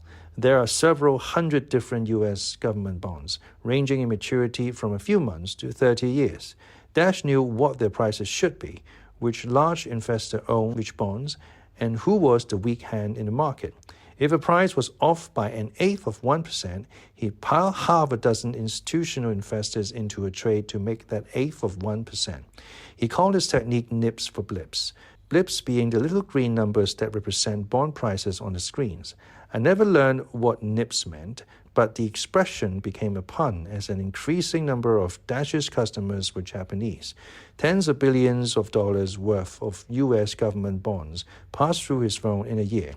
En route from the U.S. government to Japan, Dash was doing his patriotic bit to fund the U.S. trade deficit. Salmon took a tiny slice out of each trade. Dash expected at the end of each year to be paid a tiny slice of Salmon's cut. Alexander was unique, the closest thing I met to a master of markets, which I'm now convinced no man really is. He was 27, 2 years older than I, and had been with Salomon Brothers for 2 years when I arrived. He had grown up trading a portfolio of securities. He recalls making a killing in the stock market while in the 7th grade. At the age of 19, he lost $97,000 on U.S. Treasury bill futures. He was not, in other words, a normal child. Once he learned to write his gains and cut his losses, he never looked back. What he lost in T-bills, he made back several times over in gold futures. Alexander knew how to exploit the world's financial market. What's more, as a salesman, he knew how to sound as if he knew how to exploit the world's financial markets. And he had the same effect on other men in our little world as sirens have on sailors. Within months after he moved from London and onto the 41st floor in New York, he had been discovered by a handful of managing directors who wanted to know what to do with their own money. You'd have thought they'd be comfortable making their own investment decisions, but they weren't. Each day they'd ask Alexander for advice. To get it, however, they had to stand in line behind Alexander's clients and me. Alexander was a salesman, but like all the very best salesmen, he had the instincts of a trader. For all intents and purposes, he was a trader. His customers and his bosses simply did whatever he told them to. Alexander had a knack for interpreting events around him. The most impressive aspect of this was its speed. When news broke, he seemed to have already planned his response. He trusted his nose completely. If he had a flaw, it was that he lacked the ability to question his own immediate reactions. He saw the markets as a tightly woven web. Yank on one filament in the web, and the other filaments had to move too. He therefore traded in all markets, the bonds, currencies, and stocks of France, Germany, the United States, Japan, Canada, and Britain. The markets in oil, precious metals, and bulk commodities all interested him. The luckiest thing that happened to me during the period I spent at Salomon Brothers was having Alexander take me into his confidence. We met when I replaced him in London. For 2 years prior to my arrival, he had worked for Stu Williker and beside Dash Riprock. When we met, he was returning to New York to be a bond salesman on the 41st floor. There was no reason for him to watch over me, except for the mango tea which he required me to smuggle in bulk to him from Paris. There was nothing in it for him. It was a genuinely selfless act, which I recount only because at the time it seemed so incredible. It was as if he had bought shares in my future and were determined to make the trade come right. We spoke at least 3 times each day and as often as 20. The conversations during the first few months consisted of his talking and my asking questions. My job was a matter of learning to think and sound like a money spinner. Thinking and sounding like Alexander were the next best thing to being genuinely talented, which I wasn't. So I listened to the master and repeated what I heard, as in Kung Fu. It reminded me of learning a foreign language. It all seemed strange at first. Then one day, you catch yourself thinking in a language. Suddenly, words you never realized you knew are at your disposal. Finally, you dream in the language. It seems odd now to think of dreaming of money-making schemes, but it didn't seem terribly out of the ordinary when I woke up one morning thinking that there was an arbitrage available in Japanese bond futures. That morning, I looked into the Japanese market, saw that it was indeed the case, and wondered why I had dreamed of it, since I couldn't recall having ever spoken of the subject. Gobbledygook to you, perhaps a second language to me. Many of the trades that Alexander suggested followed one of two patterns. First, when all investors were doing the same thing, he would actively seek to do the opposite. The word stockbrokers used for this approach is contrarian. Everyone wants to be one, but no one is, for the sad reason that most investors are scared of looking foolish. Investors do not fear losing money as much as they fear solitude, by which I mean taking risks that others avoid. When they are caught losing money alone, they have no excuse for their mistake. And most investors, like most people, need excuses. They are, strangely enough, happy to stand on the edge of a precipice as long as they are joined by a few thousand others. But when the market is widely regarded to be in a bad way, even if the problems are illusory, many investors get out. A good example of this was the crisis in the U.S. Farm Credit Corporation. It looked for a moment as if farm credit might go bankrupt. Investors stampeded out of farm credit bonds because, having been warned of the possibility of accident, they couldn't be seen in the vicinity without endangering their reputations. In an age when failure isn't allowed, when the U.S. government had rescued firms as remote from the national interest as Chrysler and the Continental Illinois Bank, there was no chance the government would allow the Farm Credit Bank to default. The thought of not bailing out an $80 billion institution that lent money to America's distressed farmers was absurd. Institutional investors knew this, and that is the point. The people selling farm credit bonds for less than they were worth weren't necessarily stupid. They simply could not be seen holding them. Since Alexander wasn't constrained by appearances, he sought to exploit people who were. The second pattern to Alexander's thought was that in the event of a major dislocation, such as stock market crash, a natural disaster, the breakdown of OPEC's production agreements, he would look away from the initial focus on investor interests and seek secondary and tertiary effects. Remember Chernobyl? When news broke that the Soviet nuclear reactor had exploded, Alexander called. Only minutes before, confirmation of the disaster had blipped across our Protron machines, yet Alexander had already bought the equivalent of 2 super tankers of crude oil. The focus on investor attention was on the New York Stock Exchange, he said. In particular, it was on any company involved in nuclear power. The stocks of those companies were plummeting. Never mind that, he said. He had just purchased, on behalf of his clients, oil futures. Instantly in his mind, less supply of nuclear power equaled more demand for oil. And he was right. His investors made a large killing. Mine made a small killing. Minutes after I had persuaded a few clients to buy some oil, Alexander called back. Buy potatoes, he said. Gotta hop. Then he hung up. Of course, a cloud of fallout would threaten European food and water supplies, including the potato crop, placing a premium on uncontaminated American substitutes. Perhaps a few folks other than potato farmers think of the price of potatoes in America minutes after the explosion of a nuclear reactor in Russia, but I have never met them. But Chernobyl and oil are a comparatively straightforward example. There was a game we played called What If. All sorts of complications can be introduced into what if. Imagine, for example, you are an institutional investor managing several $billion. What if there is a massive earthquake in Tokyo? Tokyo is reduced to rubble. Investors in Japan panic. They are selling yen and trying to get their money out of Japanese stock market. What do? Well, along the lines of pattern number 1, what Alexander would do is put money into Japan on the assumption that since everyone was trying to get out, there must be some bargains. He would buy precisely those securities in Japan that appeared the least desirable to others. First, the stocks of Japanese insurance companies. The world would probably assume that ordinary insurance companies had a great deal of exposure, when in fact the risk resides mainly with Western insurers and with a special Japanese earthquake insurance company that's been socking away premiums for decades. The shares of ordinary insurers would be cheap. Then Alexander would buy a couple of $100 million worth of Japanese government bonds. With the economy in temporary disrepair, the government would lower interest rates to encourage rebuilding and simply order the banks to lend at those rates. Japanese banks would comply as usual with the government's request. Lower interest rates would mean higher bond prices. Also, the short-term panic could well be overshadowed by the long-term repatriation of Japanese capital. Japanese companies have massive sums invested in Europe and America. Eventually, they would withdraw those investments, turn inward, lick their wounds, repair their factories, and bolster their stock. What would that mean? Well, to Alexander, it would suggest buying yen. The Japanese would buy yen, selling their dollars, francs, marks, and pounds, and do so. The yen would appreciate not just because the Japanese were buying it, but because foreign speculators would eventually see the Japanese buying it and rush to join them. If the yen collapsed immediately after the quake, it would only further encourage Alexander, who sought always to do the unexpected, that his idea was a good one. On the other hand, if the yen rose, he might sell it. Each day, Alexander called and explained something new. After several months of struggling, I began to catch on. When Alexander hung up, I would call 3 or 4 investors and simply parrot what Alexander had just said. They would think me, if not a genius, then at least astute. On the basis of what I told them, they put money on the line.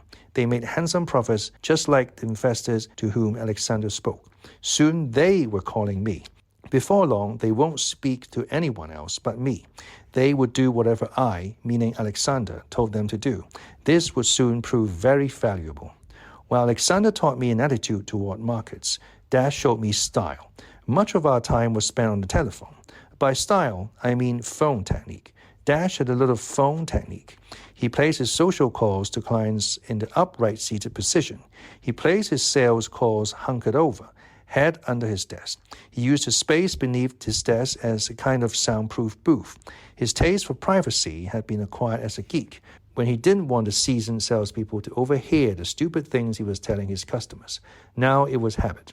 I could tell when Dash was about to sell a few $100 million of government bonds because his torso would jackknife in his chair so that his chest was almost in his lap and his head went into the sound booth. Just before consummating the trade, he plucked his empty ear with a finger on his free hand and speak rapidly in a low voice. Then suddenly, he'd pop up, hit the silencer button on his receiver, and shout into the hood. Hey, New York, New York, you're done on October 92 and September 93s. On 100 by 110, yeah, 100 million by 110 million. Whenever he emerged from the tuck position without having sold bonds, I knew he had been talking to his mother.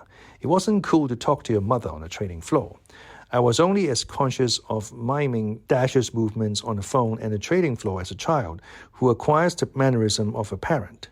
I had no other point of reference. I, too, soon found myself jackknifed in my chair, twirling pencils in the corner of my mouth, plugging my ear with my fingers, talking too fast and quietly for my customers to follow, and generally looking much like Dash, a phenomenon, in fact, swept across the trading floor as more and more geeks came on board. Small units of inexperienced people adopted the gestures and habits of their most successful members. As our unit grew from 5 to 10, it began to look more and more like Dash Ribrock. Dash was Dash. Alexander was Alexander. I was a fraud, a composite of traits I felt rightfully belonged to these two. In my defense, I can only say that I was a very good fraud. Also, that I had one useful quality possessed neither of my teachers, a detachment from the business and the firm. It comes, I suppose, from getting your job at a fundraiser at St. James's Palace, or perhaps from having another source of income. Anyway, it is extremely helpful in a young career because it leaves you fearless. I had the same advantage of recklessness as a driver in a traffic jam with a rental car. The worst anyone could do to my rental career was take it away. And though I did not actively court that fate, the thought of losing my job didn't trouble me as much as it troubled lifers such as, say, Dash Ribrock. That is not to say I did not care. I cared immensely. I thrived on praise more than most and thus sought to please. But I was willing to take greater risks than if I had felt deeply proprietary about my career. I was, for instance, willing to disobey my superiors, and that caused them to sit up and take notice far more quickly than if I had been a good soldier. Guided by Alexander and Dash, I was equipped with sound money-making schemes, a persuasive sales voice, and the right trading floor look. Business followed quickly, if haphazardly. A few small investors came to me in the manner of my unlucky German. I was able to persuade them to borrow large sums of money and speculate. With all the noise that is made about the danger of junk bonds and leveraging of American industry, it is a wonder that more attention is not paid to the daily leveraging that occurs within investors' portfolios. Say I wanted my customer to buy $30 million worth of AT&T bonds.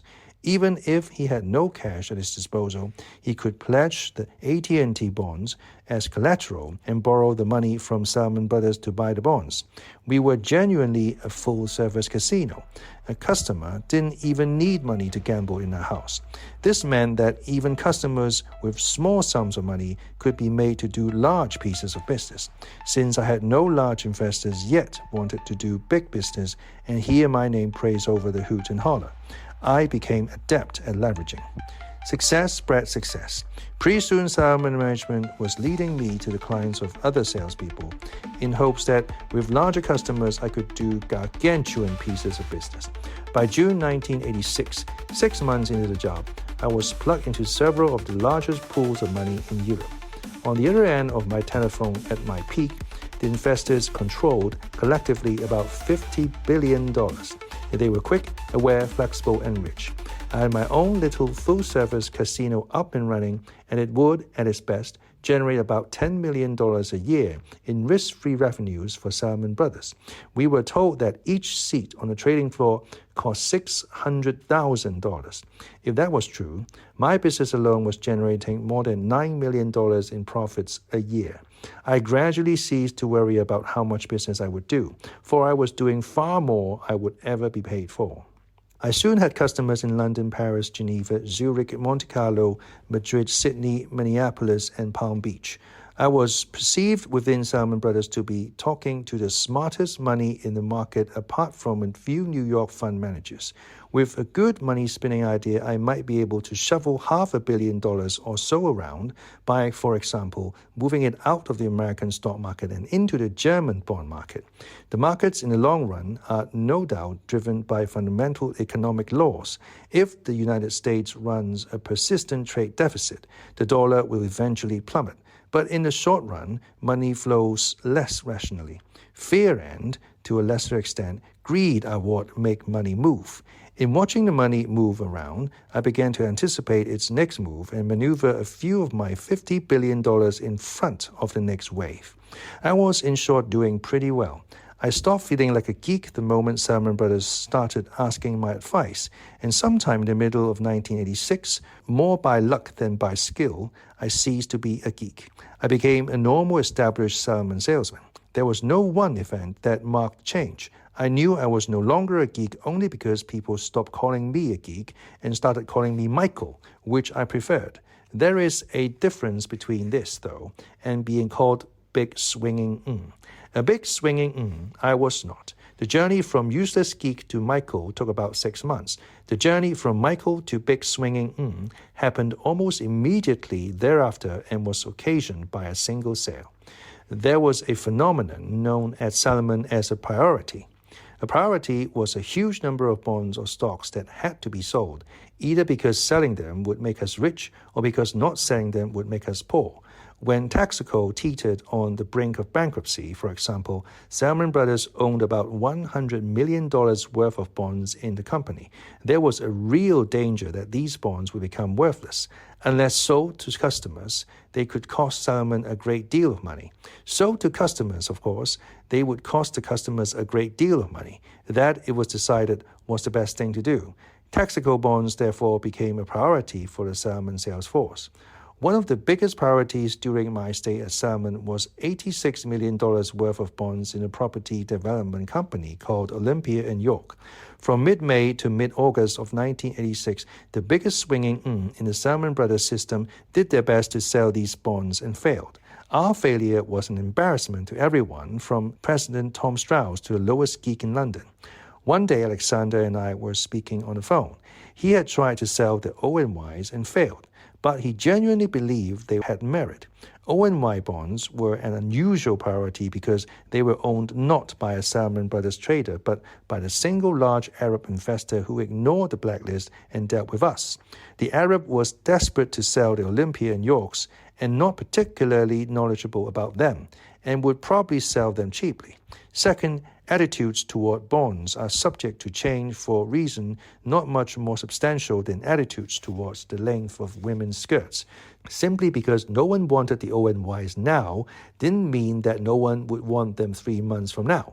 ONYs were a special case because they were collateralized by a Manhattan skyscraper owned by Olympia and York rather than by the full faith and credit of the company. Many institutional investors hadn't the expertise to evaluate real estate values, but as more bonds were backed by real estate, institutional investors were learning. Of course, Salomon Brothers could simply have bought the Olympia and Yorks for itself, but Salomon was not a long-term investor, and the thought of having $86 million on the trading books for months, even years if the worst case happened and no one ever bought the bonds from us, didn't delight our management. So we salesmen were searching for another buyer, and the stakes were high. The Arab investor had offered to buy another large block of bonds if and when we rid him of the Olympia and Yorks. The combination of that and the transfer of the Olympia and York bonds from the Arab to the next owner could net the firm as much as $2 million. Now, there was no one I trusted in quite the same way I trusted Alexander, so I decided to share my secret with him. My secret was that I knew a man who'd buy the Olympia and York bonds. I had known how to sell the Olympia and York bonds for a month, but remembering my experience with AT&Ts, kept the information to myself. The investor I had in mind, a Frenchman, wouldn't want to hold them for long, only long enough for another investor to forget they'd ever turned them down. Then he'd sell them. Alexander helped me to persuade myself that if I went about selling the bonds the right way, if I'd extracted promises from senior management that my customer would not get scalped, then everyone could win. Salomon would make a lot of money. My customer would make a little money, and I would be a hero. If there was a single lesson I took away from Salomon Brothers, it is that rarely do all parties win. The nature of the game is zero-sum. $1 out of my customer's pocket was $1 in ours, and vice versa. But this was an unusual case. If management would promise to make the Olympia and York's a sales priority several months, hence remove them from my customer's portfolio at a profit, then maybe we brave few could win. Alexander did the impossible every day, and talking to him occasionally made me feel I, too, could do the impossible, sell a priority and keep my customer happy. I walked across the London trading floor and spoke with the trader responsible for Olympia and York bonds. He sat next to the man responsible for the AT&Ts. He said, of course, that he'd promised to keep my customer happy. Can you really sell them, though? He said. Really? Really? In his shifty eyes, there was a mixture of disbelief that the bonds could be sold and greed at the thought of the profit he would make if they were. He was making promises, but he was thinking profits. I didn't trust him. I changed my mind. I decided not to sell the bonds, but it was already too late. Just making a simple inquiry about the bonds caused the Salomon empire to leap into action. Traders hung around my desk instinctually, like dogs trying to get at an in heat. Over the next 24 hours, I got calls from half a dozen salespeople in New York, Chicago, and Tokyo. They all said the same thing as the traders. Come on, please, do it and you'll be a hero. Salomon Brothers was speaking with one voice, and it was loud. None of these people, however, was in a position to make me the assurance I felt I needed. Then the phone rang at my desk. I picked it up. The voice on the other end of the line was vaguely familiar. It said, "Hey, slugger, how the are you? You think you got a chance with these bonds?" It was the grandmaster of speak, the human piranha. It was the first time we had spoken, and it turned out that responsibility for getting rid of the Olympia and York bonds fell ultimately to him. He promised that he would make sure my customer didn't get hurt, and as meaningless as that would sound coming from others, from him it mattered. I knew him by having watched him and by his reputation. He was as much was possible in a world where the bucks was almighty, a man of his word. He knew the bond markets better than any man at Salomon Brothers. I trusted him. I called Alexander and told him that I was about to sell the bonds. He quickly placed bets with managing directors on the 41st floor that I would sell the bonds. He got odds of 10 to 1. This was insider trading at its most respectable.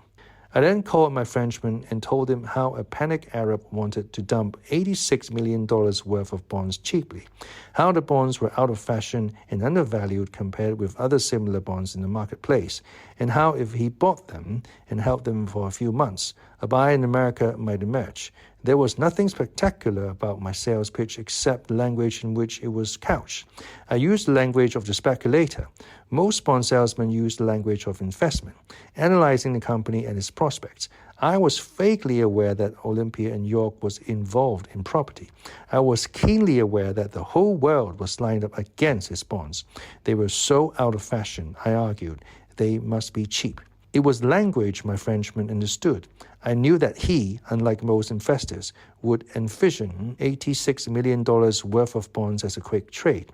I considered him my best customer. He was easily my favorite. He trusted me, I think, even though we had known each other for only 4 months. And here I was, selling him something I probably wouldn't touch with a barge pole if there hadn't been such glory in it for me. I knew it was awful, but I feel much worse about it now than I did at the time. After thinking it over for maybe a minute, he bought the $86 million worth of Olympia and Yorks. For 2 days, messages of congratulations arrived from distant points in the Salmon Brothers system. Most of the bigwigs in the firm called to say how happy they were my Frenchman had bought $86 million of O&Ys and how bright my future was at Salmon Brothers. Strauss, Massey, Ranieri, Merriweather, and Foote each called separately, right on top of each other. I happened to be away from my seat. Dash Ribrock fielded the calls and fumed, in a good-natured way, that they weren't for him. But there was a trace of seriousness to his response. I was being blessed by the gods. Dash had done well, but he had never been blessed by the gods.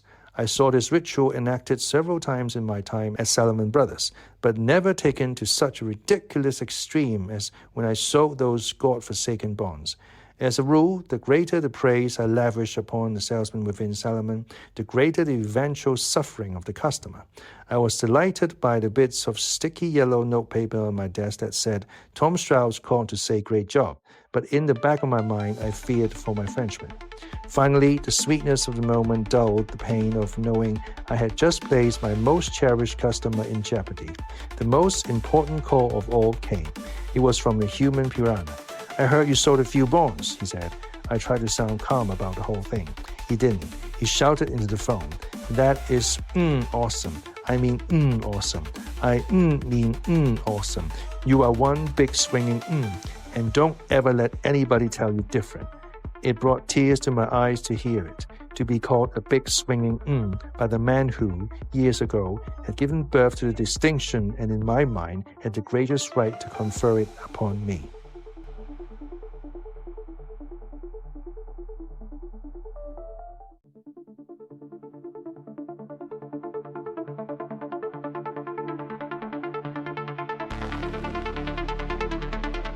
Chapter 9. The Art of War.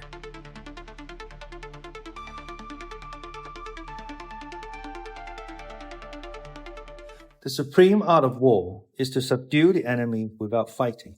Sun Tzu. I'm yelling at the top of my lungs at the bellhop in my room at the Bristol Hotel in Paris. What do you mean there is no bathrobe in my suite? He's backing toward the door, shrugging his shoulders, as if he can't do anything about it.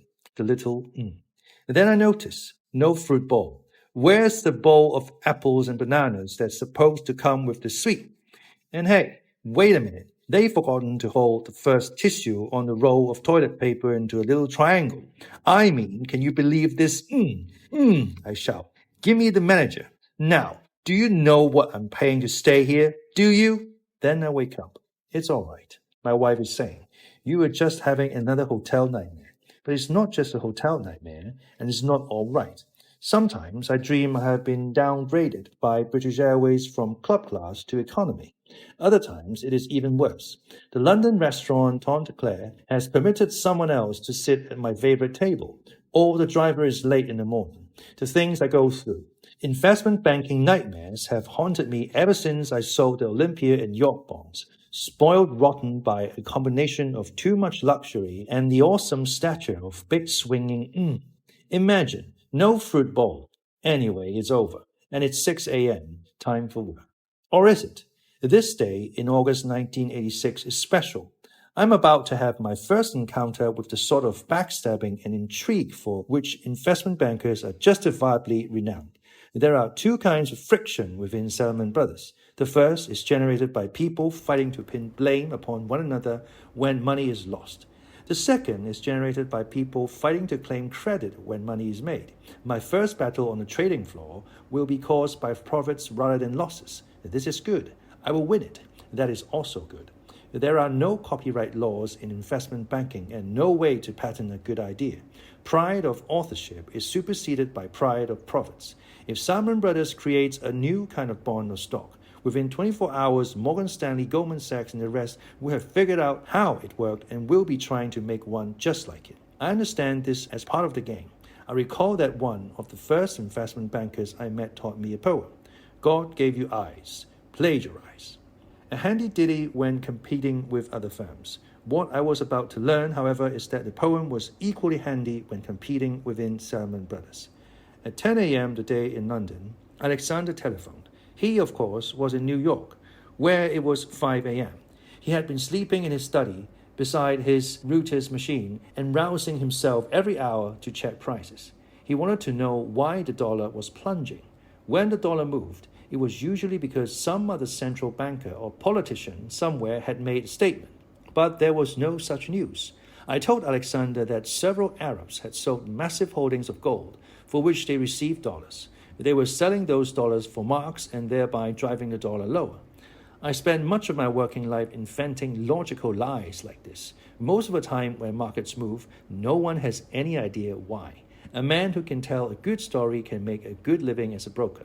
It was the job of people like me to make up reasons, to spin a plausible yarn. And it's amazing that people would believe. Heavy selling out of the Middle East was an old standby, since no one ever had any clue what the Arabs were doing with their money or why. No story involving Arabs could ever be refuted. So if you didn't know why the dollar was falling, you shouted out something about Arabs. Alexander, of course, had a keen sense of the value of my commentary. He just laughed. There was a more pressing matter to discuss. One of my customers was certain that the German bond market was due for a rise. He wanted to make a big bet on it. This Alexander found more interesting. If one investor felt strongly about German bonds, perhaps others did too, and would drive that market higher. There are lots of ways to make the same bet. Up to that point, my customer had simply bought hundreds of millions of Deutschmarks worth of German government bonds. I wondered if there wasn't a more daring play to be made in the market. This is a typical thought for a person who was becoming overly accustomed to betting other people's money. Alexander and I sorted out my jumbled thoughts, and in the process we stumbled across a great idea, an entirely new security. My client loved risk. Risk, I had learned, was a commodity in itself.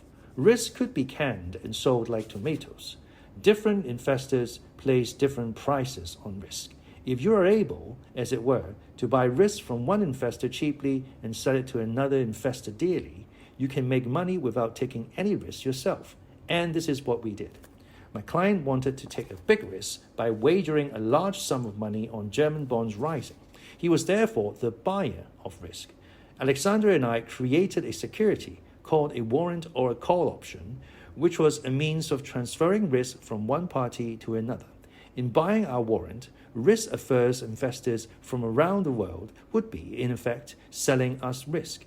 Many of these investors would not know they wanted to sell risk on the German bond market until we suggested it to them with our new warrant, just as most people didn't know they wanted to plug their ears all day and listen to Pink Floyd until Sony produced a Walkman.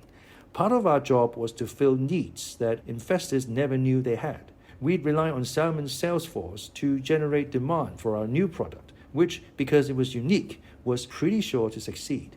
The difference between what we paid cautious investors for the risk and what we sold it to my customer for would be our profits. We estimated these would come to about $700,000. The idea was a dream. Salomon Brothers, which sat in the middle of this transfer of risk, would take no risk whatsoever. 700,000 risk-free dollars was a refreshing sight for Salomon management, but never more important as far as Salomon was concerned was the novelty of our deal. A warrant on German interest rates was new. Publicity of being the first investment bank ever to issue them was the sort of thing that drives investment bankers mad with desire. As we hashed out the deal, people on the trading floor began to grow curious. A vice president from another area of the trading floor, a salesman usually responsible for taking with large corporations, started to sniff around. I'll call this man the opportunist. He decided that it was his mission to play a part in our deal. I voiced no objection. He had worked at Solomon for 6 years, twice as long as Alexander and I combined, and we could use his experience. The opportunist, for his part, had nothing else to do. Bonus time was fast approaching. He desperately wanted to distinguish himself and saw our deal as his chance. To be fair, the opportunist was not entirely without purpose. We had overlooked the need to obtain the approval of the German government, and the opportunist saved us from embarrassment. The German government had no say in the euro markets.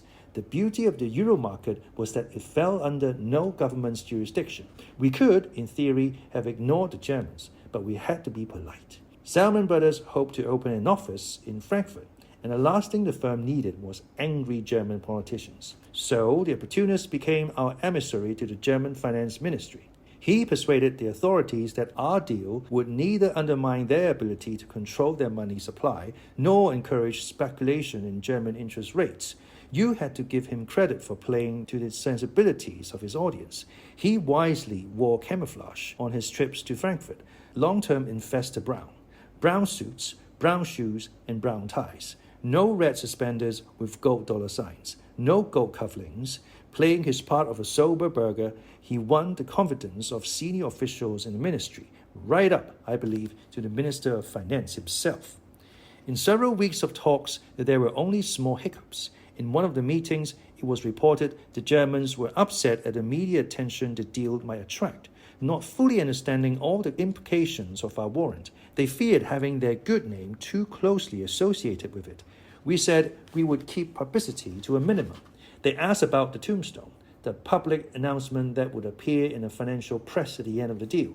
We said that we wanted a tombstone, but that we wouldn't advertise it in the press. They agreed to let us have our tombstone on the condition that we didn't print upon it the symbol of the Federal Republic of Germany, the eagle. We jokingly suggested a swastika as a substitute. Apparently, they didn't find that as funny as I did. That was our one break with sobriety. When the deal finally went through, it was a smashing success. Salomon Brothers and my customer made out like bandits. It was clear that Alexander and I were in for a bit of local fame. The opportunist, too, deserved applause. Then the trouble began.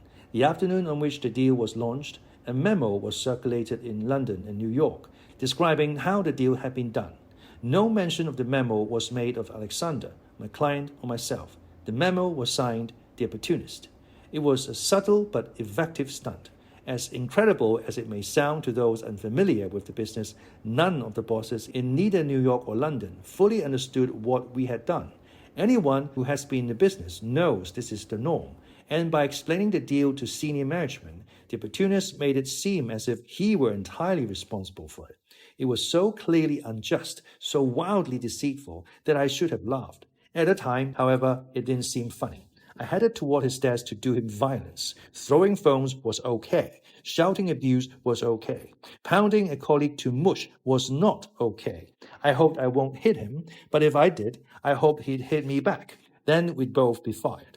The opportunist, it turned out, was one step ahead of me. He had raced to catch the first Concorde to New York the moment his memo hit the Xerox machine. Not that he was trying to avoid me. I don't think it ever crossed his mind to worry about me. As far as he knew, I didn't know anybody in the firm important enough to interfere with his fun. Anyway, if he was simply trying to disappear, a first-class ticket on a standard commercial airline would have done. At the very moment I was staring at his empty chair on the London trading floor, the opportunist was doing what Alexander aptly described as a victory lap around the 41st floor in New York. On his jog around 41st, he stopped and told people like Strauss and Goodfriend how well the deal had gone. Of course, he didn't say, I did the deal and I'm truly deserving a large bonus when the time comes, although that is what he meant. He had no need to be so blatant. His memo had preceded him. That he did the deal was implicit in his return to New York to tell everyone about it, and that he mentioned no other name but his own. Probably everyone knows how infuriating it is to be robbed by another person, but you don't know bitterness until you've been screwed by an entire system, and that was happening. No senior person seemed to know the truth. The chairman of Salomon Brothers International passed by my desk holding the evil memo. I just want to thank you for your help, he said. The opportunists couldn't have done this deal without your relationship with your customer. His deal? You moron, I wanted to scream. You have been duped. I smiled and said thank you. People in New York, Alexander told me, were saying how smart the opportunist was. Alexander had every right to be at least as angry as I. He was philosophical. Don't worry, he said, he's done it before. It happens. At least I had been credited with a minor assist. Alexander wasn't even that fortunate. His contribution to Salomon financial history had been completely ignored. We had a choice, Alexander and I. We could either get mad or get even. I put the matter to Alexander for consideration. We were both in a position to scream bloody murder. What was the point of being a big swinging if you stood stoically as sand was kicked in your face by scumbag vice presidents? But screaming in a corporation, even in a corporation as Neanderthalish as Solomon, was counterproductive.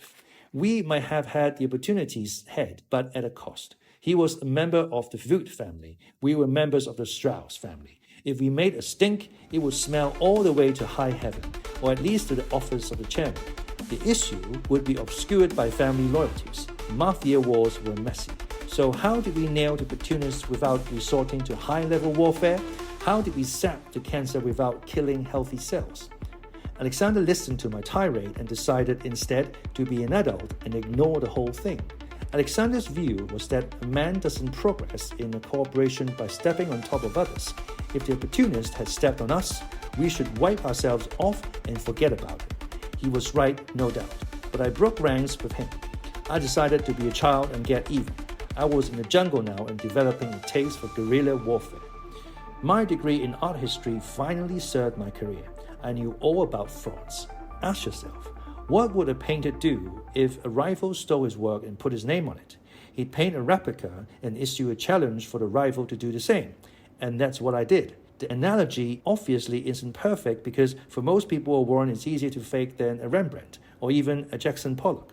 But I didn't need to prove him a complete fraud. I just had to cast doubt on his assertions. The opportunist had represented himself as the sole source of Warren wisdom. And if that could be disapproved, he would, to an extent, be discredited. We conceived another deal, similar enough to the first as to be unmistakably from the same hand. It involved the government bonds of Japan, not Germany, and had a slightly different underlying structure, the details of which, for my present purposes, are irrelevant. With the deal structured, I didn't go to the opportunist and ask him to play emissary to the relevant government. The opportunist was told what he deserved to know, nothing. And then, before the deal came off, I did my own lab of the 41st floor of New York. Call it a warm-up lab. A warm-up lab, unlike a victory lab, could be done by telephone.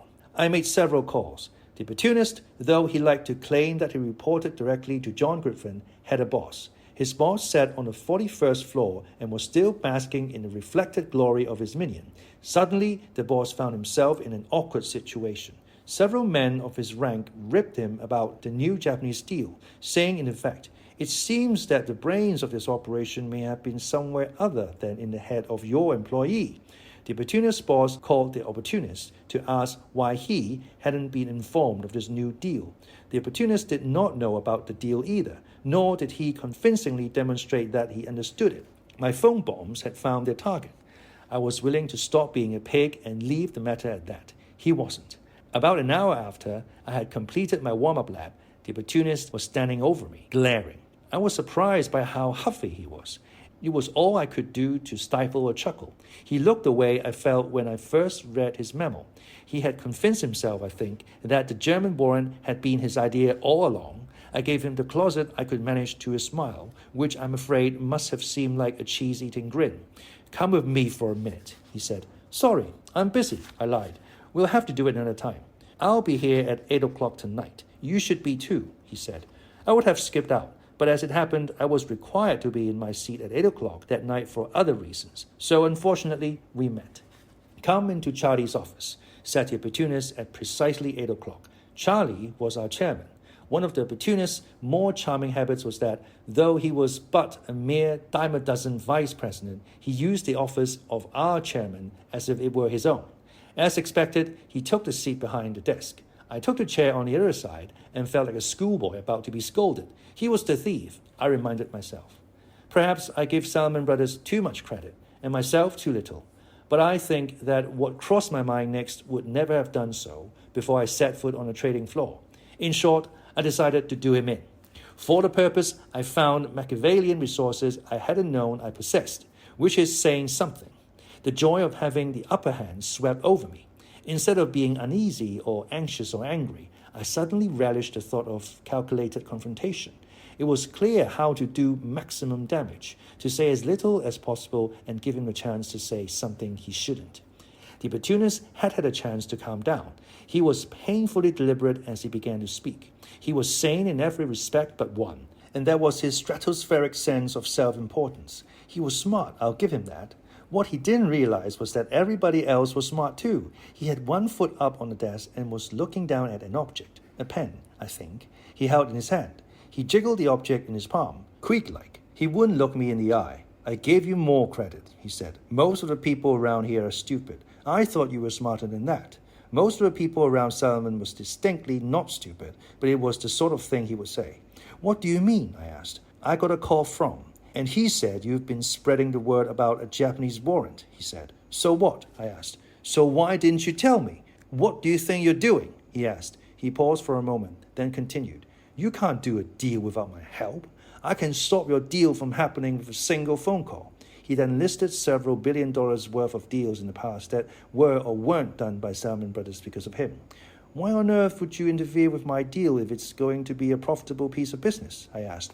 I knew precisely why he would interfere with a profitable piece of business. If he wasn't going to get the credit, he didn't want to see it happen. It would shatter the illusion he was trying to create of having a unique grasp of this new warrant business. If he succeeded in creating the illusion, the firm would pay him more money at the end of the year. Of all this, I was aware. He knew I was aware. That made him angry, and getting angry was his biggest mistake. I can get you fired, he said. With a single phone call, all I've got to do is call, or John, and you are out of here. That was it. I had just drawn the fourth ace. The opportunist was bluffing, and it was written all over his face. Sitting on the trading floor all day makes you that much sensitive to people's little bluffs. They were almost always transparent, and once you caught them, you owned them. Like a fish well hooked. You could let them off the hook, or you could reel them in. In this case, I had already made up my mind what to do. The opportunist was way out of line. He couldn't get me fired, not even close. What is more, a lot of people would be angry when they learned of his threat. He had stepped, albeit in a way I didn't expect, into trouble. I've never had a plot to destroy someone work out so well before. Come to think of it, I've never before had a plot to destroy anyone. There was no point in continuing. I feigned concern. I told him that I was sorry, that I would never do it again, and that whenever I had a good idea in the future, I would be sure to run straight away and give it to him. Somehow, he believed me. What the opportunist had neglected to consider in his scheme was the omniscient, omnipotent, omnivorous presence. No, not God. A person on the trading floor known as a syndicate manager. Syndicate managers on Wall Street and in the City of London are charged with the job of coordinating all deals. The London syndicate manager of Salomon, one of the few powerful women within the firm, had coordinated our German warrant. Syndicate managers are the investment banking equivalents of chiefs of staff in the White House or general managers of professional sports teams. John Goodfriend had made his reputation as a syndicate manager. The role produces masters of realpolitik, Machiavellian in the original sense of the word. They see all, they hear all, they know all. You don't cross the syndicate manager. If you do, you get hurt. The next day, I told the London syndicate manager of my conversation the previous night. She knew the truth of the German warrant deal because she had played a role in its success. She was even angrier than I had hoped. She was also extremely plugged in at Salomon Brothers, in a way that the opportunist was not. I mercilessly left his fate in her hands. It was like leaving a goldfish in the care of an alley cat. Only then, after it was too late to reverse the process, did I feel remorse. But not much. Even my conscience was becoming calculating, permitting me to feel just enough guilt to live with myself, but not enough to prevent me from doing in creeps. I didn't learn until much later the end of the story. The woman I had spoken with was directly responsible for deciding what the opportunist was paid. The opportunist was expecting a lot of money and a promotion from vice president to director. The promotion was critical to his future. This woman made 5 or 6 phone calls and squashed his plans. I had to wait until bonus time, the end of December, to see the effect. Promotions were announced a week before the money was passed out. The opportunist remained a vice president. Once his bonus had landed in his bank account, he quit the firm. At this point in the story, in the fall of 1986, my fortunes and the fortunes of my firm diverged. The money poured in through my telephone, but it didn't seem to register on the bottom line of Salomon Brothers. The bull market in bonds finally lost its head of steam. In November, the market plunged briefly, and financial Darwinism prevailed. Many weak Salomon traders, along with a few customers, blew themselves up. Fewer customers and nervous traders meant that the volume of deals declined. Most salesmen spent less time answering phone calls from fancied gamblers and more time trying to seem busy. At the end of the year, bonuses would be paid. For the first time in many, many years at Salomon Brothers, Christmas looked to be a time of sadness. Little local wars were breaking out across the London trading floor. A couple of hitherto quiet types with Prussian names were now keeping copies of Clausewitz on wall on their desks. Investment bankers usually read on wall secretly, not because they are embarrassed to be caught with it, but because they don't want to let anyone in on their technique. I recommended Sun Tzu, an ancient Chinese war genius, to one of my Prussian colleagues, and he looked at me with suspicion, as if I were going to fool him into believing that a Chinaman knew something about war. When the money goes away on the trading floor, it feels very like when the music stops in musical chairs. A few people close to their chairs amuse themselves by watching the others engage in mortal combat to secure a seat. Thoughts around Salomon Brothers turned away from the greater glory of the firm and focused on self-preservation. Who was up was the question most often asked. The salesmen blamed the traders, and the traders blamed the salesmen. Why couldn't we sell their bonds to stupid European investors? The traders wanted to know. Why couldn't they find bonds that weren't so embarrassingly awful? The salesman wanted to know. I was told by one trader who was trying to offload an AT&T style ripoff onto one of my customers that I needed to be more of a team player.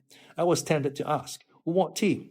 I could probably have sold his bonds and saved him some money, but it would have come at the expense of the relationship. Telling traders to live with their mistakes, which I did on rare brave occasions, was not a moral but a business judgment. In my view, the solution to AT&T nightmares was not to dump them into the portfolios of my customers, but to sack the traders who got us into the problems in the first place. The traders, of course, didn't agree. The plain fact was that a combination of market forces and gross mismanagement had thrown Salomon Brothers into deep trouble. At times, it was as if we had no management at all. No one put a stop to the infighting. No one gave us a sense of direction.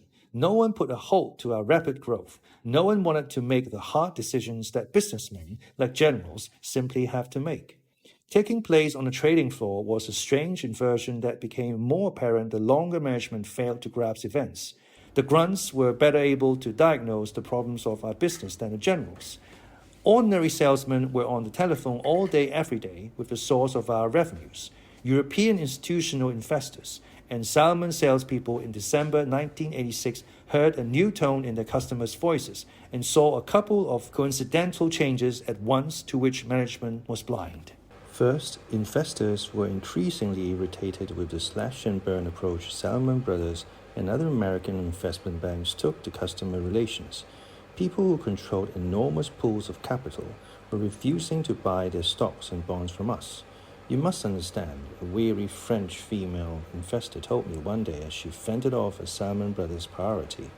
We are tired of being ripped off by Drexel Burnham and Goldman Sachs and Salomon Brothers and the other Americans. There is, or was, a fundamental difference between European institutional investors and their American counterparts, noticed by every New York trader who spent any time in our office. Investment banking in America is a long-standing oligopoly. A small number of name investment banks compete to raise capital. American investors have been trained to think that they can only do business with a handful of large investment banks, and very generally, the interests of lenders in New York take a backseat to the interests of the corporate borrowers. So in New York, bond and stock deals are driven not by whether investors want to buy them, but by whether companies want to raise the money. I was never sure why this happened. I mean, you'd think that the borrower of money would be just as likely to be screwed by the middleman as the lender, but he isn't. The Wall Street oligopoly that costs lenders so dearly doesn't seem to affect the borrowers, perhaps because they are smart enough to play the few investment banks off against one another, perhaps because they are less dependent on Wall Street in the first place. After all, if they don't like the terms on a bond deal, they can always take a loan from a bank. Anyway, no one dreams of trying to fool, say, IBM into issuing cheap stocks or bonds. IBM is regarded as too important to anger, and therefore always issue its stocks and bonds dear. Wall Street salesmen then try to fool investors into buying the overpriced merchandise. European lenders didn't know how to roll over and play dead. You could sucker them once, but if you did, they'd never come back. Unlike their American counterparts, they didn't understand that they couldn't live without the services of Salomon Brothers. A Salomon trader in New York once told me, the problem with the London office is that the customers aren't trained. But why should they be? If they didn't like us, they could simply deal with an English or French or Japanese competitor. Whether the foreign banks were more user-friendly than we, I do not know. What was clear, however, is that hundreds of firms could do most of what we did. One could not, and I would not attempt to persuade our management of this sad fact. Its response would have been to shoot the messenger. But I recall at the time a short trip to Geneva, where I met with a man in control of a mere $86 million, who put the matter in a nutshell for me. As we sat in his office speaking, one of his accountants barged in, waving a sheet of paper. 285, he said, then left. The figure 285, it turned out, was the number of different investment banks he had dealt with in the previous year. If the episode was staged to psych me out, it worked. I didn't know, I gulped, that there were 285 investment bankers in the whole world. There aren't, he said. There are more, and they are all the same. In other words, the whole idea of globalization was a canard. The brave new world of advanced communications in a single worldwide market for capital did not necessarily imply that a small handful of investment banks, such as Salomon, would dominate the world. It meant that money bounced more freely around the globe. But there didn't seem to be the same economies of scale in handling the money as in, say, frozen green beans. Debt issuance and bond trading were no longer the domain of a single firm, but of hundreds. Many of the new players didn't share our exalted sense of self-worth. Japanese banks such as Nomura, American commercial banks such as Morgan Guarantee, and European monoliths like Credit Suisse all were willing to do the same job as Salomon Brothers in Europe, and for far less pay. Even tiny firms of 6 men in dingy offices with low overheads were able to compete by slashing prices to the bone. They had the same information we did. Information, with communications, was becoming cheaper and easier to obtain. We were being driven from our markets by lower-cost foreign producers, just as American steel and automobile companies were before us.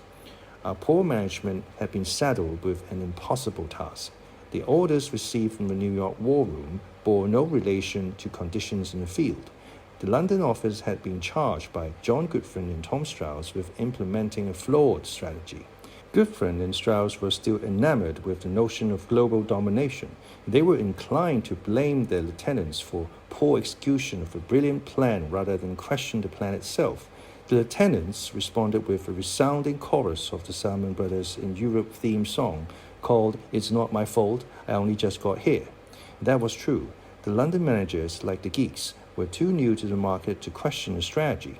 Miles later, our chief executive officer was a 43-year-old American who hadn't arrived in London until June 1986, 6 months after I did. Bruce Kovgan, the head of sales, was a 34-year-old American who arrived in London for the first time in 1985, 6 months before I did. The chairman of the operation, Charlie McFay, was a 45-year-old American who had a great deal of experience but was more the firm's diplomat than its manager.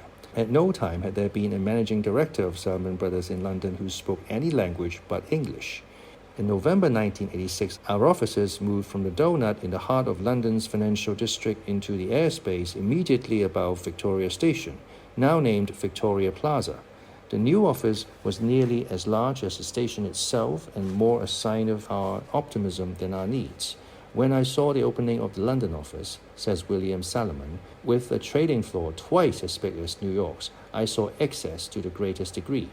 Our grand new place was only a short walk down Buckingham Palace Road from that saintly creature, the Queen Mother. A long escalator ran from the Street of Kings through the passage of chrome and mirrors to the dizzy heights of our trading floor. The trading floor wasn't at the top of the escalator. That would have been too economical. At the top of the escalator was a massive space with the feel of a Hyatt Regency lobby, filled with sofas, plants, and an enormous bronze statue of a sprinting rabbit. The rabbit was a non sequitur. Its design did not suggest a Wall Street firm bravely speeding into the future as so much as Bugs Bunny scampering between holes one step ahead of Elmer Fudd. At Christmas time, the traders hung huge silver ornaments from the rabbit's tail to give it Later, an umbrella served as what the British called a Clearly, as much time had been spent on how the new office should look as on how it should function. The space-age escalator and exposed metal piping of the foyer segued into a spiral wooden staircase and crinkly old master prints. This wasn't an office so much as a Hollywood set in transition, with 2001: A Space Odyssey coming down and Gone with the Wind going up. The British clients coming off the street, the place was simply amusingly American. They'd whisper to each other that it looked like some god-awful mistake they had once seen in New York, and that was before they saw the flop wallpaper, the fuzzy-wuzzy stuff New Yorkers associate with Tad's Steakhouse and Londoners with about 1,000 Indian restaurants. One day, my Frenchman, by this time a skeptical owner of $86 million of Olympia and York bonds, came to lunch and ran his critical hand along our carved oak banister. He then examined the nearby red and cream wallpaper as if it were a fast fury sit. "I suppose we paid for this, didn't we?" he asked. The tone in his voice suggested not so much disapproval of our high commissions as dismay at the use to which the proceeds had been put. The new trading floor, once she found it, seemed more than twice the size of the 41st floor in New York and was equipped with all the latest gadgetry. 4 men could use it to pass and punt a Nerf football unconstrained in any direction by space. The fastness was otherwise a hindrance, however, like shoes 5 sizes too big. The place had none of the high-strung tension of the New York trading floor. What little energy we generated dissipated in the rafters. The silence made us feel lazy and enabled people to hide. Hiding is what people did when they weren't doing business. I had the urge to walk out into the center of the trading floor and shout, "All our income free," just to see who had bothered to show up for work. The empty feeling of the place niggled management. Having spent years in New York before being sent to London, the managers associated noise with profits and silence with losses. "Quick, just give me my money while there is still some left." That was the general sentiment in the air at the end of 1986 for the aforementioned reasons. As we moved into Victoria Plaza, a jury of managing directors was forming in New York to divide the spoils. The money was handed out on December 21st. Until that time, people thought and spoke of nothing but bonuses. The way our business froze was fascinating, but I suppose predictable. This is the moment we had all been waiting for. By edict from Goodfriend, a floor and a ceiling were set each year around the bonuses of first and second year employees, irrespective of their achievements. It was a tradition for first and second year Salomonites to speculate about the likelihood of the bans being lifted. Much of my time during the last 6 weeks of the year was therefore spent fielding phone calls from and placing phone calls to my former training classmates, now spread throughout the Salomon system. We spoke of nothing but the band. There were 2 sorts of conversations. First, we discussed the ban as it applied to us all. Last year, it was 65 to 85. One or the other would say, "I heard it was 55 to 90. No way they would make the ban that wide first year out. How else are they going to pay the producers? You think they give a about the producers? They're out to keep as much for themselves as they can. Yeah, guess you're right. Oops, gotta hop." Later, And second, we discussed the ban as it applied to one of us specifically. If they don't pay me 80, I'm going to Goldman. One or the other would say, oh, they'll pay you 80. You're one of the biggest producers in the class. They're already ripping you off. Goldman would guarantee at least 180. These people are screwing us. Yeah. We gotta hop. Later. Bonus day, when it arrived, was an enthralling reprieve from my daily routine of chatting with investors and placing bets in the markets. Watching the faces of other people as they emerged from their meetings was worth 1,000 lectures on the meaning of money in our small society. People responded in one of three ways when they heard how much richer they were, with relief, with joy, and with anger. Most felt some blend of the three. A few felt all three distinctly. Relief when told, joy when it occurred to them what to buy, and anger when they heard the others of their level had been paid much more. But the look on their faces were always the same no matter what the sizes of their bonuses. They looked sick to their stomachs. It was as if they had eaten too much chocolate pie. Being paid was sheer misery for many. On January 1st, 1987, 1986 would be erased from memory except for a single number, the amount of money you were paid. The number was the first summing up. Imagine being told you will meet the divine creator in a year's time to be told your worth as a human being. You'd be a little edgy about the whole thing too, wouldn't you? That's roughly what we endured. The people felt a wave of pure emotion wrapped over them immediately on the heels of a year of single-minded pursuit of success, and it made the stomachs churn. Worse, they had to hide it. The game had to be played. It was rude to gloat too soon after being paid and embarrassing to show anger. The people who had its best felt unpunctuated relief. They had been paid pretty much what they had expected. No surprise, no reaction. Good. And that made it easier to seem impassive. It was over. My own compensation meeting was late in the day. I met with my jungle guide, Stu Williker, and the sales manager of the London office, Bruce Cofkin, and in one of the Gone with the Wind dining rooms. My jungle guide simply listened and smiled. Cofkin, said to be destined for greatness in Salomon Brothers, spoke for the organization. I'd like to say I was as cold and calculating as a hitman facing a mafia don after the job has been done, but that just wouldn't be true. I was more on edge than I had expected. All I, or anyone else, really wanted to know was the size of my bonus, but I had to sit through a much longer speech for reasons I didn't at first understand. The managing director shuffled some papers in front of him and then began. I've seen a lot of people come through here and shoot the lights out in their first year, he said, and then named a few young managing directors as examples. But I've never seen anyone have the kind of year that you've had. He began to list names again. Not Bill, not Rick, not Joe, he said, and then not even the human piranha, not even the human piranha. What can I say, he said. But congratulations. He spoke for about 5 minutes and achieved the desired effect. When he finished, I was prepared to pay him for the privilege of working at Salomon Brothers. And I thought I knew how to sell. The boss put my small abilities to shame. He pushed all the right buttons. Most of the cynicism and bitterness I was developing for the organization melted. I felt deeply reverent about the firm. My numerous bosses, John Goodfriend, the AT&T trader, and everybody who had ever had anything to do with Salomon Brothers except perhaps the opportunist. I didn't care about money. I just wanted this man to approve of my performance. I began to understand why they gave you a talk before they give you the money. Like priests, paymasters in the Salomon Empire followed a time-honored pattern. The money always came as an afterthought, and in a knot you had to disentangle. Last year you made $90,000, he said. 45 was salary, so 45 was bonus. Next year your salary will be $60,000. Now let me explain those numbers. While he was explaining that I was paid more than anyone else in my training class, I was converting $90,000 into British pounds and putting that into perspective. It was certainly more than I was worth in the abstract. It was more than I had contributed to society. Christ, if social contribution had been a measure, I should have been billed rather than paid at the end of the year. It was more than my father had made when he was 26, even factoring in inflation, which I did. It was more than anyone else my age I knew made. Ha! I was rich. I loved my employer. My employer loved me. I was happy. Then the meeting ended. And I thought again, When I had a moment to reflect, I decided I wasn't so pleased. Weird, huh? This was Salomon Brothers, remember? These were the same people who made me blowing up customers with exploding AT&T bonds. They were perfectly capable of turning the same firepower on me as they used on my customers. I had done their dirty work for a year and had only a few $1,000s to show for it.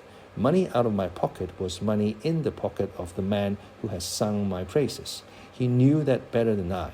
Words were cheap. He knew that too. I decided in the end I had been taken for a ride, a view I still think is strictly correct. I wasn't sure how many millions of dollars I had made for Salomon Brothers, but by any fair measure, I deserved much more than $90,000. By the standards of our monopoly money business, 90 grand was like being on welfare. I felt cheated, genuinely indignant. How else could I feel? I looked around me and saw people getting much more when they hadn't generated a penny of the revenues themselves. You don't get rich in this business, said Alexander when I complained privately to him. You only attain new levels of relative poverty. You think Goodfriend feels rich? I'll bet not. Wise man, Alexander. He studied Buddhism, which he liked to use to explain his detachment. On the other hand, he was 3 full years out of the training program and no longer constrained by the band. The firm had just paid him a fantastic sum of money. He could afford his lofty sentiment. He had, however, put his finger on the insatiable hunger for more felt by anyone who had succeeded in Salomon Brothers and probably at any Wall Street firm. The hunger, or, if you will, the greed took different forms, some of which were healthier for Salomon Brothers than others. The most poisonous was the desire to have more now, short-term greed rather than long-term greed. People who are short-term greed aren't loyal. Salomon Brothers people in 1986 wanted their money now because it looked as if the firm were heading for disaster. Who knew what 1987 would bring? Shortly after bonus time, London traders and salespeople, along with Ranieri's people in New York, began to stream out the door for more money elsewhere. Big guarantees were still being made by other firms to Salomon traders and salesmen. The older employees who were playing for real money had been bitterly disappointed. They had expected, say, 800,000 and had received only 450,000. There simply wasn't enough to go around. It had been a terrible year for the firm, yet somehow each person individually felt he had done well. A year after I arrived, I was able to look around me and count on 2 hands and a foot in the number of people who had been with the firm longer than I. All but 3 of the 20 or so older Europeans who had set the office pace in the age of the 2-bottle lunch had left for greener pastures. Each was quickly replaced with half a dozen geeks, so that though people were quitting as fast as they could find other jobs, the firm expanded. Finding the bodies was simply not a problem. By the end of 1986, traces of the American collegiate madness appeared in Britain. There was the same eerie popular feeling that no job was worth taking outside investment banking. I was called upon the end of the year to give a talk to the Conservative Student Society at the London School of Economics.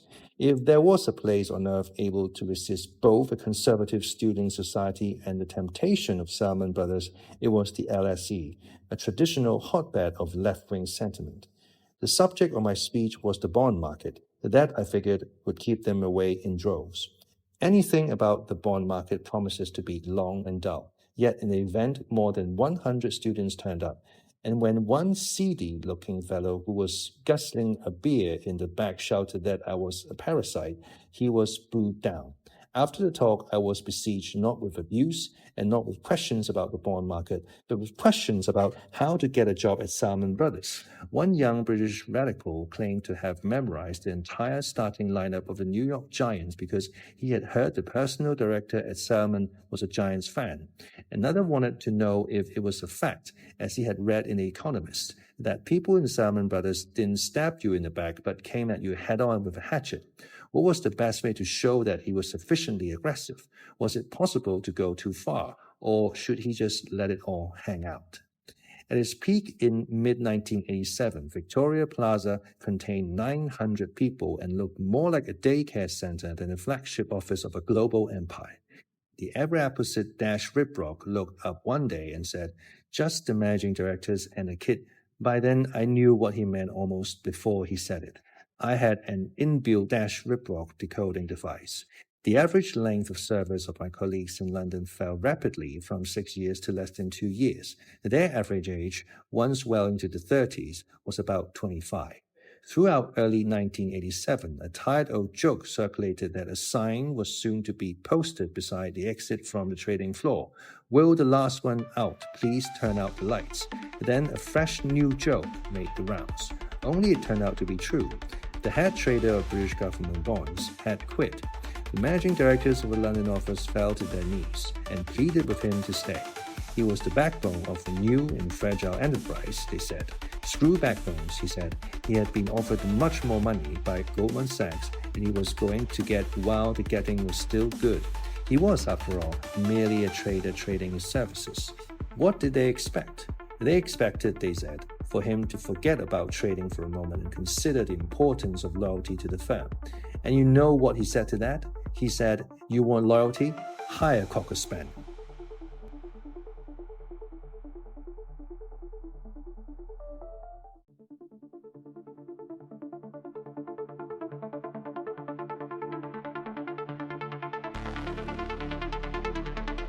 Chapter 10. How can we make you happier?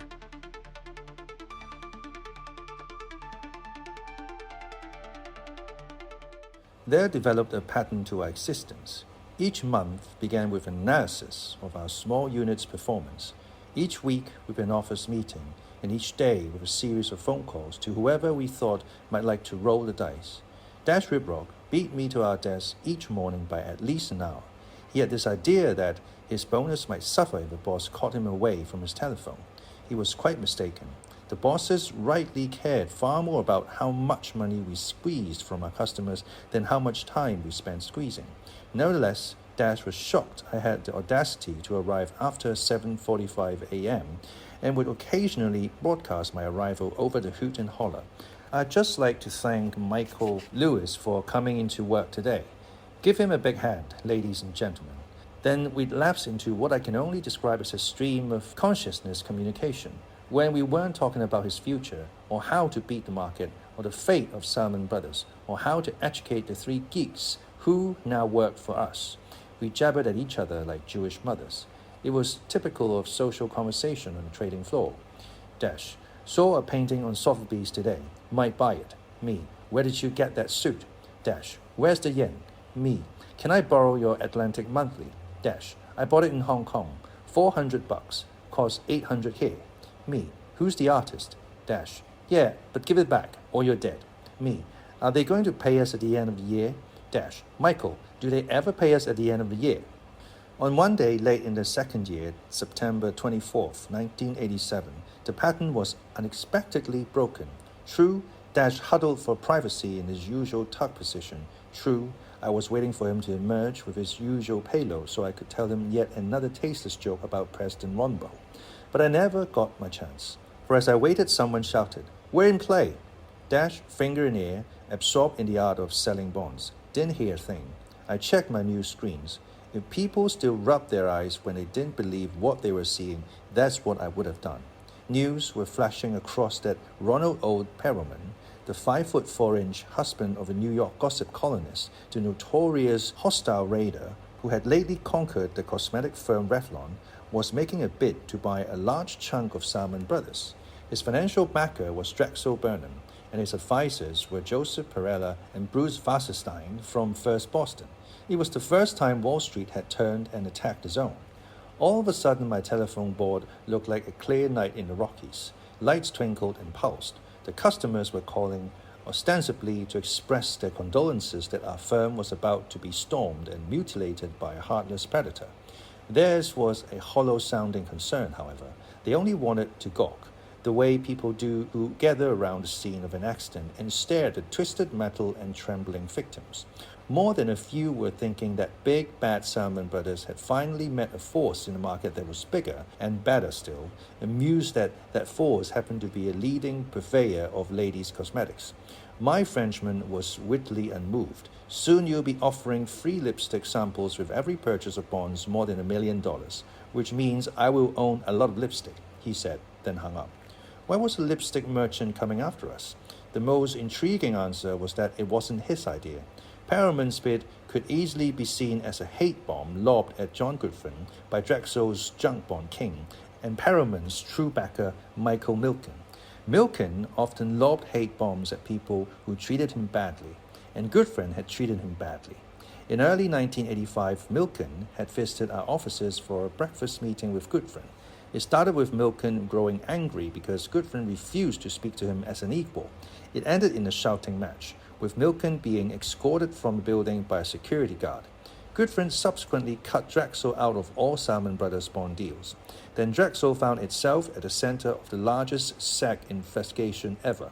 Rather than send flowers, a Salomon Brothers managing director mailed to Milken's clients copies of legal complaints filed against Milken by 3 other clients. The relationship between Salomon Brothers and Drexel Burnham was, in September 1987, rightly regarded as the worst between any 2 firms on Wall Street.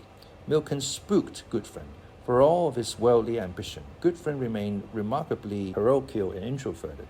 That's why, for example, it never occurred to him that anyone would manage his London office but Americans. We weren't business people, and we hadn't seized the opportunity to diversify when we were strong. We really never knew how to do anything more than trade bonds. No one at Salomon had ever created a substantial new business, with the exception of Louis Ranieri, and he had eventually been buried for his troubles.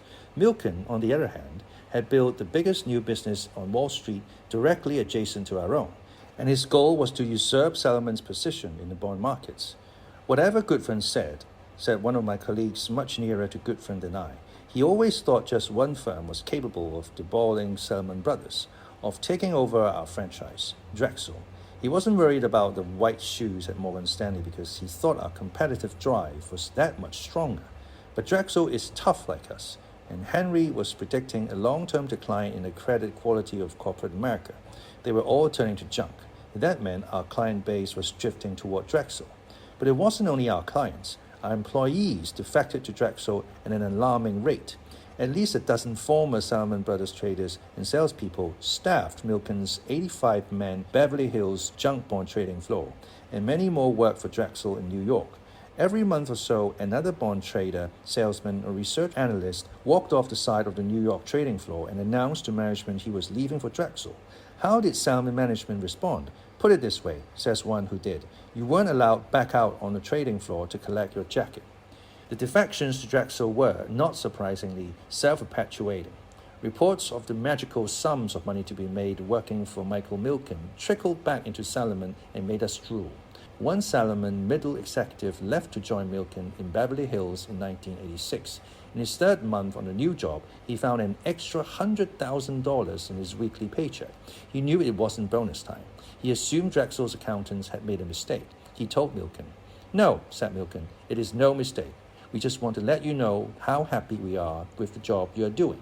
Another former Salomonite told of his first bonus with Michael Milken. Milken handed him several $1 million more than he expected. He had grown accustomed to Salomon Brothers bonus sessions, where he had rarely got more than he expected. Now he was staring at a bonus that was bigger than John Goodfriend's entire compensation package. He sat in his chair, stunned, like a character from the old television show The Millionaire, someone who just handed him enough money to retire on, and he didn't know how to express his gratitude. Milken watched him, then asked, "Are you happy?" The former Salomon employee nodded. Milken leaned forward in his chair and asked, "How can we make you happier?" Milken drowned his people in money. The magnificent stories had many of us at Salomon hoping for a telephone call from Milken. It also bred loyalty on his Beverly Hills trading floor. Milken, at times, seemed to preside over a cult. We owe it all to one man. One Drexel trader told author Connie Bruck, and we are all extraneous. Michael has denuded us of ego. Every ego has its price.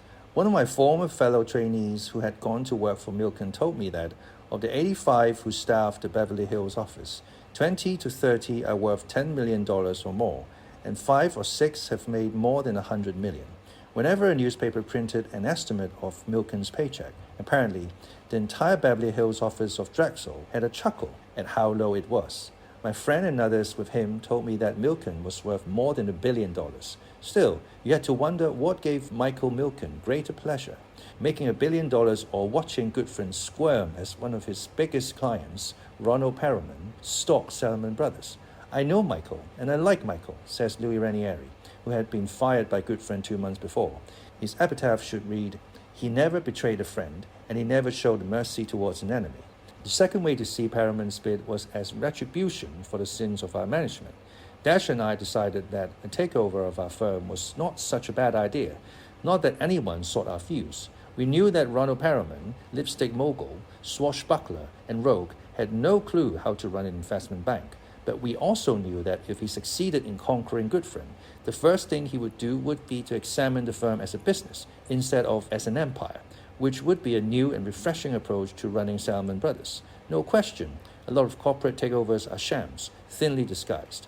The raiders claim that they are going to oust lazy, stupid managers when what they really want is to strip the assets from the company. But our takeover was a heartwarming exception. Our assets were our people. We had no land, no overfunded pension plan, no brand names to strip. Salomon Brothers was an honest target. Our management deserved the axe. The only business plan on Wall Street more sensationally wrong than the one Salomon had already devised was the one Salomon was charting for the coming months. We had the temperament and wisdom of the Lebanese taxi driver. We had our foot slammed down either on the accelerator or on the brake. We knew no moderation and had no judgment. When we had decided we needed more space in New York, did we, like mortals, slip quietly across the street into larger offices? No, we began construction with real estate developer Mort Zuckerman and Columbus Circle of the biggest, most expensive real estate project to date in Manhattan. Susan Goodfriend ordered a box of glass ashtrays with the design of our future palace etched into the bottoms. We would eventually bail out of the project at a cost of $107 million. She kept the ashtrays. We had also set our sights on global domination and built the largest trading floor in the world above a London train station. Now London was a glorious bust and overdue for consolidation, at an estimate loss of $100 million. The wits in the English press were referring to us as Smoke Salomon. We had built a giant and omnipotent mortgage department, and then we let half of it leave and fired the rest. Louis and his monopoly were gone, a loss of at least a few $100 million more. We had unleashed some of the world's largest egos to struggle for power on the 41st floor. Now, New York was plagued with internecine strife. The price of this mistake might well be the loss of the firm. On or off, buy or sell, in or out. Consistency was for little minds, not for us. Still, our most severe misjudgments were not steps we had taken, but steps we had neglected to take. It wasn't as though investing banking in 1987 were no longer a profitable business. On the contrary, it was more profitable than ever before. Open any newspaper and you saw investment bankers raking in fees of $50 million and more for a few weeks of work. For the first time in many years, other firms, not Salomon, were making the money. Ironically, the new winners were just those men helping Ronald Perelman in his bid to buy us, Milken, Wasserstein, and Perella. Drexel Burnham, thanks to Michael Milken, had replaced us as Wall Street's most profitable investment bank in 1986. It had cleared $545.5 million on revenues of $4 billion, more than we had made at our best. Drexel was making its fortune in junk bonds, and that stung. We were supposed to be Wall Street's bond traders. We were in danger of losing that distinction. However, for our managers had failed to see how important junk bonds would become. They thought junk was a passing fad. That was easily their single most expensive oversight, for it precipitated not only a revolution in corporate America and a giddy free-for-all Wall Street, but a takeover attempt of my firm. And for that final effect, it is worth pausing for a moment to examine. I did. Junk bonds are bonds issued by corporations deemed by the two chief credit rating agencies, Moody's and Standard & Poor's, to be unlikely to repay their debts. Junk is an arbitrary but important distinction. The spectrum of creditworthiness has that IBM at one end and a Beirut cotton trading firm on the other has a break somewhere in the middle. At some point, the bonds of a company cease to be investments and become wild gambles. Junk bonds are easily the most controversial financial tool of the 1980s. They have been much in the news. But they are not, it should be emphasized, new. Companies, like people, have always borrowed money to buy things they haven't had the cash to afford.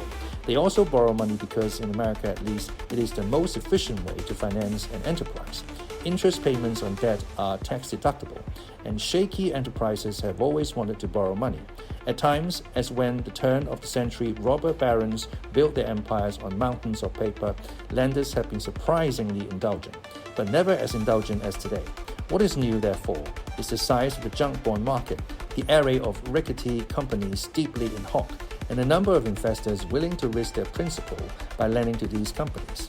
Michael Milken at Drexel created that market by persuading investors that junk bonds were a smart bet, in much the same fashion that Louis Ranieri persuaded investors mortgage bonds were a smart bet. Throughout the late 1970s and early 1980s, Milken crisscrossed the nation and pounded on dinner tables until people began to listen to him. Mortgage and junk made it easier to borrow money for people and companies previously thought unworthy of the funds. Or, to put it the other way around, the new bonds made it possible for the first time for investors to lend money directly to homeowners and shaky companies. And the more investors lent, the more others owed. The consequent leverage is the most distinctive feature of our financial era. In her book, The Predator's Ball, Connie Bruck traced the rise of Drexel's junk bond department. The story tells begins in 1970, when Michael Milken studied bonds at the University of Pennsylvania Wharton School of Finance. He was blessed with an unconventional mind, which overcame his conventional middle-class upbringing. At Wharton, he examined fallen angels, the bonds of one-time blue-chip corporations now in trouble. At the time, fallen angels were the only junk bonds around. Milken noticed that they were cheap compared with the bonds of blue-chip corporations, even considering the additional risk they carried. The owner of a portfolio of fallen angels, by Milken's analysis, almost always outperformed the owner of a portfolio of blue-chip bonds. There was a reason. Investors shunned fallen angels out of a fear of seeming imprudent. It is a remarkably simple observation. Like Alexander, Milken noticed that investors were constrained by appearances and, as a result, had left a window of opportunity open for a trader who was not. Thus, the herd instinct, the basis for so much human behavior, laid the foundation for a revolution in the world of money.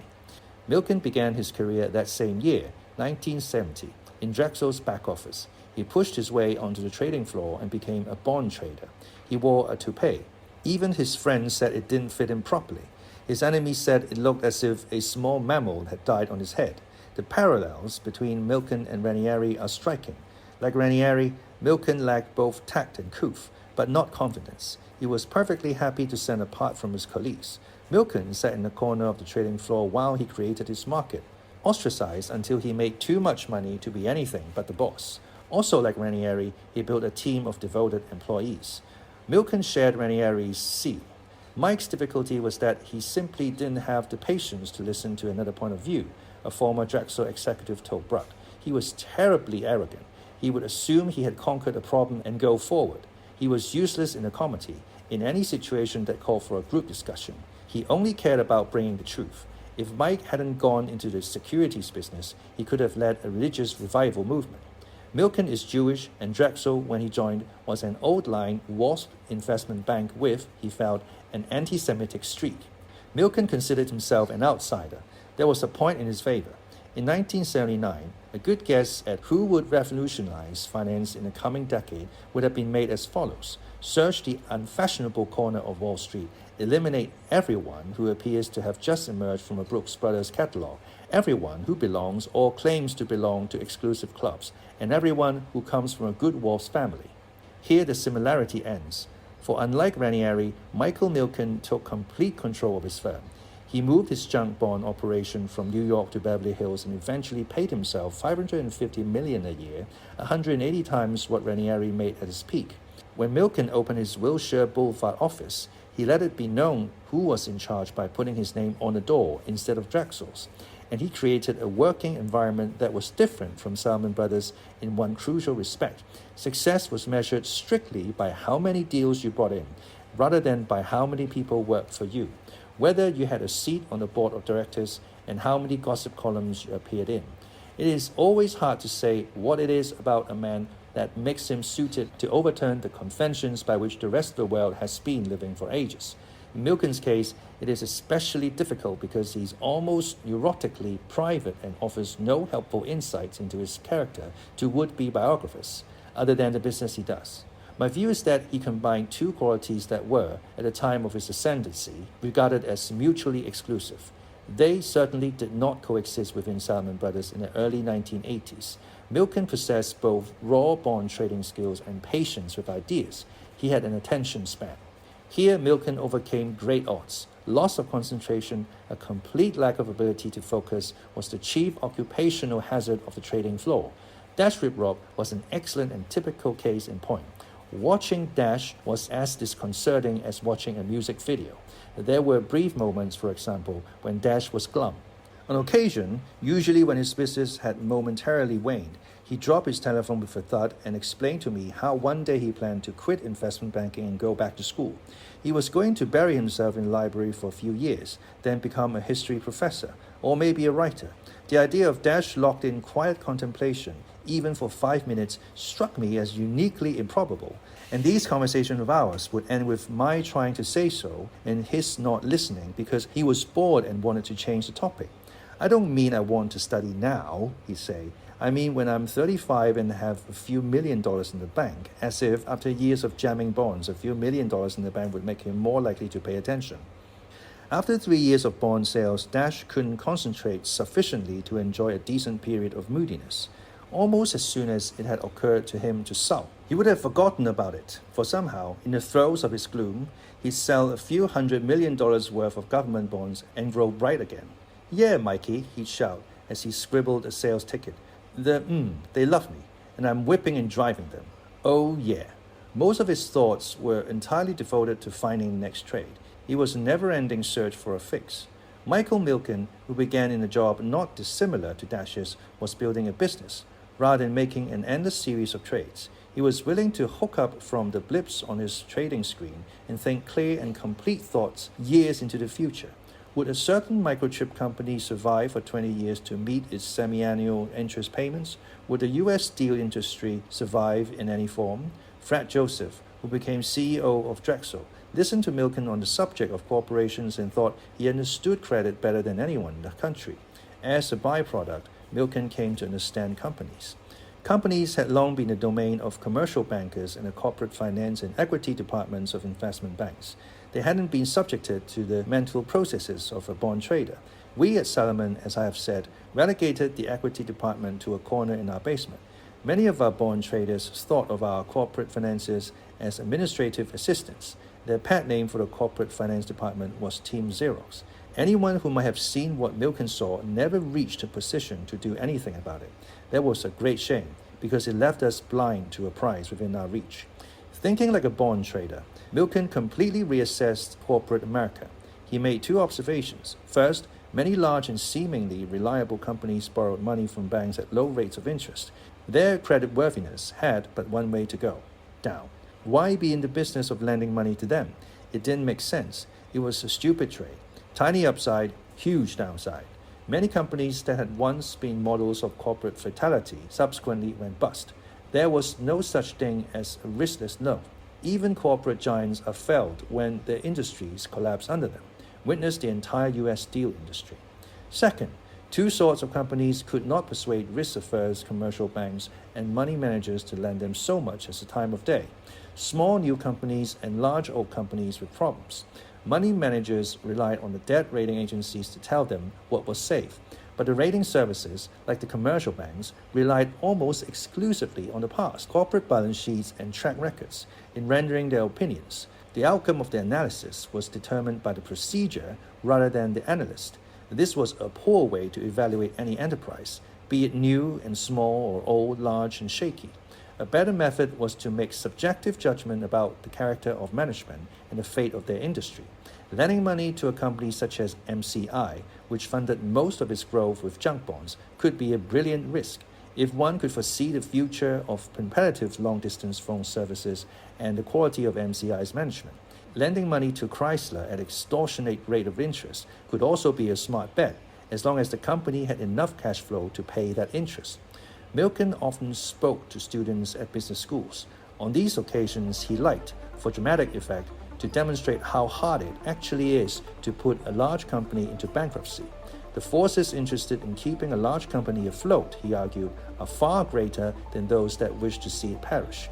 He'd present the students with the following hypothetical situation. First, he'd say, let's locate our major factory in an earthquake zone. Then, let's infuriate our unions by paying the executive large sums of money while cutting wages. Third, let's select a company on the brink of bankruptcy to supply us with an essential, irreplaceable component in our production line. And fourth, just in case our government is tempted to bail us out when we get in trouble, let's bribe a few indiscreet foreign officials. That, Milken would conclude, is precisely what Lockheed had done in the late 1970s.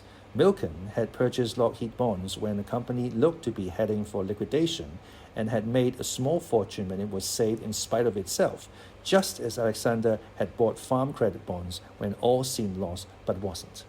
What Milken was saying was that the entire American credit rating system was flawed. It focused on the past when it should have focused on the future, and it was burdened by a phony sense of prudence. Milken plugged the hole in the system. He ignored large Fortune 100 companies in favor of ones with no credit standing. To compensate the lender for the higher risk, their junk bonds bear a higher rate of interest, sometimes 4 or 5 or 6% higher than the bonds of blue-chip companies. They also tend to pay the lender a big fat fee if the borrower makes enough money to repay his loans prematurely. So when a company makes money, its junk soars in anticipation of the windfall. And when a company loses money, its junk sinks in anticipation of default. In short, junk bonds behave much more like equity or shares than old-fashioned corporate bonds. Therein lies one of the surprisingly well-kept secrets of Milken's market. Drexel's research department, because of its close relationship with companies, was privy to raw inside corporate data that somehow never found its way to Salomon Brothers. When Milken trades junk bonds, he has inside information. Now it is quite illegal to trade in stocks on inside information, as former Drexel client Ivan Boesky has aptly demonstrated, but there is no such law regarding bonds. Not surprisingly, the line between debt and equity, so sharply drawn in the mind of a Salomon bond trader, becomes blurred in the mind of a Drexel bond trader. Debt ownership in a shaky enterprise means control, for when a company fails to meet its interest payments, a bondholder can foreclose and liquidate the company. Michael Milken explained this more succinctly to Meshulam Riklis, the de facto owner of Rapid American Corporation, at a breakfast meeting in the late 1970s. Milken claimed that Drexel and his clients, not Riklis, controlled Rapid American. How can that be when I own 40% of the stock? Asked Riklis. We own $100 million of your bonds, said Milken, and if you miss one payment, we'll take the company away. Those words are balm for the conscience of any bond salesman like me, weary of screwing investors on behalf of corporate borrowers. If you miss one payment, we'll take the company away. Michael Milken, Dash Riprock said, has turned the business inside out. He screws the corporate borrower on behalf of investors. Borrowers were squeezed because they had nowhere else to go but the Milken for money.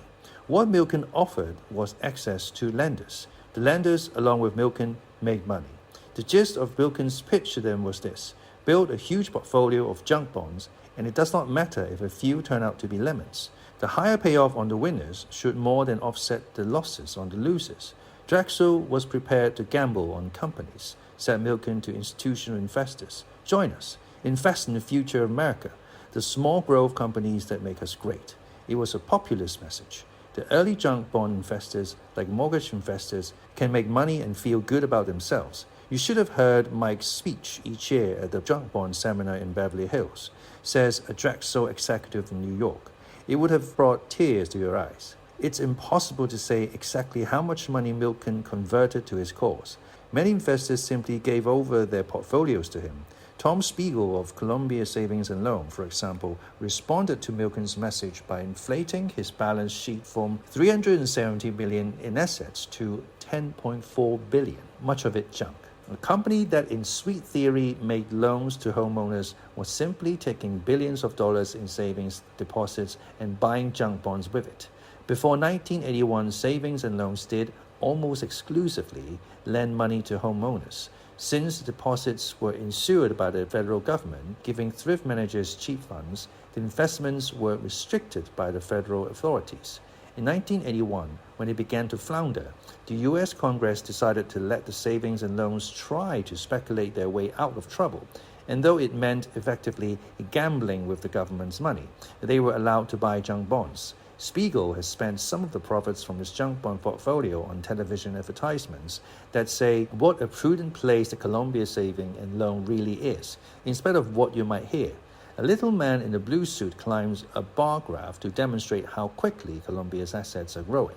By 1986, Columbia Savings and Loan was one of Drexel's biggest customers.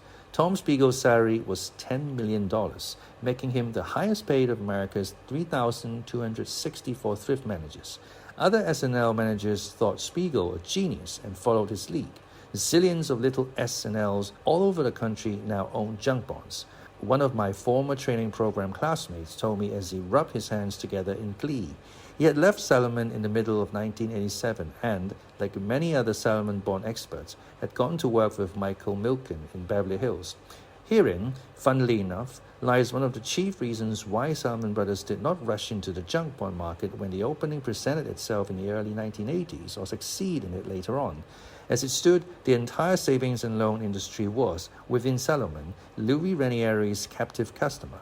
Had Salomon become big dealers in junk bonds, Bill Foote, the head of corporate bonds, would have demanded equal access to savings and loans. Louis Ranieri feared losing his grip on Salomon Brothers' saving and loan customers and found a couple of ways to foil the small, fledgling junk bond department created by Foote in 1981. In 1984, our two-man junk bond department spoke at a Salomon Brothers seminar for several hundred savings and loan managers. They had been invited to address the thrifts by the mortgage department. But after their 3-hour presentation, Ranieri rose to deliver the closing address. The customers, of course, hung on his every word. As I've said, they viewed Louis as their savior. There are 2 things you absolutely should never do, said Ranieri. And the first is buy junk bonds. Junk bonds are dangerous. Of course, he might have believed it.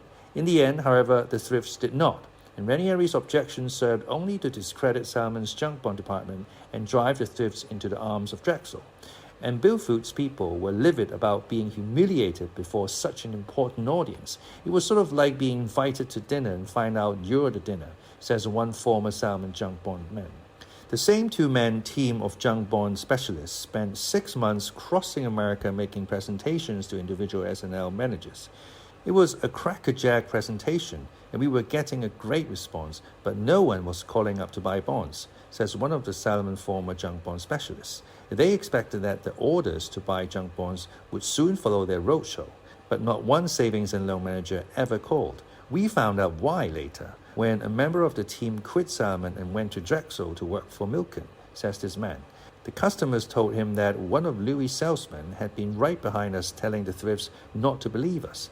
It says a great deal about the lack of leadership on the 41st floor that the mortgage department got away with this little stunt, but such was the state of our corporation. Meanwhile, the new market was exploding. One indication of Milken's success was the number of new junk bonds issued. From virtually zero in the 1970s, new junk bond issuance grew to $839 million in 1981, to $8.5 billion in 1985, and to $12 billion in 1987. And by then, junk bonds were 25% of the corporate bond market. Between 1980 and 1987, according to IDD Information Services, $53 billion worth of junk bonds came to market. That is only a fraction of the market, however, because it neglects the billions of dollars worth of new man-made fallen angels. Milken devised a way to transform the bonds of the most stable companies to junk, leverage corporate takeovers. Having attracted tens of billions of dollars to his new speculative market, Michael Milken, by 1985, was faced with more money than places to put it. It must have been awkward for him. He simply could not find enough worthy small growth companies and old fallen angels to absorb the cash. He needed to create junk bonds to satisfy the demand for them. His original premise, that junk bonds are cheap because lenders are too chicken to buy them, was shot to hell. Demand now exceeded natural supply. Huge pools of funds across America were dedicated to the unbridled pursuit of risk. Milken and his Drexel colleagues fell upon the solution. They used junk bonds to finance raids on undervalued corporations by simply pledging the assets of the corporations as collateral to the junk bond buyers. A takeover of a large corporation could generate billions of dollars worth of junk bonds, for not only would new junk be issued, but the increased leverage transformed the outstanding bonds of a former blue-chip corporation to junk. To raid corporations, however, Milken needed a few hitmen. The new and exciting job of invading corporate boardrooms appealed mainly to men of modest experience in business and a great deal of interest in becoming rich.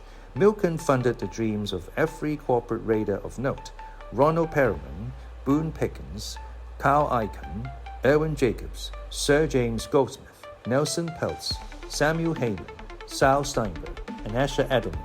If you don't inherit it, you have to borrow it, says one. Most sold junk bonds through Drexel to raise money to storm such hitherto unassailable fortresses as Revlon, Phillips Petroleum, Unico, TWA, Disney, AFC, Crown Celebac, National Can, and Union Carbide. It was an unexpected opportunity, not just for them, but for Milken, for he certainly did not have the overhaul of corporate America in mind when he envisioned his junk bond market in 1970. He couldn't have. When he stumbled upon the idea, no one imagined the corporations could be undervalued. As a graduate student at the London School of Economics, I was taught that stock markets were efficient. Broadly, this means that all outstanding information about companies is built into their share prices, i.e., they are always fairly valued. This sad fact was hammered home to students with a series of studies demonstrating that stock market brokers and analysts, people with the very best information, fared no better in their stock market picks than a monkey drawing a name from a hat or a man throwing darts at the pages of the Wall Street Journal. The first implication of the so-called efficient market theory is that there is no sure way to make money in the stock market other than trading on inside information. Milken and others on Wall Street saw that this simply was not true. The market, which may have been quick to digest earnings data, was grossly inefficient in valuing everything from the land a company owns to the pension fund it creates. There is no easy explanation why this should be so. Not that anyone on Wall Street wasted any time trying to explain it. To the men in Wall Street's small mergers and acquisitions departments, Michael Wilken was a godsend, a vindication of their choice of careers. Joe Perella at First Boston, having started the M&A department in 1973 and hired Bruce Wasserstein in 1978, had devoted resources to takeovers merely on a hunch, he says. There was this huge opportunity, says Perella, and it was lying under the dirt. You had a steady supply of companies whose assets were undervalued, but there was a paucity of buyers. People who wanted to buy these companies couldn't monetize their desire. Someone, Milken, came along and kicked away the dirt. Now anyone with a 22% stamp can make a bid for a company. Perella, Wasserstein, and countless others apart from Drexel relished the turn of events. Each takeover required a minimum of 2 advisors, one for the raider and another for his prey. So Drexel couldn't keep all the business it created for itself. Most deals involved 4 or more investment bankers, as several buyers competed for the price. The raiders were the stone dropped into the still pond, and they sent ripples shooting across the surface of corporate America. The process they began took on a life of its own. Managers running public companies with cheap assets began to consider buying the companies from the shareholders for themselves. They put themselves in play. And then finally, Wall Street investment bankers became involved in what Milken had been quietly doing all along, taking big stakes in the companies for themselves. The assets were cheap. Why let other people make the money? So the takeover advisory business was all of a sudden shot through with the same conflict of interest I face every day selling bonds. If it was a good deal, the bankers kept it for themselves. If it was a bad deal, they tried to sell it to their customers. There was, in other words, plenty of work to go around. Mergers and acquisitions departments mushroomed across Wall Street in the mid-1980s, just as bond trading departments had mushroomed a few years before. There was a deep financial connection between the two. Both drew heavily on the willingness of investors to speculate in bonds. Both also drew on the willingness of people to borrow more than they could easily repay. Both, in short, depended on a whole new attitude toward debt. Every company has got people sitting around who do nothing for what they get paid, says Joe Perella. If they take on a lot of debt, it forces them to cut fat. The takeover specialists did for debt what Ivan Boesky did for greed. Debt is good, they said. Debt works. There was a deep behavioral connection between bond trading and takeovers as well. Both were driven by a new pushy financial entrepreneurship that smelled fishy to many who had made their living on Wall Street in the past. There are those who would have you think that a great deal of thought and wisdom is invested in each takeover. Not so. Wall Street's takeover salesmen are not so different from Wall Street's bond salesmen. They spend far more time plotting strategy than they do wondering whether they should do the deals. They basically assume that anything that enables them to get rich must also be good for the world. The embodiment of the takeover market is a high-strung, hyper-ambitious 26-year-old, employed by a large American investment bank, smiling and dialing for companies. And the process by which a takeover occurs is frighteningly simple in view of its effects on community, workers, shareholders, and management. A paper manufacturer in Oregon appears cheap to the 26-year-old playing with his computer late one night in New York or London. He writes his calculations on a telex, which he sends to any party remotely interested in paper in Oregon or in buying cheap companies. Like the organizer of a debutante party, the 26-year-old keeps a file on his desk of who is keen on whom, but he isn't particularly discriminating in issuing invitations. Anyone can buy because anyone can borrow using junk bonds. The paper maker in Oregon is now a target. The next day, the paper market reads about himself in the Heard on the Street column of the Wall Street Journal. His stock price is convulsing like a hangman because arbitrageurs like Ivan Boesky have begun to buy his company's shares in hopes of making a quick buck by selling out to the raider. The paper maker panics and hires an investment banker to defend him, perhaps even the same 26-year-old responsible for his misery.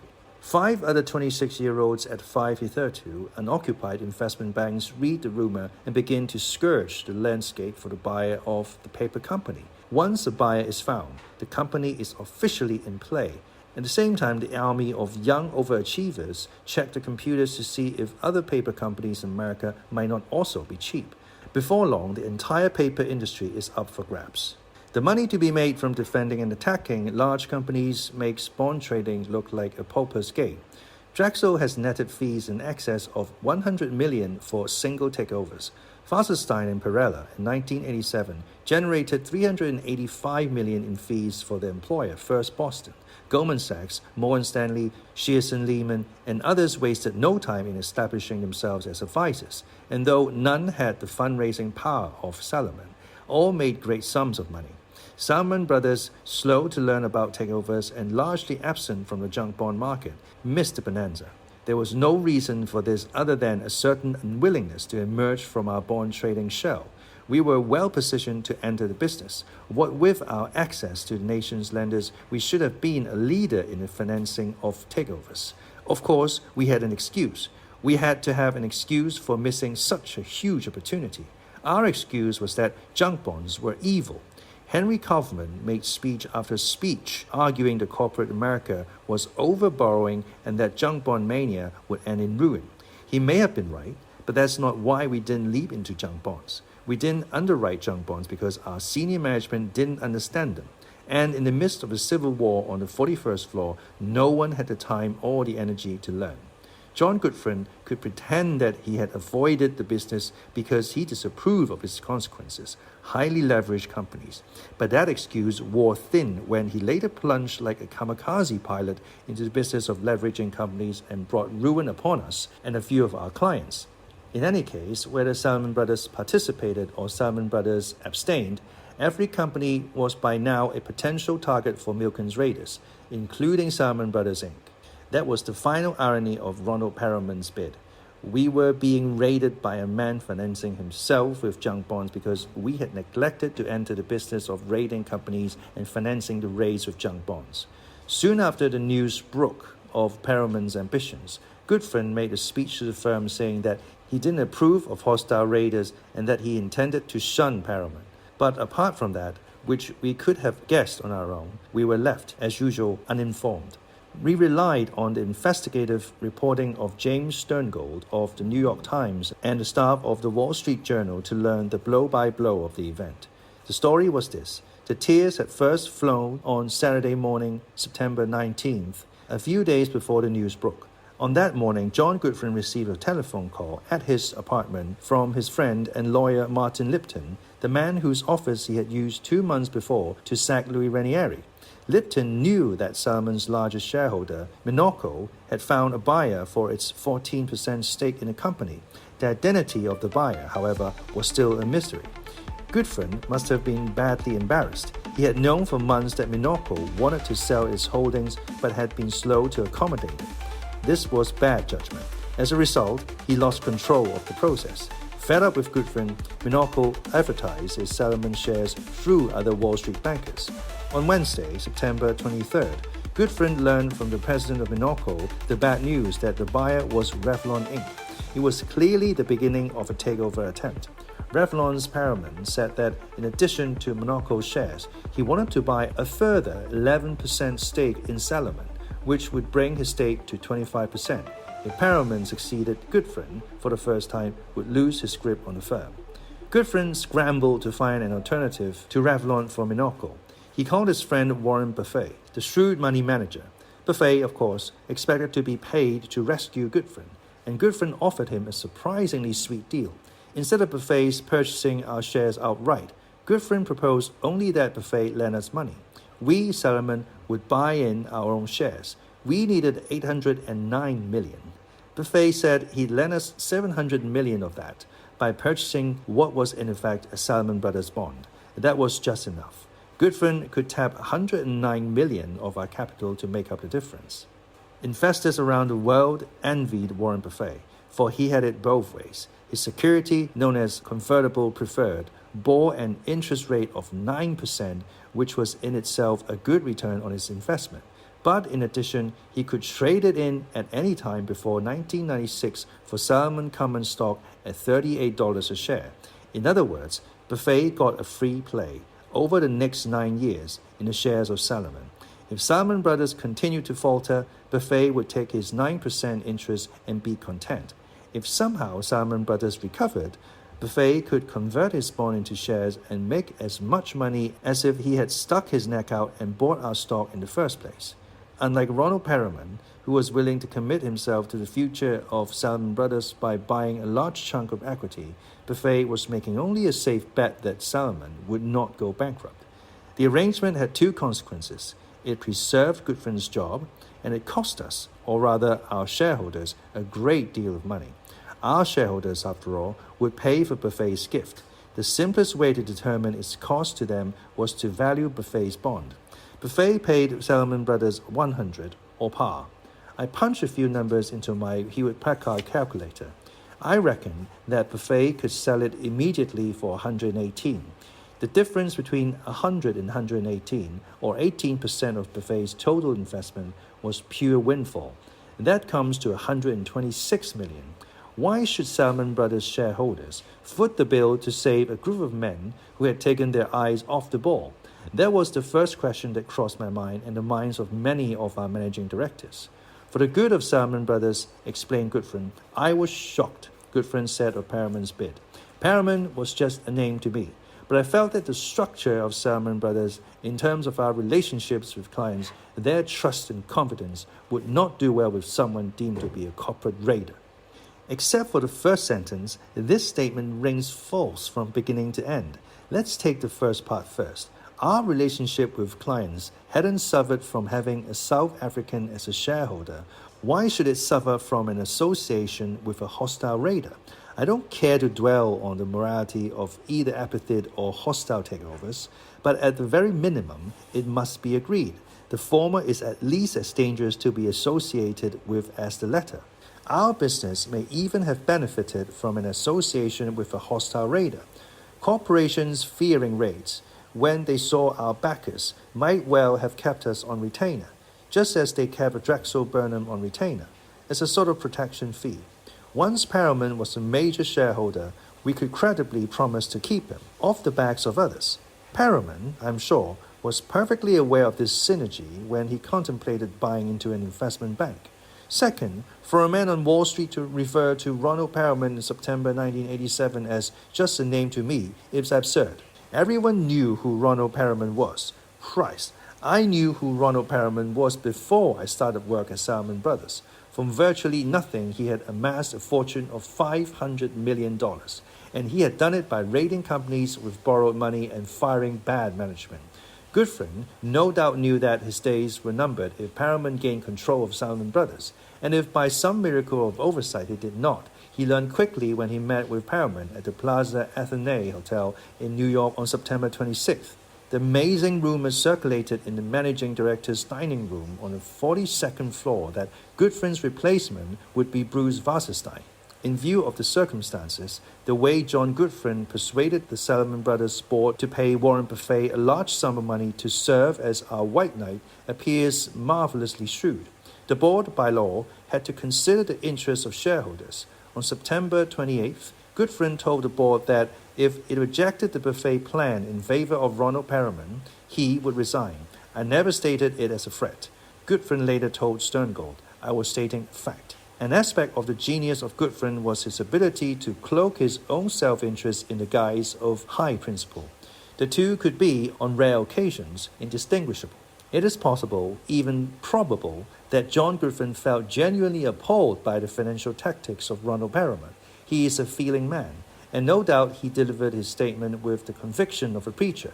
He was magnificently persuasive, but he was risking nothing by laying his job on the line. He had nothing to lose and everything to gain.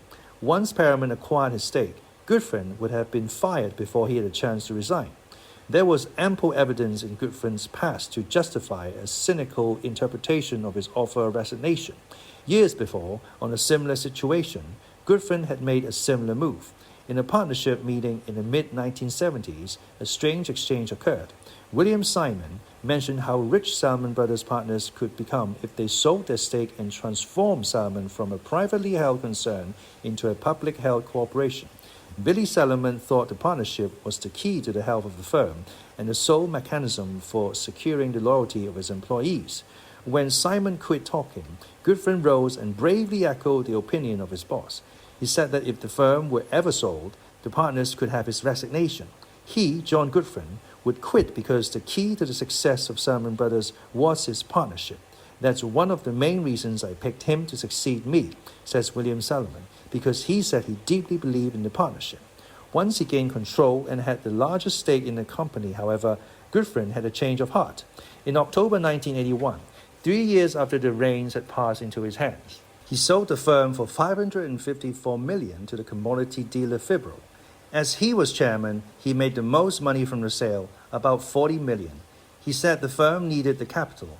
William Salomon disagrees. The firm had more than enough capital, he says. His materialism was disgraceful. Nevertheless, Goodfriend's threat to resign swayed the board members of Salomon Inc. It diverted their attention from the simple economics of the situation, which weighed overwhelmingly in Perelman's favor, and toward the social responsibility of Salomon Brothers. Besides, most of them had been appointed to their posts by Goodfriend and were his friends. After 2 hours, they decided to accept Goodfriend's proposal. Warren Buffett made his investment, Goodfriend kept his job, and Perelman kept his money in his pocket. Life in our firm almost returned to normal for a few weeks, but a fundamental question about Salomon Brothers had been raised. We all knew our firm was badly managed. But was it so badly managed that even a buccaneer like Perelman could hope to improve its condition? Actually, another question was more likely on the minds of the big swinging of the 31st floor. People who for so long had viewed money as the measure of success were bound to envy not only Perelman but Wasserstein, Perella, and Milken, especially Michael Milken. The question of the day on 41st was, how come he makes $1 billion and I don't? This question drives us right to the center of what has happened in financial America over the past few years. For Milken, not Salomon Brothers, had made the biggest trade of the era. That trade was, of course, the buying and selling of corporate America. Salomon had missed the grand shift in his own business from trading bonds to trading entire industries.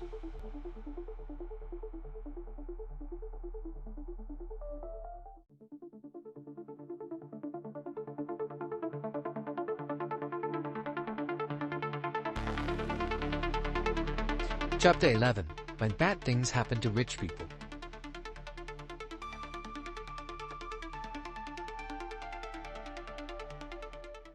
One of my favorite sinners, Edwin Edwards, the former governor of my home state of Louisiana, was fond of saying that hell's hottest fires burn for hypocrites. But Lord, how I hope it isn't so. No more than 2 weeks after Ronald Perelman's takeover bid, I was instructed that junk bonds were the new priority of Salomon Brothers. Amazingly, we had a deal to sell. The Southland Corporation, owners of 7-Eleven food stores throughout the United States, had been bought in July 1987 by its own management with $4.9 billion borrowed dollars. Salomon Brothers and Goldman Sachs had extended a short-term loan for the purpose, known as a bridge loan. Like all bridge loans, our loan was supposed to be quickly replaced by junk bonds in the name of the Southland Corporation. The junk was to be sold to investors, and the money from that sale would remit to us.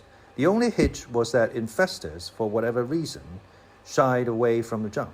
We salesmen were blamed for not trying hard enough.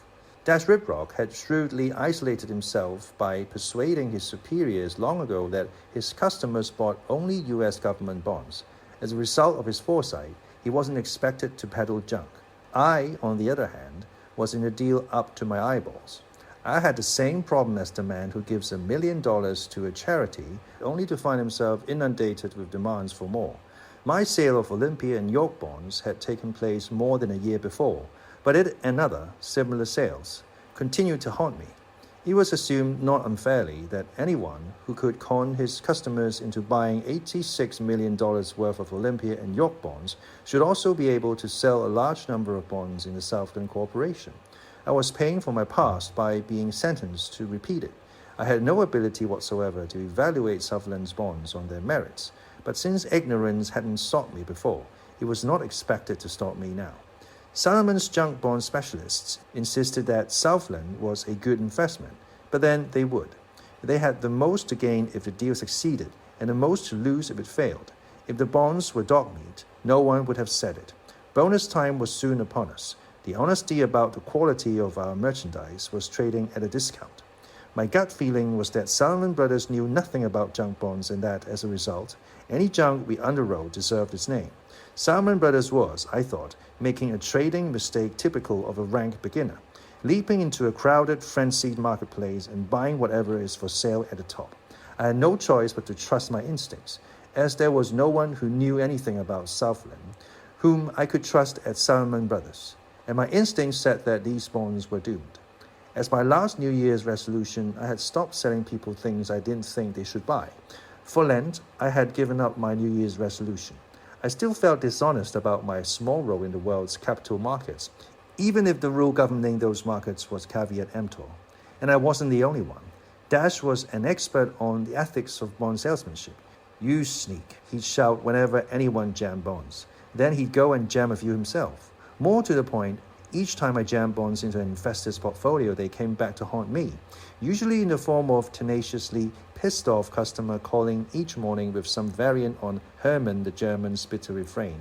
"Michael, have you any more great ideas up your sleeve?"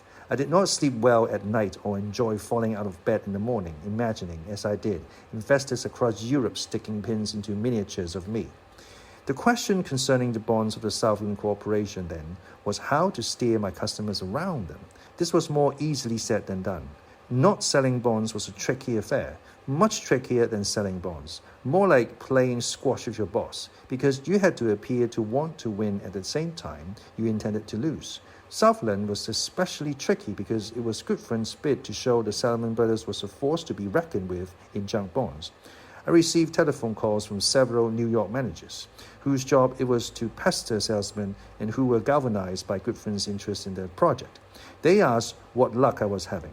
I lied. I said that I was giving Southland my best shot when in fact I had not placed a single sales call. Still, they would not let me be. It seemed that I, like a golfer, needed to improve my lie. Either it sounded unconvincing or more likely, other salesmen were telling much better ones. One of the junk bond specialists insisted on actually watching me place a sales call to my biggest client, my Frenchman. Mercifully, he did not insist on listening in. He only wanted to be able to say that he saw me try. We sat at the corner of the trading desk, he beside me, while I did the dirty work. "Oui," said my Frenchman. "Hi, it's me," I said. "But who else?" There is a deal you should have a look at, I began, measuring each word. It's extremely popular with American investors. Then we shall let them buy it all, he said, having caught on. I'm sitting here with one of our high-yield bond specialists who thinks Southland bonds are cheap, I continued. But you don't, he said, and laughed. Right, I said, and then launched into a long-winded sales pitch that greatly pleased both the junk bondmen from Salomon and my customer, though for different reasons. No thanks, said my Frenchman at the end of it. The junk bond specialist praised me for a job well done. He didn't know how right he was, but he'd soon find out, for Southland was indeed doomed. In the middle of October 1987, Salomon Brothers, still retching from its brief encounter with Ronald Perelman, underwent the most concentrated trauma in its history. Over a period of 8 days, event followed event like too many hairy rides in an amusement park. I watched the firm take blow after blow, each more confusing and disorienting than the last. Hundreds of not particularly innocent victims were crushed in the avalanche of misery. Monday, October 12, 1987, day 1. The 8 days that shook Salomon began, appropriately, with what appeared to be a misjudgment at the very top of the firm. An unnamed board member of Salomon Brothers, sometime during the weekend, told a New York Times reporter that the firm was planning to fire 1,000 people. The news was completely unexpected. We all knew Salomon Brothers had been conducting a review of its business, but we had been assured that absolutely under no circumstances would the review put anyone's job at risk. Either the bosses who peddled this line were lying or they were ignorant, and I don't know which I prefer to believe. This morning, the head of the London office called us together in our auditorium and said that no decisions had been made regarding personnel, implying that no one was to be fired. In that case, someone in New York made some pretty quick decisions, because later in the day, 2 entire departments on 41st, municipal bonds and money markets, consisting of around 500 people, were summarily dismissed. It was as much a shock to them as it was to me. The boss of the money market sales department on 41st, a nice, soft-spoken man, walked into the midst of his troops at 8:30 a.m. and said, "Well, boys, it looks as though we're history." Then his boss, the head of all sales on 41st and a card-carrying, big-swinging came rushing over beside him and shouted, "Stay where you are, damn it. Nobody's going anywhere. Nobody's losing his job." Then just as the whole money market department was settling back into their seats, an internal memo flashed across their Quotron machines that said, in effect, "You are fired. Anyone who still wishes to work at Salomon, let us know, and maybe we'll be in touch, but don't hold your breath." Neither municipal bonds nor money markets were profitable. Does that mean we should have dropped them completely? The firm could, at little expense, have kept a small staff in both markets. That would have appeased the customers who had come to depend on us in these areas and were now furious with us. And it would have enabled us to profit in the event that either of the two markets recovered. Why dump whole businesses? Why not, at the very least, sift through the people and keep the best for other jobs? A star municipal bond salesman could easily become a star government bond salesman. Salomon Brothers was the nation's leading underwriter of municipal bonds and among the leaders of the money markets. The people employed by these departments were by no means losers. The men who made the decision were practicing their favorite anatomical trick of thinking with their In other words, they weren't thinking at all but trading. Bill Simon used to shout at his young traders, "If you guys weren't trading bonds, you'd be driving a truck. Don't try to get intellectual in the marketplace, just trade." When a trader is long and wrong, he cuts and runs. He drops his precision, cuts his losses, and moves on. He only hopes he hasn't sold at the bottom, which is what people do who buy at the top. What jarred the intellect even more than the treatment of fully formed businesses as trader fodder was the excuse Goodfriend gave for the bailout. He told the firm and the press that he had intended to prune intelligently but had been forced by events outside his control to take quick action. Once the news hit the papers, he said he had to get out immediately. The New York Times, in other words, affected policy at Salomon Brothers. Either that, or the chairman was using the New York Times as an excuse for what he had done. That made the biggest mystery of the day even more mysterious. Who lead? From his first day as a trainee to his last day as a big swinging a Salomon Brothers employee believes it is cardinal sin to speak to the press. In general, our people kept clear of reporters. As a result, nothing of what went on in our firm ever made it into the newspapers. It was inconceivable to me that the leak was a mere indiscretion. It must therefore have been a conscious act of sedition. But by whom?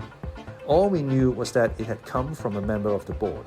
The board included John Goodfriend, Tom Strauss, Bill Foote, Jim Massey, Dale Harrowitz, Miles Slater, John Merriweather, and about a dozen other lesser players. They were said to be searching frantically for Deep Throat. At first, I thought the obvious place to start was by asking who among them had the most to lose from the cuts. Easy. Horowitz, the head of the municipal bond department. He lost everything. After the cuts, he became a minister without portfolio. But then again, if the motive was to save the municipal bond department, it clearly backfired. As Griffin said, it resulted in even more people being cut than was planned. So perhaps the source was not engaged in a last-minute rescue mission. What if one assumed that the source got exactly what he wanted? Who gained from the leak? Unfortunately, unless the motive was revenge on Horowitz, no one. And revenge was too weak a motive to justify the risks of being caught leaking. Whoever leaked put his job on the line. The entire board of directors would have been petrified at the thought of being discovered and humiliated by John Goodfriend. Fear is perhaps the key to the riddle. Who had the least to fear from John Goodfriend? Elementary. John Goodfriend. I know, it begins to sound crazy. And when the Salmon Brothers colleague put the theory to me that Goodfriend had contrived the leak in order to expedite the firings, I laughed, but I wasn't able to shake the notion, for I saw how eagerly Goodfriend clung to the leak as an excuse for what he had done. The leak became his life raft. Once we had read about them in newspaper, the cuts assumed an odd air of inevitability. There, you see, he could say, it was in the New York Times and goddamn the who told them. Still, the hypothesis was weak. For surely Goodfriend would have realized that such a leak discredited, ultimately, himself. Whoever the source, his anonymity had the effect of spreading the guilt of one man across the entire board of directors. They all were thought to be guilty by the rest of us. Salmon Brothers had a deep throat. A few managing directors who were not on the board refused to discuss anything requiring discretion in the presence of board members. The divisiveness at the top of the firm was more apparent to us peons than ever before. One crusading managing director told each board member, "I'm sorry, but until we find out who leaked, we feel we can't trust any of you." Such a true tale of valor spread quickly across the trading floor. I felt a welling frustration. There was nothing I could do but watch. Did corporate heads ever take responsibility for their actions or the actions of their subordinates? Was there no honor left? A similar leak in the British government would precipitate a flurry of resignations, but our chiefs never seemed to suffer for their mistakes. They applied a kind of marginal analysis to each new screw-up and said that what had been done was behind us and that no good would come from further shock to the firm. My feeling was that our woes were caused, at least in part, by the feeling among the men at the top of the firm that they had no personal exposure if their empire collapsed. What was perhaps most disturbing of all, however, was that the only promise made to all new Salmon Brothers employees had been broken. Most people had been assigned to municipal bonds and money markets without having had much say in the matter. I'm glad I hadn't believed Jim Massey when he told us, as he told every training class, to relax and let the firm decide which department you joined. Performance will always be rewarded, he had said. Many had trusted him. If the firm broke the covenant when it fired Louis Ranieri, it scattered the shards with this decision. At the end of the grisly day, there were as many nervous people as there had been in the beginning, especially in London. Deep Throat had told the New York Times that Salmon planned to fire 1,000 people. 500 were gone. It clearly wasn't over yet. But who, pray tell, was next? Wednesday, October 14, 1987, Day 3. President Tom Strauss came to tell us that we had been earmarked as the branch office most in need of cuts. The diagnosis had been made a month ago when a London managing director had botched a presentation in our defense to a business review committee in New York. Instead of justifying our levels of staffing or mapping a plan, he had spent his time explaining why our failure wasn't his fault. Goodfriend had been justifiably upset by his posturing, of which we had now all learned. The review committee members had assumed the worst about us. You couldn't fault them. We weren't doing very well. The waiting part was the worst. People on the London trading floor seemed to have no clue whether they had been targeted by management or not, but all knew that a lot of us, as many as a third of the bond people, would be liquidated. Each person considered himself essential to the future of Salomon Brothers. I, too, considered myself essential to the future of Salomon Brothers, but that in itself was no assurance when everybody else felt the same way. I began to wonder, what would I do if they fire me? Then what would I do if they don't fire me? All of a sudden, Salomon Brothers seemed more livable than before. Each unit manager, a jungle guide, submitted a list of his employees in order of their usefulness to him. The London managing directors convened beneath an imitation canaletto in one of the Gone with the Wind dining rooms and chopped from the bottom of each list. I eyed my jungle guide with suspicion. Friday, October 16th, 1987, day 5. The first hurricane in 100 years hit London squarely early in the morning. Huge trees snapped, power lines fell, and windows shattered from about 2 a.m. until dawn. Commuting into work was possibly eerie. The streets were empty, and shops normally open were boarded shut. A crowd huddled beneath the awning of Victoria Station, going nowhere. The trains did not run. It looked like an ABC miniseries on nuclear winter, or perhaps a scene from The Tempest. Caliban could not have chosen a better day to roar. It was a bad day for 170 people in our office. People struggled over fallen trees, treacherous roads, and water hazard to make their way into work, only to find, at the end of the steeplechase, no job. Others suffered slow torture, waiting literally in the dark for hours before they learned of their unemployment. The storm had knocked out the electricity, and we had no lights on the trading floor. Most of us hovered near our desks. Phone calls came from managing directors, inviting people one by one to their doom. What was so awful was not the loss of income, but the embarrassment of having failed. We had taken for granted the narrow sort of success we had achieved, thought it to be not just important, but essential, like legs. Anyone fired seemed defective, and we all blushed at his deficiency.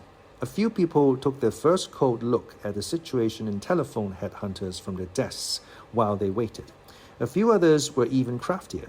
Word spread that all the cuts were in the bond departments. This was true. The head of equity, Stanley Shopcorn, had taken a brave stand against Goodfriend. He said he'd rather resign than fire a single person. Seeing that the equity department was not firing anyone, the crafty few began to interview for equity jobs. Theirs was a race against the clock. They needed to be fired before they were fired. Once fired, they lost their right to remain on the trading floor. The security guard would take away the security passes as they emerged from the firing squad's chamber and banish them from the building. Management took the path of least resistance and fired the most recent additions to the office, until the day came to resemble the massacre of the innocents. This defeated the purpose of the cuts. Fire 10 geeks and you reduce costs by about as much as if you had fired one elderly managing director. But young people had the advantage of being easily to sack because they had yet to build a web of connections within the firm. They had no voice. I was saved partly because I was considered, unbelievably, an old hand, partly because I had just enough friends in high places, and partly because I was one of the 2 or 3 biggest producers in the office. A disproportionately large number of women in London were fired. They later compared notes and learned they had been given, almost verbatim, the same speech by the head of sales. To each he hemmed and hawed and said, "You're a smart girl, and this is no reflection on your abilities." Most of them didn't like being called girl. "Who are you calling girl, Peckerwood?" A few told the security guard to off when he asked for their passes. As the firings progressed, the victims began to return to the trading floor. There was a good deal of weeping and hugging all round, which I wouldn't mention except it was such an unusual sight. No one ever cried on the trading floor. No one ever showed weakness or vulnerability or need for human kindness. Early on, Alexander taught me the importance of a strong exterior. I learned a while ago that there was no point to showing weakness, he said. When you arrive at 6:30 a.m., having had no sleep the night before, and having lost your best friend in a car accident, and some big swinging walks over to your desk, slaps you on the back and says, "How the hell are you?" You don't say, "I'm really tired and really upset." You say, "I'm great. How the hell are you?" There was a single upbeat note struck this day. A friend of mine, one of few remaining older Europeans, stood at his desk from 8 a.m. until noon. He hopped about like a small child on Christmas Eve. What he wanted from Santa was the sack. He had already accepted a better job at another firm. He had intended to quit Salomon at the beginning of the week, but seeing he might be fired instead, He waited and held his tongue, hoping to receive a golden handshake. The severance payments were indeed generous and based on tenure. My friend had been with Solomon for 7 years and, if fired, stood to receive several $100,000. I rooted for him. I was sure he deserved the axe, but I was afraid that management might feel reluctant to jilt an employee of such long standing. Thankfully, it swallowed its devotion, gathered its courage, and called him into the dining room. And then the call came through. There was a rush on the floor to congratulate him and lots of smiles and laughter. He was going to a better afterlife. A trader posted a notice in the men's room near the end of the day. The men's room doubled as a used car auction room. Most days there was a BMW or a Mercedes on offer. This trader, however, was selling a Volvo, a bad omen. Saturday, October 17, 1987, day 6. I flew to New York for 2 reasons. Months before I had agreed to speak to the training program on salesmanship. My speech was scheduled for Tuesday, October 20th. This now appeared to be a grim assignment, for the 250 trainees had little hope of keeping their jobs. The other reason for my tip was to lobby with New York managing directors for a big bonus. This oleaginous practice was standard in a London office. During the last couple of months of each year, most London salesmen and traders visited New York to be seen and to argue, very subtly, that they deserved a great sum of money at the end of the year. The argument took the form of wishing bosses a happy holiday season in a loud voice and looking poor when they asked how you were doing. My jungle guide virtually insisted that I make the journey. That was most kind of him. He was watching out for my interests. That made 2 of us. Monday, October 19th, 1987, day 7. Because my speech wasn't until Tuesday, I had a day free to roam the 41st floor in New York. Normally I hated doing this. On 41st, even after I had established myself, I always felt I was having an out-of-body experience. The place to me always felt as dumb as a football huddle. But this time it was different. The floor had been gilded. It was like a visit to a museum or to a ghost town, rather than a barroom brawl. There was a vast, empty space around John Goodfriend's desk, which was where the money market people once sat. Where there once was noise and bustle, there was now only eerie silence, much like the streets of London last Friday. The money market people had apparently left in a hurry. Inspirational signs still hung over their empty desks. Eat stress for breakfast. Read 1. Pictures of boyfriends and private messages remained taped to their trading positions. Scribbled over an empty seat of a redundant saleswoman was a view that men who call women sweetheart, baby, or honey should have their tiny little peckers cut off. These were no ordinary victims, though victims they were. Here in New York, as in London, a conspicuously large number of women were canned. It's not as if the women had been less astute in choosing their jobs. They just had less say in their destiny. For whatever reason, women coming out of the training program were usually assigned to loss leaders. For several years, one of the sinkholes had been the money market department. Perhaps 10% of the trading floor professionals were women, but women were nearly half of money market sales and, therefore, a large number of the sackees. My New York rabbi and his congregation were moving into the seats vacated by the money market department. Whenever I returned to New York, I sat beside my rabbi, normally with a sigh of relief, but this time I shuddered at the thought. I wondered if the move wasn't a trifle premature, like moving into a house while the previous owner is carried out in a coffin. It made me uneasy knowing what happened to those who once sat where I did. However, there was plenty to distract me. My rabbi was moving up in the world. The seat beside him happened also to be right next to John Goodfriend. So I plunked myself right beside our chairman and rode shotgun on the death mobile.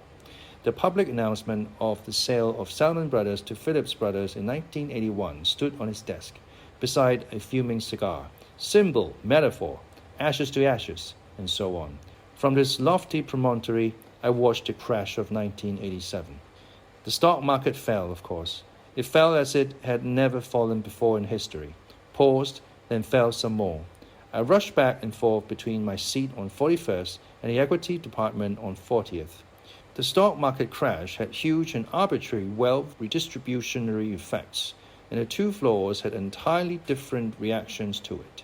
A lucky man in the equity department had gone short S&P stock index futures on Friday, and by the time he had a chance to close out his bet on Monday, the futures were 63 points lower, and he had cleared $27 million.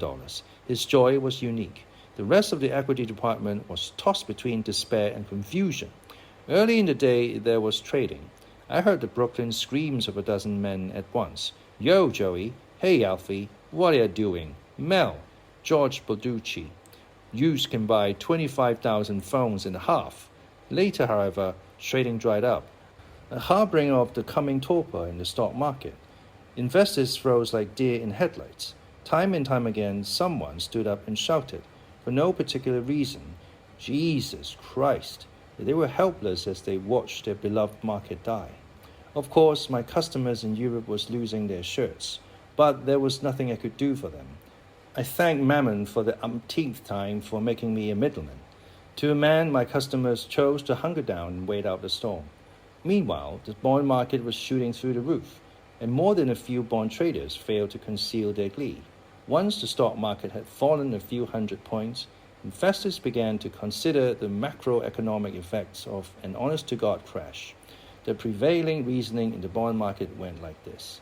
Stock prices were lower, therefore, people were less wealthy, therefore, people would consume less, therefore, the economy would slow down, therefore, inflation would fall, therefore, interest rates would fall, therefore, bond prices should rise. So they did. One bond trader who had bet against the bond market stood up and screamed in the direction of the Statue of Liberty. I badmouthed the U.S. government. I shot their debt, and they me. That's what I do for a living. Why bother? But most everyone else was long and getting longer. The bond traders were making a fortune. This one day made up for much of the year. As the stock market crashed, the 41st floor of Salomon Brothers cheered. And many of us asked our first questions about the wisdom of the firings of the previous week. The world of money was in upheaval. Funds were rushing out of the stock market and into safe havens. The conventional safe haven for money is gold. But this was not a conventional moment. The price of gold was falling fast. Two creative theories made their happy way around the trading floor, both explaining the fall in gold. The first was that investors were being forced to sell their gold to meet margin calls in the stock market. The second was that in the depression that followed the crash, investors would have no need to fear inflation, and since for many gold was protection against inflation, it was less in demand. Whatever the case, money was pouring not into gold but into the money markets, i.e. short-term deposits. Had we had a money market department, we could have made a killing presiding over this movement, but we did not and could not. The decline in business after the crash occurred mainly in the equity markets. And which was the one and only department not to cut a single employee? Equities. So the area most stylily overstaffed was the one that had made no cuts. Many of us also asked our first questions about the wisdom of entering the junk bond market.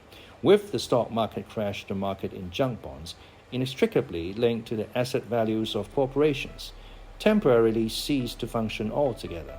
The fickle stock market was saying that one day corporate America was worth $1.2 trillion, and the next only $800 billion. Junk bond investors dumped their holdings when they saw the wild behavior of the collateral. Our Southland junk bond deal collapsed on October 19th. When the stock market crashed, the value of 7-Eleven stores and therefore junk bonds backed by 7-Eleven stores crashed too. From my seat on the trading floor, I called my customers in Europe. When I reached my Frenchman, he thanked me for never having sold him junk. Most of what happened to a big firm like ours during the crash was largely invisible to the outside world, but one important event was not. Along with other Wall Street firms, Salomon Brothers had agreed to purchase from the British government and distribute worldwide 31.5% of the shares in British Petroleum. We owned a chunk of the company at the time of the crash. We had lost more than $100 million on our stake. Who would have imagined that our largest single equity underwriting would coincide with the largest drop in history in the stock market? Then who would have imagined that our first big junk bond deal would coincide with the crash of the junk bond market?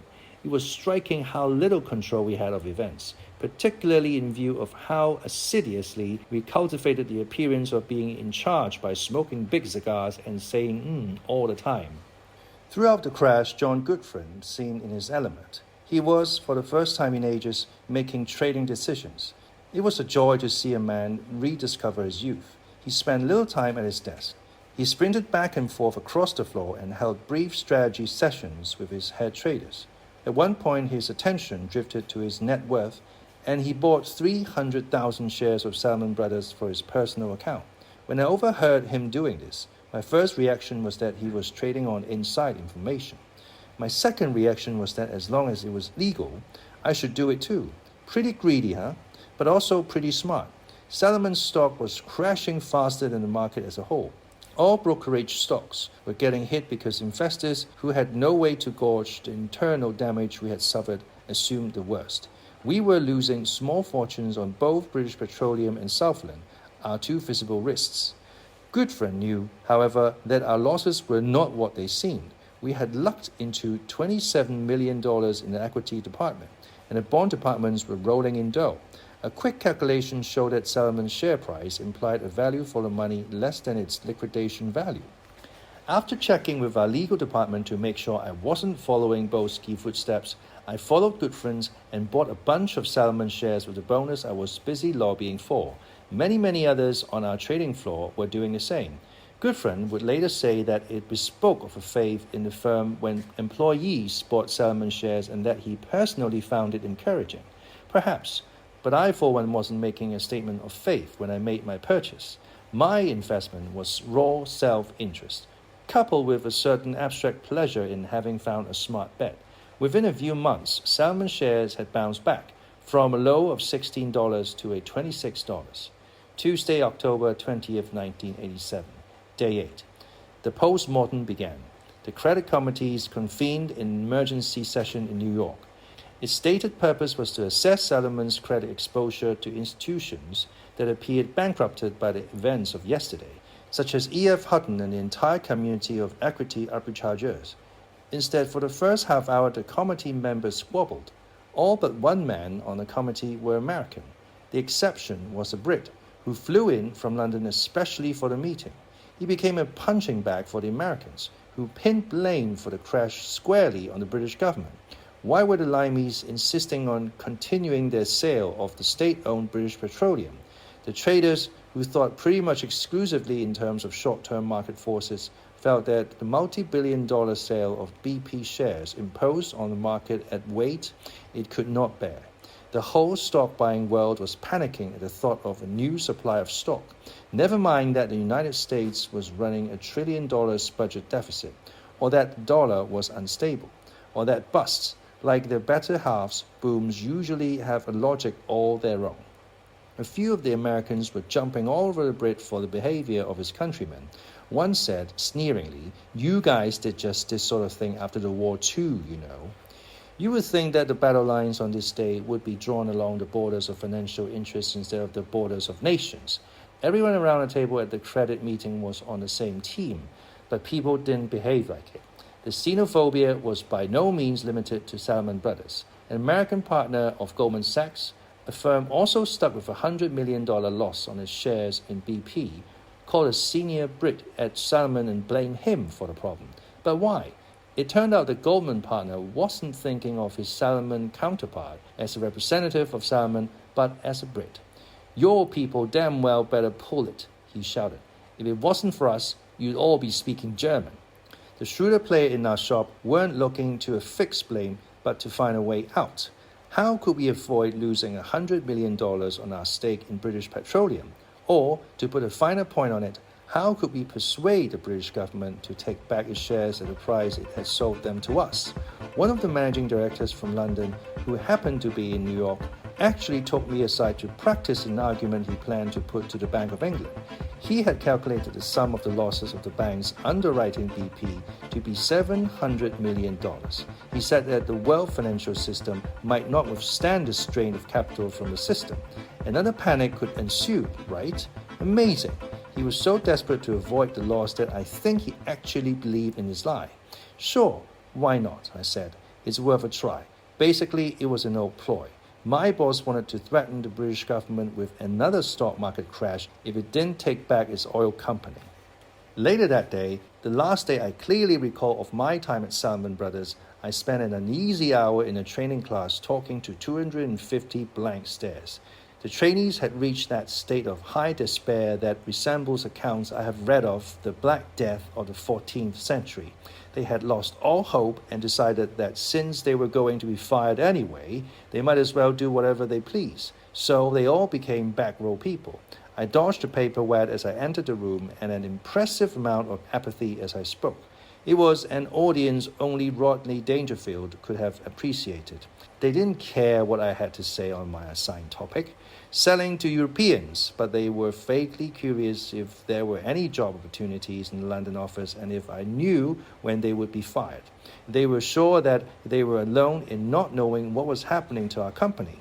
How blissfully naive. They were, in particular, angry and frustrated that Jim Massey hadn't made at least token appearance before them. Did they still work for the brothers, or what? They were left to wonder for only 2 hours more. The speaker who followed me was interrupted by the entrance of Jim Massey, flanked by 2 men who looked like bodyguards, but were only traders. He bore the fate of the 250 trainees.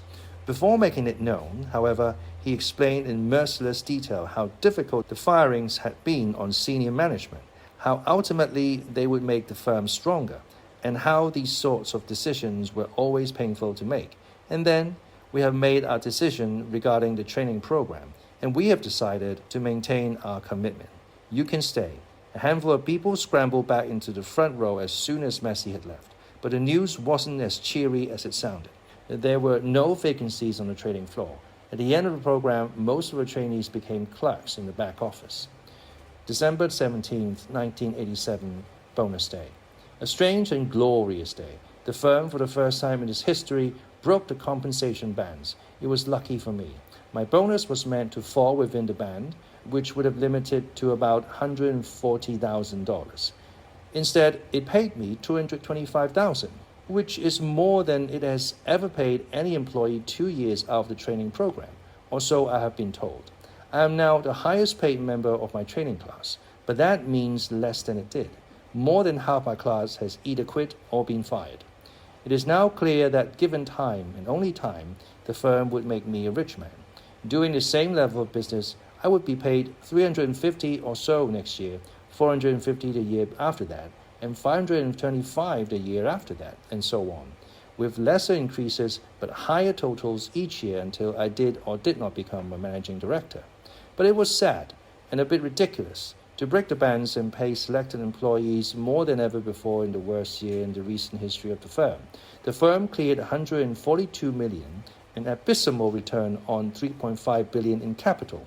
The numbers looked even worse when you consider that the firm for most of the year had been twice the size of 3 years before.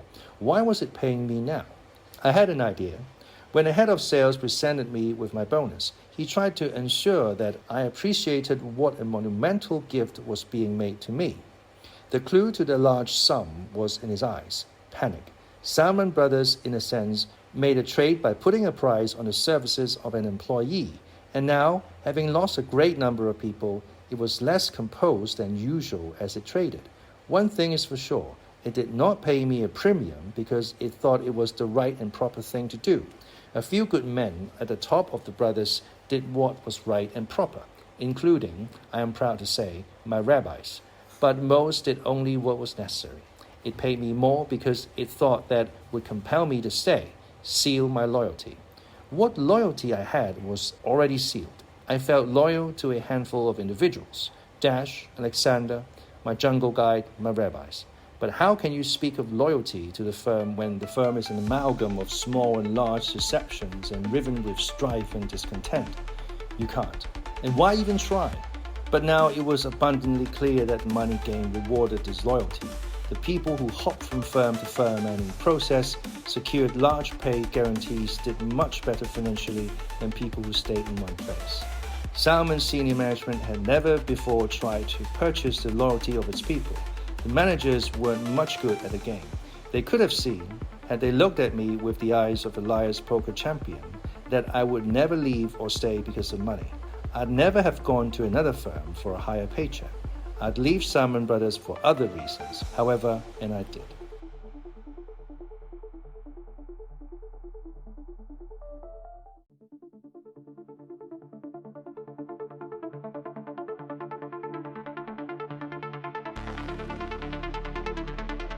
Epilogue.